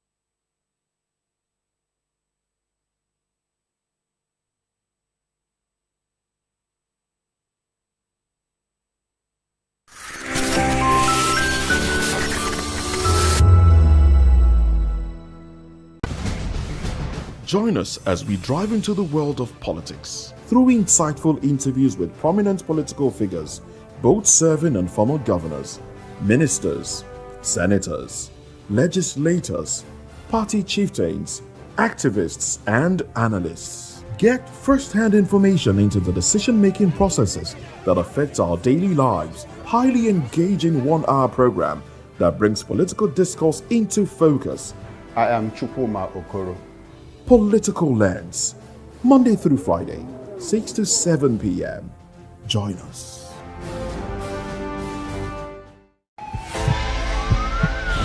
This is Health Check, your weekly guide to better living, smarter choices, and trusted answers.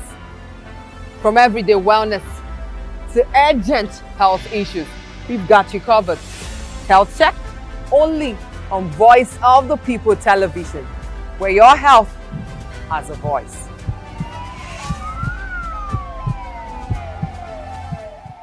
To know the happenings in the maritime sector, join us on the program Maritime Frontiers on VOP TV, as we discuss key areas in the maritime sector, from aquaculture, maritime transportation, maritime labor regulation, oil and gas exploration, ferry and passenger insurance, marine pollution and prevention, port operations, and lots more. Maritime Frontiers, exploring Nigeria's blue economy. In a world where power shifts with every headlines, news breaks and events happens, we bring you unbiased and explicit information on politics, economy, and state of the nation. We break down the chaos. Facts, not fluff. Truth, not spin. We discuss not just politics, but a glimpse into the future. Join Moses, Chukuma, and Fina on Voice of the People TM. Voice of the People Television. Now you have more than a voice. The red carpets, awards, the razzmatazz, music, fashion, interviews, and more. Spotlight on Voice of the People Television. Let's feed you with all the juicy stories in the global entertainment space, bringing you the glitz and glamour as they hot. Stay tuned to Spotlight, 1 p.m. Monday to Friday. Spotlight on VOP TV. Entertainment like never before.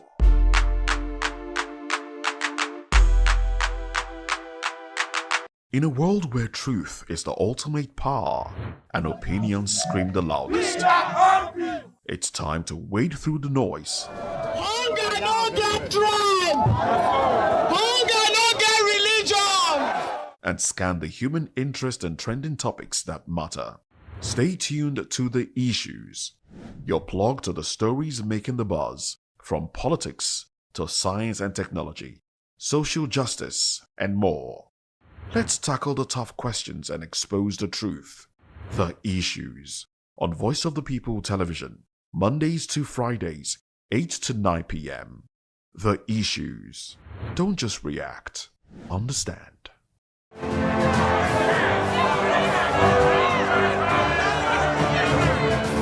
Do you want your voice to be heard? Do you know that you matter in the scheme of things? The People's Voice, the show where ordinary citizens take center stage as we discuss the biggest stories that affect you and I. With you in mind, we facilitate lively discussions, debates, and interviews on the topics that matter most to you and I. From social justice to economic empowerment, education to healthcare, governance, and more. Tackling tough topics and amplifying your voice. People's Voice, Mondays through Thursdays, 4 p.m. Join the conversation and make your voice count. The People's Voice. Make your voice count.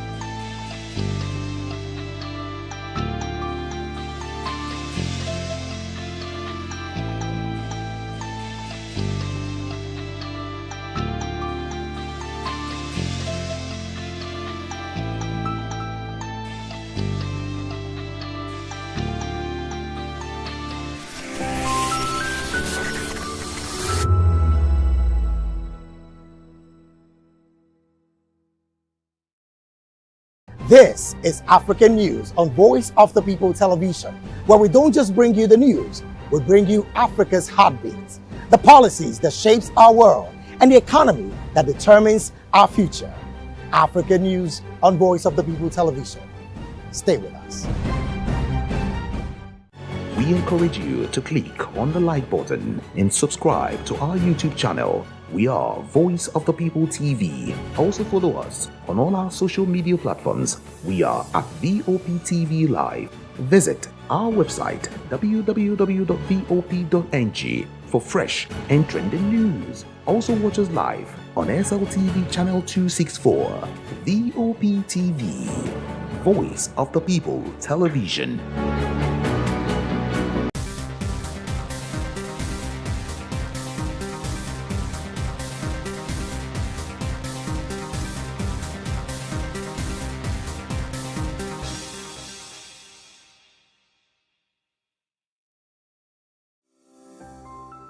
VOP TV. Now you have more than a voice.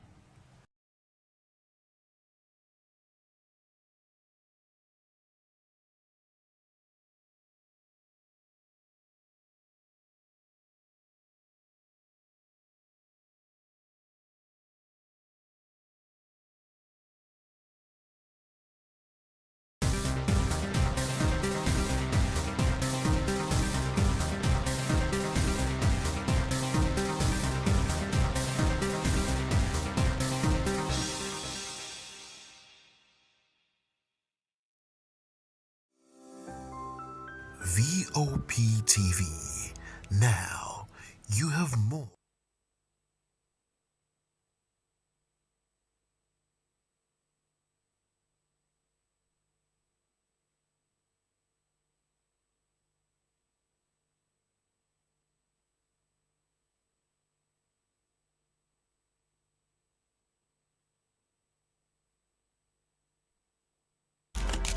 In a world where power shifts with every headline. In a nation full of questions. In a world filled with noise, the truth needs a voice. The policies that shapes our world and the economy that determines our future. Every hour, every day, the grapevine keeps buzzing. And together, we are committed to telling the stories that shape our world because your voice is our focus. Don't forget, our voice matters the most. Let us come together and share our concerns.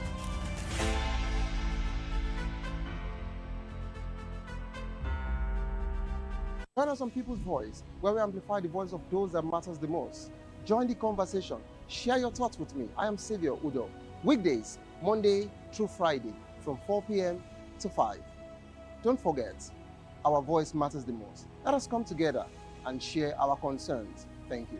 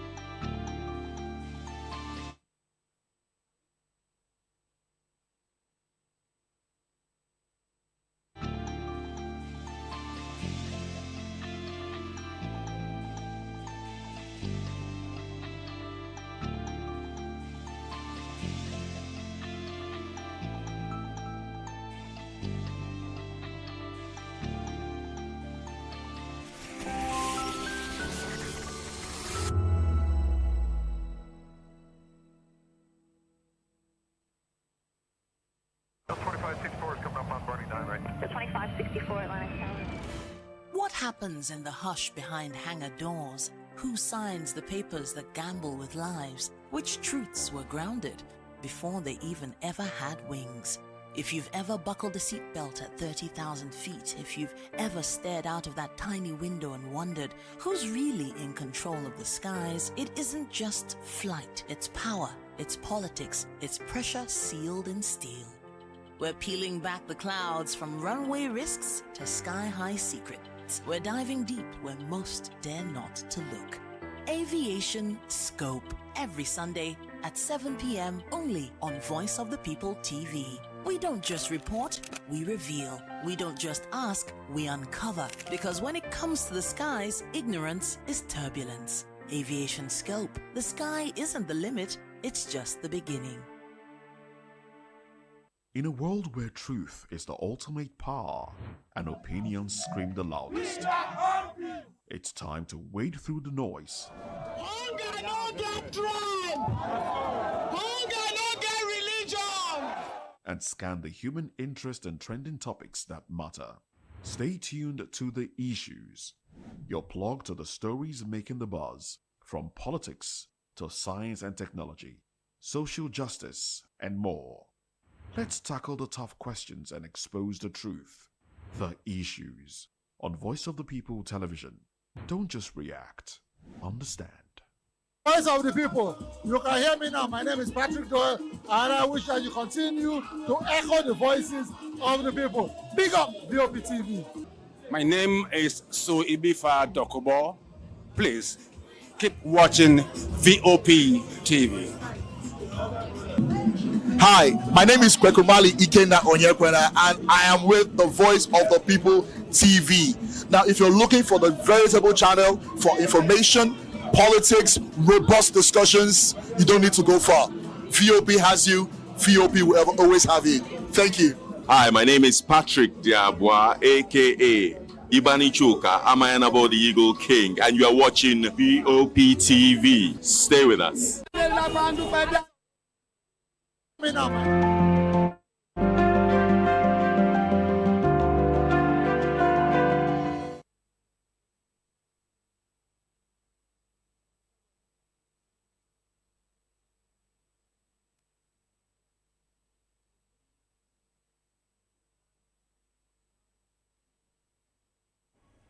Hello there, good evening, and welcome to Political Lens on Voice of the People Television. I am Chukuma Okoro.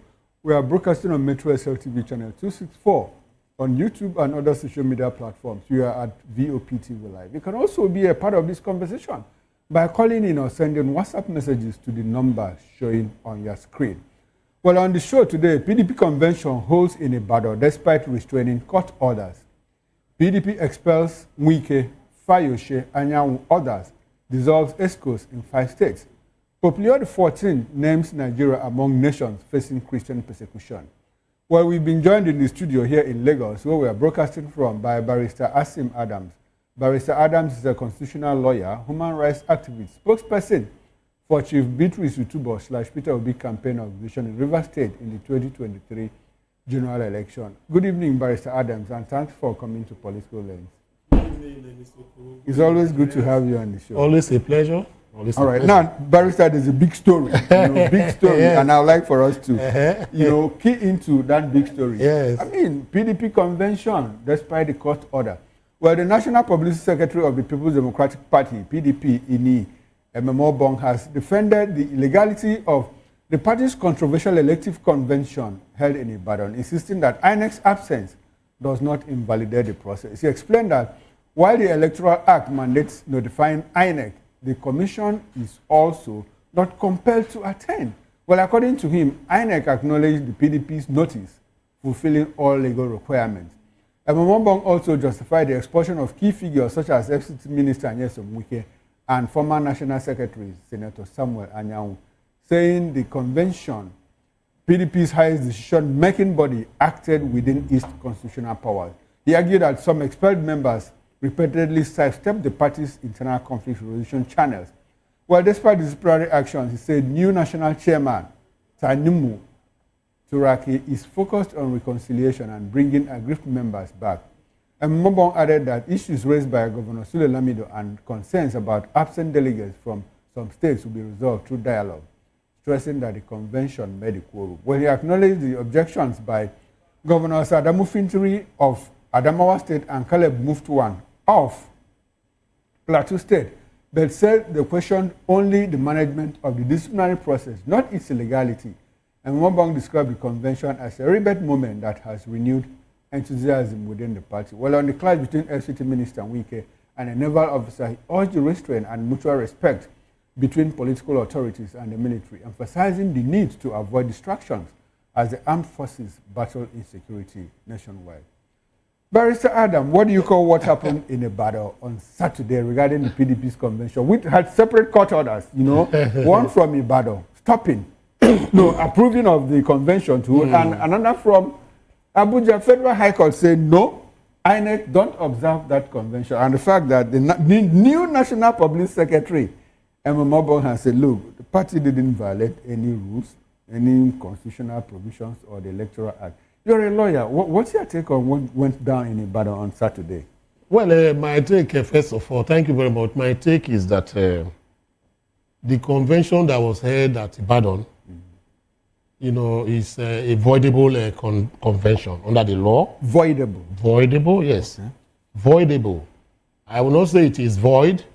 It is only the court that will determine whether it is void or is void ab initio, or voidable after whatever. See, why I'm saying this is that, you see, before the convention took place, there was an order of court from the Federal High Court. Okay.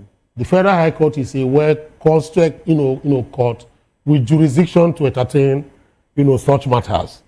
And the litigant that went to that particular court was former governor of Jigawa, Sule Lamido. Yes. He went in there and he, one of his reasons for going to court is because of the fact that he said that he was denied, picking the form for the chairmanship of this particular whatever that is of the convention that is taking place. Then number two, that state congresses were not properly held or were not held at all.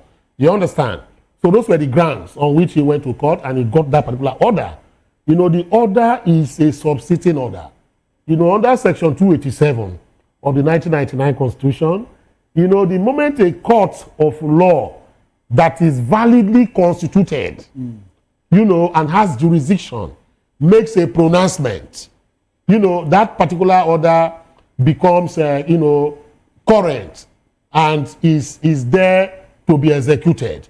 And all Nigerians, authorities, in fact, the section, says that institutions and individuals are bound to obey it, and even when they execute it, as the case may be. INEC, for instance, is an institution, they are bound, or they were bound to obey that particular order. The governor of Oyo State, and even the members of PDP are Nigerians, they are bound to obey the order until the order is vacated. Whether it was an ex parte order or not, whether it was gotten, or whatever the case may be, or it was taken through the back door, as far as that particular order, was, given, it became subsistent. Okay. So the only way you can do that is not on the pages of newspapers. You have to go to that, maybe a court or a higher court to vacate it. That is the situation. So in that wise, you find that the order was valid before they now got another order of, from a state, high court. Okay. As the case may be in Oyo State, Akintola, I heard, is the judge that, gave that particular order.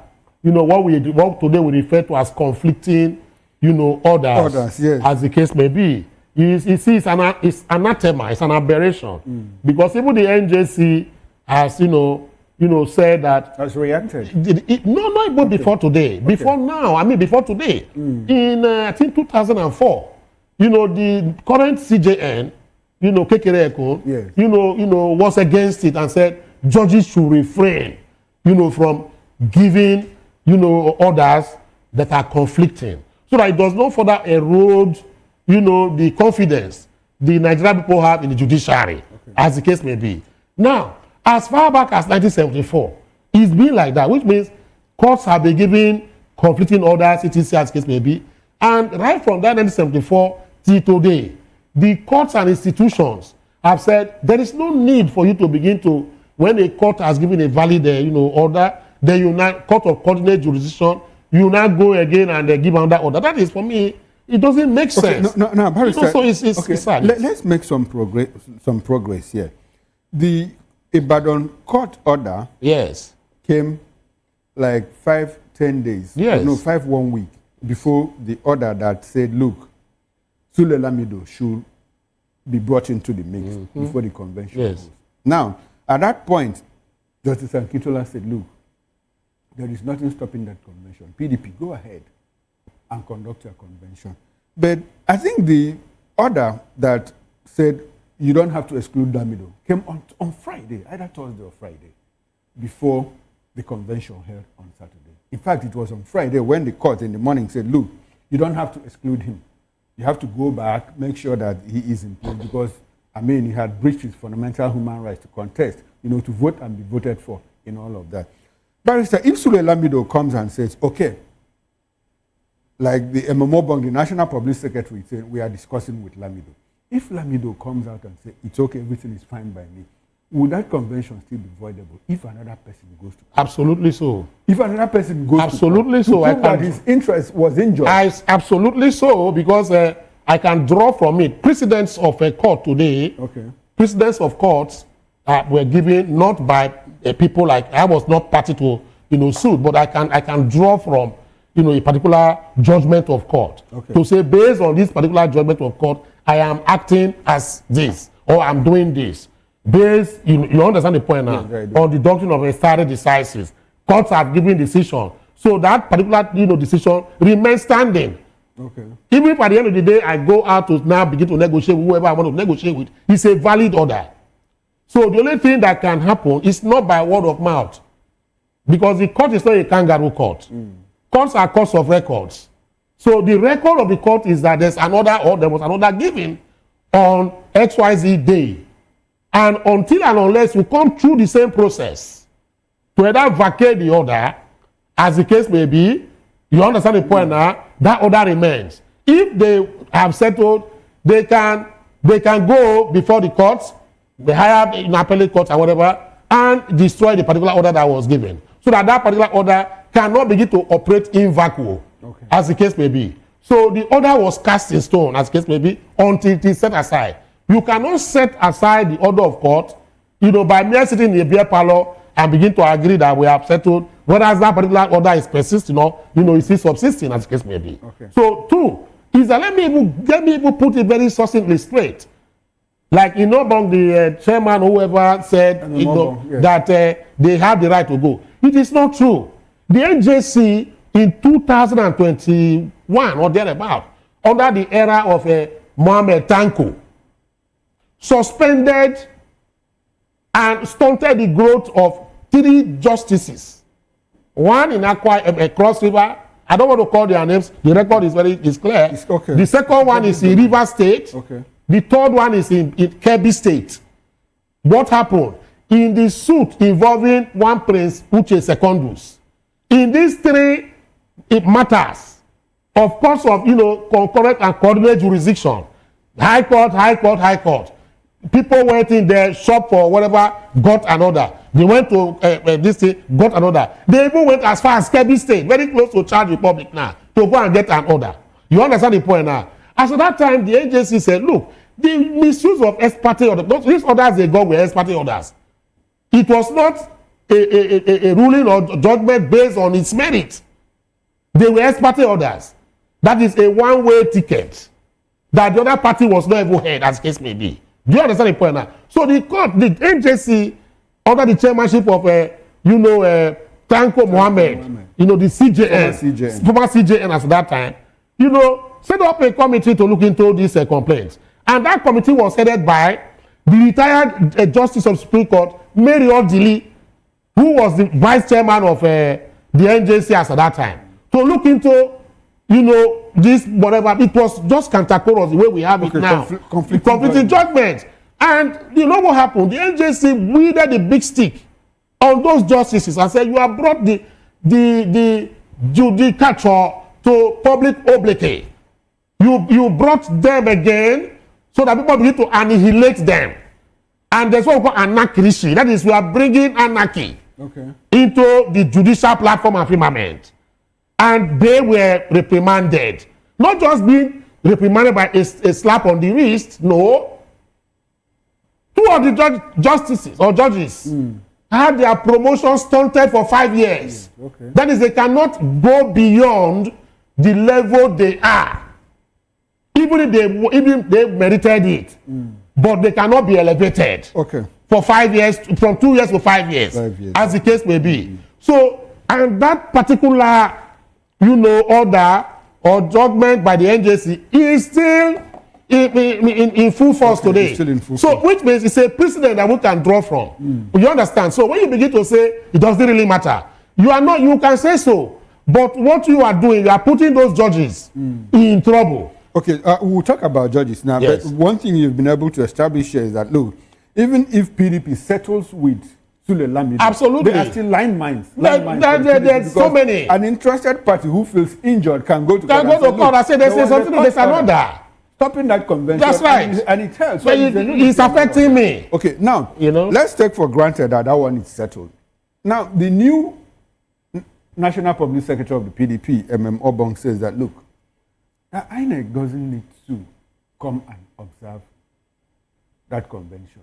That statutorily, by requirement, what the PDP needs to do is to just write them, which they acknowledge that acknowledgement is enough, whether they inform them, whether they observe or not. What does it? Can you help us with what the Electoral Act is very clear that they have to monitor the conventions. Okay. The reason why they are monitoring is not to go and dictate to you. Okay. To ensure that there was fairness.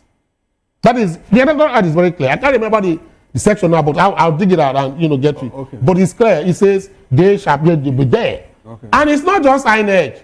When you talk about, he said the commission. That is what he said. So not by REC, not Ibadan, not a resident electoral commissioner in Ibadan. It's from the headquarters. From the headquarters. It's from the commission, not REC. You understand? The courts have said that when the commission is being mentioned, they are talking about the headquarters and the five bodies that form the independent electoral commission. The RECs are under them. Okay. Staff like you have RECs, Resident Electoral Commission of State, you have SIEC, but the commission consists of about 4 or 5 bodies. Okay. You understand the point now? Those are the people they are talking about.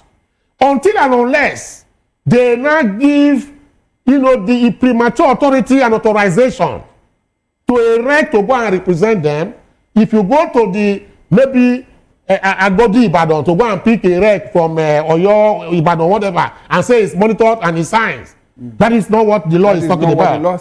He says that it has to come from them. If they can delegate and say, okay, you go and monitor, as the case may be. So you don't just go there and pick a staff, write a letter to them or whatever. Meanwhile, the main INEC has been restrained. That is, the commission has been restrained. So any other body acting outside of that restraint, without the authorization imprimatur from the commission itself in Abuja, is doing an exercise in futility. Okay, a lot of line minds. That's right. Let's come back. Talking about the courts, what do you make of these court judgments based on the internal affairs of the party? We had a Supreme Court that said, look, whatever goes on in a party is internal affairs of a political party. Yes. So why are courts jumping into issues that border on so on, if, for on instance, a quick one, logically speaking, realistically speaking, so if, for instance, internal party affair, you are having a stadium, whatever convention, and there's breakdown of law and order, police will run away and say they will not even intervene and arrest people that have shot people with guns or stab people, break people's head to say, oh, it's internal affairs of PDP. We can't interfere. No, but you understand the point now? No, I don't understand. This is I'm telling you, I'm saying, if you say that, the reason I'm coming, I know where you are going. I know specific on that. I know where you are going. For me, you have to go and read the judgment. Okay. You don't have vests. Okay. People have vests. That is the problem. And that what the court was saying there is that except if no fundamental breach of the person's rights to disenfranchise him. You understand the point now? No, so good. Let me put it this way. Yes. If I'm a member of a political party and there's a convention, I'm supposed to be a delegate, I am supposed to vote. But one way or the other, I was restrained from going to carry out my duty in that political party to either vote for my candidate of my choice or be voted for. And they told me to go. They asked me to go. I couldn't penetrate that. It happened in River State, in APC River State, during the Amechi era. That's why you had two polar districts today in River State. What happened was this: a group who were holding APC by its jugular at that time during Buhari time, had to go and conduct conventions of this nature, state delegates, whatever, in Port Harcourt. You understand? Then Amechi and his group now went to court to say, look, we bought forms. These are the receipts that we use in buying forms. We wanted to participate. All our candidates in our own faction were not even allowed into the stadium. You understand the point now? Many of those of us who were delegates were not allowed into the stadium. We were disenfranchised. They now went to court under Section 46 of 1 because their rights were muzzled by the party. The majority will have their way, but minority will have their say. Yes, sir. Okay. Till today, that is why you find out that APC in River State is in limbo. Because court judgments upon even Court of Appeal reaffirmed and said, yes, we cannot intervene or interfere in internal affairs of a political party, as the case may be. But when it involves, disenfranchisement, when it involves breach to my rights. Okay, breach to his fundamental human rights. Okay. That's why I made the example and the allusion to the fact that what happened in Ibadan, assuming there was gun shooting and there was violence inside the stadium. So the police cannot go there and arrest the situation and even arrest those people who are causing trouble. The police will be naturally doing a law and enforcement. No, but it's I think the problem people have is the issue of when it involved the leadership selection of the party.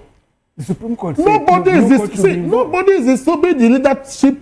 What Lamido is saying is his fundamental human right. Yes, it's fundamental human right. And he said that there was no due process.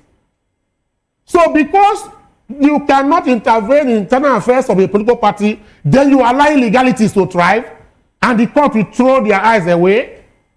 There was no state delegates, whatever Congress that was held. Once Congress was not held, then you not allow illegality to go. So and talking about the state and local government Congress. Yes. The new National Public Secretary also said, look, that they made a quorum. That they had the number they have to see what they needed to do. Well, let me tell you, instead of forum shopping, what would have happened for them to go and attack with these facts they have now? Attack the ruling of whatever the suit before Justice Lifu. Because Lamido is saying that, one, they did not follow due process. Two, that they even breached the constitution of PDP. I don't know if you know that. These are germane grounds. Him. Yes, he stated all those things. These are his grounds. And they are germane and genuine. No, Barrister, so what happens is that let them go and attack those particular whatever. I think we have left the issue of Sule Lamido. What I'm saying now is, Emomo Bong said when people raise the issue of there are some states that didn't come with delegates, and said no, well, unfortunately those states didn't come, but despite that, we also had a quorum to thought. That is his own opinion. His own opinion. No, I am constitutional. That is what they will say. Even they will tell you it is constitutional what they are doing. Lamido will tell you that it is constitutional what they are doing. So at the end of the day, same constitution of PDP. At the end of the day, it is the court that will decide. It is the court. So will be the final. You see, when you give an opinion, just as I'm giving my own opinion now, does not mean that I'm right 100%. Okay. It's my opinion. I'm entitled to it. In the own board or whatever demands, he's entitled to his own opinion. But tomorrow you will hear somebody from the other camp and he will bring out sections of the PDP constitution that was breached. And he begins to tell you that what they did there was not supposed to be like that. So which opinion will not supersede the other? That is the question I'm asking. Okay, now, Barrister, something happened in Ibadan on that Saturday, and that's what I want us to talk about. Very interesting.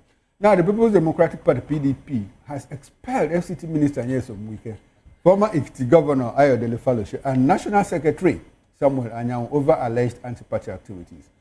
The decision was approved at the party's national convention in Ibadan after a motion moved by Olabode George and seconded by Bauchi PDP chairman Samaila Buga, while PDP Governors Forum chairman Bala Mohammed put the motion to a voice vote.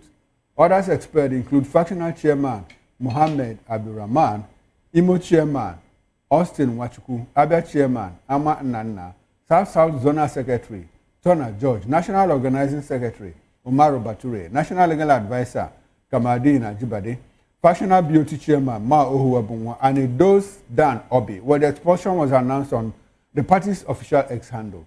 The action deepens the PDP's internal crisis, especially as Wike is still influential despite serving as an APC government, and has accused the Damagun-led leadership of planning an illegal convention and manipulating the party structure of 2027. The leadership this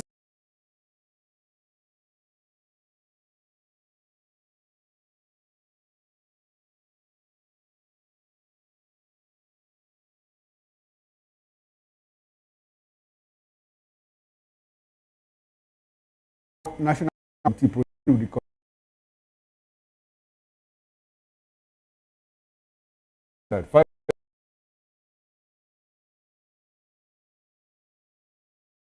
state working, in 5 states were dissolved: Imo, Anambra, Ebonyi, Akwa Ibom, and all of that. Barrister, I don't even know what. You listen to the intro. Do you agree or disagree with the party, with what the party has done? Do they have the right to expel Nyesom Wike? The party has the right to expel. Okay. Political parties democratic institutions, they have the right to expel, suspend. If it's within their constitution to do that, they can do that. But I am saying that this expulsion is coming too late. It's coming too late. Before you get into the expulsion, coming early or late, now my question is, the real question is, the National Working Committee that expelled Wike and Sam Anyanwu and Fayose. Sam Anyanwu had also expelled those other people. So which one is the authentic faction of the PDP now that has the power, that has the right to expel the other ones? That is the question. You know, it was about Camus that wrote about the theater of the absurd.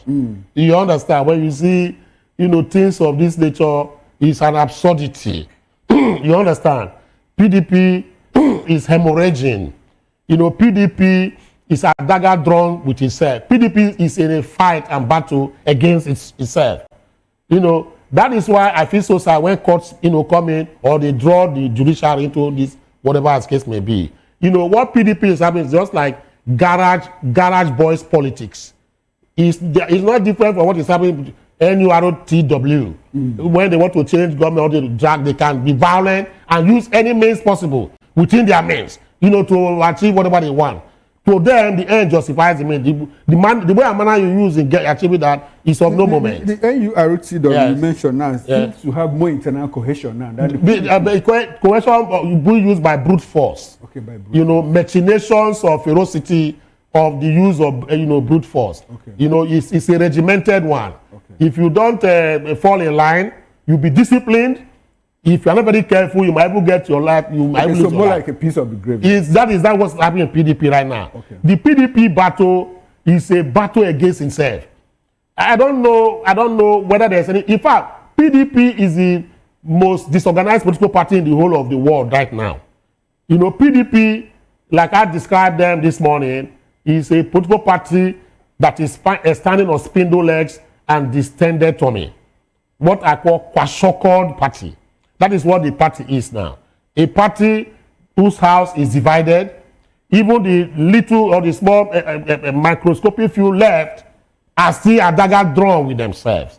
So PDP is highly lobotomized right now. PDP right now is in the ICU, what they call internal care unit of the political hospital. PDP has been involved in what I call political harakiri. They have committed suicide. So many suicides have been taking place in PDP. PDP right now is no longer a political party in my own view, but a disorganized amalgam of people who are confused, looking for Ruda. It's not easy for them to regain that, as case may be. And they have not been helpful to themselves, in the sense that even those who are struggling for the soul on one partner, tomorrow you hear they have decamp or defected to the other side of the divide. If Bukola Saraki can get up and say that PDP is a dead party, that only an insane man will go there and contest under PDP. That tells you the story. Do I need to say more and use more vocabulary to describe the asphyxiation of PDP? Okay. PDP is gone. The Bukola Saraki you mentioned was here in Lagos, celebrating Ayo Fayoshe's 65th birthday. Absolutely. And on that same day, Ayo Fayoshe was expelled from the PDP while he was celebrating his birthday. Yes, Barrister, I want to ask you, I want to put you on the spot because I'd like for us to draw from your wealth of experience, as a lawyer. I want to make you a judge, a high court judge in this matter. Now, if this case comes to you, which faction will you recognize as the authentic faction of the PDP? See, let me Based on history. I want you to rely on history, on what has happened. Let me say, I will not, don't clothe me or vest me with the cloak of a judge. I can't even subscribe. No, I'm not good. I can't even subscribe to that. Okay. The beard does not make the philosopher. Okay. You understand? So, because I'm talking here does not mean I have the infinite wisdom or near infinite wisdom of a judge sitting down. But in my own case also, I will recuse myself from that garb you are trying to give to me because I'm also partisan. So my answer will be a very subjective one because of my nature and partisanship. No, I want you to give it. But except you want me to dwell, if you want me to dwell in make-believe, Maybe let me act fame and do movie. I want you to rely on history. You know, the recent past. What has happened in the PDP? The history is lopsided, and the authentic, you know, in my view, because you said so. He said, let me put it this way, since you want me to say something, is the wicked faction. No, I don't want to say something. I want you to give a legal opinion. I'm saying it's the wicked faction. On what basis? A lot of grounds. Okay. The wicked is, you know, epitomizes PDP. Okay. All these people fighting today were all they were under the same canopy. They ate, drank together. They also were hobnobbing together. Okay. I live in Port Harcourt. And I know that Wike became a mecca some years ago. Some of these people talking today, they were all sleeping there. And he was doling out money to finance them. And he has boasted, you know, consistently that members of the House of National Assembly, House of Assembly of States, governors of states under the PDP canopy, that he single-handedly, you know, sponsored them. To the extent that Dino Melaye today, that is against, yes, Wike, confessed and said, look, that he knows so he's not in good terms with Yes Wike. But when he was contesting as governor of Kogi State, that this man provided him with a private jet and some money. You understand? That is how far it is go. Now look at it to tell you how it is now. Move Twang or Plateau. And the other governor, I forgot his name. Fintri. These are people, they said, no, you don't need to do that. PDP needs reconciliation. That tells you something. That in their heart of heart, you know, they feel that it will be betrayal to support a cause that will begin to hurt, you know, a Yes Wike and his people. Okay. Because of what he has done. Yes Wike became like the Gongon Medusa of PDP. You understand? He became like the Autolycus. You understand? And without Yes Wike, in my own opinion, if you like, go against me, if you like it. No, but I'm saying that without him, the PDP will not, I don't think PDP will come up. Except they reinvent themselves like the mythical bird of Phoenix. Okay, Barrister, I was expecting that you give your opinion based on the facts of the law. Not on emotions, like you rightly said. That is why I told you that the gap of the Judex, the gap of the Judex cannot be. I can't participate. I'd like for you to hold on. So I'm partisan. I'd like for you to hold on to. I'm partisan. To hold on to your thought because there's an incoming call. Yes. Hello there. Good evening, and thanks for calling in on a political lens. Your name and where you are calling from. 1 minute, sir. My name is Ibrahim, from United Kingdom. Okay, thank you, Ibrahim. Go ahead. Yeah, I just want to appreciate your guest, Barrister. I love the way he tries to educate us on what is going on PDP today. He's giving us a lot of insights that he's not biased. He's a barrister. Now, Mr. Okoro, this is the person you're supposed to bring to us so that we can have more knowledge about what is going on in Nigeria. Can you see this barrister, the way he talks to us? Address the matter without bias. Thank you so much. That is my contribution. All right, thank you, Ibrahim. Thanks very much. I appreciate your time and attention to this program. Now, Barrister, back to you. Can you land on your thoughts, sir? The land on my thought is that PDP cannot reinvent itself, except they have the characteristics and attributes of the mythical bird of Phoenix that had 9 lives, or that had that when you think is dead, it will just come out and resurrect, and now go back. Let me tell you, the reason PDP is disintegrated or has disintegrated is because of the motley crowd of power-hungry people. Who are the power-hungry people? All of them. Everybody, members of the PDP today, all of them. Barrister, they said... You understand? They said Iyochayu was the problem. He left. That is what I'm saying. If you look at now, most of them have left. They said Peter Obi was the problem. Peter Obi left. The problem persisted. And maybe if I was there, they say I'm the problem too. They said Atiku Abubakar was the problem. Atiku Abubakar left. The problem persisted. So, who are the power-hungry people? See, I say without sense of apology to any Nigerian politician, listen to me. The Nigerian political, I mean the political with a CO, not political, as the case may be, they are self-serving, they are transactional, and at the same time very prescriptive. They are very reticent when it comes to what they will get. They are obdurate when you begin to ask them to help the people. The word derived from, in the political is that if you are a politician, you are a problem solver. Not to create more problems, but when you say, some of them will say, I'm a politician, but you don't even know the meaning. A politician, just like a dietitian, a medical doctor, you are there to solve problems. Their own problem is that there is no laboratory for them to go. The problem is social engineering. That is why you see they come to tell you this is what I can do, this is what I can do, by way of manifesto. So the Nigerian politicians do not have that kind of whatever. That is why we are suffering. And that is why you see the party is disintegrating. Now they are fighting not because of the good of Nigerians, but because of the good of their own pocket for state capture and self-aggrandizement. So, talking about the party disintegrating further, we have governors Mufti of Plateau State and Adamu Fintiri of Adamawa State saying, no, we are not part of that expulsion and all of that. And this governors forum used to be one intact unit. So with this, with their division, and we also hear that Abu Kefas, of Taraba State, will be joining the APC on Wednesday.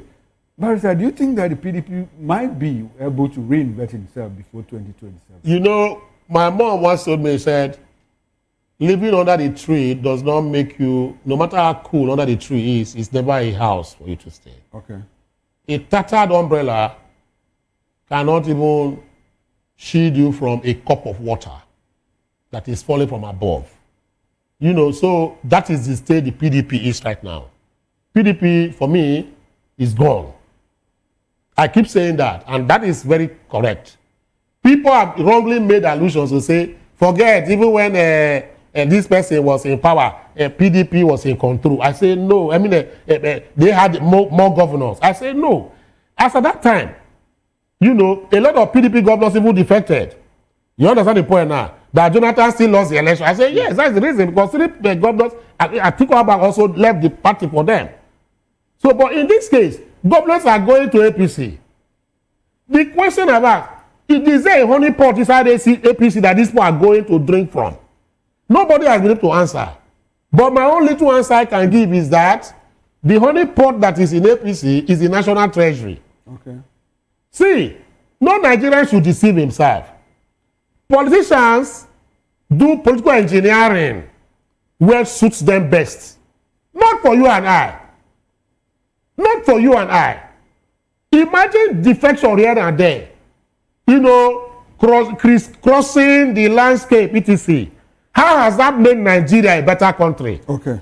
Is Nigeria not still Nigerians are they not still wallowing in poverty, stagnation, hunger, strife, insecurity, killings? Many people die of hunger now in Nigeria more than even wars in Somalia.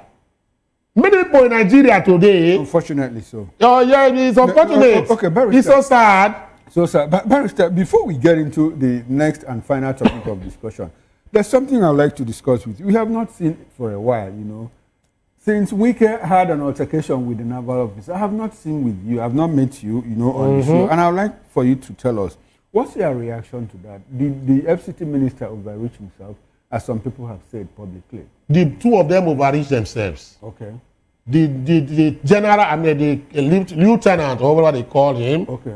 I don't know, they said he's a young boy. I don't watch things like that. Officer, Of course, the naval officer should be ashamed of himself, in the sense that you are going to guard the private property of a general in the army. The Minister of Defense. It doesn't matter. See, let me that we will protect our officers who are in active legal illegal duty. No, he said active legal duty. He's not active, but see inactive illegal duty. If you want to profile it, no, he's not in legal duty under the law. Under the law, he's not supposed to be there. See, an American soldier will stand before a rocket launcher to go to Korea. You don't push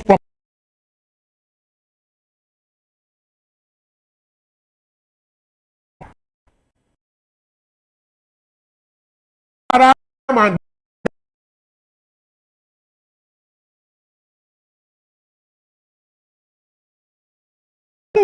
so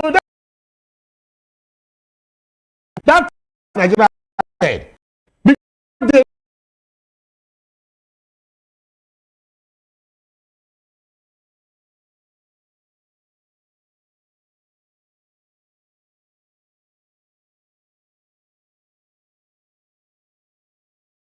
I'm coming. Let me just land and put this in. Soldiers have gone. No, I will let me say it under 2 seconds. Okay. Soldiers are going to go and collect. You to go and draw debt. I'm telling you, I witnessed it. That's not active legal duty. Is that active legal duty? Okay, no. Protecting land. Is that active legal duty on the part of the army officer? Even though yes, the way the manner of approach he approached the young man was not congruent. Okay, but for every action there's a reaction. If they were not there will be no reaction. Okay, now I asked a guest on my show here, Political Lens. He sat where you are sitting now. Yes. And I asked him, are you aware that the president is the governor of Abuja? And that constitutionally, that the minister of FCT holds that position in trust for him. Yes. And that holding that position in trust for him means that he's holding it in trust for the Commander-in-Chief of the Federal Republic of Nigeria. And I asked him, didn't that young man disrespect the Commander-in-Chief of the... The point is that if you want to say, as the case may be, Commander-in-Chief of the Armed Forces, because a lot of people have been saying, Wike is representing the president, so because of his action, he has disgraced the president. I'm asking you, the man that went to guard land, did he not disgrace the armed forces? Did he not disgrace the armed forces? That's the question we're asking now. 2 wrongs cannot make a right. That is number 1. 3, for every action, there must be a reaction. Now, at the military above board, that is the first question that should come. I am not saying that what the FCT minister did by challenging him was proper. Okay. It should be, I would say, infra-dig him, because it was not befitting of a minister or a man of that exalted and respected position. Okay. But something cost it. Okay. And if those people, the constitutive factor was not present, then he will not leave his office. Do you have a problem with the minister going there in person to supervise the demolition? Of course, I don't have any problem, because that's the Nigerian nature. Okay. That is how Nigeria is. The Nigerian people many of us are very stubborn.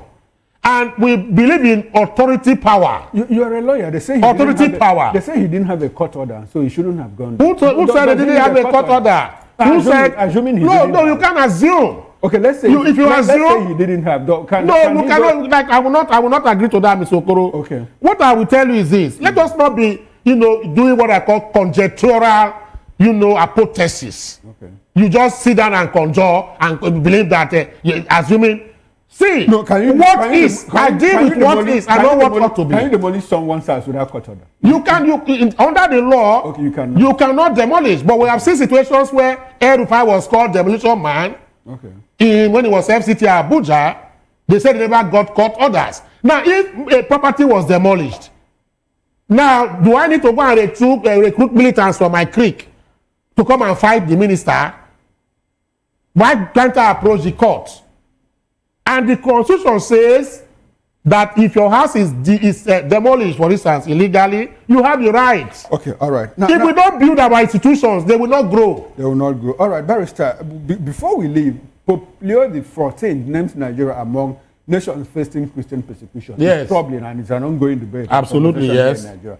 Well, Pope Leo XIV has listed Nigeria among countries where Christians frequently face attacks alongside Bangladesh, Mozambique, and Sudan. Well, in a message posted on his official X account on Sunday, the pontiff expressed concern over ongoing assaults on Christian communities and places of worship. Barrister, we have outsourced practically everything in Nigeria. We have outsourced our judiciary. We have outsourced everything. Now, we've been having this debate whether there is genocide in Nigeria or not. First, it took a Trump to say there is Christian genocide. Now, the Pope has said Christians are being persecuted in Nigeria. Barrister, where are we headed to as a people? I have said this, and I will reiterate that genocide does not mean that you must kill 10 million people for it to be genocide. Under the Genocide Act, 1948, what it says is that if you go out to begin to kill just because of ethnicity, religion, or politics, as the case may be, whether it's 10 people you killed, whether it's 1,000 people that you have killed, is genocide because you want to wipe out those particular people. In Nigeria today, we must not hide the fact. In Plateau State, who are the people committing the havoc? Are they not the jihadists? Whether we like it or not. The Boko Haram today, are they Christians? ISWAP, are they Christians? Are they not Muslims that are ravaging, creating problems all over the place? If you go around Nigeria today, most kidnapping groups, they speak Arab and whatever as the case may be. They mask as jihadists. Then you are telling me that there's no whatever genocide. Do I need to be killed before I will not, people will know that there's genocide? What is happening today is as a result of the obtuse constitution that we have in Nigeria. Okay. A particular religious group believe that they have the premature authorization to force on others their religious hegemony. That is what I'm saying. Okay. Why do you have section 277 in our constitution, giving Sharia? Why is it that Kano State, Sokoto, Zamfara, etc., we establish his bar and begin to operate? Even the constitution says that the House of Assembly of these states I've mentioned can even come out and make laws that will aid Sharia. Sharia is an Islamic code. There is no need for us to hide it. Sharia is an Islamic code. So those who are saying genocidal, whatever, against Christians, I wholeheartedly, believe it is true. Because the killings that are taking place, if you look at what has, I know that yes, 1 or 2 mosques have been bombed, but the number of bombings of churches and Christian people has outnumbered the other one. So what are you going to talk about? Is what Boko Haram? I don't know, Muslim entities. So these are the things. Sheikh Gumi will come out. Sheikh Gumi will even come out and begin to support them. Is Sheikh Gumi a Christian? Unfortunately, Barrister, we are out of time. I feel so sad. I don't know. I feel so sad. This morning, and we spoke a lot with him about terrorism, what he has done with the Nigerian government, and all of that. Well, I must say a very big thank you to you, Barrister Adams. We appreciate your presence. Thank you so much. Always. And I believe we can do this some other time. Absolutely, we are ready. Next week. God bless you. All right, thank you very much. Now, on behalf of the backroom staff, the technical director, the bus manager, sound engineer, and the ingest manager, I am Chukuma Okoro. Up next is Issues with Nena Ndemluto. Stay with us and don't go away. I'll see you tomorrow morning, 8 o'clock on the morning show. Bye for now and enjoy the rest of your evening.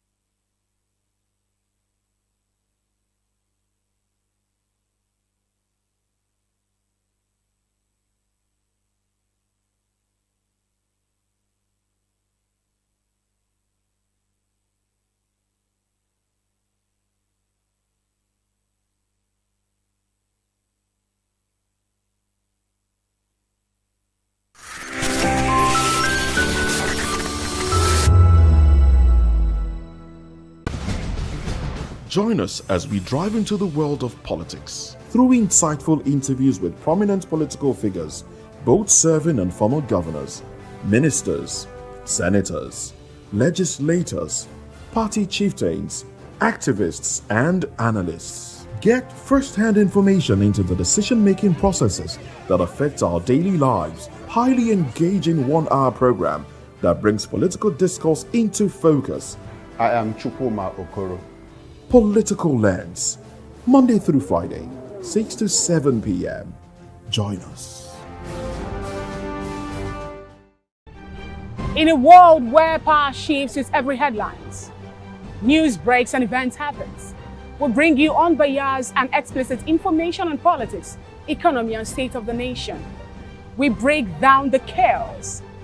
Facts, not fluff. Truth, not spin. We discuss not just politics, but a glimpse into the future. Join Moses, Chukuma, and Fina on Voice of the People TM. Voice of the People Television. Now you have more than a voice. The red carpets, awards, the razzmatazz, music, fashion, interviews, and more. Spotlight on Voice of the People Television. Let's feed you with all the juicy stories in the global entertainment space, bringing you the glitz and glamour, as it hot Stay tuned to Spotlight, 1 p.m. Monday to Friday. Spotlight on VOP TV. Entertainment like never before.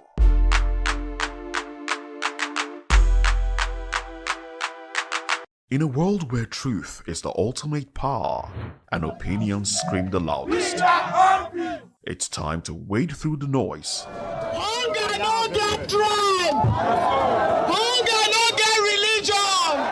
And scan the human interest and trending topics that matter.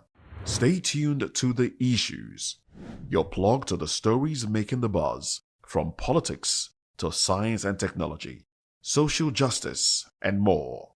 Let's tackle the tough questions and expose the truth. The Issues on Voice of the People Television, Mondays to Fridays, 8 to 9 p.m. The Issues. Don't just react, understand.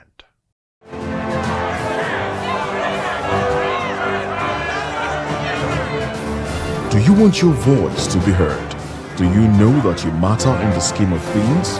The People's Voice, the show where ordinary citizens take center stage as we discuss the biggest stories that affect you and I. With you in mind, we facilitate lively discussions, debates, and interviews on the topics that matter most to you and I, from social justice to economic empowerment, education to healthcare, governance, and more. Tackling tough topics and amplifying your voice. People's Voice, Mondays through Thursdays, 4 p.m. Join the conversation and make your voice count. The People's Voice. Make your voice count. Hello there, my name is Damilola Ogunsi, also known as the Goldfish. Hi, my name is Chike Bright Emmanuel. I'm an actor and a filmmaker. Hello peeps, my name is Yomi E. Adejumo. Hi everyone, I'm Paul Utomi. Hi everyone, my name is Stacey Benjamin and this is Voice of the People TV.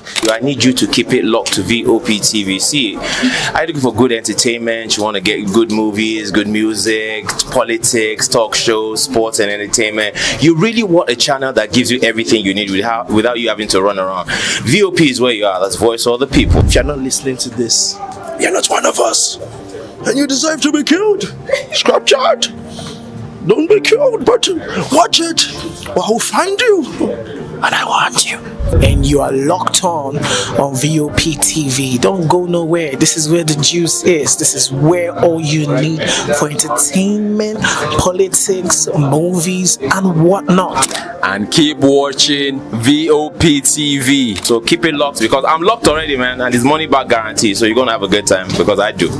And please keep watching VOP TV. I won't want to actually, I beg you, subscribe, watch it. If not, whatever you see. You better not touch that die because VOP is the plot. Are you ready for the extraordinary? Something big is happening on your screen. Introducing VOP TV. Now streaming on SLTV channel 264. From breaking news to captivating conversations, news analysis, giving you all sides to the story. We break in-depth discussions on the issues that matter, from politics to sports, entertainment, and lifestyle. VOP TV on SLTV channel 264. Join us as we redefine what television means to you. Voice of the People Television, VOP TV. Now you have more than a voice.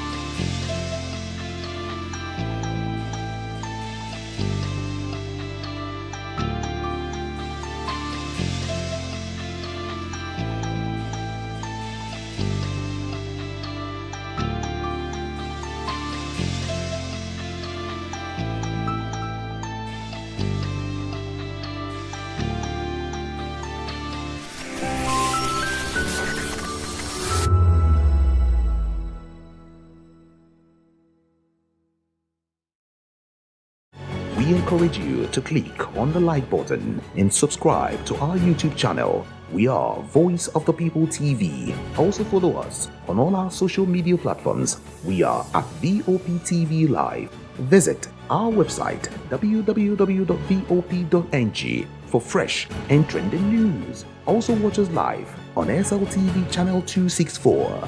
VOP TV, Voice of the People Television.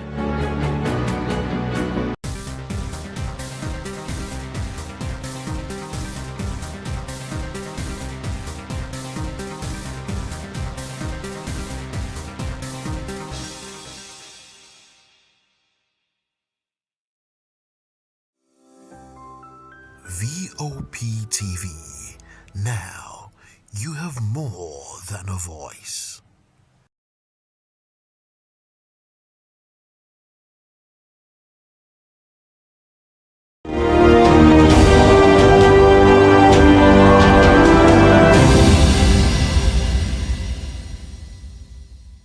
Hello Nigeria, it's another exciting episode of the issues on Voice of the People Television, where we bring you the most important and pressing issues shaping our nation today. I am your host, Nenna Ndomdioto. On today's episode of the issues, we're examining the complexities of Nigeria's politics and governance, from U.S. scheduling a date for alleged Christian genocide, even as reactions trail bandits' abduction of 25 schoolgirls in Kebbi State, to President Tinubu advising judges, saying justice must never be for sale. Also, Wike faction rejects expulsion as Bagos, a lawmaker, slams PDP over act. Please join us as we break down the facts and provide context to help you stay informed. We'll take a short break now, and when we return, we will dig deeper into these topics. Don't go away.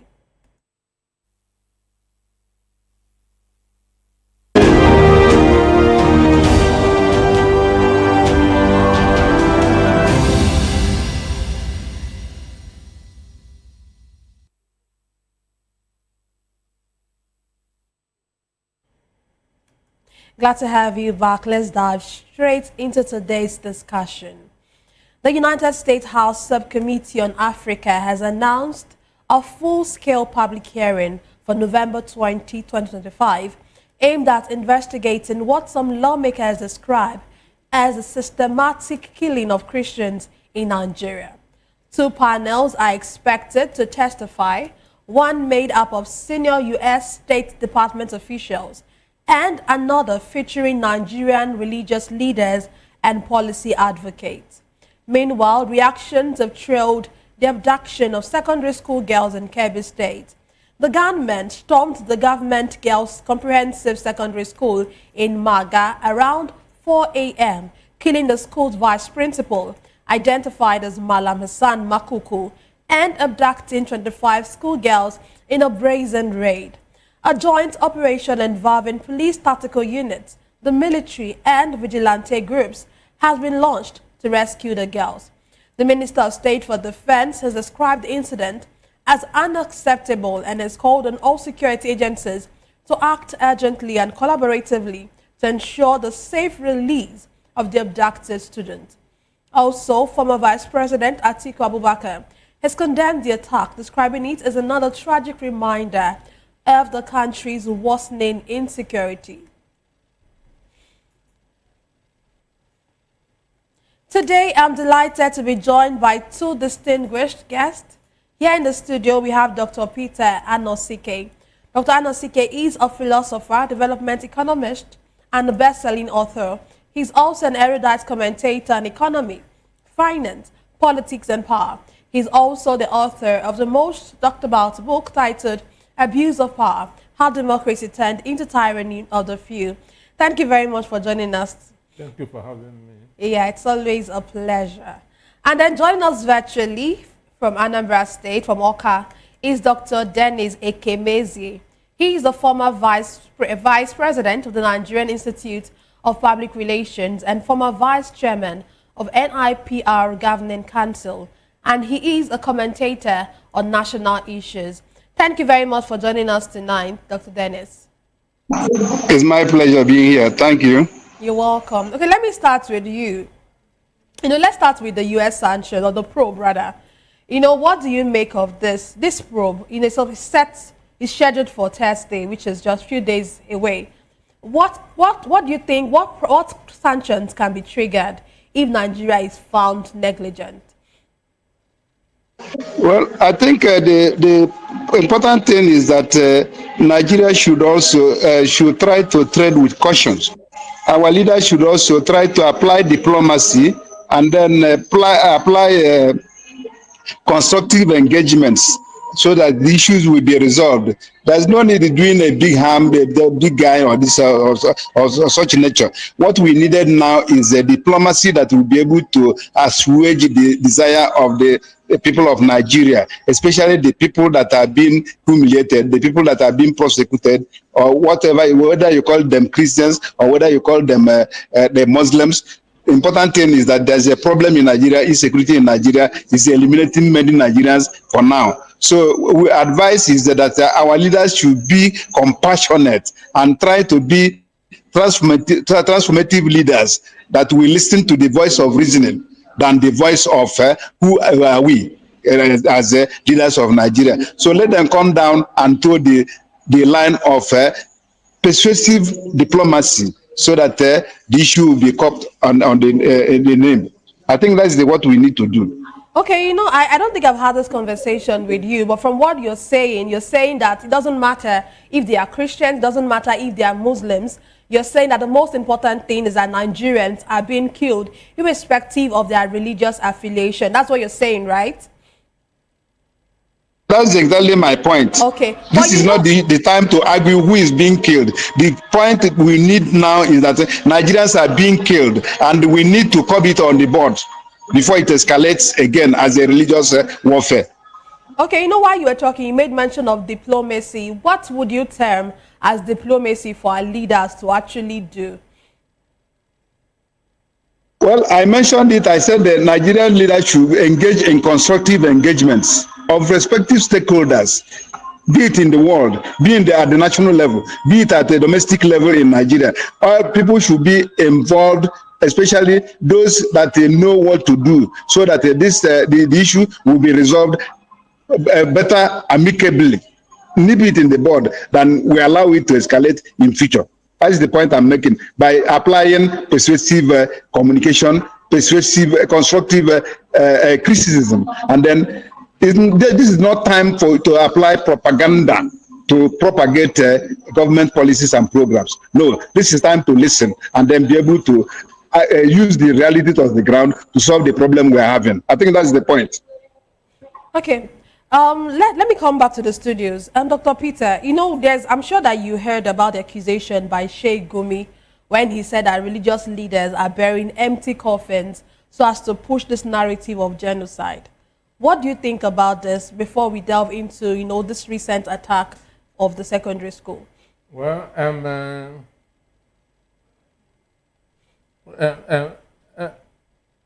Sheikh Gumi, as they have a country of particular concern, Sheikh Gumi should be designated as a person of particular concern. He should be designated as a person of particular concern because he has done more harm than good to the people of this country. I watched Reverend Ezekiel cursing him that he will never escape God's judgment. Understand? When Reverend Ezekiel was telling Al Jazeera that to come there and dig up those graves and see if they are empty. So, the diplomacy that my friend in Oka talked about before it escalated, well, it has escalated. And the diplomacy, there's nothing like diplomacy here, stop the killing. Understand me? When you use diplomacy where people are being buried on a daily basis, it doesn't make sense. So the only solution is for government to show responsibility and stop this killing. And for the hearing on Thursday, Nigeria has been given their own chance that to come and air their views, understand? And I know that America, unlike Nigeria, works with their facts and figures. So, and the two people that were invited are eminent people. The person from the reverend from Benue State and the other one. So at the end of the day, let us see actually whether there's a genocide in Nigeria or not, because they want to follow due process. It is the Congress that will give order on what to be done in Nigeria, whether sanctions, whether withdrawal of certain aids and so on and so forth. Even though when these are done, innocent people are going to suffer. But some drastic measures must be taken to stop this, because it has already escalated. And what government is doing is trying to use one hand to cover the moon, which is not possible.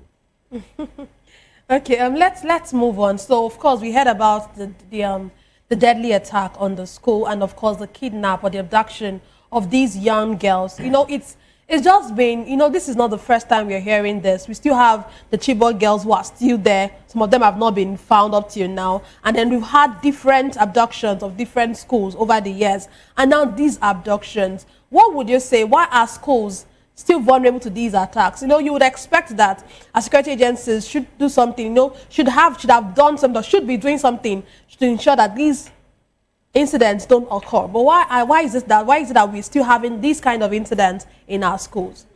The issue is this: a lot of the schools are located in the rural areas where there's no accessibility of the security.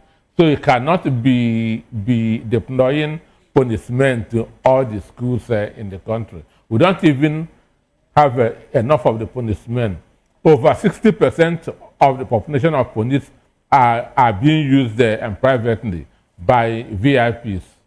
So which ones are you now going to send to the schools? So these terrorists look for soft targets. If you imagine that the time that they came, 4 a.m., which means they must have woken those students up from sleep. And there are bound to be confusion.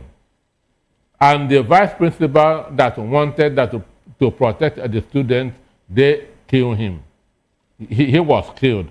And tomorrow, somebody will tell me that that those people that caused this massive mayhem has repented.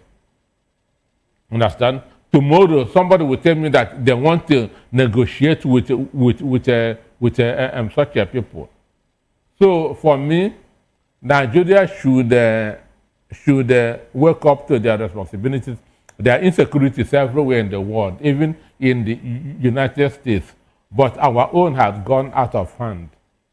You know, one of the things you mentioned was about about the bandits trying to be giving, how will I put it? They are trying, when they come out, they say they want to really, make them come back and like give them a soft landing. They have and then rehabilitated. They rehabilitate. That's the word. They'll rehabilitate them and all of that.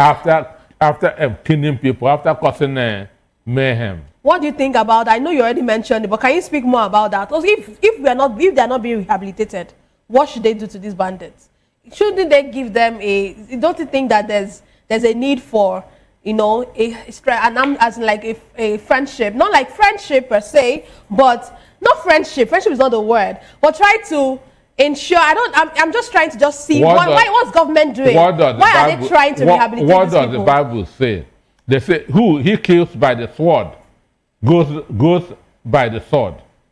Understand me? You cannot kill somebody and say you have repented, and they will detain you and for 6 months say that they are bringing you back to the society. What of the families of those people that were killed?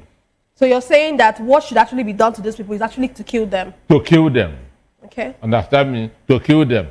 And when you begin to kill them, instead of rehabilitating them, they will begin to... So to act like a deterrent? Sure. Understand me? So imagine nobody knows where this female student will be that's as we speak. Now they have put their families, their relatives that's in trouble. And tomorrow, none of the girls will want to go back there out of fear. Understand? Because it could be their own turn tomorrow. Exactly. Yeah, I'll come back to you. So we'll speak on this, the effect of this on our educational system. But let me go back to our virtual guest. You know, what do you think that our security agencies can do to prevent these attacks? You already heard the Minister of State for Defense has described the incident as unacceptable and has called on all security agencies to act urgently. But sometimes we get to ask ourselves, are these just talks? You know, what are, yes, one of the things that was reported was that these security agencies have been mobilized to actually go and get these girls onto. But we know how it is in this our country of today. That sometimes they'll say they have gone and then we'll still not find those girls. What do you think can be done to prevent such attacks? Well, I think we need to survey to be able to know what's tactics and strategy are these people applying. You will find out they're applying what we call the hit and sight strategy. They hit, they run, hit and run, and then guerrilla warfare in the military tactics. If they apply guerrilla warfare, you don't know when they will strike. So there is a need in terms of to be able to assuage the situation. They need to apply utilization of technology, the drones, to be able to monitor these bandits or whatever you call them, so that they will know exactly when they were about to strike, for them to be able to come them on board. Technology is now very, very, very important to be applied or to be used or utilized, so that effectiveness will be achieved and then the life of the people will be saved.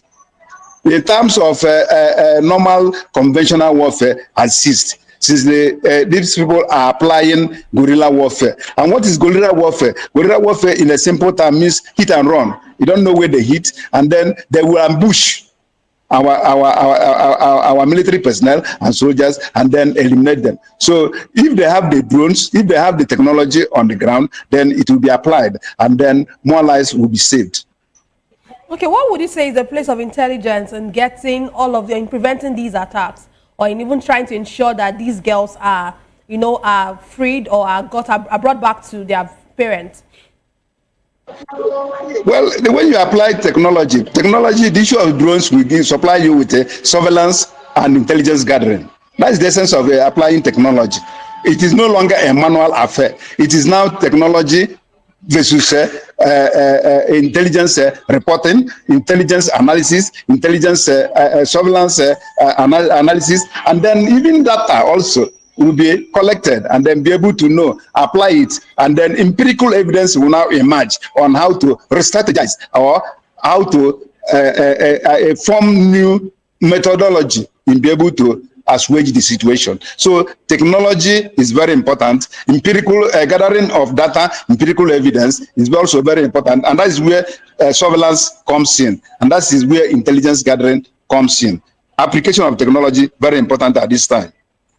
Okay, we'll come back to the studio. Dr. Peter, you know, when we talk about intelligence, you actually ask, are we really applying intelligence? Are military officers really applying intelligence? Are security officials really applying intelligence? When you look at the numerous attacks or the numerous cases we've had, or the numerous insecurity incidents that we've had, you wonder, are these being applied? What do you say to this? The issue that why they struck is because the school was unprotected. Assuming that there were security men there with weapons, understand, they will not have come. Because one, they come very early in the morning so that to take people unawares. In America, where there's technology, where there's surveillance, there's still school shooting happening now and then. Understand? So What is needed is protection of these schools. But the truth is that some of the schools are built in rural communities, very far from civilization. Well, does that stop them from being protected? So they can easily go there and pick these people. Understand me? There was one that happened some time ago in Ogun State, where all the school was built was very far from where people are staying. Understand? So, and it just a gate man or whatever, because when it was being built, this kidnapping wasn't much then. So they felt that the school is safe. Even parents are sending their children there because it is far away from the town. It is a girls' school. So they feel that it's not accessible to people, which means their girls will not be distracted. But now it has become a danger. Now it has become a danger, so they should find a way of protecting these schools.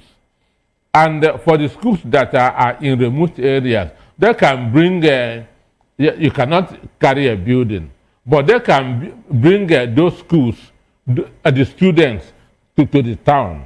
I know that I know some northern states very well. Up to today, they are still doing morning and afternoon. That some people will go in the morning from 8 to 2, others will go that's from 3 to 6. So those schools that are in rural areas without security, without protection, they can bring those students to the town and put them in another school. Understand me? So that they can be protected. Understand? Because assuming that school is in Kebbi, the capital, it would not have been easy for them. Okay.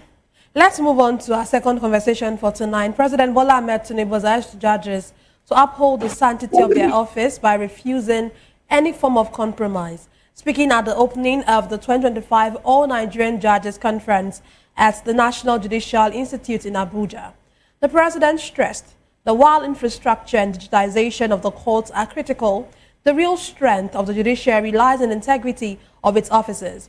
He disclosed that no amount of reform can succeed if integrity is compromised. The president warned strongly against corruption, saying justice must never be for sale and the bench must never become a sanctuary for compromise. Furthermore, he challenged judges to reduce case backlogs, strengthen discipline within the judiciary, and make justice more accessible and affordable for the poor, weak, and voiceless. Let me come to you first, Dr. Dennis. Let's start with the last statement of the president. He said the judiciary should be for the voice, for the poor, should be made accessible or more accessible and affordable for the poor, weak, and voiceless. In your own opinion, do you think that judiciary today is actually, would you say that they are being accessible to the poor, the weak, and the voiceless? Elementary government, as we know, informs us that there are 3 tiers of the government: the executive, the legislature, and the judiciary. And if you have studied Nigerian history or Nigerian political history, you would have noticed that whenever there is a military coup, it's only the judiciary that retains its power. The executive will be dissolved, the legislature will be dissolved, and the executive remains a constant issue. But what I want to analyze is that what the president is saying could be right if properly situated within the context of existing reality in Nigeria. What I want to say, we know that judiciary is the last hope of common man. But the question is, how would a common man afford the payment of services that will be rendered by the judiciary? So you find out that it may not be in honest disposition, but it may not be a true position, a true reflection of the existing reality on the ground. Not everybody that does that. And the judge, A.A. Akintona, knows that the governor who appointed him is interested in the case. Therefore, he has to give a judgment in favor of PDP, that's his own faction, that the convention should go on. But knowing fully well that what he's doing is wrong. Because what ought to have done is to go and vacate the judgment that Justice James Omotosho gave in Abuja. And the only way to that is to go to an appeal court, which is higher than a high court. But because of corruption, understand, because of who they owe their appointment to, they do the wrong thing. Okay, how do you think our judiciary can function without compromise? Well, they just talk, and not that it will change. Understand? Because it is not going to change anything. Why? You don't believe in our judiciary? You don't believe in reforms, or you don't believe that our judiciary can become better? Excuse me. Before change will happen to anybody, to the life of anybody, that person will change. Will first of all change. Understand? So bring any reform to somebody with a mindset. The reform cannot work. So what we are talking about is just like the speech, the beautiful speech that Tinubu sent. So let me just say something beautiful, and not that it will work. The issue is this: the symbol of justice is a woman that whose eyes are tied. That simply means that justice does not recognize who you are. Understand? Justice does not see anybody. What it sees is evidence before it. And again, there's a balance there. That shows that judgment is determined by who has more arguments. It swings to the side of the person with a weightier argument. But this is not what is in practice. What is in practice is the highest bidder and who appointed me. So until we change our mindset, which I'm not seeing it happening very soon, what is happening now will continue to happen. Okay, we know we've had cases of, alleged bribery of judges. I want to use alleged because, I have to use alleged. But, what are the reforms that we can actually propose that will be necessary to ensure that our justice, as our judges, are inaccessible to bribery?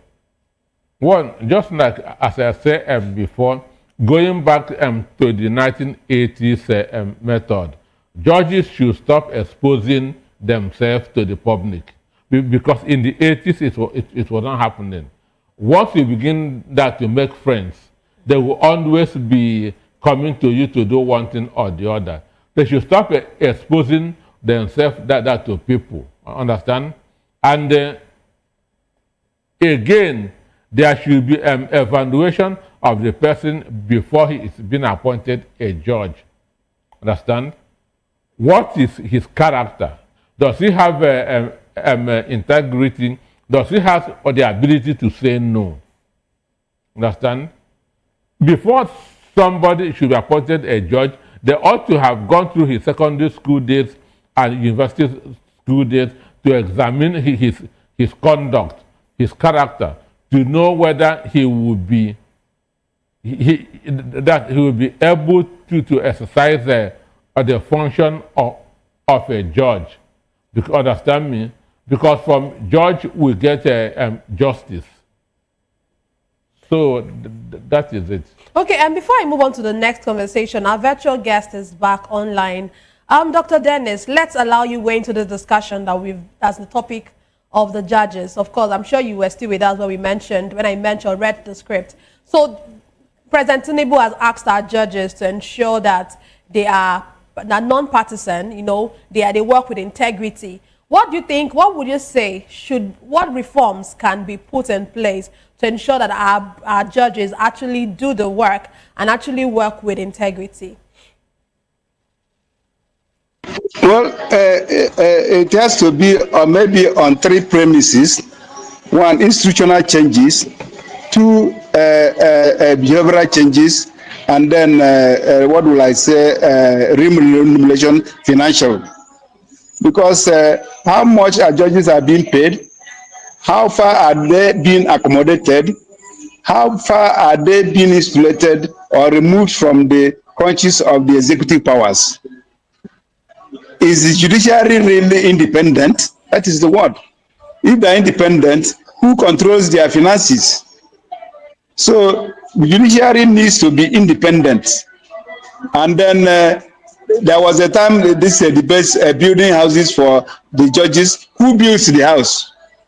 Because he who pays the piper dictates the tune. And that is the point. If once the judiciary is not independent, the judiciary may be forced to compromise.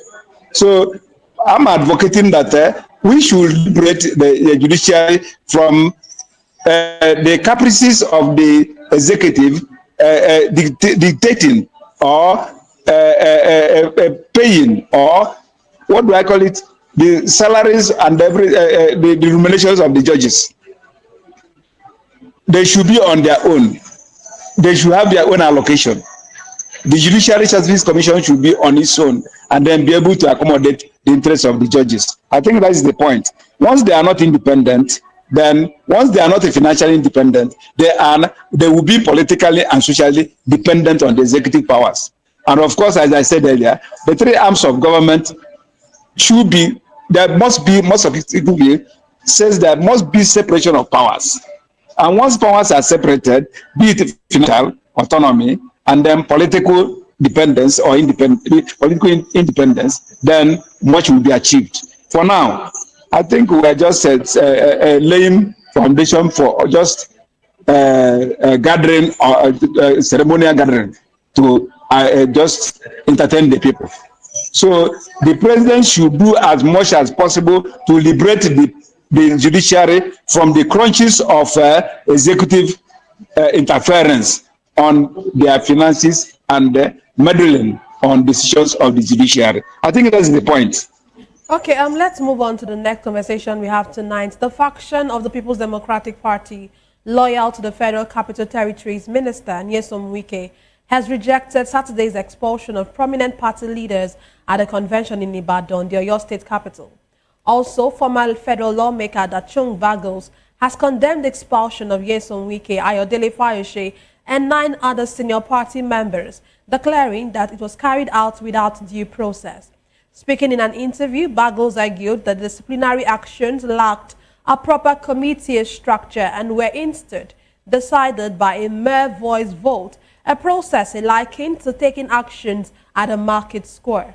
Bagos went on to warn that such hasty measures could deepen the crisis within the party, stressing that due process must guide any house cleaning. He added that unless those expelled are accorded fair treatment, there's little hope for reconciliation. He bluntly stated that he doesn't see the light at the end of the tunnel. Let me come to you, Dr. Peter. You know, we've really talked about PDP for a very long time here. First, do you think, do you agree with Bagos that, okay, first, let me ask you, do you think that this expulsion is just, just the best thing that PDP could have done to themselves? That's one. And then secondly, do you think that, what's your take about what Bagos is saying, that this expulsion did not follow due process? Okay, about a year ago on a radio program, I said that Nigerians will hear someday that Wike has been expelled or suspended, but that they shouldn't take it serious, that it is part of the script that they have written. Understand? That it is part of the script that they have written. So we are going from scene 1, scene 2, scene 3. So nobody should be deceived. All of them are working together for one man. Understand? Those that expelled and those that were expelled and those that expelled others are working together. Understand? So what they want to do is to deceive Nigerians. Understand? So it is a script. Understand me? Now, if you watch, that's on Friday. No, that's I was here on Friday with Chukwumokoro, and I say that the jamboree, the convention in Ibadan will be a jamboree because INEC will not attend. Understand? Because INEC will not attend, and any convention that INEC did not attend will be illegal, that's not and void. Understand? But that the convention will go on. Understand? Okay, imagine the person that emerged as national chairman of PDP. Turaki was suspended by his ward, Nasarawa Ward 1 in Kebbi State, for anti-party activities.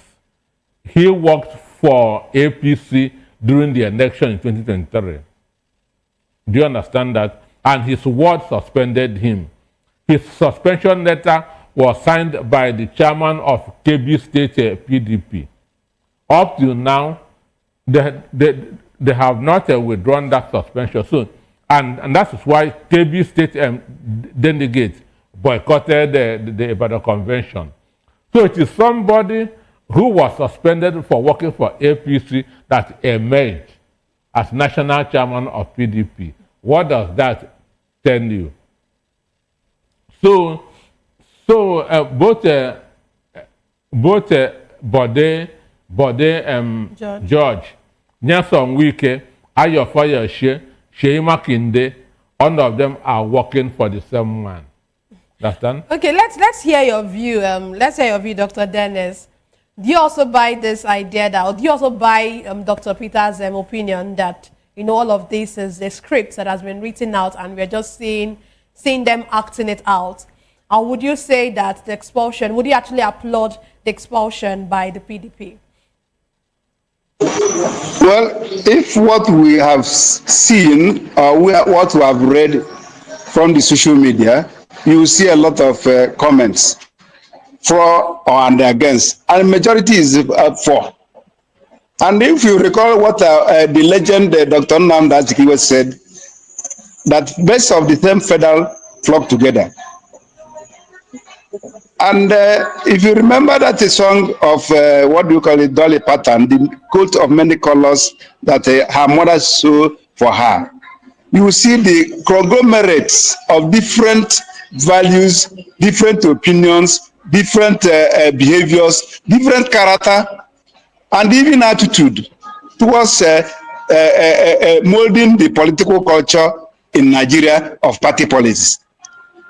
Some of us that witnessed the life and time and political sagacity of late Akinloye, yes, the MPN powerful chairman, he made it decisively that the party is the supreme being in any democracy.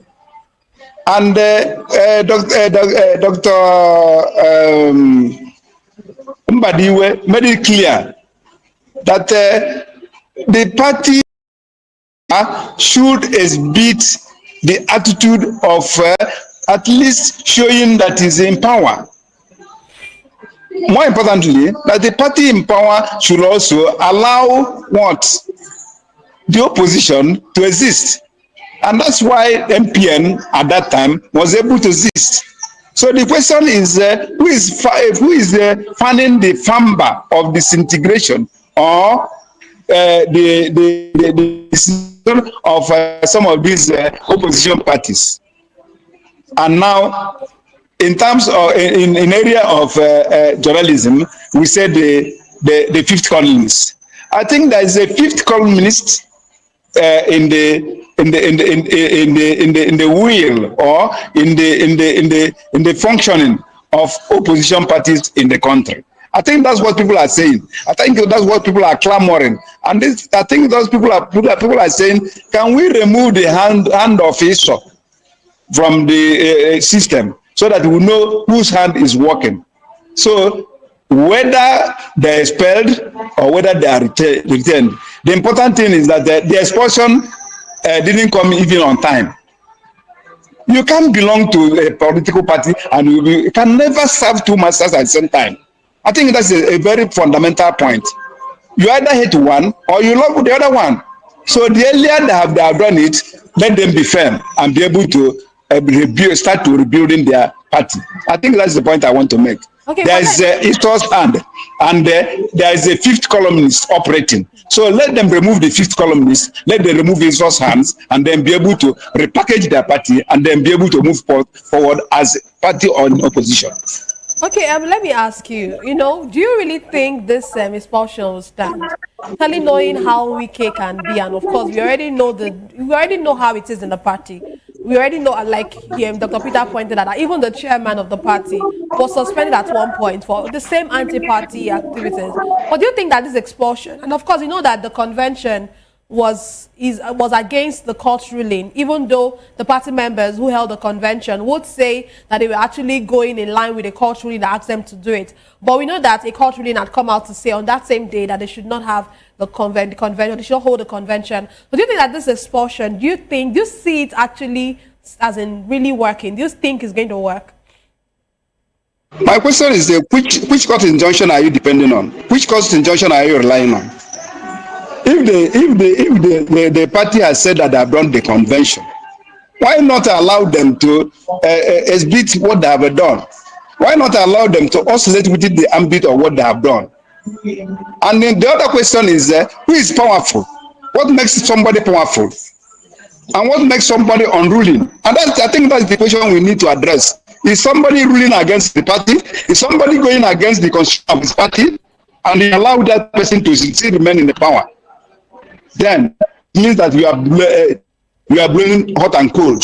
And hot and cold blowing in the politics will not allow us to democracy to progress. I think that's the issue. If the PDP has taken a decision to expel those people, then they have been expelled. What the PDP needs to do is to consolidate on what they have done and then be able to move forward. I think that's the point. You can't be blowing hot and cold. And nobody is more powerful. The issue of political demagogue in Nigeria has ruined Nigerian politics. It has ruined Nigerian democracy. This is time for democracy to do what? Show better opportunity for people to come in. I think that's the point. Okay, because of time, I'll have to let you go at this point, because I was actually going to ask a follow-up question, but let me just leave it at that. Sir, can I have your concluding thoughts, please, before the issue is this. Thank you very much. Because I'm facing very adverse weather. Any convention not covered by INEC is illegal. So INEC did not cover the Oyo PDPM convention. So any candidate that emerges, they will not recognize it. And mind you, both Nyesom Wike, Ayo Fayoshe, and Sheyi Makinde, all of them were in the famous infamous G5. Understand? So they are together, just trying to deceive gullible Nigerians. So it is a script that is being written. So nobody should be deceived. But the purpose is to ensure that PDP will not present a strong candidate in 2027. Okay. Period. Okay, thank you. Thank you very much. And thank you also, Dr. Dennis, for joining us all the way from Oka.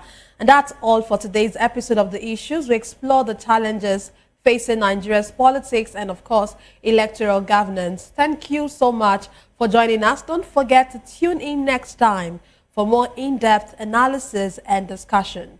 Follow us on social media to stay up to date on the latest news and insights. Until next time, stay informed. I am Nnenna Ndomdioto. This has been The Issues on Voice of the People Television, where the future faces forward. And please stay tuned for Hashtag with Vivian and Ikechukwu by 8 p.m.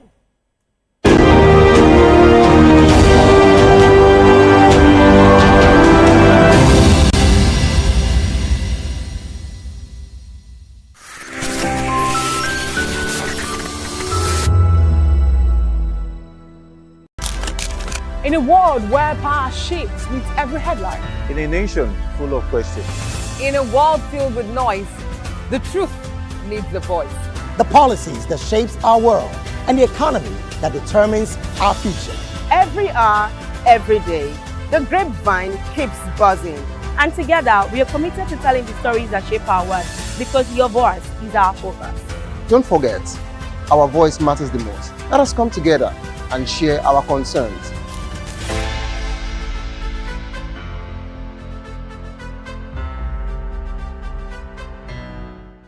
From the views on the street, we go to bed empty hunger, to the blaring horns of a hustling city, the loudest voices of the common man got a medium to be heard. This particular administration, they were coming unprepared. It's not a bad thing to renovate the president's lawn. Through top-notch programming, unbiased reportage of news, sports, business, entertainment, and cultural documentaries, Voice of the People 90.3 FM became a symbol for 21st century media.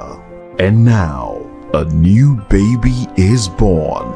Voice of the People Television, VOP TV, youthful, full of vigor and penchant for excellence in the continent's media space, exposing the wrongs, applauding the rights, dissecting the news without fear or favor, through factual and accurate stories and contents. Corruption kills three things that makes a society. Representing the interests of the people and giving them a voice. Voice of the People TV is here to stay towards building a fair society. VOP TV, Voice of the People Television, truly a voice for the people. Ready for the extraordinary? Something big is happening on your screen. Introducing VOP TV, now streaming on SLTV channel 264. From breaking news to captivating conversations, news analysis, giving you all sides to the story. We bring in-depth discussions on the issues that matter, from politics to sports, entertainment, and lifestyle. VOP TV on SLTV channel 264. Join us as we redefine what television means to you. Voice of the People Television, VOP TV.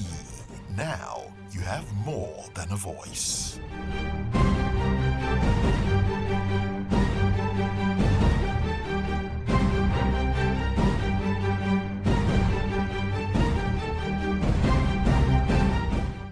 Hello there, my name is Damilola Ogunsi, also known as the Goldfish. Hi, my name is Chiki Bright Emmanuel. I'm an actor and a filmmaker. Hello peeps, my name is Yomi E. Adejumo. Hi everyone, I'm Paul Utomi. Hi everyone, my name is Stacey Benjamin and this is Voice of the People TV. I need you to keep it locked to VOP TV. See, are you looking for good entertainment? You want to get good movies, good music, politics, talk shows, sports and entertainment. You really want a channel that gives you everything you need without you having to run around. VOP is where you are. That's Voice of the People. If you're not listening to this, you're not one of us.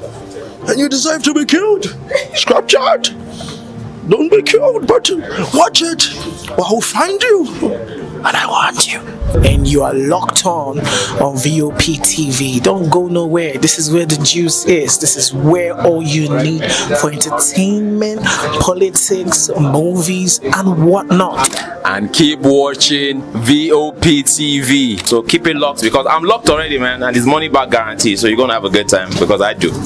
And please keep watching VOP TV. I won't want you actually. I beg you, subscribe, watch it. If not, whatever you see. You better not touch that die because VOP is the plot. To know the happenings in the maritime sector, join us on the program Maritime Frontiers on VOP TV as we discuss key areas in the maritime sector from aquaculture, maritime transportation, maritime labor regulation, oil and gas exploration, ferry and passenger insurance, marine pollution and prevention, port operations, and lots more. Maritime Frontiers, exploring Nigeria's blue economy. In a world where truth is the ultimate power and opinions scream the loudest, it's time to wade through the noise. Hunger no get tribe! Hunger no get religion! And scan the human interest and trending topics that matter. Stay tuned to The Issues, your plug to the stories making the buzz, from politics to science and technology, social justice, and more. Let's tackle the tough questions and expose the truth.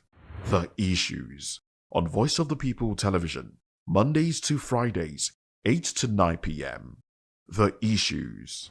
Don't just react, understand. That affects you and I. With you in mind, we facilitate lively discussions, debates, and interviews on the topics that matter most to you and I. From social justice to economic empowerment, education to healthcare, governance, and more. Tackling tough topics and amplifying your voice. People's Voice. Mondays through Thursdays, 4 p.m. Join the conversation and make your